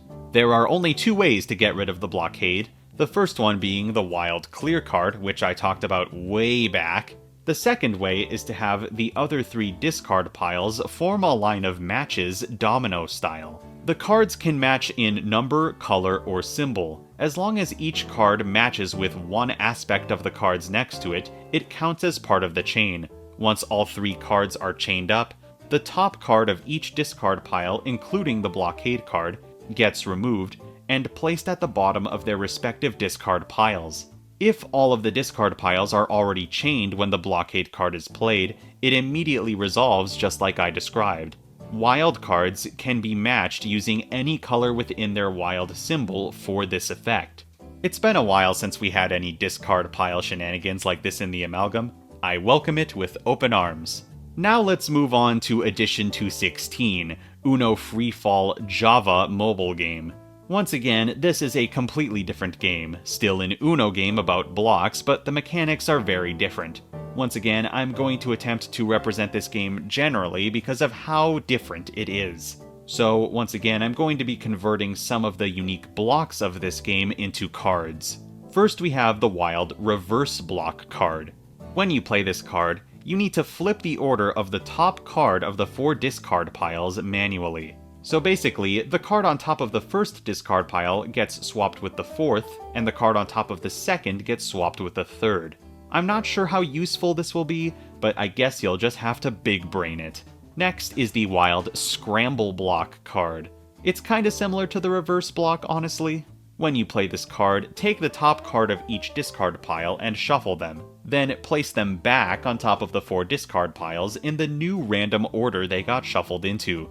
Finally, we have the wild gold block card. This card is just a normal wild card if you play it normally. But if there's a wild card on top of the 2nd or 3rd discard pile, and the cards on either side of it are the same color, you can play the wild gold block card on top of the wild card to clear the top card of every discard pile and place them at the bottom of their respective discard piles. Wow, that's a lot of discard pile nonsense, and an overuse of the word pile. Thank you, Uno Freefall, and more importantly, thank you, Skippo, for adding that 4th discard pile. Don't know what would have happened here without it. Next, we have Edition 217, Uno Java mobile game. There isn't too much to this one, honestly. The thing I want to include is the new Challenge Uno game mode. It essentially functions as a reverse survival mode, if that makes sense. In this mode, you choose a certain amount of points, and when a round of the game concludes, players add up the amount of points their own cards are worth. Once a player reaches that designated point value, they're eliminated from all future rounds of the game. Last player standing wins. It's really cool how many options there will be in the final game. If you couldn't tell, I like making games that are nearly infinitely replayable. Also, yes, I'll be covering how points work like I promised so long ago near the end of this series. It'll likely be a really simple system in order to comply with all point-based mechanics. Edition 218, Uno Spin Java mobile game. Don't worry, the spin mechanics have already been included. What would another digital Uno version be without yet another game mode? Man, digital Unos love these things, and I do too. It's much more interesting than adding a single card. This version adds Elimination mode. For this mode, before the game begins, players must agree on a certain number of strikes. It can be 3, 4, or 5 strikes. During normal gameplay, if you don't have a valid match to make at the start of your turn, you gain a strike. If you get all 3 strikes, or whichever number you chose, you're eliminated from the game and all future rounds. Strikes are carried over between rounds, and the last player standing wins. I feel like this game mode will be played very differently than the others. Can't wait to playtest these. Edition 219, Uno and Friends Java 2012. This game adds a unique system to Uno called powers. Essentially, powers are special effects that charge up over the course of the game, and automatically trigger when they're fully charged. I'm not going to be adding these unique mechanics in this way though, because not only would it be an extreme hassle to keep track of, but it's also really inconsistent in-game with how they function. Since these powers are displayed as cards anyway, and they have unique effects, I'm just going to add them as color-exclusive cards. First, we have the blue color-exclusive Freeze card. When you play this card, all other players must randomly take half of their cards from their hand, rounded down, and set them off to the side. These cards are still in their hand, but none of them can be used for 2 of that player's turns. If you're playing in teams, your teammate is not affected by this effect. Next is the orange color-exclusive Flurry card. This card is an all-draw 2, but if you're playing in teams, your teammate is immune to this effect. Next is the purple color-exclusive Safeguard card. When you play this card, instead of playing it on a discard pile, place it in front of yourself face down. At the start of your next turn, flip this card face up, and at the start of your turn after that, discard this card onto any valid discard pile using your one action. If the start of your turn is skipped, it still counts as if your turn occurred normally, and you must do the corresponding action with this card. While this card is in front of you, you are immune to all draw effects and color-exclusive action cards played against you. While you're protected, you cannot challenge other players' draw cards they play against you, but other players can still force you to draw cards by challenging your plays. Next is the red color-exclusive Sabotage card. When you play this card, the player with the fewest cards draws 4. If multiple players are tied for the fewest card, use the appropriate die to decide who the effect targets. This effect also can't trigger on your teammates if you have any. Finally, we have the green color-exclusive Transform card. When you play this card, all other players except for your teammates must randomly choose one non-number card from their hand and discard it in the turn order on top of this card without triggering effects. Then all players must draw cards until they draw a card with no symbols. They then add the number card with no symbols to their hand, and the cards they drew to get to that one, if any, get flipped and placed at the bottom of the draw pile. This one would be a good way to get rid of some valuable cards. Whew! See what I mean when I say these versions add a lot of content? Just one more for this episode. Edition 220, Uno DirecTV Game Lounge. Huge thanks to Data McSponge for finding the info on this one. This is about as close to lost media as you can get without actually being lost. I remember really early on in the project, someone commented about an Uno Rock'em Sock'em Robots version, and I couldn't find anything like that in the brief bit of research I did, so I just assumed it was either fake or a knockoff. But no, it's real, and it's actually called Uno DirecTV Game Lounge. Unfortunately, this specific DirecTV service was discontinued in 2013, so it's likely nobody will ever be able to play this version of Uno again in its intended form. Thankfully, we can still extract its unique cards. The Game Lounge had 2 Uno modes, one being Classic Uno, which had nothing unique about it really, and Rock'em Sock'em Uno. This is the mode with the 3 new cards. The first of these is the Wild Red Rocker card. When you play this card, the Trade Hands mechanic, which I've covered previously, triggers. But this card also has another unique effect, that being only red cards can be played on top of this card. So it's only really a wild in the sense that you can play it on any color. Interesting. Next is the Wild Blue Bomber card. When you play this card, you can play another card from your hand. Effects on this card do indeed trigger. Additionally, only blue cards can be played on top of the Blue Bomber card. Finally, we have the Wild Rock'em Sock'em Knockout card. When you play this card, the next player in the turn order must skip their next 2 turns. Additionally, only blue and red cards can be played on top of this card. All 3 of these cards are getting wild card slaps. Woof! Who would have thought there were so many more Uno video game versions? And this isn't even all of them. It'll be really funny when I run out of ways to connect Uno versions thematically at the end of this series and just end up jumping around from sports to video games to whatever else is left. But we're not quite there yet. Time for me to throw the usual statistics at you. In this episode, I eliminated 48 versions and I added another 10, meaning I covered 58 total Uno versions in this episode, bringing our total Uno versions represented in the Amalgam to 659. Even though the 650 goal is outdated now, it still feels really satisfying to surpass this milestone. Just think, had I started this project a few years earlier, I may have already been done.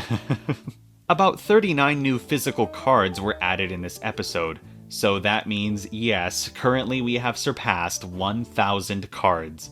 We are currently at 1,015. Rejoice! Once again, this likely won't remain the case when I move on to the next phase of the project.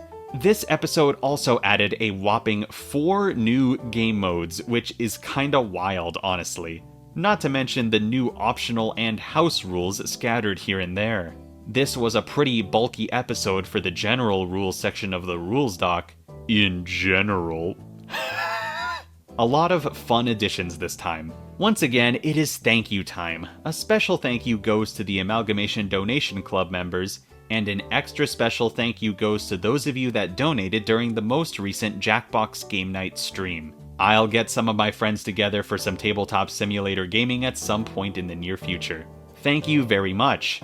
Golden TGB, Noah Nogler 7611, Elias Stenbach, H2O Wizard 57, Datboy 7347, Rymac 100, Gluebird 2421, Omicromium, Quinton, Zombie, Catherder Cam, Dr. 7, Gigas GMX, Connor Pawner 1, Polar, Sam Shedwick, Skyroll of the Stars, Era, Quartzer, Jamdrop 196, and Splashy Flame. Y'all are so awesome, and as a result of your generous donations, you'll get to see some awesome content in the future. Thank you very much. And now it is once again time to end the video. Subscribe and join the Amalgamates as we get closer and closer to combining every Uno version in the Amalgam. Like the video if you in fact liked the video. Thank you so much for watching, and I'll be back.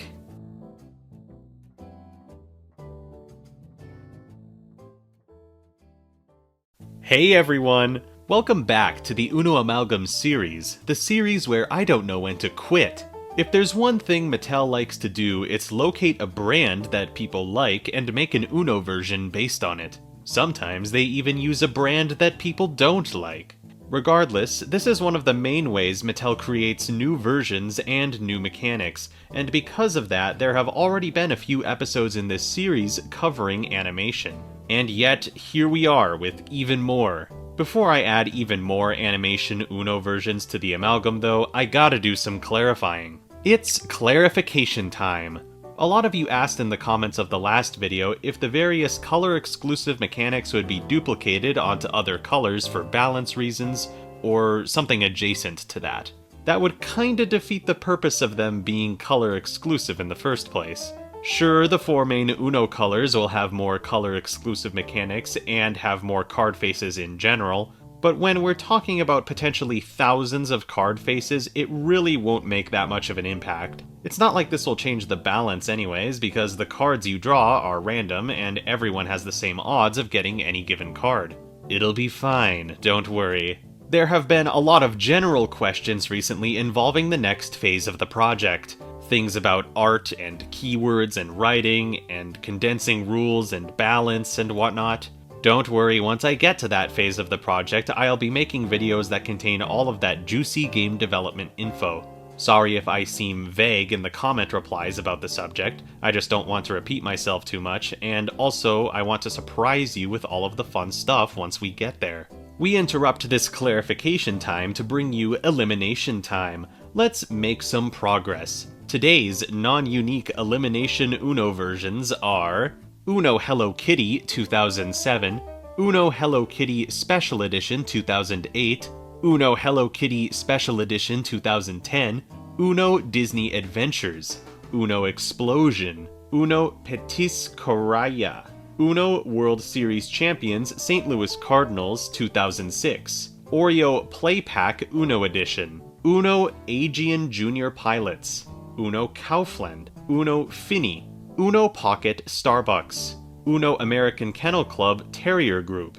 Uno American Kennel Club Herding Group, Uno 20th Anniversary Commemorative Edition, Uno Puppies, Uno Pocket ASS Germany. No, I am not kidding. Uno Despicable Me Minion Made, Uno Hot Wheels Promotional Set 2017. Hooray for more eliminations, they're always appreciated. One more thing I just wanted to let you know. There is now a list at the very bottom of the rules doc of Uno versions I don't have the rules for and need to be found. It's a combination of lost media and versions that haven't been released yet. If you have any info on the mechanics of these versions, please leave a comment or send me an email. There are currently 43 versions in this list as I'm writing this, and if these versions aren't found, then that's just another 43 eliminations at the end of this series. I'd prefer they were found, obviously, but that might not be possible, so feel free to consider that progress until those versions are found. Clarification time over. Let's move into the additions of this episode. Starting us off, we have Edition 221, Uno Paw Patrol 2015. This one includes the Wild Silver Badge card. When this card is played against you, you must draw cards until you get a 2, 3, 6, reverse, or draw 2 card. Someone asked me what my least favorite Uno version was, and my answer is any version that includes a mechanic like this. It's so unoriginal at this point, but that doesn't mean they won't be added. Wild Card Slap. Edition 222, Uno Mickey Mouse and Friends 2017. Do you remember cams, otherwise known as card art mechanics? Well, this version has one, and it's unlike any I've seen before.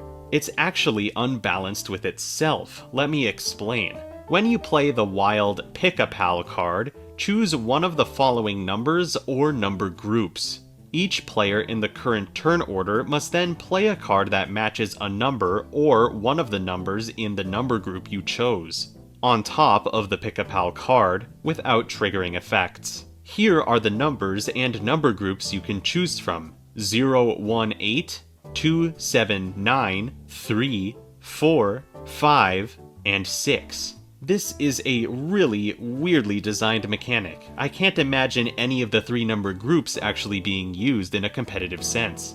It really only helps your opponent as well, so overall this is an interesting choice and an interesting inclusion. Wild Card Slap. Edition 223, Uno South Park 2004. I'll believe anything can be an Uno version at this point, honestly. This is the Dead Kenny card. When you play this card, choose another player. That player must draw cards until they get a 4-number card or a wild card. Okay, I know that sounds lame, but here's where it gets interesting. If the player draws a wild card to end the effect, they get to choose another player to pass the effect onto instead. This chain continues until someone gets a 4-number card. This one is kinda crazy, huh? Originally, this one only chained with other Dead Kenny cards, but since there's only going to be one and I didn't want to get rid of the effect, here we are. Pretty powerful. Wild Card Slap. Edition 224, Uno Disney 2002. Would you look at that, it's a bug, otherwise known as Big Useless Garbage. It's been a while. I was starting to believe we had run out for a second there. This version comes with the Tinkerbell bug, and it interacts with the special cards of this version. Thankfully, this entire thing can be replaced by a single D10. Too easy, Mattel. Let's get into the unique cards. First, we have the Draw 2 of this version. It's very different from what's already in the Amalgam. When you play this card, roll the D10 to select a color. If the color you rolled matches the color of the Draw 2 card you played, the Draw 2 card becomes a targeted Draw 2 card. This will be placed on each color once. Next is the Wild Discard All One color card. When you play this card, roll the D10 to select a color. You then get to discard all cards in your hand that match the color you rolled on top of this card without triggering effects in any order. Wild Card Slap. The last card of this version is the Wild Villain Draw 4 card. When you play this card, roll the D10 to select a color.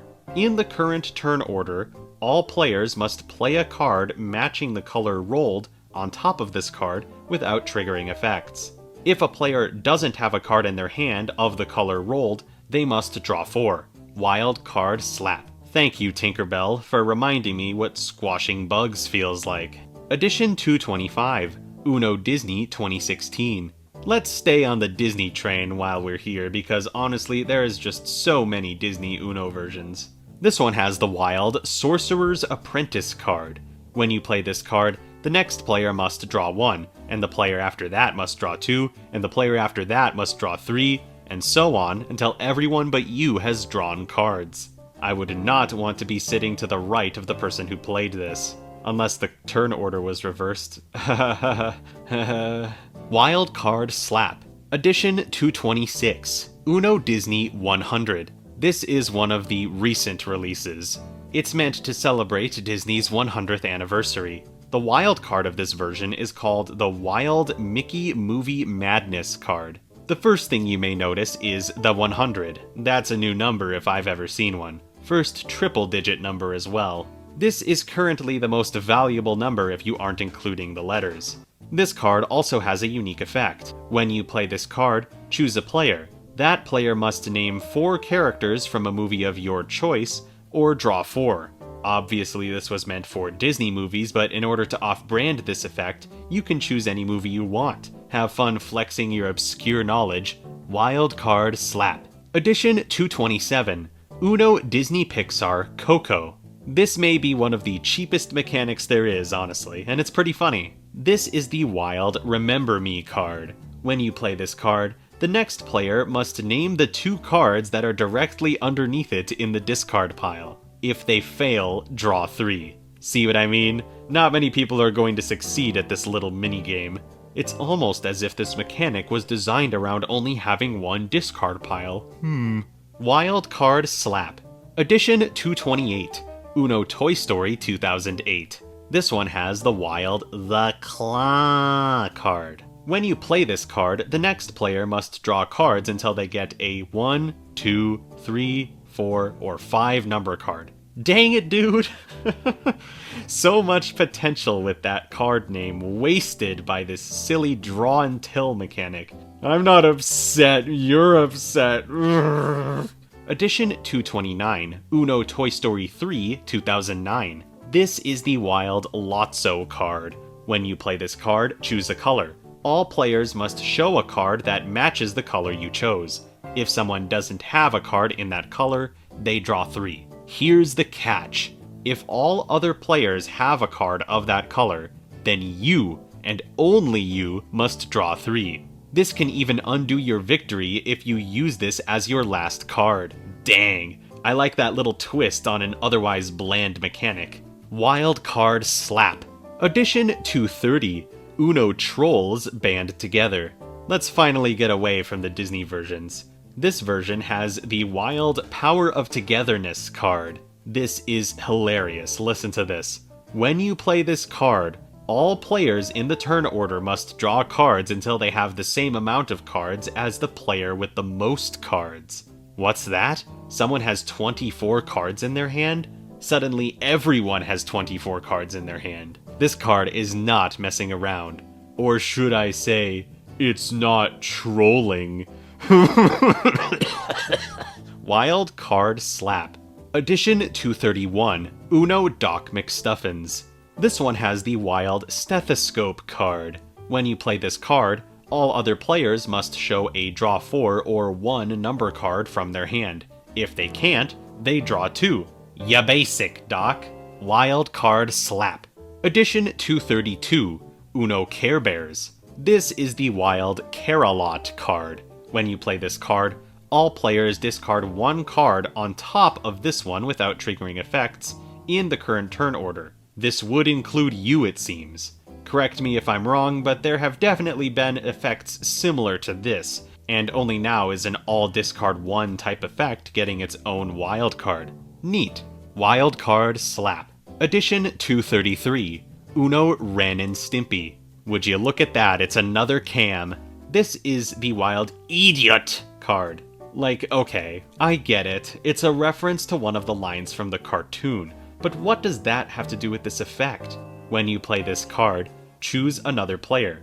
That player must play the game with their entire hand fully visible to all players until a 1, 2, draw 2, reverse, or wild draw 4 card is played. Yeah, I don't understand the connection. The fact we have a Ren and Stimpy Uno version at all is interesting. Wild Card Slap.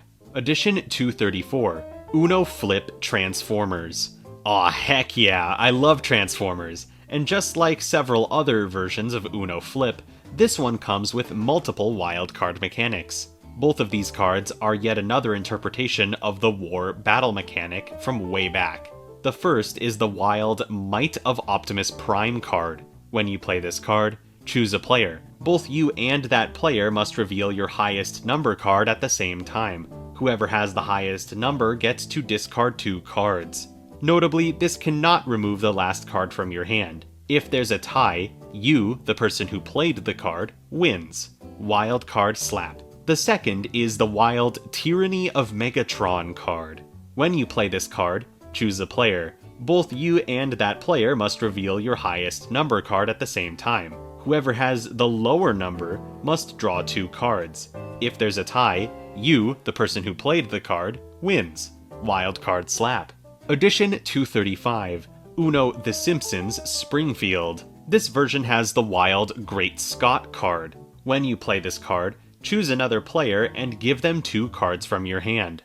Basic, but now I'm pretty sure there are no more Uno Simpsons versions left, which is quite the milestone. Wild card slap. Edition 236, Uno Pixar 2021. This is the wild Pixar Pop Quiz card. Yet another movie character knowledge test, but different. When you draw this card, immediately choose another player and a movie. You must then draw a card for each character that player correctly names from that movie. The maximum amount of cards you can draw from this effect is 5. Dang, another trap card that activates on draw. Remember the Creeper card? I didn't think this card type would be a reoccurring thing. Wild card slap. Edition 237, Uno Monster High 2017. Yes, I know that Monster High is a doll line, but it also had a cartoon or two, so I'm counting it. This version had the wild Beast Friends card. When you play this card, choose a color and discard up to 3 cards from your hand that match that color on top of the Beast Friends card without triggering effects in any order. Then, choose another player and they get to discard 1 card of that same color from their hand on top of the same stack. Make a note, if a mechanic has the word friend in it, it is more likely to benefit a player that isn't you. Wild card slap. Hey look, it's edition 238, Uno Monster High 2013. That's right, there's another one. This is the wild Skull card. When you play this card, it functions as a normal wild card. If another player plays a wild draw 4 against you, and you play this card on top of it, the draw 4 effect is nullified, and you get to take an additional turn. Really basic, and it would have been eliminated had it not been for the extra turn thing. Wild card slap. Why not one more Monster High version? Edition 239, Uno Fandom Monster High. Same disclaimer as last time I talked about the fandom series. These versions haven't quite been released yet, but for the most part we know what the unique mechanics do. And if they're slightly different in the final release, let me know later and I'll alter the rules doc. This is the wild Frankie's Hand card. When you play this card, choose another player. That player must reveal their hand and you get to take 1 card from it and add it to yours. I like how this one simultaneously helps and hurts both you and the player you chose. Wild card slap. For the final edition of this episode, we have edition 240, Uno Master Disney Pixar Cars. Those of you who have been waiting for the original Uno Master may have realized that I haven't covered it yet. And really quickly I'm going to cover why right now. The original Uno Master is effectively base Uno, with the only difference being a timer mechanic bug, otherwise known as my worst nightmare.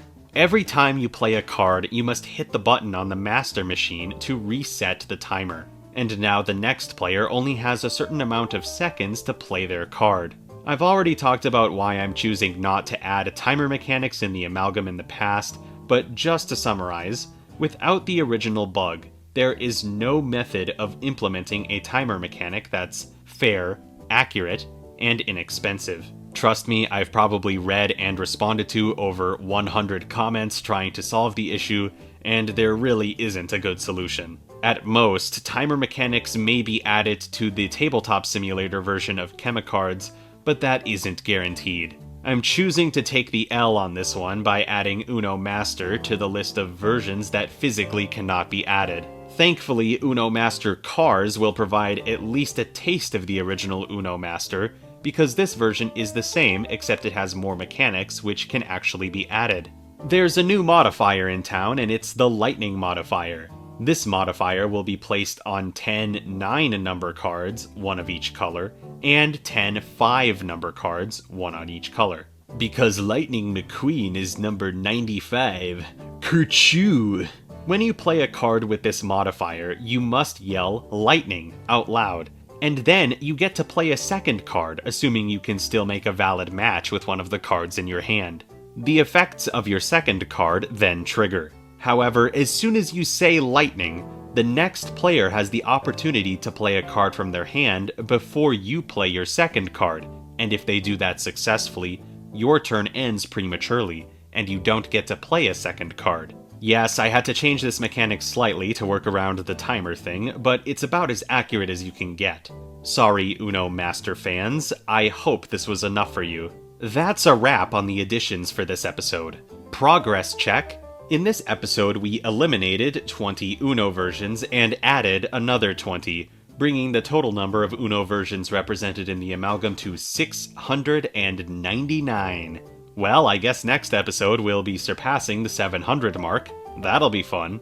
Approximately only 16 physical cards were added this episode, bringing the total card count to about 1,031. Honestly, at this point, the less physical cards, the better. So not having that many physical cards added this episode is fine by me. The home stretch may be a bit long, but we're getting there. If you want my estimate on how many versions are left to add, I'd guess like 140 or so? Probably less? It's hard to tell, honestly. Once again, it's thank you time.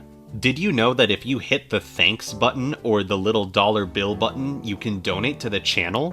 These people sure did. Thank you very much. Fallen Angel Viox, Omicromium, Golden TGB, Splashy Flame, Gluebird, Spiral of the Stars, Jamdrop 196, and Noah Nogler. Thank you for your donations, they are always appreciated. And now it is once again time to end the video. Subscribe if you haven't already, and leave a comment for that silly YouTube algorithm. Like the video if you in fact liked the video. Don't forget to get a decent night's sleep, and I'll return at some point.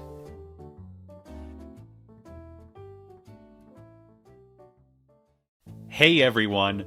Welcome back to the Uno Amalgam series. The series where those Unos really do be amalgamating, though. In my efforts to combine every Uno version there is, I've stumbled across quite a few anime-themed Uno versions.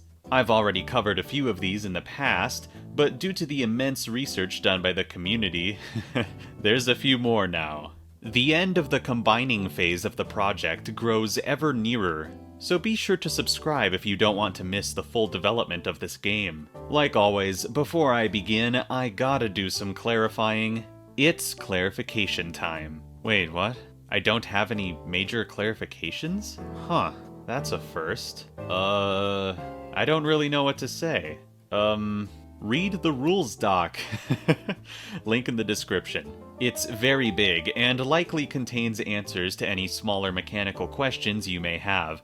I update the doc a day or two after each episode of this series drops. Oh wait, there is one topic I've been putting off for quite a while now.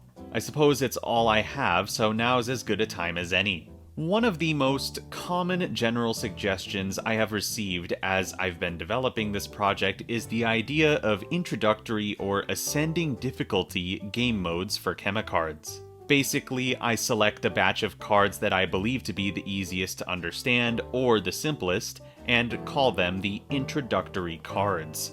And in the manual there would be something like an introductory game mode that only uses those cards and leaves out the rest. Then there would be another game mode which is the same, but it adds a few more complex cards into the set. And then there would be another which adds more, and another, and another, and so on until your group is ready to play the full game. This is a good idea on paper, but there's a lot of little things about it that have ultimately led to my decision to not do this.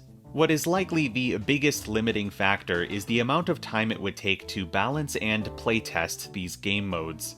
Unlike other existing game modes, these ones would straight up exclude a chunk of the cards in the game, and determining which cards would be part of which section of the complexity scale while still maintaining balance sounds like the most time-consuming task in the world, especially considering there are over 1,000 physical cards now. Additionally, each card from one complexity would need a card of matching complexity on its flip side, which would make physical playtesting involve remaking test cards over and over and over for every playtest until it was just right. And it would also make choosing which effects are on which card faces a nightmare. I want card faces to be randomized for balance sake. There's already a bunch of game modes that are going to need playtesting in the second phase of development on top of the base game, so if there's one thing I won't need, it's more reasons for playtesting. Even if I did make this difficulty system though, I feel like it wouldn't make too much of a difference for new players. All of the basic card attributes like colors, numbers, symbols, modifiers, and even things like flip and flex sides are almost unavoidable regardless of which cards you choose to include in any given game. This means the main contributor to whether any given card is complex or not is the effect text, which will be written on the card. It's true that the effects can be as simple as 5 words. Next player draws 5 cards. And it's also true that some effects will have a brick of text, but it doesn't really change the way you play. It just changes how much reading you have to do. You're still gonna read the card no matter what.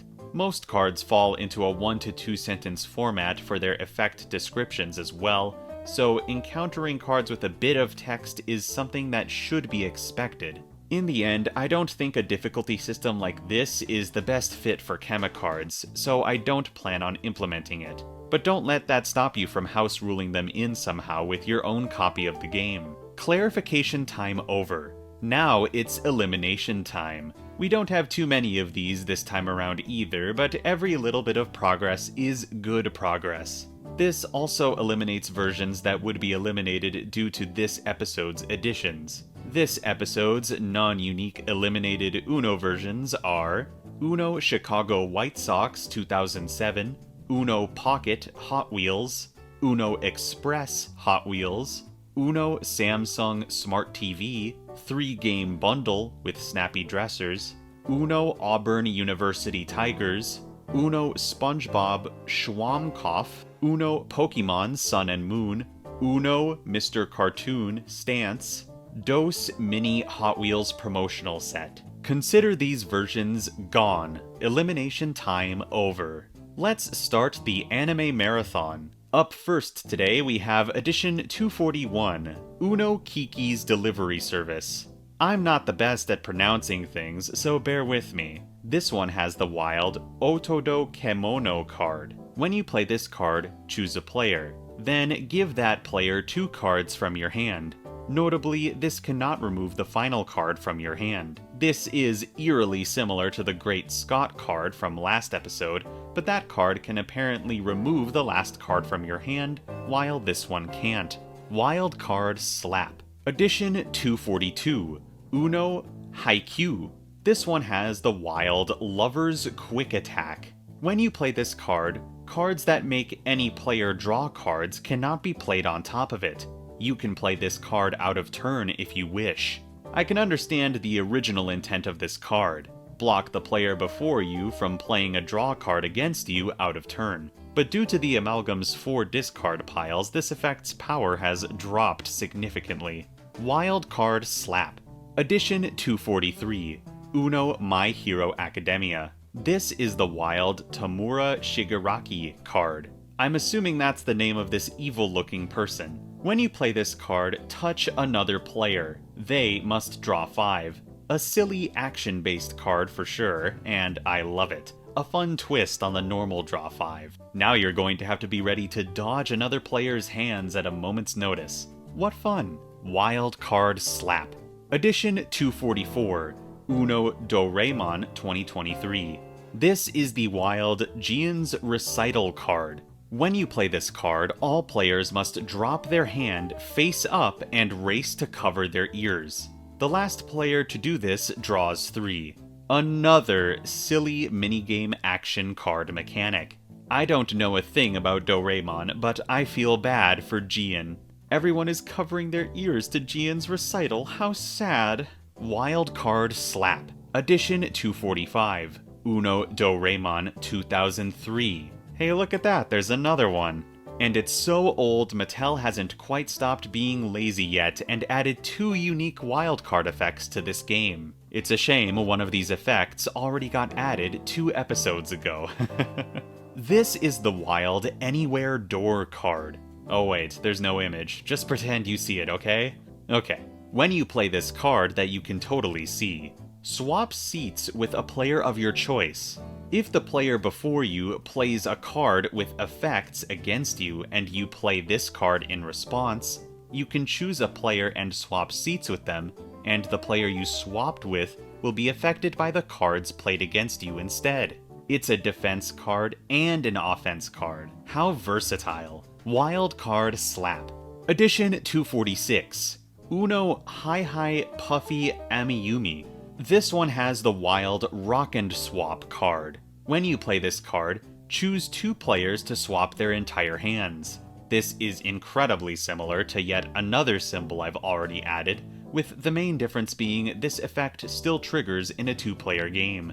Wild Card Slap. Edition 247. Uno Naruto Shippuden.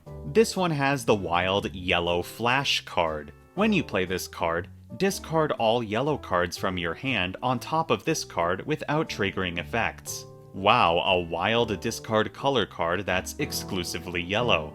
At this point in the series, this isn't the most original card out there. But it's like I always say in every single episode, a card is a card. Definitely have said that before. Wild Card Slap. Edition 248. Uno One Piece 2011. Hey, did you know there are at least 5 Uno versions based on One Piece? I sure didn't. Especially back when I started this project. Poor boy had a crappy mic, no internet voice, and no clue. I already covered one of the One Piece versions, so let's cover the rest that we have found right now. Starting with the 2011 version. This one had 2 unique wilds. The first was the wild Red Hair card. When you play this card, choose a card from your hand and give that card to another player of your choice. When you do this, you must shout, "I leave this card with you." Hilarious. Love when cards make you do stupid stuff like this. Wild Card Slap. The second is the wild Blackbeard card. When you play this card, all other players must draw 2. As you play this card, you must shout, "This is my era." And honestly, this card is even funnier, especially in a modern context. Sorry, babe, currently in my forcing you to draw cards era. Wild Card Slap. Edition 249. Uno One Piece 2016. Only one mechanic from this one, and it's the wild Law Shambles card. When you play this card, choose another player and choose a color. Then, everyone but the player you chose, including you, in the current turn order, discards all cards that match the color you chose on top of the Law Shambles card in any order, without triggering effects. This may be the single most beneficial card for players that aren't you, but it also helps you as well. It really is a I don't like that one person in particular card to add to the comedy. Wild Card Slap. Edition 250. Uno One Piece 2011. And just like that, we're back to 2 wild cards. The first is the wild Fire Fist Ace card. Whenever you play a non-wild action card, you can choose to play this card on top of it as an extra action. This duplicates the effect of the card you played it on. As you are playing this card, you must shout Fire Fist, and then the name of the effects you're duplicating, supposedly. Powerful, and it has a funny gimmick. Very nice. Wild Card Slap. The second one is the wild Hancock's Love Love Beam. What does that even mean? Isn't anime so wacky? When you play this card, skip all players until it's your turn again. Other players can prevent their turn from being skipped by this effect by playing a 1-number card on top of the Love Love Beam card out of turn without triggering effects. If you don't play a 1-number card, your turn is still individually skipped. Wild Card Slap. Edition 251. Uno One Piece Log Spin. This is the big one. The most out there Uno spin variant there is, in my opinion. This version comes with the spinner bug that's similar in function to the original Uno spin. And once again, it can be easily replaced by a die, so no biggie there. It can be dealt with just like the original Uno spin was. The new log spin modifier is going to be placed on a set of 1, 2, 3, 4, and 5 number card faces for now, just like in the original Uno spin. This is subject to change though, and I'll definitely be covering this more in the second phase of development. When you play a card with the log spin modifier, you must roll the d10 to determine which effect gets triggered. The next player in the turn order then must carry out that effect. There are only 9 effects, so if you roll a 10, just reroll. Here are all of the possible effects that can be rolled. Choose a player, they must reveal their hand to you. Draw until you get a yellow card. If you have a card with a wild symbol in your hand, give it to the player who played the log spin card. Otherwise, begin asking around clockwise until someone has a wild. If nobody has a wild, nothing happens. The first player to shout Uno Log Spin may discard one card of their choice. Play resumes after them. Discard one red, yellow, blue, and green card. You may keep any cards you don't want to discard from this effect. Switch seats with the player of your choice. Play resumes with the player who would have been after you in the turn order before the switch. Choose a number and discard all cards of that number in your hand. You may choose to discard all of your cards without triggering effects in any order, and then draw that same amount of cards back into your hand. You are eliminated for the round. Hey, wait a minute, what was that last one? You actually have a 1 in 9 chance of getting eliminated by this mechanic? And this mechanic is going to be on, like, a bunch of cards? That's fine. That's what the life system is for. Remember Boomo? Sure you do. That's yet another bug added to the Amalgam, and what I believe to be the final one-piece Uno version that there is. Feel free to prove me wrong in the comments, though. That's really all of the major anime Uno versions I have on my list. But since I want to cover more Uno versions in this episode, let's go over some more Japanese properties and franchises. Edition 252, Uno Hello Kitty 2003. Hello Kitty had a TV show, so this totally counts. What am I talking about? This one has the wild Love Me Not card. This is a complex one, so try to stick with me. When you play this card, choose a color. Then discard an additional card from your hand of the color you chose on top of the Love Me Not card without triggering effects. Then, in the current turn order, all players must either play a card that matches that color on that stack without triggering effects, or draw a card if they can't. Wild cards count as any color in this case. Players who are able to play a card must say "Love Me" as they do so, and players who are forced to draw must say "Love Me Not" as they do so. If any player fails to say their respective phrase, they must draw 2. This penalty only comes into play if a different player calls out the phrase you were supposed to say before you do so. If your second to last card is removed by this effect, you must say Uno before you say Love Me. Saying these phrases in the incorrect order will result in a draw 2 penalty. Players can win by discarding the last card in their hand using this effect. Wow, that's a lot of text. Can't wait to try and fit all of that onto a card. Wild Card Slap. Edition 253, Uno Hello Kitty 2006. Haha, hey look, it's another one. Did you know that I already eliminated 4 Uno Hello Kitty versions in previous episodes, and this is the second one in this video to be added? Kinda spooky how many there are, and this sentence is definitely not foreshadowing. This one has the Wild Friendship card. Gee, I sure haven't heard a card name like that before. When you play this card, all players in the current turn order, starting with you, must discard 1 card without triggering effects. It can be any color or number and have any symbol or modifier on it. The Friendship card can be played as the last card in your hand, and it also allows for players affected by it to play the last card in theirs. Wild Card Slap. Edition 254, Uno Hello Kitty 2012. Oh look! It's another one! Who could have seen this coming? This is the Wild Hello Kitty Bow card. When you play this card, all players must show you a red card from their hand. If they can't do this, they must draw 3. Wild Card Slap. Okay, I think that's all of them. That's not even covering the dozens of bootleg Hello Kitty Unos out there. Yup, there are none left. Why are you looking at me like that? What is that? What? Oh my goodness! Edition 255, Uno Hello Kitty 2011, Japan. This random Uno version from Japan, based on Hello Kitty of all things, is hands down one of the single most complex versions of Uno that is not only a non-digital version, but it also doesn't even include a bug. Where does it get its complexity from then, you ask?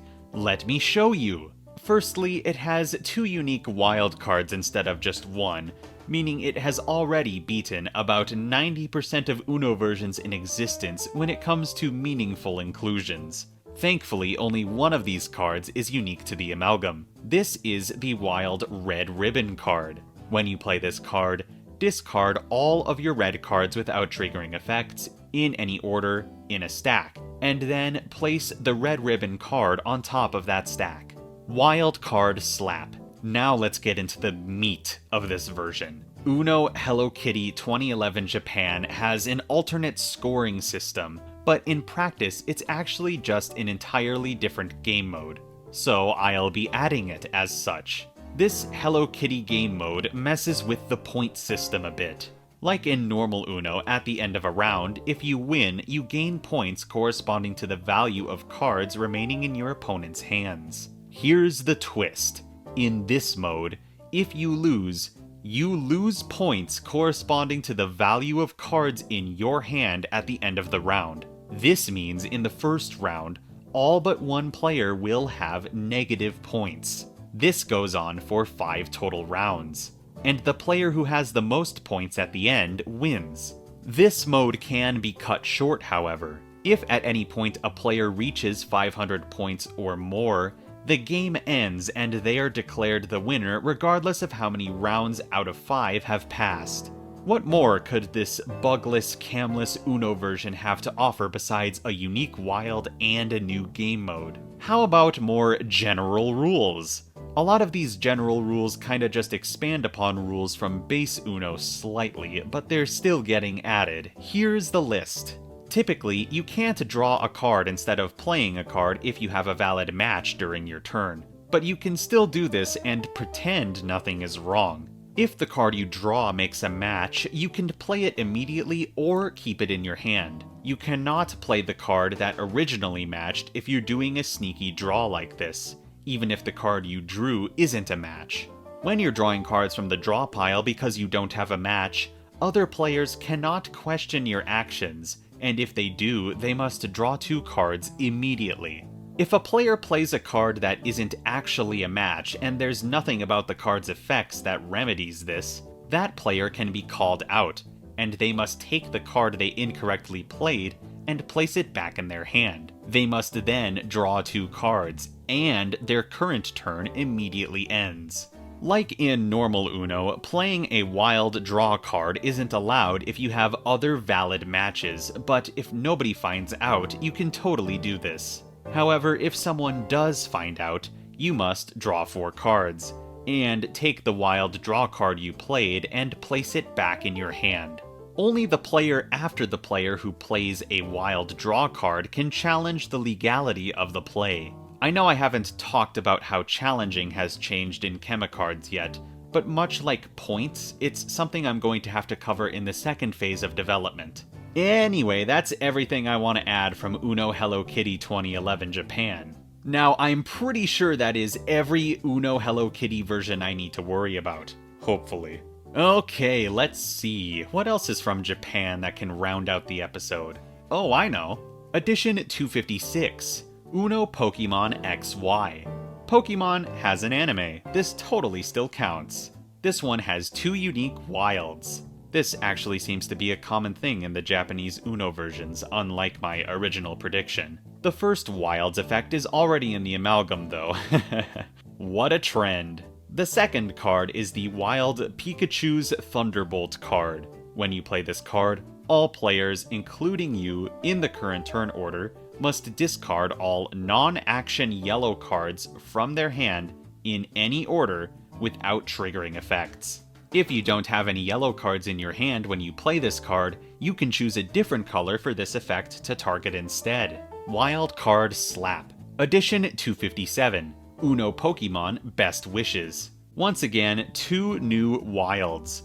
The first is the Wild Team Rocket card. When you play this card, you skip everyone until it's your turn again.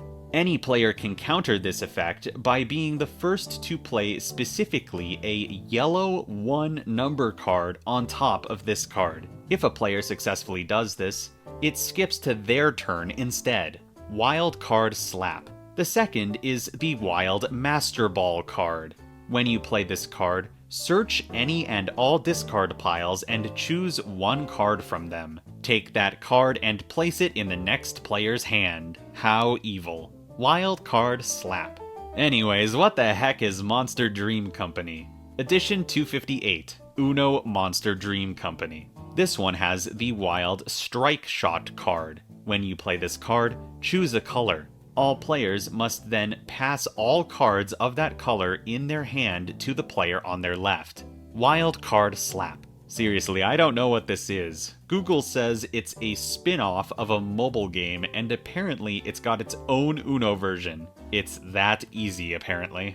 Edition 259, Uno Dragon Ball Super, Japan. Oh wow, another actual anime version. This mechanic was brought to my attention as I was writing the script for this episode, so that's why it didn't appear earlier.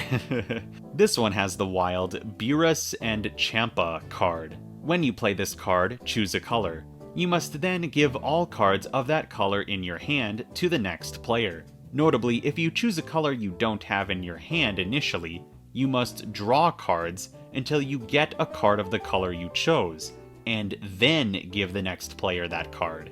It's actually funny how you can hurt your own game with this effect, but maybe there's a forbidden combo to pull off here, who knows? Wild Card Slap. There's gotta be one more, right? Oh yes, of course there is. Edition 260, Uno Speed Racer. You see, the Uno version was based off of the live-action movie, which was based on the anime. Perfect! On a side note, I really liked the live-action movie growing up. I almost had the full Hot Wheels set of cars from the movie. This version has the Wild Racer X card. When this card is played against you, you must draw cards from the draw pile until you get a number card. Cards you draw before you get a number card don't go into your hand and are instead immediately discarded on top of the Racer X card. Once a number card has been drawn, you must play a card from your hand that is the next number in sequential order on top of the number card without triggering effects. If you can't do this, draw 3 cards. Continue to draw cards in groups of 3 until you draw the correct number card that can be played, or until you are eliminated or lose a life, whichever comes first. Wow, talk about an elimination card. Very powerful. There are not many cards that have the power to eliminate a player just by existing. Wild Card Slap. That's all of the new additions made this episode. The amalgam has grown once more, and the end gets ever closer. In this episode, I eliminated 10 versions, and added another 20, bringing our total number of Uno versions represented in the amalgam to 729. Remember when 650 was the number to reach? Those were the days.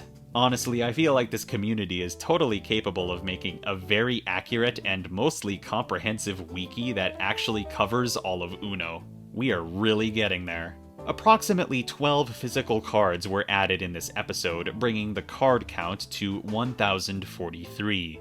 On top of that, there are now 8 total alternate game modes in Chemicards, which is quite a bit. Not to mention the general stuff Hello Kitty added this episode.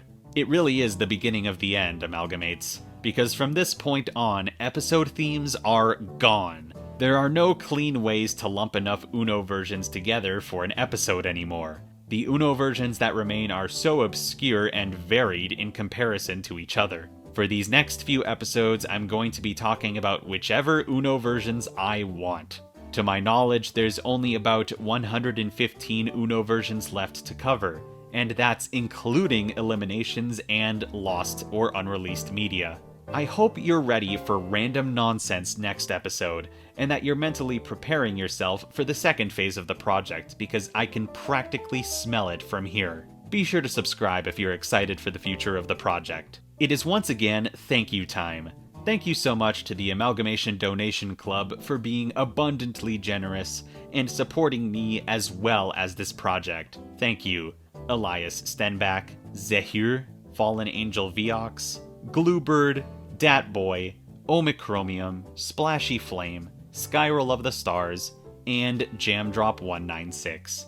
And now it is once again time to end the video. Thank you so much for watching this video. Subscribe for more game shenanigans. Like the video if you in fact liked the video. Go binge your favorite anime, and let the randomness begin.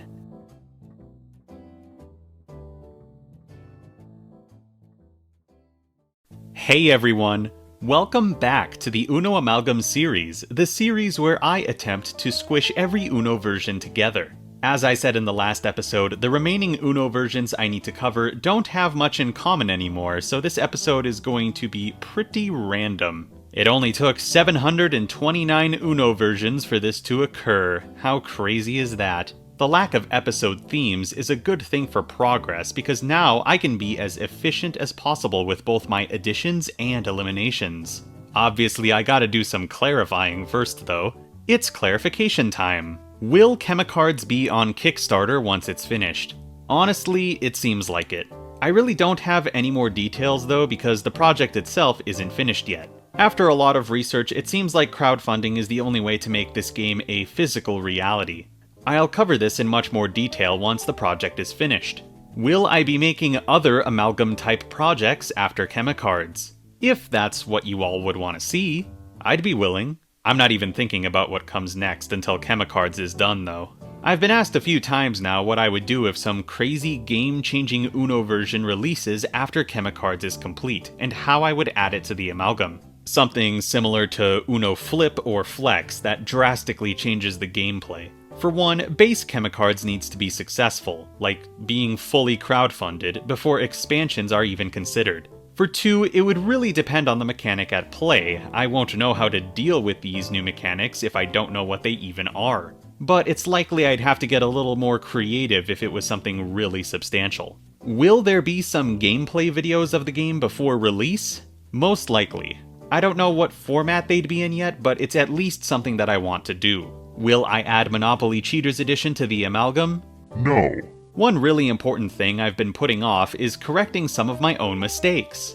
I'm not a perfect creature, and thankfully all of you are there to let me know when I've made a mistake. Here's a couple Uno versions that have been removed from the elimination list and added to the addition list. These are all getting added to Chemicards. Mistake 1. Uno Pocket All Wild Burger King. This one has the Wild Targeted Draw 1. Wild Card Slap. Mistake 2. Uno Flip Express. This one has a variant of the Wild Draw Color card that caps the amount of cards you're forced to draw at 5. Wild Card Slap. Mistake 3. Uno Limited 2 It's a Girl's World. This one has the wild Around the World card. When you play this card, all players must pass their entire hand to the player on their left, right, or the player straight across the table from themselves. You get to choose which direction the cards are passed. If you have an odd number of players and you choose for players to swap hands with the player across from them, you're the odd one out, and you don't swap hands while all of the others do. Wild card slap. Mistake 4. Uno Phineas and Ferb. This one has the wild Agent P card. This card functions like a normal wild card, but if another player plays a draw card against you and you play this card in response, that effect is reflected and that player must draw that many cards instead. If you're reflecting a draw stack, the most recent player who contributed to the stack must draw the cards. Cards drawn from this effect must be drawn from the discard piles, not the draw pile. Wild card slap. Mistake 5. Uno Chicago White Sox World Series 2005. This one has the wild sweep card. When you play this card, choose a color and discard all cards of that color from your hand in any order without triggering effects. Then, place the sweep card on top of that stack. Wild card slap. Mistake 6. Uno New York. This one has the wild Skip Everyone card. It's identical to the colored Skip Everyone cards from Uno Flip, but now it's on a wild card. Wild card slap. Mistake 7. Uno The Dark Knight. This one has the wild The Joker's Wild card. When you play this card, choose a color. That player must draw cards until they get a card of the color you chose. Once they do, they must play that card on top of this card without triggering effects. Wild card slap. Congratulations if your favorite Uno version managed to weasel its way back into the amalgam. Clarification time over. Now it's elimination time. Like I said, this episode is all about efficiency, and the eliminations this episode are mostly able to exist because of the versions I'm adding in this episode. Here are this episode's eliminations. Uno Outdoor North American Wildlife. Uno Outdoor North American Fishing. Uno Chicago Bears 2009.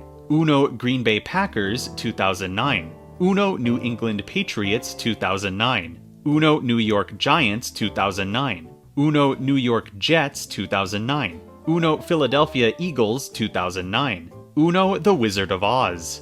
Uno 50 Years of Being Wild Nike Zoom Freak 3. Uno NHL Calgary Flames. Uno NHL Edmonton Oilers. Uno NHL Montreal Canadiens. Uno NHL Ottawa Senators. Uno NHL Stars of Finland. Uno NHL Stars of Sweden. Uno NHL Toronto Maple Leafs. Uno NHL Vancouver Canucks. Uno University of Georgia Bulldogs. Uno Horses. Uno Mini 2015. Uno Doraemon 1997. Uno Holden. Uno Canvas The Beatles. Uno Barbie White 2018. Uno 35th Anniversary. Uno Seattle Mariners Ichiro Suzuki. Uno Card Game Sample Pack 1998. Uno NBA Cleveland Cavaliers LeBron James 26 Card Sample Pack. Uno Disney Characters Japan. Uno Deluxe Disney Characters Japan. And finally, Uno Disney Princess Ariel 2022. There we go, over double the eliminations compared to last episode. It pays to be efficient. Now, as I promised in the last episode, the randomness begins with the additions of this episode.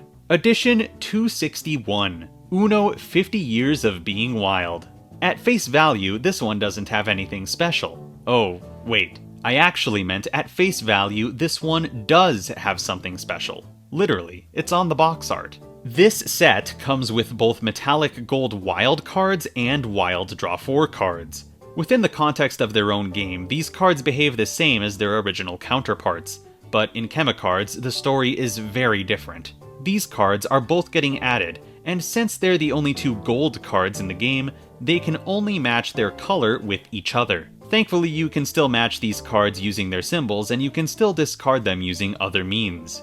So if you've been keeping track, we now have blue, green, yellow, red, black, orange, purple, pink, gray, brown, white, rainbow, and now gold cards in Chemicards. This is the exact brand of wackiness I was hoping for with this project. Both the Gold Wild Draw 4 and the Gold Wild are getting wildcard slaps. Edition 262, Uno Nike Zoom Freak 3. Not the shoes, the card game. This one has the Wild Force Turnover card. When you play this card, choose a color. If the next player in the turn order doesn't have a card of that color in their hand, you get to take an extra turn. Combo Masters rejoice, this card is for you. Wildcard Slap. Edition 263, Uno Star Trek Special Edition 1999. This one came with a lot of special cards, surprisingly. Mattel definitely has their favorites. I'm definitely not adding all of them though, just a couple. The first is the Wild Mind Meld card. When you play this card, the next player must privately show you their hand. That's it. Kinda lame. Wild card slap. The second is the Wild Double Tribble card. This one is a lot more interesting. When you play this card, the next player must double the amount of cards in their hand by drawing cards. Now that sounds like a card worthy of the Amalgam. Wild card slap. Edition 264, Uno Teenage Mutant Ninja Turtles 2013. Very fittingly, this one has the Wild Pizza card. When you play this card, the next player must draw cards until they get a 3, 5, 7, or 9 number card, and then their turn gets skipped. Aren't draw until mechanics so funny, so silly, so enjoyable? Wild card slap. Edition 265, Uno Pittsburgh Steelers 2009. This one was part of the series I eliminated earlier. They all have the same new card, the Wild Touchdown card. When you play this card, choose a player. They must draw cards until they draw a 6 number card or until they draw 6 total cards from this effect, whichever comes first. If they draw a 6 number card, they must place it on top of this card without triggering effects. Wow, that one feels great to add just because it eliminated so many others. Wild card slap. Edition 266, Uno Boston Red Sox 2007 World Series Champions. The unique card effect of this version has already been added, but this one also contains the Amalgam's 9th game mode. In this mode, you keep track of points by counting how much your cards in your own hand are worth at the end of each round. When any player reaches 500 points, the game ends and the player with the least points wins. I like this one because it encourages getting rid of your own cards more than others. What a random Uno version to give us a new game mode though. Edition 267, Uno Ambassador Masahi Oguro. This one has 2 unique wilds, a trend that is much more common than I thought, and these 2 are hilarious. The first is the Wild PK card. When you play this card, everyone, including you, draws 4. Wild card slap. The second is the Wild Own Goal card. When you play this card, draw 4 cards. These mechanics are so unhinged, what the heck? Wild card slap. Edition 268, Uno V-Friends. Oh, this is like an NFT thing, isn't it? Ew. Even though the original theme of this version is not the best, it still brings with it some interesting cards. For example, wild number cards. There's now a wild 0, 1, 2, 3, 4, 5, 6, 7, 8, and 9 number card. That's a pretty fun addition, honestly. On top of that, there's a unique wild of this version, the Wild Sharing Squirrel card. When you play this card, the next player must take a selfie of themselves and all of the cards in their hand and post it to a social media platform of their choice. Originally, you had to add a hashtag advertising VFriends, but I'm not adding that aspect of this mechanic. Also, this is the first card to incorporate smartphones or a similar technology into a mechanic, and because Uno V-Friends operates under the assumption you're capable of making social media posts without including any technology in the box, I'll be doing the same. This is very different than changing a mechanic to incorporate such things.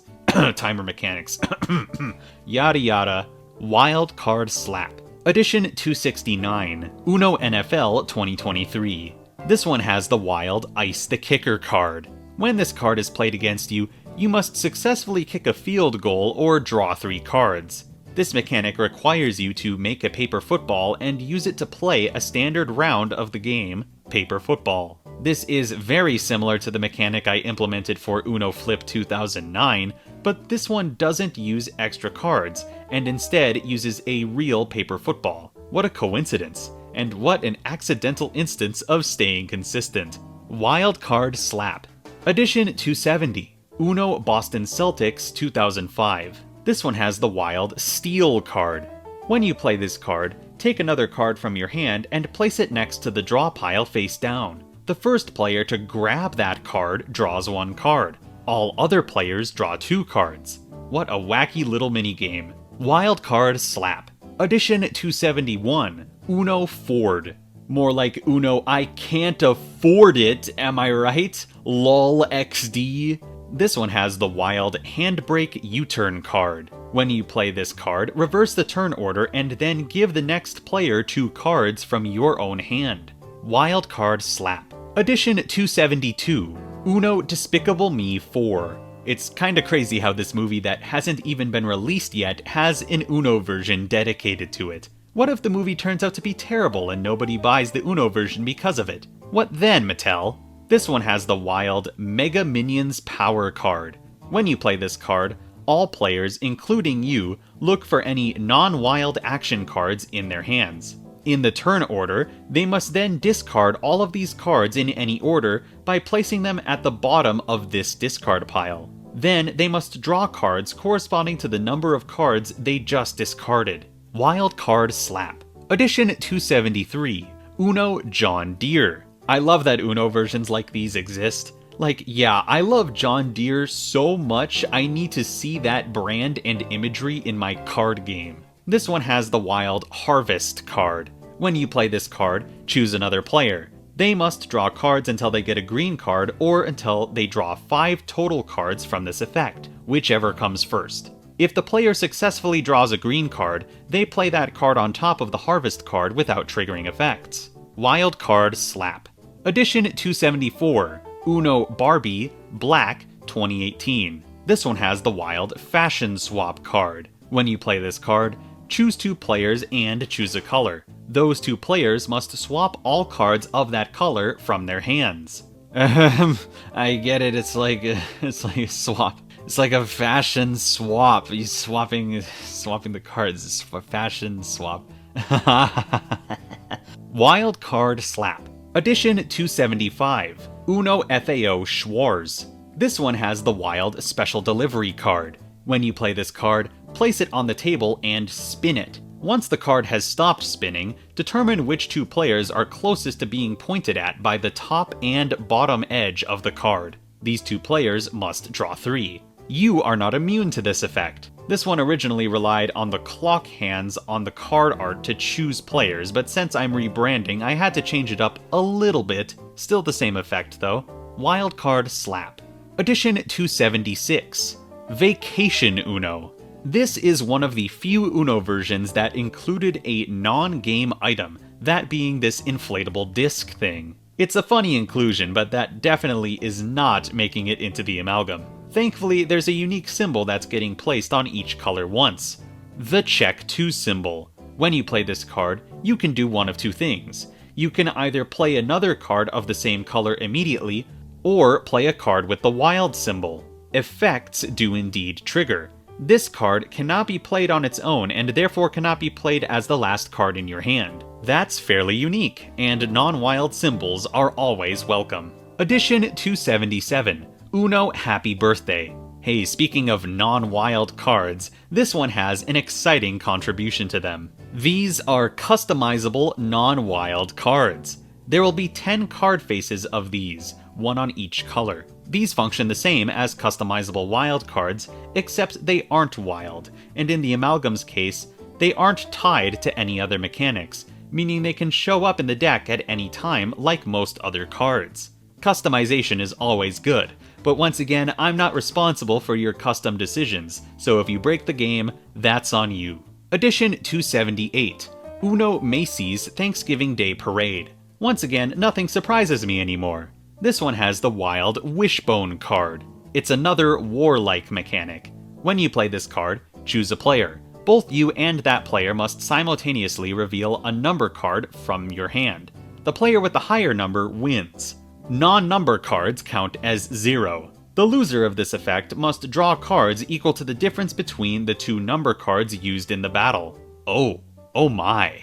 Does that mean you could draw a maximum of 100 cards from this effect? Wow, that's awesome. It's always the obscure ones that have the best mechanics. Wild Card Slap.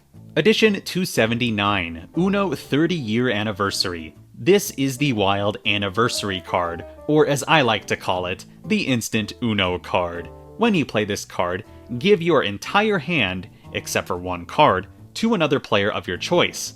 As you do this, say, Happy Anniversary, and then call Uno. Easily one of the most powerful cards in the game, if not the most powerful. Incredible. Wild Card Slap. Edition 280, Uno Flip Attack. Mattel just released this one, and I gotta say, I like it. Who would have thought combining multiple popular Uno versions into one would be a good idea? As you may have pieced together, this is a combination of Uno Attack and Uno Flip. The result is essentially Uno Flip with the attack machine, which makes for a neat bug, but it can be handled similarly to Uno Attack. In fact, a lot of mechanics here have already been covered by both Attack and Flip, except for a few. These mechanics are going to be implemented using the same dice system I used when I added Uno Attack and its variants, with various dice replacing the attack machine. Needless to say, it's not a perfect translation, but it's one that I'm happy with, and I think it fits really well with Chemicards' gameplay. The first new card is the Wild Press Your Luck card. When you play this card, you can choose to discard a card without triggering effects and roll the d4. Whichever number you roll is how many times you need to increase the number on the attack d10. You can keep doing this as much as you want, but if the attack d10 reaches 10, you must resolve the attack d10 normally, and take back all of the cards you discarded using this effect. Once this effect has resolved, the Press Your Luck card goes on top of whichever discard pile you chose to use for this effect. Wild Card Slap. Next is the Hit 5 modifier, which will be getting placed on one 5-number card of each color. When this card is played against you, you must increase the number on the attack d10 5 times. Finally, we have the Wild All-Out Attack card. Is that a Persona reference? Probably not, but I like to pretend it is. When you play this card, the next player in the turn order becomes the target. Starting with the targeted player, all players in the current turn order must roll the d4 and increase the number on the attack d10 corresponding to the number they rolled. If the attack d10 reaches 10, it resolves normally, and all cards from it go directly into the targeted player's hand. The attack d10 can trigger multiple times from this effect. This is definitely a card that gets more powerful the more players you have, and it's a very interesting way to interact with the attack d10. Very fun and quite powerful. And that's another bug squashed. Wild Card Slap. That does it for the additions this episode. Now on to the progress statistics. In this episode, I eliminated 32 Uno versions and added another 20, bringing the total Uno versions represented in Chemicards to 781. Wow, this is really going to be in the 800s, huh? Approximately 25 physical cards were added this episode, bringing the total card count to 1,068. There's 9 game modes now, and the scary thing is, there will probably be more. Here's a new statistic for you. I have 73 Uno versions left on my list as I'm writing this, and that's including 23 versions that are lost and unreleased media. This means that right now I only have 50 Uno versions left to add to the Amalgam to my knowledge. We are so close. It's really exciting. I mean, realistically, there's only 2 episodes left of the combining phase of this project. It's crazy how far we've crawled since the start, and it's crazy how supportive you all have been. I appreciate you all for watching this series. And now it's thank you time. Special thank you to those of you who choose to donate and join the Amalgamation Donation Club. Thank you to Golden TGB, Elias Stenbach, Fallen Angel Viox, Gluebird, Omicromium, Splashy Flame, Datboy, TM Gaming, It's Lemonade, Ivory Ice, Jamdrop 196, Spiral of the Stars, Noah Rones, and Cable. Thank you so much once again. And now it is time to end the video. Subscribe if you can see, smell, hear, or taste the end of Phase 1. Like the video if you in fact liked the video. Go play some Uno with your friends and family. I know you want to. Meet me back here in 2 weeks for more randomness.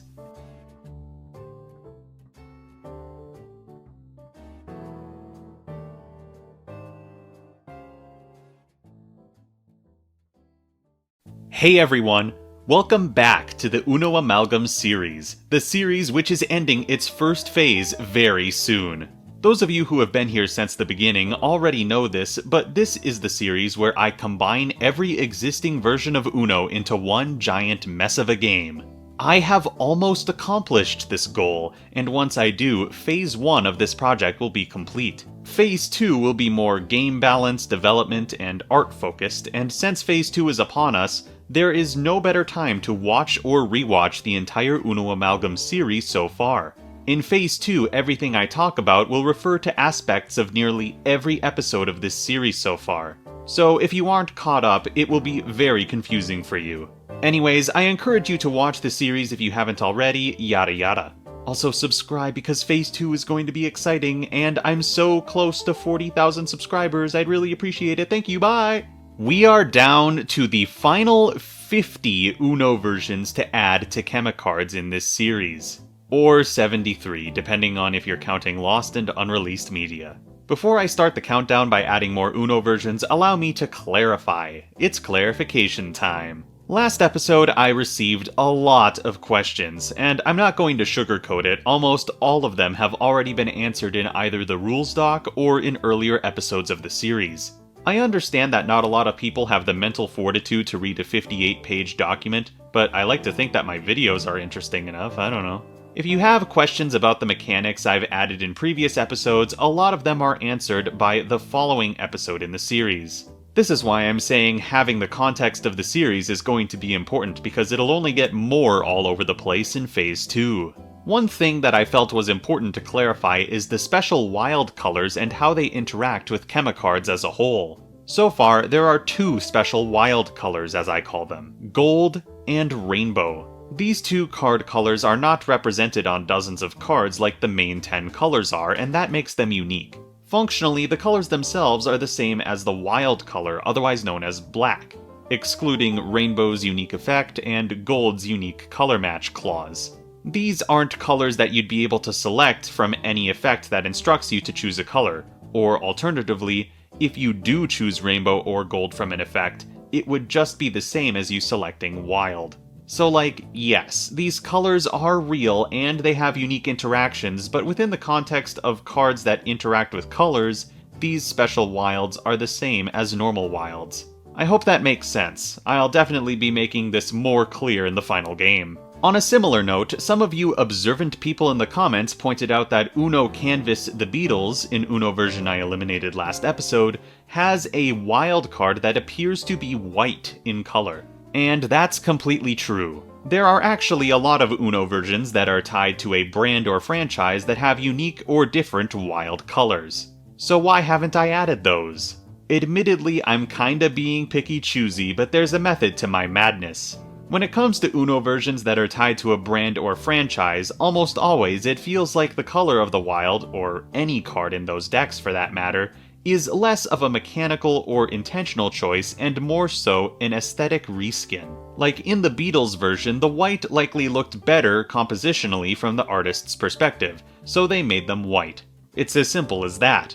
Meanwhile, with Uno versions that aren't tied to a franchise, like Uno Play with Pride for example, the choice to make the wild card rainbow feels a lot more intentional and special. Like they could have just made it so only the card backs and the wild symbol represent the Pride theme, but no, they went out of their way to make the actual color of the card rainbow. Not even the wild draw 4 cards of that version are rainbow, just the normal wilds. Also, rainbow is fun, haha. A similar thing can be said with Uno 50 Years of Being Wild. This is a very standard Uno version, all things considered, with the main difference being the choice to make the wild cards gold. Also, gold is fun, haha. Anyway, I hope that makes sense. If it doesn't, sorry. A few of you have asked if I've thought of combining cards or multiple mechanics into a single card to help bring the cost of the game down. Short answer, yes. If you want the long answer, you're going to have to stick around for Phase 2 because this is going to be a big topic to cover. Also, I got some comments that were concerned with the ratio between wild and non-wild cards, and don't worry, this is something that I will focus on in Phase 2 as well. One more thing I want to tidy up before moving on is cameo games.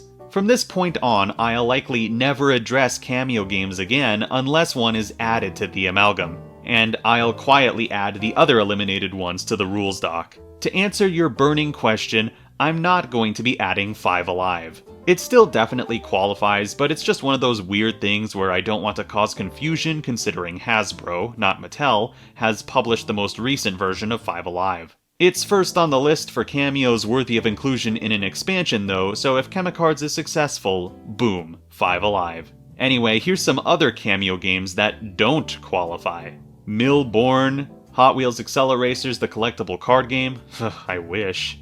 Card and Go Seek, G.I. Joe card game, Frantic, Scrabble Dash, and finally, Swim. Once again, just because a game has the "from the creators of Uno" thing does not mean it qualifies for the Amalgam. Clarification time over, now it's elimination time. There aren't many eliminations this time around, but that's to be expected considering how many Uno versions there are left to cover. Here's today's list. Uno Penn State Nittany Lions, Uno Prestige, Uno Kikkoman, Japan, Uno NFL Greatest Stars, LaDainian Tomlinson, Uno Boston Red Sox, Daisuke Matsuzaka, Uno KFC, Uno Coca-Cola Japan, Uno Coca-Cola Merry Christmas, Uno Butterfly y a Princesa Fairy, and Uno Fandom Disney Villains. That's 10 gone. Now on to the main event. Let's get to the additions this episode. I'm gonna try and go fast because there is a lot to cover right now. Edition 281, Uno Polly Pocket 2006. This one has the wild Rockin' Blockin' card. When you play this card, you get to choose which of 2 effects trigger. Either everyone draws 1 card, or this card nullifies a draw symbol or stack played against you. Wild Card Slap. Edition 282, Uno Sesame Street 35th Anniversary. This one comes with the wild Grouch card. When you play this card, discard 3 cards in any order on top of this card without triggering effects. I can't believe an effect as simple as this hasn't been added yet. Wild Card Slap. Edition 283, Uno Pittsburgh Steelers Super Bowl XL. This one comes with the wild MVP card. When this card is played against you, you must draw cards until you get a 6 or 8 number card, or until you draw 5 cards from this effect, whichever comes first. Wild Card Slap. Edition 284, Uno Texas Edition. This one has the wild Last Stand card. When you play this card, swap hands with a player of your choice. This card can be played out of turn, but only if another player calls Uno. Now that's good. Nice one, Texas. Wild Card Slap. Edition 285, Uno Barbie California Girl. This one has the wild Beachcomber card? Is that supposed to be Beach Bomber, or is that actually Beachcomber? I don't know. When you play this card, take 1 card of each color you currently have in your hand and then give those cards to another player of your choice. In other words, up to 10 cards. Oof. Wild Card Slap. Edition 286, Uno My Scene. This one has the wild Casting Call card. When you play this card, draw cards until you get 2 cards that can match using any of their attributes. Then give all cards drawn from this effect to either one player, or distribute them evenly amongst all players. If cards can't be divided evenly, you choose who gets the extra cards. I could see this card being quite deadly if you get unlucky, or lucky in this case. Wild Card Slap. Edition 287, Uno Barbie 2013. This one has the wild Fashion Trend card, not to be confused with the Fashion Swap card from last episode. When you play this card, choose a color. In the current turn order, all players must then reveal a card from their hand that matches the color you chose. The first player who cannot do this must draw 2, and all other players must place their revealed cards back in their hand. Wild Card Slap. Edition 288, Uno Super Kick 2012. This one has the wild Super Joker card. When you play this card, trigger any one effect in the entire game. There you have it, my amalgamates. This is what I believe to be the most powerful single card mechanic in the game. It's whatever you want it to be. It's whatever you need it to be. It is the Super Joker. Wild Card Slap. Edition 289, Uno Ryan's World Pocket Watch. This one has the wild Ryan's Review card. When you play this card, privately view all other players' hands, then choose one card from one player's hand and swap it for a card in your hand. Wild Card Slap. Edition 290, Uno Boston Red Sox 2004. This one has the Wild Monster card. When you play this card, choose another player to draw until they get a green card. If they get one, they must play that on top of this without triggering effects. If a player is eliminated or loses a life from this mechanic, they must choose another player to continue the monster effect until it resolves. If a player already has a green card in their hand when this is played against them, they can play it right away without triggering effects to avoid drawing any cards from this effect. I really like this one. It kinda is a monster, in both name and gameplay. Wild Card Slap.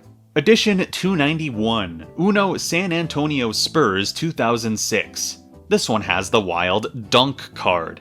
When you play this card, if you don't have any 2 number cards in your hand, it functions as a normal wild card. If you do, though, discard all 2 number cards in any order without triggering effects in a stack, and then place the Dunk card on top of that stack. Wild Card Slap. Edition 292, Uno Cleveland Cavaliers LeBron James. This one has the wild Hail the King card. When you play this card, choose another player to draw 3. So, yeah, just a targeted draw 3. But this card also functions as a 23 number card, so that makes it very unique. Wild Card Slap. Edition 293, Uno Welly Wishers? Wheelie Wishers? Welly Wishers? This one comes with the Kindness card. When you play this card, choose a color. All players in the current turn order must then play a card of that color on top of the Kindness card without triggering effects. You will be the last player to play a card from this effect. If any players don't have a card of the chosen color, they don't get to discard a card. Wild Card Slap. Edition 294, Uno Shopkins. This one has the wild Strawberry card. When you play this card, all players that have pink cards in their hand draw 2. Wild Card Slap. Edition 295, Uno Hot Wheels 2014. This one has the wild Rush Hour card. When you play this card, say Rush Hour, and all other players must race to put their hand on this discard pile. First player to do so draws 1, second draws 2, and so on. You don't participate in this effect. Yet another card that gets more powerful the more players you have. Wild Card Slap. Edition 296, Uno Doraemon 2016. This is a rare instance of me not knowing what the name of the unique wild card is, but I do know what it does. Pretend I said the name. When you play this card, choose a player. They must show you their hand. This can be played alongside another card in your hand. If the card on top of the discard pile and the additional card you play with this card match, once all effects are resolved, draw a card and place it on top of the same stack without triggering effects. What a bizarre effect, but I prefer something unique over something repetitive any day. Wild Card Slap. Edition 297, Uno Sock Monkey.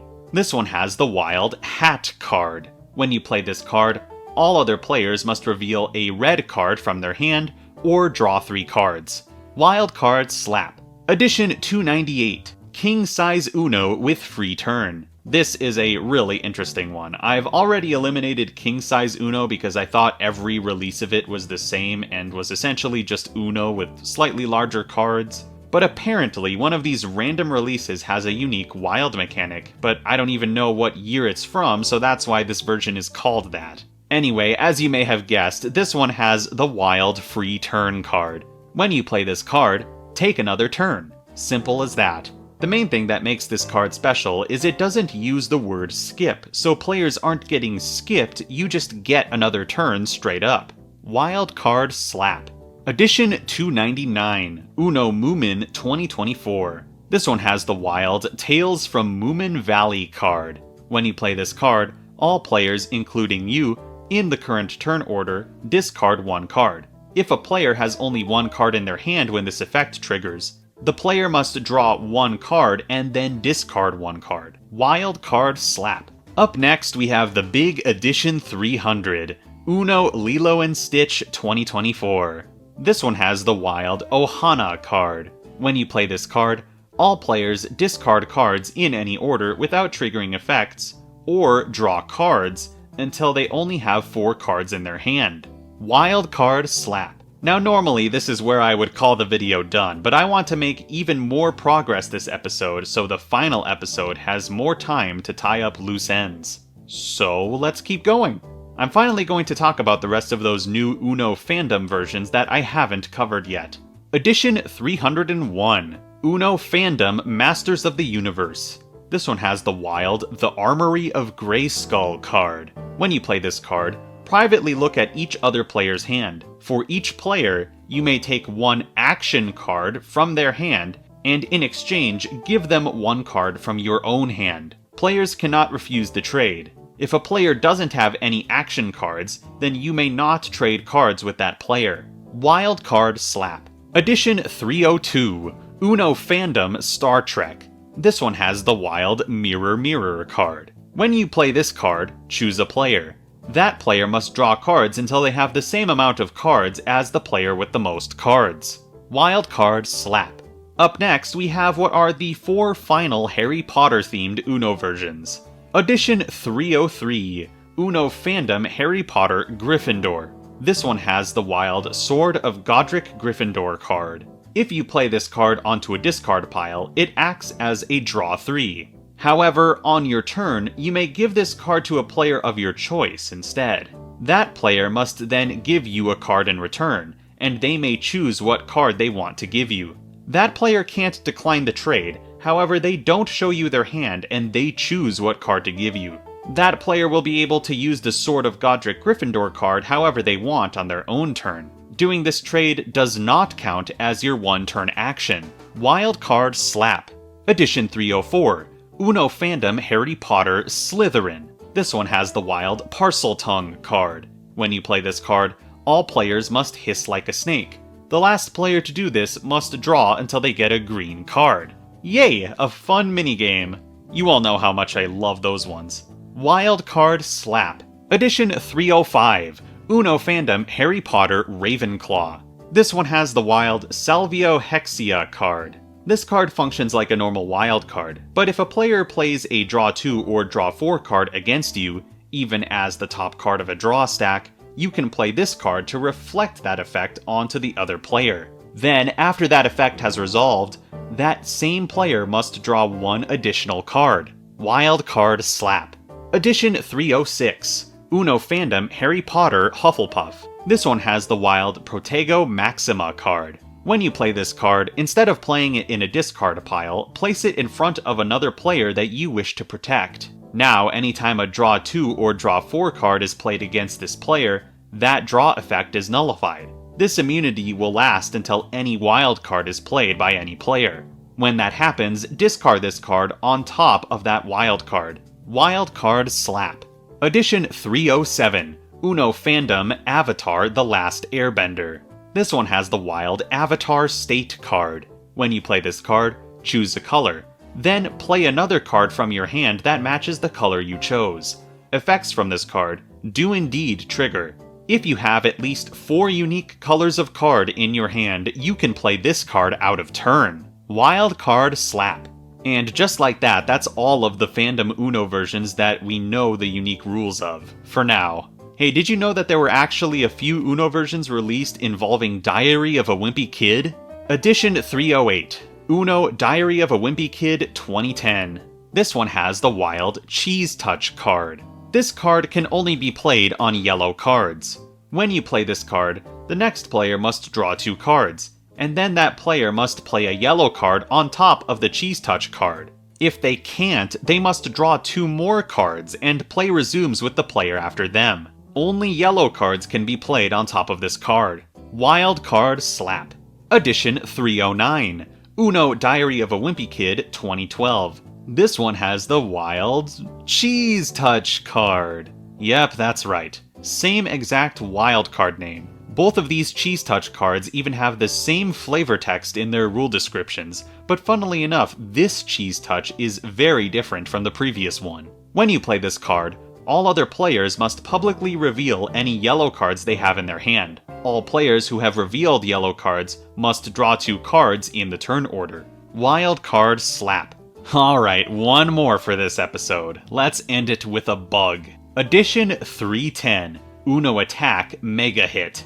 This is yet another interpretation of Uno Attack, but don't be fooled, the machine itself doesn't do anything innovative. We have a modifier and a general rule to take from this one. The Hit 1 modifier will be placed on each color once on a set of 1 number cards. When this card is played against you, you must increase the number on the attack d10 by 1. Alright, now for the fun part. You've heard of rotating the attack d10, and you've heard of stacking draw cards. Now get ready for stacking cards that rotate the d10. This is the Mega Hit rule. If a card is played against you that would force you to rotate the attack d10, otherwise known as rotate type cards, you can play any rotate type card from your hand on top of it, regardless of if it matches in any way. This passes the rotate effect onto the next player, and the next player must rotate the attack d10 as if both rotate effects have been played against them. If that player also has a rotate type card in their hand, they can continue this chain until someone is forced to rotate the attack d10. If the attack d10 is triggered by this effect before all of the necessary rotations have been done, the player it is triggered against may choose to not perform any of the remaining rotations. Once a rotate stack has been resolved, play resumes from the player who placed the first rotate type card. If a rotate stack is created using this rule, all non-rotate effects are nullified until the rotate stack is resolved. This is a super fun rule, and I love the variety it brings to the attack mechanics. Gah! I am not used to talking this long. Before I get into the statistics, I just want to go over the remaining lost or unreleased media Uno versions I still have on my list. If you have any information on any of these Uno versions, eBay links do not help, please leave a comment, send a message in the Discord server, link in the channel description, or send me an email with pictures if possible, also in the channel description. As a reminder, if these Uno versions are not found soon, they will not make it into base Chemicards, but if Chemicards is successful, they may make it into a future expansion later down the line. First up, we have 4 unreleased Uno fandom decks, all based on Star Wars. Uno fandom Star Wars posters, Uno fandom Star Wars troopers, Uno fandom Star Wars droids, and Uno fandom Star Wars Dark Side. We have a general idea about what these 4 are all about, but we don't have enough details, and we likely won't until they actually release. Simply put, if these don't release really soon, they aren't making it in. Next is Uno The Batman 2006. To be clear, it is known what the cards of this version do, but there are about 5 card art mechanics in this version, so in order to get a proper idea of how this functions, we need info on all of the cards in the deck, not just the unique ones.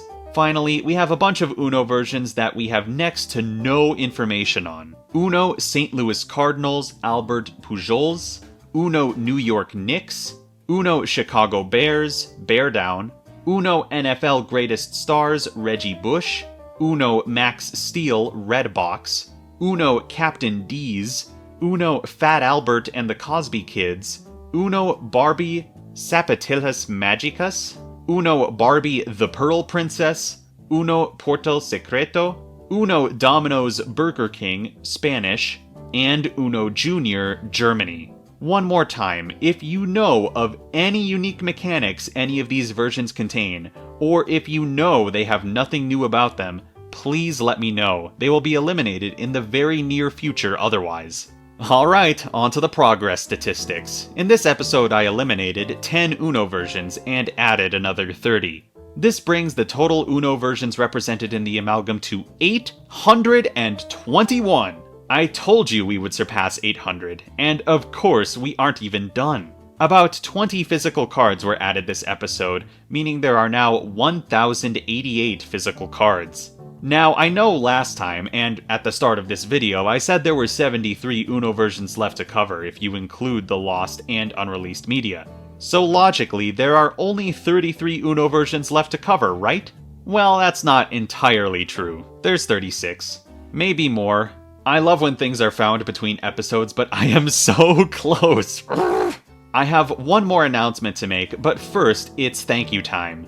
Thank you for your donations to the channel. Robert Recker, Harley Berry Cookie, Elias Stenbach, Mr. Turboman, Omicromium, That Blue Yoshi, Gluebird, TM Gaming, Zombie, Naso Yj, Fallen Angel Viox, Splashy Flame, and Skyroll of the Stars.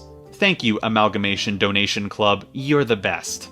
Anyways, announcement time. The next episode of the Uno Amalgam series will be the final episode of Phase 1. I will add or eliminate every remaining Uno version on my list until there are none left. This is kind of a big deal considering this is what the entire series has been working towards until this point.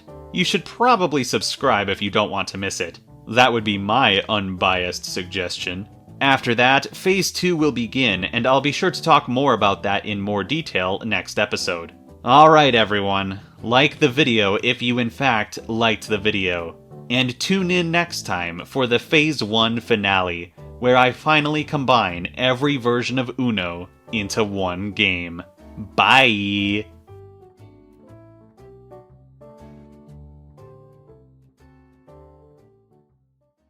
Hey everyone!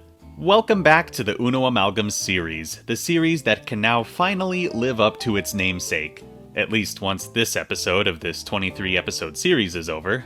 Like I said last time, I plan on adding or eliminating every Uno version left on my list until there are none left. And once this episode is done, all 800-some Uno versions will finally be implemented into the Uno Amalgam. I'm not going to waste any more time because there's a lot more to cover in this video than I originally thought. I'm going to save clarification time for the end of this video just because it makes more sense there. Jumping straight into elimination time, there's quite a bit to cover because it is at this point the lost media and unreleased Uno versions will be officially cut off and won't make it into the final game. But like I said, there's always a chance they could make it into an expansion. Anyway, let's kick off these eliminations. Uno New York Knicks, Uno Fat Albert and the Cosby Kids, Uno Fandom Star Wars Posters, Uno Fandom Star Wars Troopers, Uno Fandom Star Wars Droids, Uno Fandom Star Wars Dark Side, Uno Barbie Zapatillas Magicas, Uno Barbie Pink Shoes, Uno Barbie The Pearl Princess, Uno Barbie Portal Secreto, Uno Domino's Burger King, Spanish, and Uno Show 'em No Mercy, Deadpool. As sad as it is, it's possible that some of these versions will never be found, and thus will never make it into the amalgam. So have I combined every Uno version? No. But I would totally combine these if their mechanics were actually known, so it's not really my fault. Now onto the more interesting eliminations, as in ones that I didn't talk about literally last episode. Uno Werfel, Uno Mega Pack, Uno Max Steel 2013 Blue Box, Uno MLB Greatest Stars Boston Red Sox David Ortiz, Uno NFL Greatest Stars Chicago Bears Brian Urlacher, My Uno, Uno Canvas Barbie, Uno Racing, Uno DX, Uno Superlight 1500 Series, Uno Superlight 2000 Volume 16 game, Uno Small World, Uno Small World 2, Uno University of Alabama, Uno Junior Germany, Uno Western Union International, Uno Junior Mickey Mouse Wonder House, My First Uno Mickey Mouse Clubhouse Toys R Us, Uno Captain D's, Uno Flip Twin Pack Double the Fun, Uno St. Louis Cardinals Albert Pujols, Uno Chicago Bears, Uno Burger King Jr., Uno Flip Burger King Jr., Uno 50 Years of Being Wild Burger King Jr., Uno Rush, Uno Kellogg's, Uno Party Mania, Uno H2O To Go Sport, and Uno Batman 2024. That's quite a few more eliminations for the final episode of Phase 1, but there's a couple I want to go into more detail on why they're getting eliminated. My Uno is less of a unique Uno version and more so a service provided by Mattel. This version was built on you sending in pictures to a website, and those pictures would be printed on a standard deck of Uno cards. This would give you a personalized Uno deck. There's nothing mechanically unique about this version, it's just a textbook reskin with extra steps, but I thought it was worth describing. Either way, this one would have been physically impossible to manufacture on a large scale anyway, so it can definitely safely be eliminated. Uno Racing gets eliminated by default because it actually isn't a game. It's a set of trading cards featuring popular race car drivers of the time, but the cards were designed to look like Uno cards, which is a very interesting choice. Still definitely worth mentioning though, because at first glance it looks like a bunch of unique Uno cards, so I don't blame people for mistaking them as cards that could potentially contain unique mechanics. If you've been watching this series and you know anything about Uno Rush, you'll already know why it's getting eliminated. To my understanding, this one is impossible to add. The gimmicks of this version are just not compatible with chemicards. For one, you play the entire game with your hand fully visible, and I don't think I need to describe why that completely breaks dozens of mechanics all by itself. Additionally, the whole game is one big timer mechanic, because everyone's turn is limited to a specific amount of seconds. Imagine the hurry up mechanic from Rabbids Uno, but for the entire game. Yeah, that one ain't happening. To this day, I still haven't seen any method of adding mechanics like these that actually works, and believe me, I've probably seen over 100 ideas at this point. So Uno Rush will join the rare impossible to add Uno versions. There are a couple more Uno versions I want to cover, two versions which I previously eliminated by mistake, even though they do have unique mechanics. These versions will be removed from the elimination list and added to the addition list. First we have Uno Pocket Geox. This one has the Wild Geox card. When you play this card, swap places with another player. Play then resumes with you. You effectively get another turn out of this card. Wild Card Slap. The other mistake I want to cover is Uno Disney Channel. This one has the Wild Behind the Scenes card. The effect is exactly the same as the creeperific Erg card, but you don't have to channel your inner zombie with this effect, making it unique. Wild Card Slap. So with those Uno versions eliminated, re-added, and covered, all that's left are the real additions. The final Uno versions to be added to the Uno Amalgam. I'm going to try and start off with the less complex editions, and by the end, the Uno versions I'll be talking about will be comparatively insane. What can I say? I've been procrastinating some of the most complex ones. But that coincidentally makes for an awesome finale. Here we go, the countdown begins now. Starting with Uno Arby's Wild Jackpot. The unique mechanic of this version is like so close to being identical to the jackpot symbol from the original Uno Wild Jackpot, but the only difference is that instead of this symbol, there's a skip in its place, so I'll be adding one unique wild to showcase this very minute change. Wild Card Slap. Uno Max Steel Red Box. This one has the Wild Max Steel Special card. When you play this card, discard all 3, 5, and 7 number cards in your hand in any order in a stack on top of the Max Steel Special card without triggering effects. Wild Card Slap. Uno American Girl 2020. This one has the Wild Power of Friendship card. Oh look, a wild card that uses the word friendship. Let me guess, the effect somehow benefits one or more of your opponents? Yep. You're becoming too predictable, bats! When you play this card, choose a player and a color. If both you and that player have a card in hand that matches the color you chose, both the other player and then you get to play that card on top of the Power of Friendship card without triggering effects. Play resumes with the card on top of that stack like normal. If the chosen player does not have a card of the color you chose, draw cards from the draw pile and place them on top of the Power of Friendship card in a stack without triggering effects until you get a card of the color you chose. Then place that card on top of the same stack without triggering effects. Play then resumes like normal. Wild card slap. Uno Pinkalicious. This one has the wild Pinkatitis card. When you play this card, discard all green cards in your hand in any order without triggering effects. Wild card slap. Uno Endijoligene. I genuinely don't know how to say that. This one has the wild Shuffle Hands card, not to be confused with the Shuffle Hands card that's already in the Amalgam. This one is similar but different. When you play this card, collect every card from each player's hand and shuffle them together. Starting with the player on your left, deal these cards to all players until none are left. Players may end up with fewer or greater cards than they started with. Wild card slap. Uno World Series Champions 2004 Boston Red Sox. This one has the wild Izrk card, otherwise known as the Curse card. This card functions like a normal wild card, but if another player plays an action card against you, you can play this card to reflect all effects from that card onto the player who played it. The turn order is then reversed. Wild card slap. Uno Philadelphia Eagles 2006. This one has the wild Go Green card. When you play this card, choose a player. They must draw cards until they get a green card. Once they get a green card, they must play that card on top of this card without triggering effects.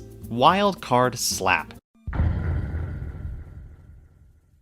Uno New York Yankees Derek Jeter. This one has the wild Captain card. When you play this card, choose a player. They must draw cards until they get a 2-number card, or until they draw 4 total cards from this effect, whichever comes first. If they draw a 2-number card from this effect, they must place it on top of the Captain card without triggering effects. Wild card slap. Uno Mein Erstes Germany. This one has the wild 2 Mall symbol, which will be getting placed on each color once, so no wildcard slap. When you play this card, you must play another card. Effects from this card do indeed trigger. If you don't have another match to make, you must draw one card instead. If you play this card as the last card in your hand, you don't have to play another card. Uno Art List Collection The Dog Special Edition 2003. This one comes with the wild Fetch card. When you play this card, take another card from your hand and place it next to the draw pile face down. Once you take your hand off the card, you must say Fetch. All other players must then race to touch the card. The first player to do this adds the card to their hand. All other players, excluding you, draw 2. You do not participate in this effect. If any other player touches the card before you say Fetch, that player must draw 2 cards as penalty. Wild card slap. Uno Art List Collection The Dog Special Edition 2006. This one comes with the wild Rollover card. When you play this card, choose a player. They must play with their hand fully visible until the start of their next turn. Wild card slap. Uno Chicago Cubs 2006. This one adds 2 new game modes to the Amalgam. First we have 4-player partners mode. This mode can only be played with 4 players. Assign 2-player teams. Teammates must sit directly across from each other. When any player goes out, the round is over. Add up the points from both of your opponent's hands and add them to your team total. The second game mode this version adds is a variation of the previous mode. This mode can be played with 4 players or 2 groups of 4 players.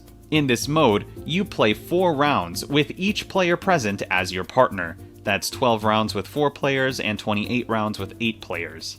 You score your own individual points in each partnership. Keep track as you go. Once all rounds are completed, the player with the most points wins. I simply cannot imagine playing 28 rounds of Chemicards in a row, but now I might have to playtest that. Thanks, Chicago Cubs.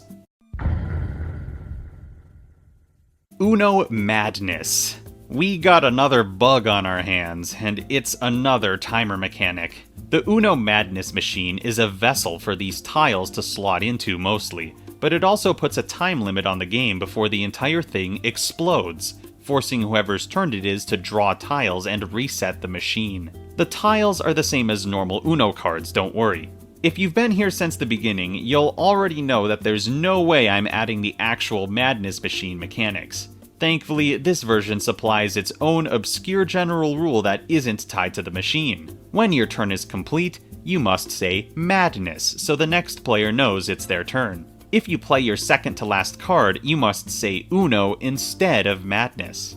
This will certainly have to be rebranded, along with everything else, but thankfully I don't have to deal with the Madness bug at all.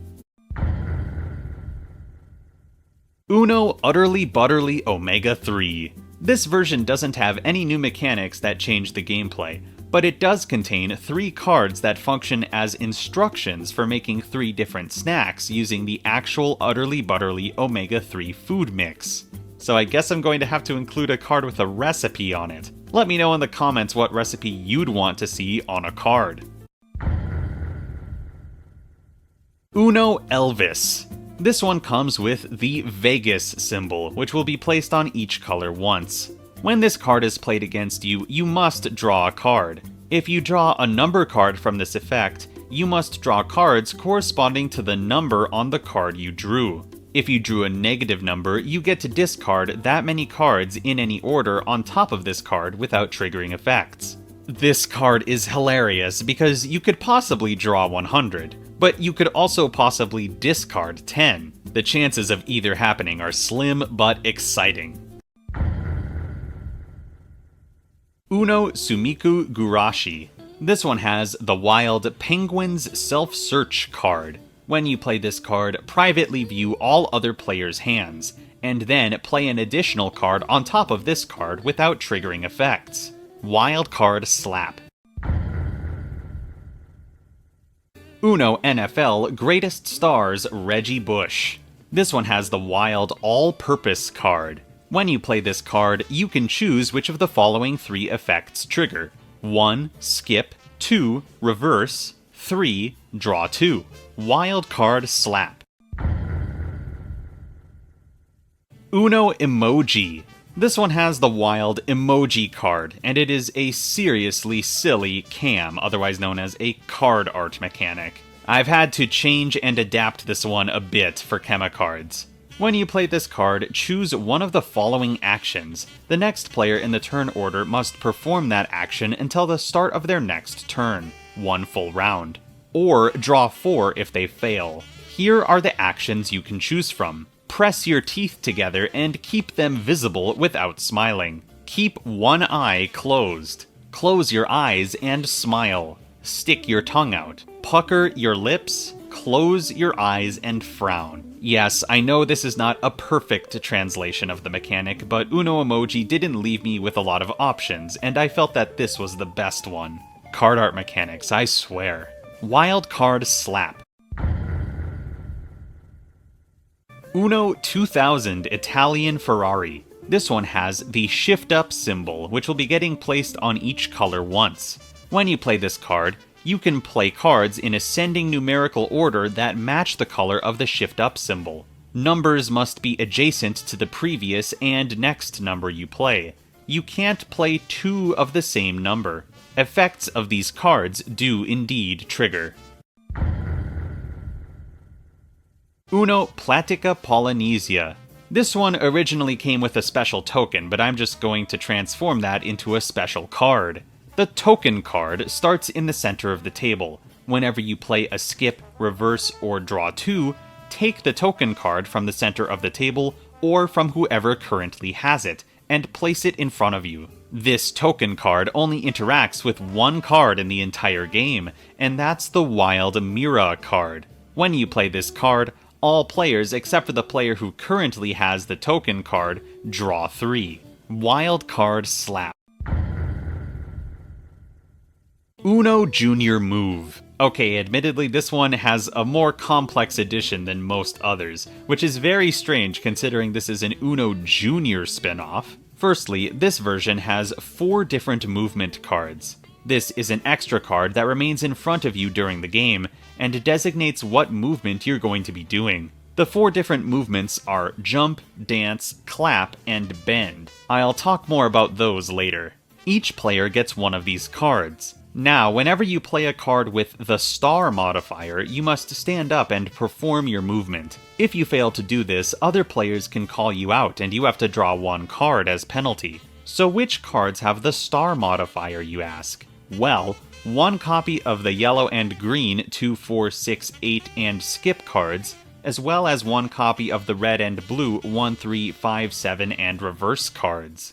A wild card will also have this modifier. The instructions claim it to be randomly placed, but there's clearly a pattern. While performing your designated movement, you must stand up. Jump forces you to jump, dance forces you to do a dance of your choice, clap forces you to clap, and finally, bend forces you to bend like this pose. I hope that one made sense. Uno Boost. The first of many digital versions I'll be talking about today. This was a Facebook game back in the day, and for the most part, it was a boring 1v1 version of Uno where you play against an AI. There isn't much detail when it comes to what is known about this Uno version, and while it does contain a lot of cosmetic flair changes among other things, I only want to add what actually makes the game Uno Boost, the boost bar. This boost bar contains 4 skip cards, 4 draw 2 cards, a wild card, and a wild draw 4 card. These cards will all be placed near the center of the play area. At the start of your turn, if someone plays a skip, draw 2, wild, or wild draw 4 against you, you have the option to use a boost card. You can do this by discarding a card from your hand without triggering effects, and then choosing the boost card you want to add to your hand. Then you continue your turn like normal, meaning you can play the card you just took from the boost bar if you wish. As you may have noticed, there aren't that many cards in the boost bar, and anyone can use them, so once they're gone, they're gone. But wait, there's more. You can't just get the cards from the boost bar for free. In-game, you need to pay an in-game currency. And while I haven't added nearly every mechanical currency in the past, I'm choosing to take the advice of the people who suggested this Uno version by integrating the boost bar into the bean currency from Uno Jelly Belly. If you want a skip card from the boost bar, you'll have to discard 1 card from your bean pile without triggering effects. If you want to draw 2, you'll have to discard 2 bean pile cards. And if you want the wild or the wild draw 4, you'll have to discard 3 bean pile cards. I see using the boost bar as either a last resort or as a way to continue the draw stack if one has already been played against you. Either way, a fun mechanic, very unique. Super Uno SNES. Yet another Uno video game that cosmetically adds a lot, but mechanically is all over the place. The main thing that makes this game unique is the story mode, which somehow manages to turn Uno into a Mario Party-like game. No, I am not adding a game board that you have to move around. That would be silly. Instead, I'll be transforming a couple items and spaces you can find in the game into neat wild cards. First is the wild Item Guard card. Instead of playing this card on a discard pile, place it in front of yourself face up. This card gets discarded for real if a skip, draw 2, or draw 4 is played against you. While this card is in front of you, you are immune to all action cards played against you, excluding the few mentioned prior. This card does not count as being in your hand once it's in front of you. And if the round ends while you have this card in front of you, you gain 100 points for free. Wild Card Slap. Next is the wild Good Luck Charm card. While this card is in your hand, at the start of every one of your turns, add 10 points to your total points. When you play this card, subtract 100 points from your total. Wild Card Slap. Next is the Wild Half card. When you play this card, points scored by players this round are halved. Wild Card Slap. Next is the Wild Thief card. When this card is played against you, roll the d20. Multiply the number you roll by 10 and subtract that many points from your total. Wild Card Slap. Next is the Wild Plus card. When you play this card, roll the d10. Multiply the number rolled by 10 and add that many points to your total points. Wild Card Slap. Point-based mechanics are really fun, huh? I sure think so. Not a lot of mechanics tap into that side of the game, so this is exciting. Uno Stacco 1994. This is an even older version of Uno Stacco, and this one actually functions differently as well. Instead of using the previous player's block choice to determine which number and color blocks you can move during your turn, you actually use a d6 instead. So I'm going to create a wild card that is meant to represent what a turn normally looks like in Uno Stacco 1994. When you play this card, roll the d6 to determine which of the following effects trigger. Here are the different effects that can be rolled. Next player must either play a red card or a 1-number card during their turn. The next player must either play a blue card or a 2-number card during their turn. The next player must play either a green card or a 3-number card during their turn. The next player must either play a yellow card or a 4-number card during their turn. Next player draws 2 cards. Reverse the turn order. Wild Card Slap. Uno Xbox 360 Live. A real oddity for sure. This version is riddled with impossible mechanics for a physical game, timers and whatnot. It's essentially a different game because of it, but there's one unique card from this version that I think is very silly and worthy of inclusion into the Amalgam. It doesn't have a name though, so just know that this new symbol is getting placed on each color once. When this card is played against you, shuffle your own hand and then skip your turn. I love how much of a petty inconvenience this is for the player it's played on. Skipping their turn is fairly standard, but disorganizing their hand for no reason in the Amalgam's context is super funny. Uno Arby's Get Wild for Uno.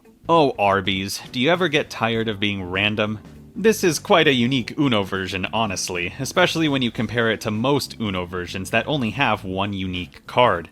There were customizable wild cards in this one, and there were also a few that had pre-written stuff on them. There's one of these pre-written cards I want to add, the wild Cheer on the Next Player card. When you play this card, cheer on the next player as they take their turn. Be extra supportive of their decisions. Silly, huh? Wild Card Slap. The main feature of Uno Arby's Get Wild for Uno is reusable stickers. Now, when it comes to stickers, I think they're cool. Generally speaking, anyway. Just not when it comes to tabletop games. If a game forces you to place stickers, it means they were too cheap to print or mold what's on the stickers into the game components. I know, these are reusable stickers and that's the point, but also, I don't care. Reusable sticker residue sounds awful. Needless to say, actual stickers aren't making it in. The stickers are used to fill in the remaining customizable wildcards without actually writing on them, and because of this, there was a limited amount you could do with these cards. I'm simply going to emulate the sticker placing experience with the text on this card. I'll call this card the Wild Arby's card for now. When this card is played against you, the player who played it chooses one option from each of the following categories in order to create this card's effect. The effect then applies to you. Some combinations of these words can skip the fourth category, making it irrelevant. Here are the categories and the options they contain. Category 1. You. Everybody. Next player and previous player. Category 2. Draw, trade, give, and steal. Category 3. 1 card, 2 cards, 3 cards, 4 cards. Category 4. You, each player, next player, and previous player. As you can imagine, the things you can do with these words are quite wacky. Here's a few examples of the effects you can apply to the next player. You steal 4 cards from each player. Everybody draws 4 cards. Perhaps the next player is your teammate, so you could do something like, you give one card to each player. Anyway, that's a fun one, huh? Wild Card Slap. Uno House Rules. Not to be confused with Uno House Rules, with an exclamation point at the end. This one lacks the exclamation point and is from 1998. It is essentially Uno, but with a few optional rules in the manual. These ones have mostly already been covered by countless other Uno versions previously added to the Amalgam, so I don't really care about those ones. What I do care about is the new card Uno House Rules adds, the Create Your Own Uno House Rules card. This card is simply a blank card with plenty of space to write your own house rules that you want to apply to the game in a broad sense. I've said this in the past that you can modify the game however you wish once you're actually playing it, because several Uno versions allow for that. But this one actually provides you with a physical space where you can make those fun rules official. I think that's a nice feature, so I'm choosing to include it. Uno Deluxe House Rules. This is the deluxe version of the previous edition, and it comes with a couple new optional rules. The first is the two-step rule. Whenever a player plays or discards a two-number card, that player takes 2 cards from their hand and gives them to another player of their choice. If you have 3 cards in your hand and then play a 2-number card, you can win the round using this rule. If you use this rule to remove the second to last or the last card from your hand, you don't need to say Uno. The second optional rule is the Add and Subtract rule. This is similar to the Sum rule, but with a few key differences. You can play 2 cards from your hand as your one-turn action if the numbers on the 2 cards you play add up to a number on a discard pile. The twist is the colors of all 3 of these cards need to match. Effects do trigger. The same can be done by subtracting using the numbers on the 2 cards you choose to play. You must say you're using this rule out loud as you're using it, and describe how the cards you're playing with add or subtract to match. Uno Fun Pack Germany.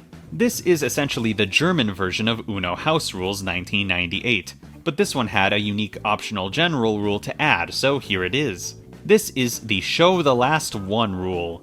At the start of the game, you're dealt 6 cards that go into your hand, and then you're dealt a 7th card which remains face down in front of you instead. This card is part of your hand, but it can't be played until you call Uno. Later in the game, when anyone calls Uno, all players get to flip their face down card over for all to see.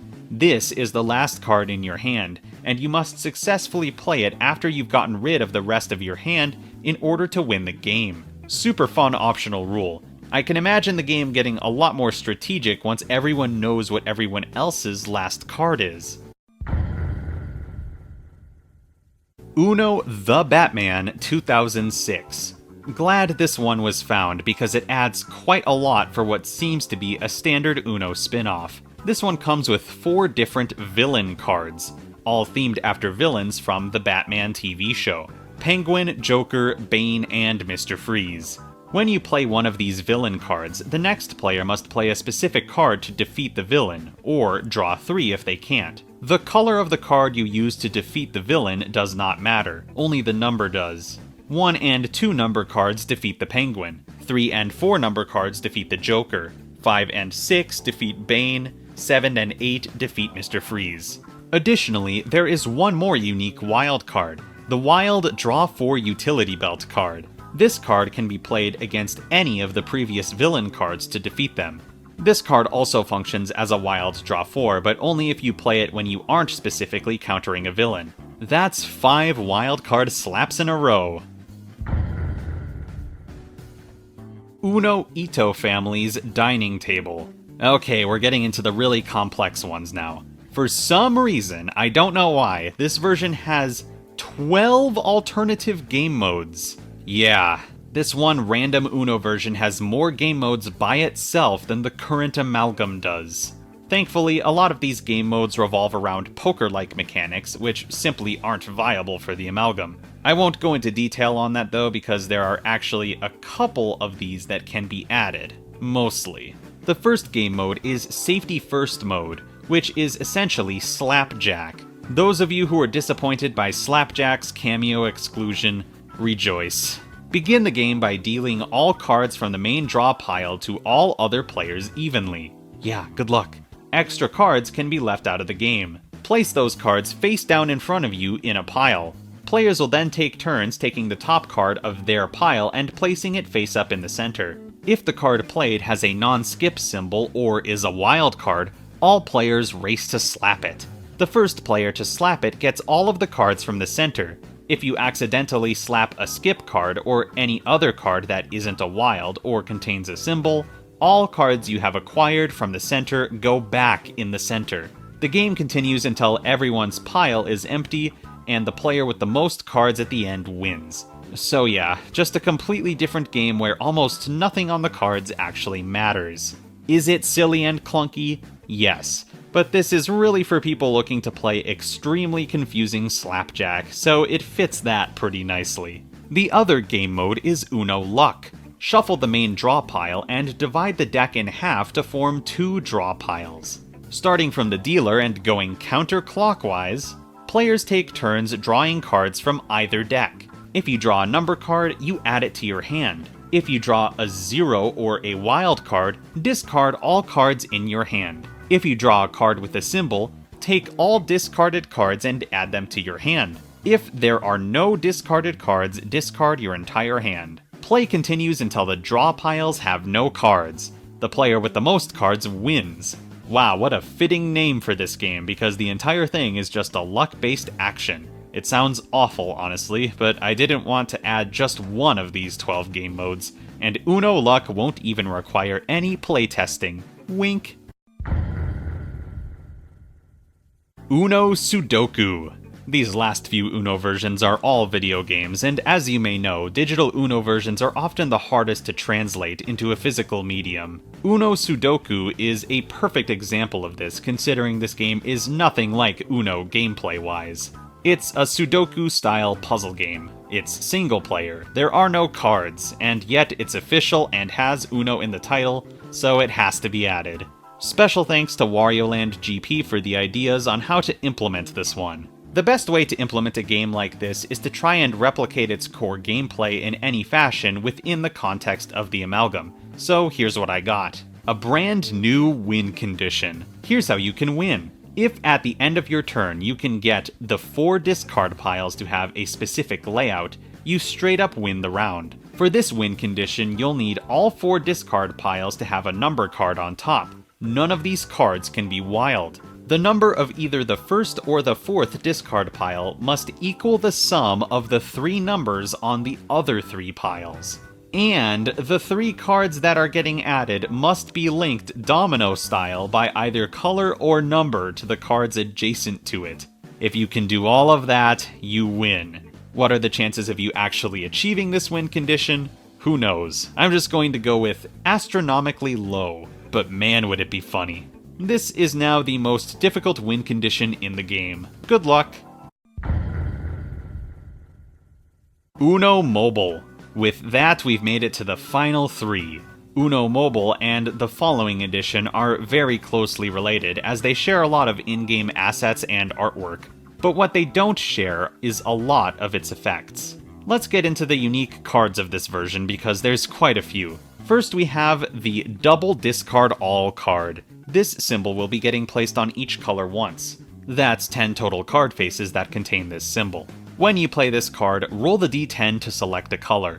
If you roll the color that matches the color of this card, roll again until you get a different color. Discard all cards from your hand that match the color you rolled in any order without triggering effects in a stack.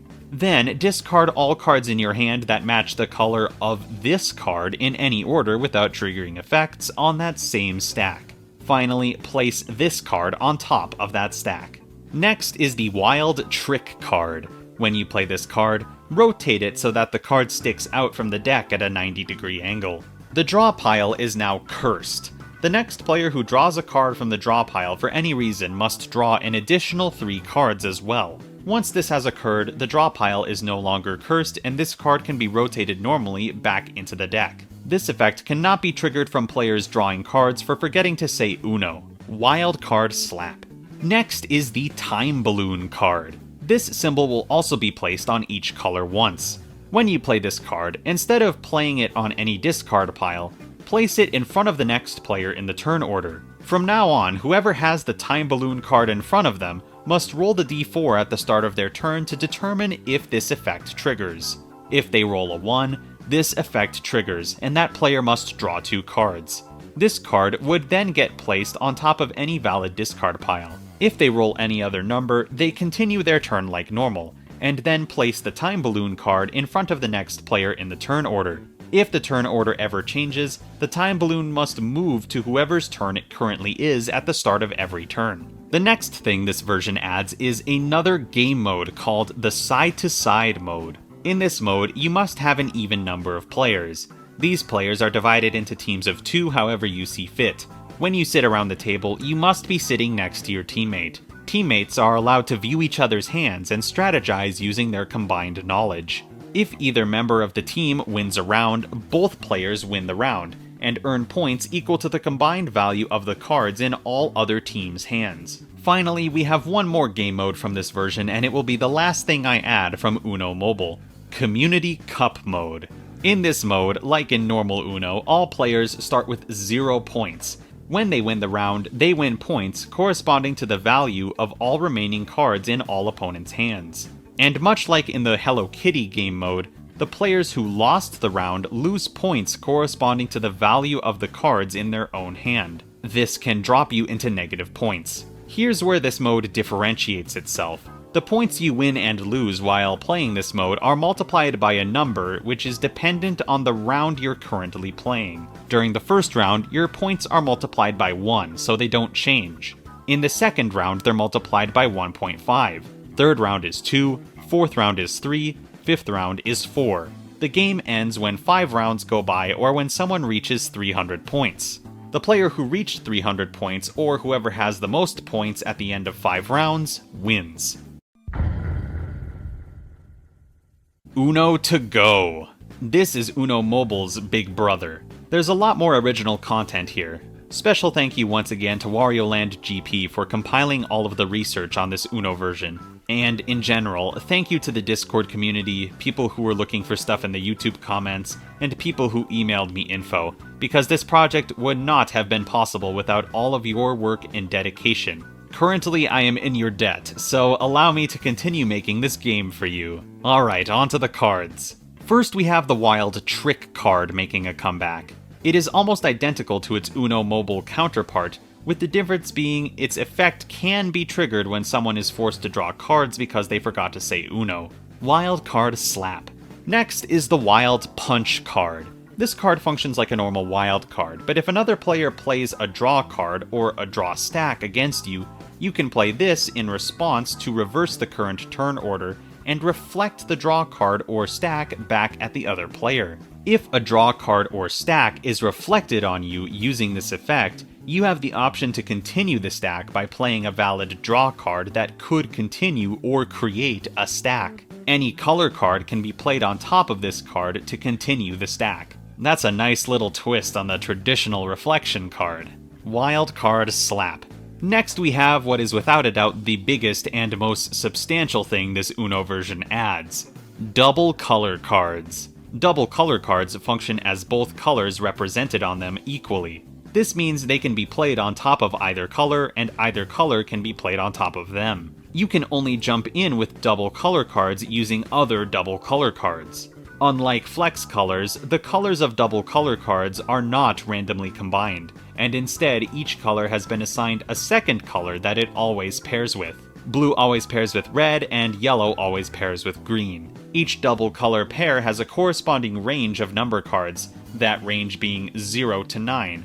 And they also each have a skip, a reverse, and a draw 2. Here's how I plan to add the double color cards. Each double color will have one card face of 0, 1, 2, 3, 4, 5, 6, 7, 8, 9 skip, reverse, and draw 2 cards. Since there are 10 colors in Chemicards, that means there will be 5 different double colors. So 5 double colors, multiplied by the different cards they can appear on, which is 13, gives us a total of 65 new card faces, or 32.5 new physical cards.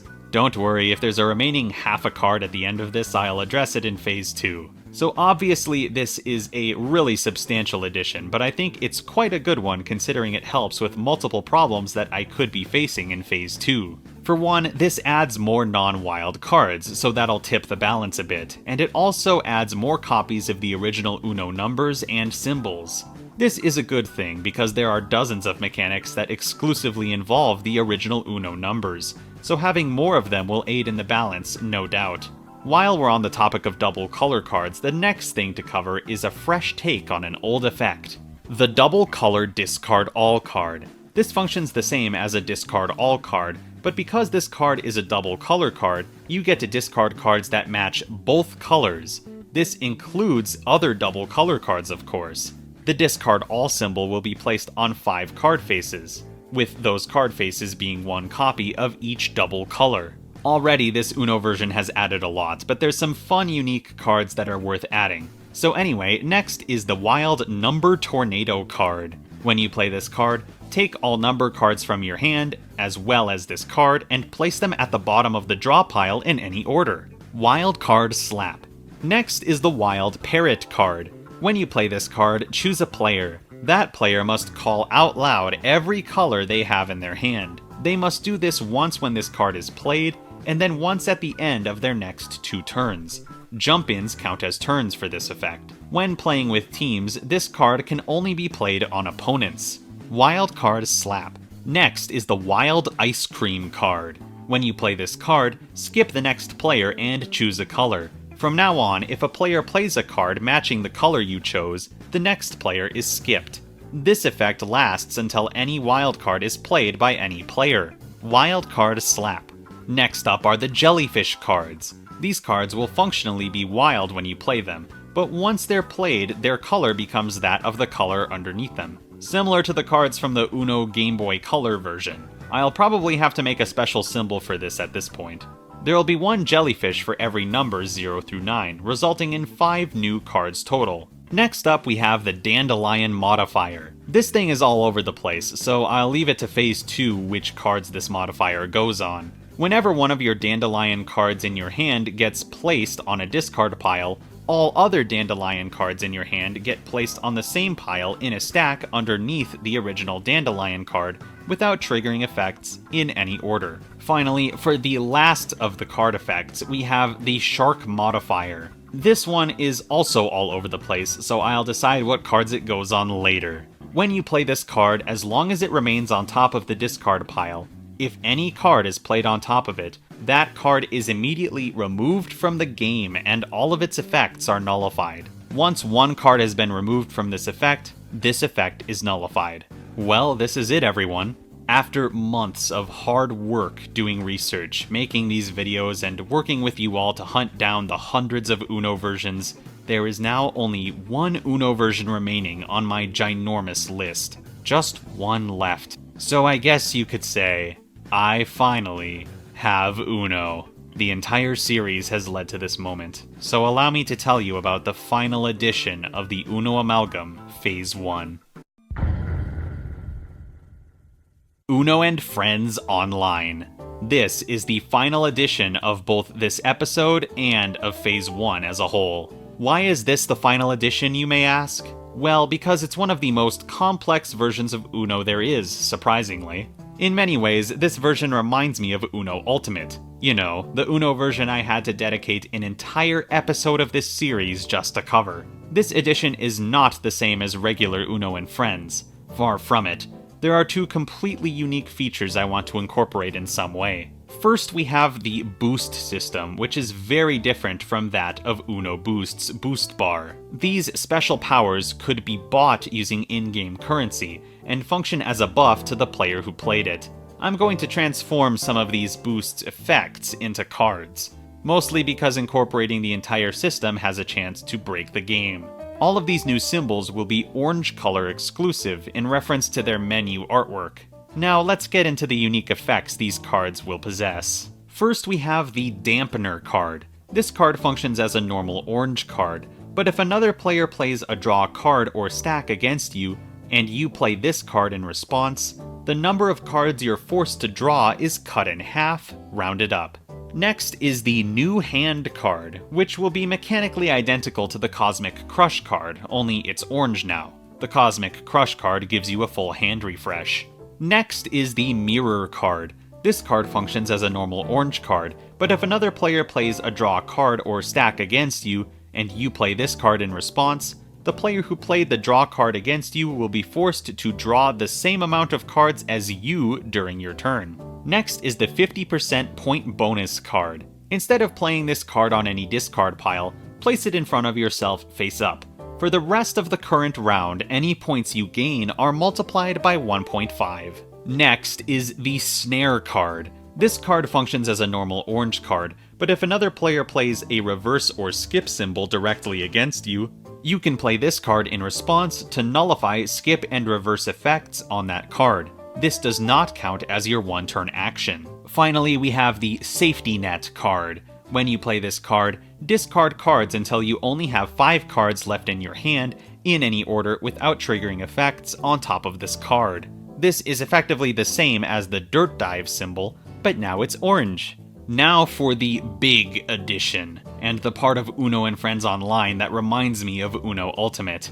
I think you'll like this. It's a substantial addition that will change the gameplay, add a lot of replayability, give players more power, and is overall a cool concept. Companion creatures. In Uno and Friends Online, you can use an in-game currency to buy loot boxes that give you random companion creatures. These creatures can be brought into Uno games and provide players with special powers. Each companion has 2 abilities, one with limited uses and one with unlimited uses that could possibly remain passively active for the entire game. Oh yeah, by the way, there are 58 companions. Like Zoinks Scoob, that's about double the amount of playable characters in the game. Most of these companions have unique mechanics as well, so it is really going to be something in Phase 2. Here's a couple of example companion abilities. When you draw a wild card, discard the lowest value card from your hand. When you play a 0 number card, a random player draws 2. When a wild draw 4 is played against you, all other players draw 1. When you have 8 or more cards in your hand, draw 1 less card from wild draw 4 cards played against you. Yeah, much like the characters from Uno Ultimate, these things are going to have to be rebalanced for Chemicards' gameplay, and there will likely be a lot of changes between their base form and their final implementation. Here's my basic plan for adding them. I'll likely allow players to each choose 1 companion to accompany their character for the entire game. From there, it's a toss-up on whether all companion abilities will have limited uses, or some will be unlimited, or a mix of both. It'll likely depend on the ability and the balancing that occurs.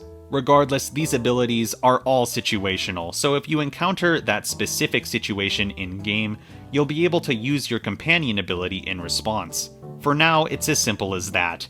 You'll have to leave it to me to figure out all of the specifics. Some of these companions have very similar effects to each other as well, so it's likely some of these will be combined to save on card cost.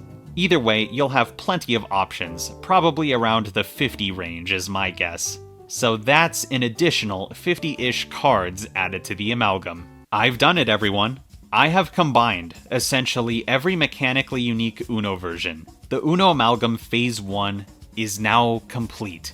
You could say this pizza has enough toppings, or that the pizza is done cooking, or that the pizza is inedible, or however you want to structure the metaphor. I'll tally up some final statistics for you and say a few thank yous before I get into clarification time, as promised. In this episode, I set aside 14 Uno versions that we will hopefully learn the unique mechanics of in the future, but for now, they won't be included on the main 2 lists. I eliminated 30 versions and added 35 versions. Originally, I thought I'd only be covering 36 total versions this episode. Can you believe it? That means the grand total number of Uno versions represented in the Amalgam for all of Phase 1 is 886. What a clean number, huh? Honestly, going into this project, I didn't realize how popular it would be for one, but I also didn't realize just how many Uno versions there were, and since I've started this project, maybe a couple dozen more Uno versions have been made by Mattel. That's how long I've been doing this. Anyway, it feels great to finally call the Phase 1 editions complete. Phase 2 is going to be exciting, but I'm getting ahead of myself. Approximately 154 physical cards were added in this episode, which is quite extreme. This brings the total card count to about 1,242. This number is also the final card count for Phase 1. I'll talk more about this in a second. Really quick, I want to say some thank yous before getting into clarification time. Special thank you to the Amalgamation Donation Club comprising of awesome people like Frank the Official, Elias Stenbach, Harley Berry Cookie, Splashy Flame, Poke, Mr. Turboman, Jazzy Caddy, Lomer786, It Is Lemonade, Infernix Fire, Dat Boy, Hypnovaria, Opal EDM, Spiral of the Stars, Nico, Wario Land GP, Rachel, and Fallen Angel Viox. And a super special thank you goes out to all of you. If you were active in my Discord server, if you helped hunt down any Uno versions, if you did any research, if you tuned into my premieres, if you've subscribed, if you've left a comment, if you've liked a video, if you've watched a video, if you've done anything involving any of that over the course of this series, you have my deepest and sincerest thanks. Making games and making entertaining content is what I want to do with my life, and every little thing any of you have done to help that become a reality means the world to me. So thank you. And now for the final clarification time of the Uno Amalgam Phase 1. Is the Uno Amalgam series over?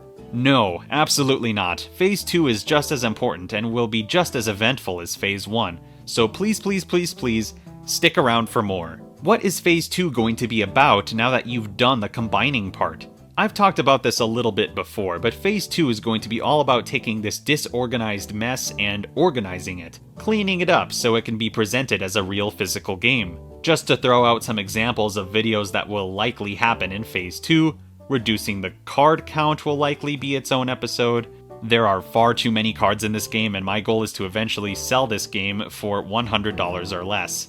There will likely be an episode on general balance, or character balance, or companion balance, or all of these at once. While most of this game is balanced fairly well already due to the nature of how cards are drawn randomly from a pile, it's the things that players can control that need proper balancing. Basic card designs and layouts are likely going to have an episode, as you might expect. These cards contain a lot of information, and I need to design a way to portray all of that clearly and concisely. Developing keywords and a game language will probably be lumped in there somewhere as well if it doesn't get its own episode.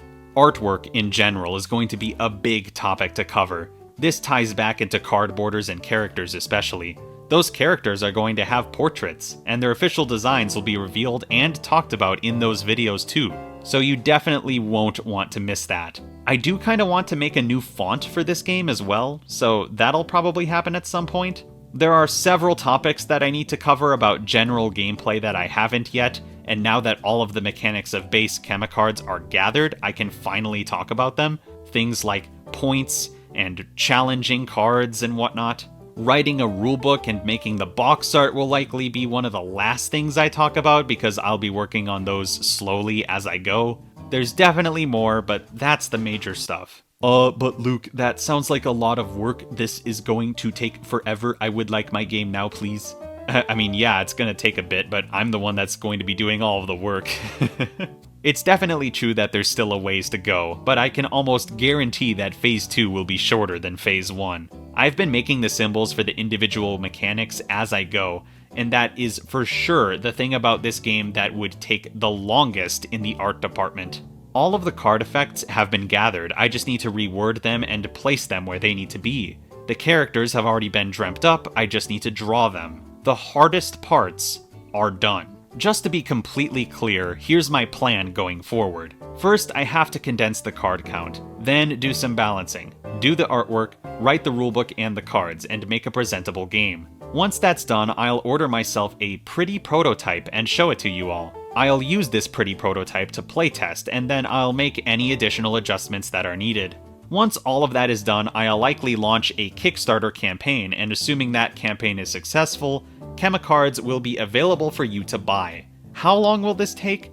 No idea, but I hope you stick around to see the true game development process in action. Now is a good time to say this series may or may not be bi-weekly anymore, as it has been these past months. Some of the steps in the process may take more than 2 weeks to complete, while others may only take a day. Basically, the schedule of this series will be a bit random, so I'll continue to try and upload relatively consistent updates on the project. To fill in any gaps, I have other smaller videos I want to work on, including MassaCard stuff, as well as other small projects that won't take a year of my life to complete. If you found this series interesting, you'll likely find the other games and things I want to mess with interesting as well. I heard Hasbro might have made a Monopoly Cheaters Edition too, so I might have to look at that.